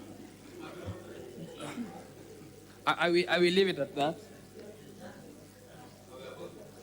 Are you, by any chance, an employee of the Ministry of Foreign Affairs? No. No. Okay. So that is IV Healthcare a profit-making body? Yes, it is. It is. And this agency, what interest did it have in the county government of Meru? The interest was to set up a radiotherapy unit, other radiation and X-ray units that are used in diagnosing the cancer cells in the body. Okay. And these units... I've gotten your answer. Right. You've answered it. Right. But was it pursuant to a lawful ongoing procurement process? What do you say? Was it pursuant to a lawful procurement process, or was it pursuant to a representation that the Chinese government wanted to offer, in fact, some cancer treatment equipment? In my perception, yes, Chinese system of governance... No, the question was I'm coming specific, there. Yes. In Meru County, we had discussed, we had deliberated, and we were to go on a public-private partnership. That is PPP, where they give the units free with no money cost into it, and then. So that the question is that you saw this as a business opportunity, but based on a misrepresentation. Oh, yes, correct? It's a healthy business opportunity because we will treat so many patients in this country. Okay. My question then is this, that the governor learned that this was not a PPP or a charitable venture and turned away from the trip. You know, she did not travel, you know that? No, she didn't learn it. She never went there. So she did not go there, right? Right. Because according to the advance team, it was not, in fact, a Chinese government project. We had not asked for an advanced team. We are the ones who paid for their trip. Okay. We asked for a technical team. There's the difference. Doctor, you're not answering the question. So your problem is that the governor did not go? The technical team did not go. I thought you have said here that the technical team went. Council, your time is up. 1 minute, wind up. Just one question. Now, I just want to ask you one question because I think the less we ask, the better for this witness.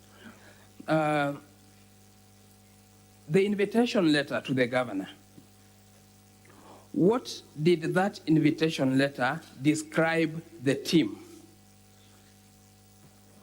The invitation letter described the team as technical team. Okay. Yes. I just want to refer you there to that letter, which is at page 60 of volume 2, the index. That's the last question I have for you.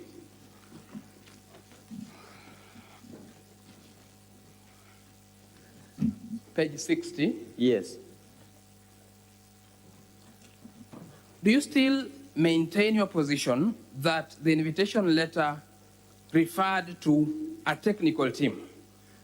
Yes, because to execute our plan. So this is the question. Please read for this house the first line and identify to this house where the word technical team is used.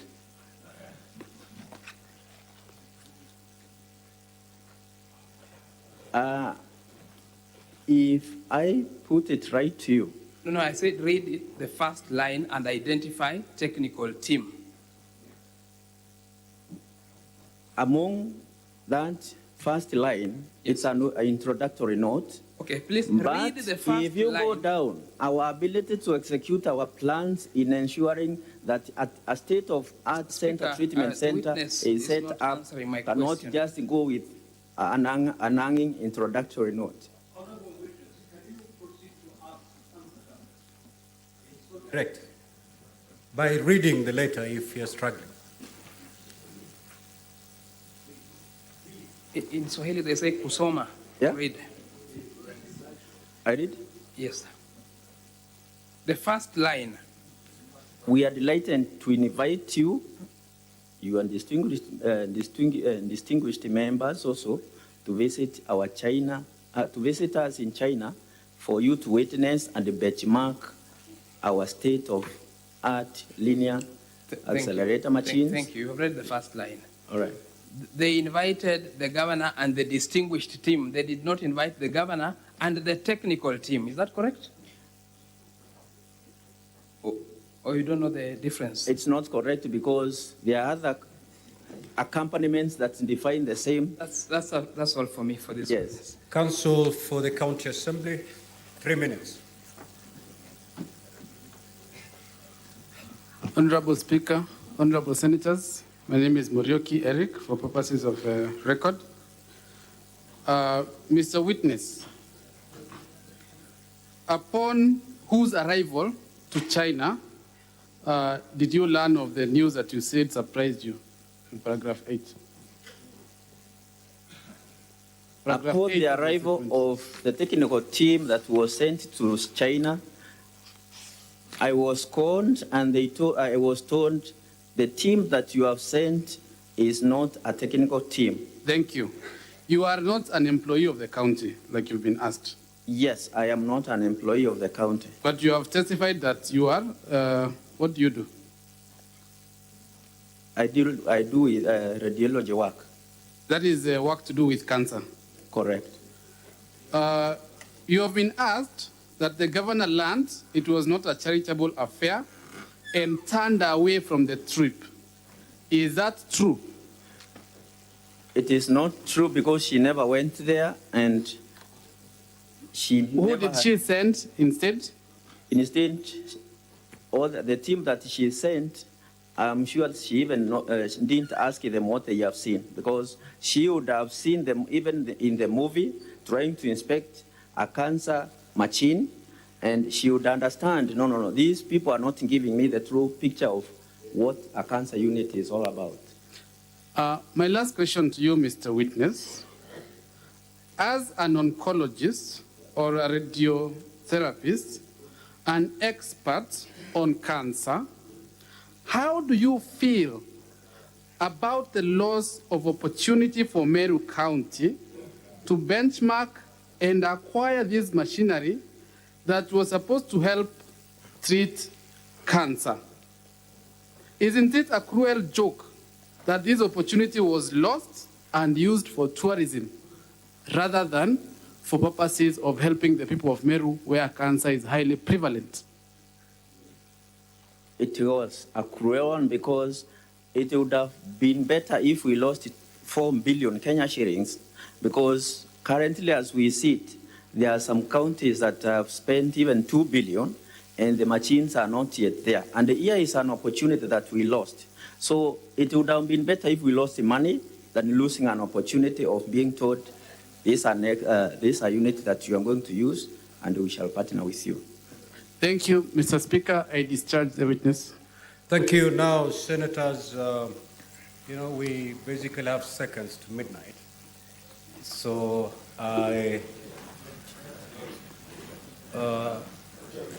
these are the options we have. The hearing is supposed to take place between the 7th and the 8th. So there will be absolutely no harm crossing to the 8th and conclude with these witnesses. However, we may stand down the witness and start with him tomorrow morning. So you do your clarifications and questions tomorrow before we embark on the case, on the defense by the governor.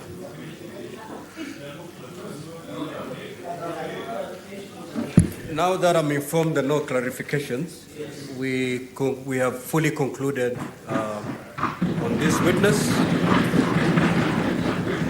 Now, honorable members, before we proceed to adjourn, I have this communication to make. Honorable Senators, as you may recall, in my communication issued on Tuesday, 31st October 2023, I cautioned Senators against making comments, whether written or spoken, in relation to the proposed removal from office by impeachment of Honorable Kawira Mwangaza, the Governor of Meru County, while the matter is pending before the Senate. It has been brought to my attention that comments that are prejudicial to the ongoing proceedings in the Senate have been made in various fora, including social media, X, formerly Twitter, by Kenyans who sadly include senior state and public officers. In particular, the Cabinet Secretary for Public Service, Performance and Delivery Management has made several posts criticizing the ongoing proceedings, intimidating and casting aspersions on the conduct of some senators. Honorable Senators, the matter of impeachment of a governor is a public discourse, and the fact that the Senate is holding the hearing in public, including live broadcasting of the proceedings in the major TV channels and on YouTube, should not be an avenue for targeting specific senators and casting aspersions on the Senate by no less than a leader and a Cabinet Secretary of the Government of Kenya. I therefore caution the Honorable Moses Kuria, Cabinet Secretary in the Ministry of Public Service, Performance and Delivery Management, and all other persons to desist from advertising. Now, Honorable Senators, you may be abstaining.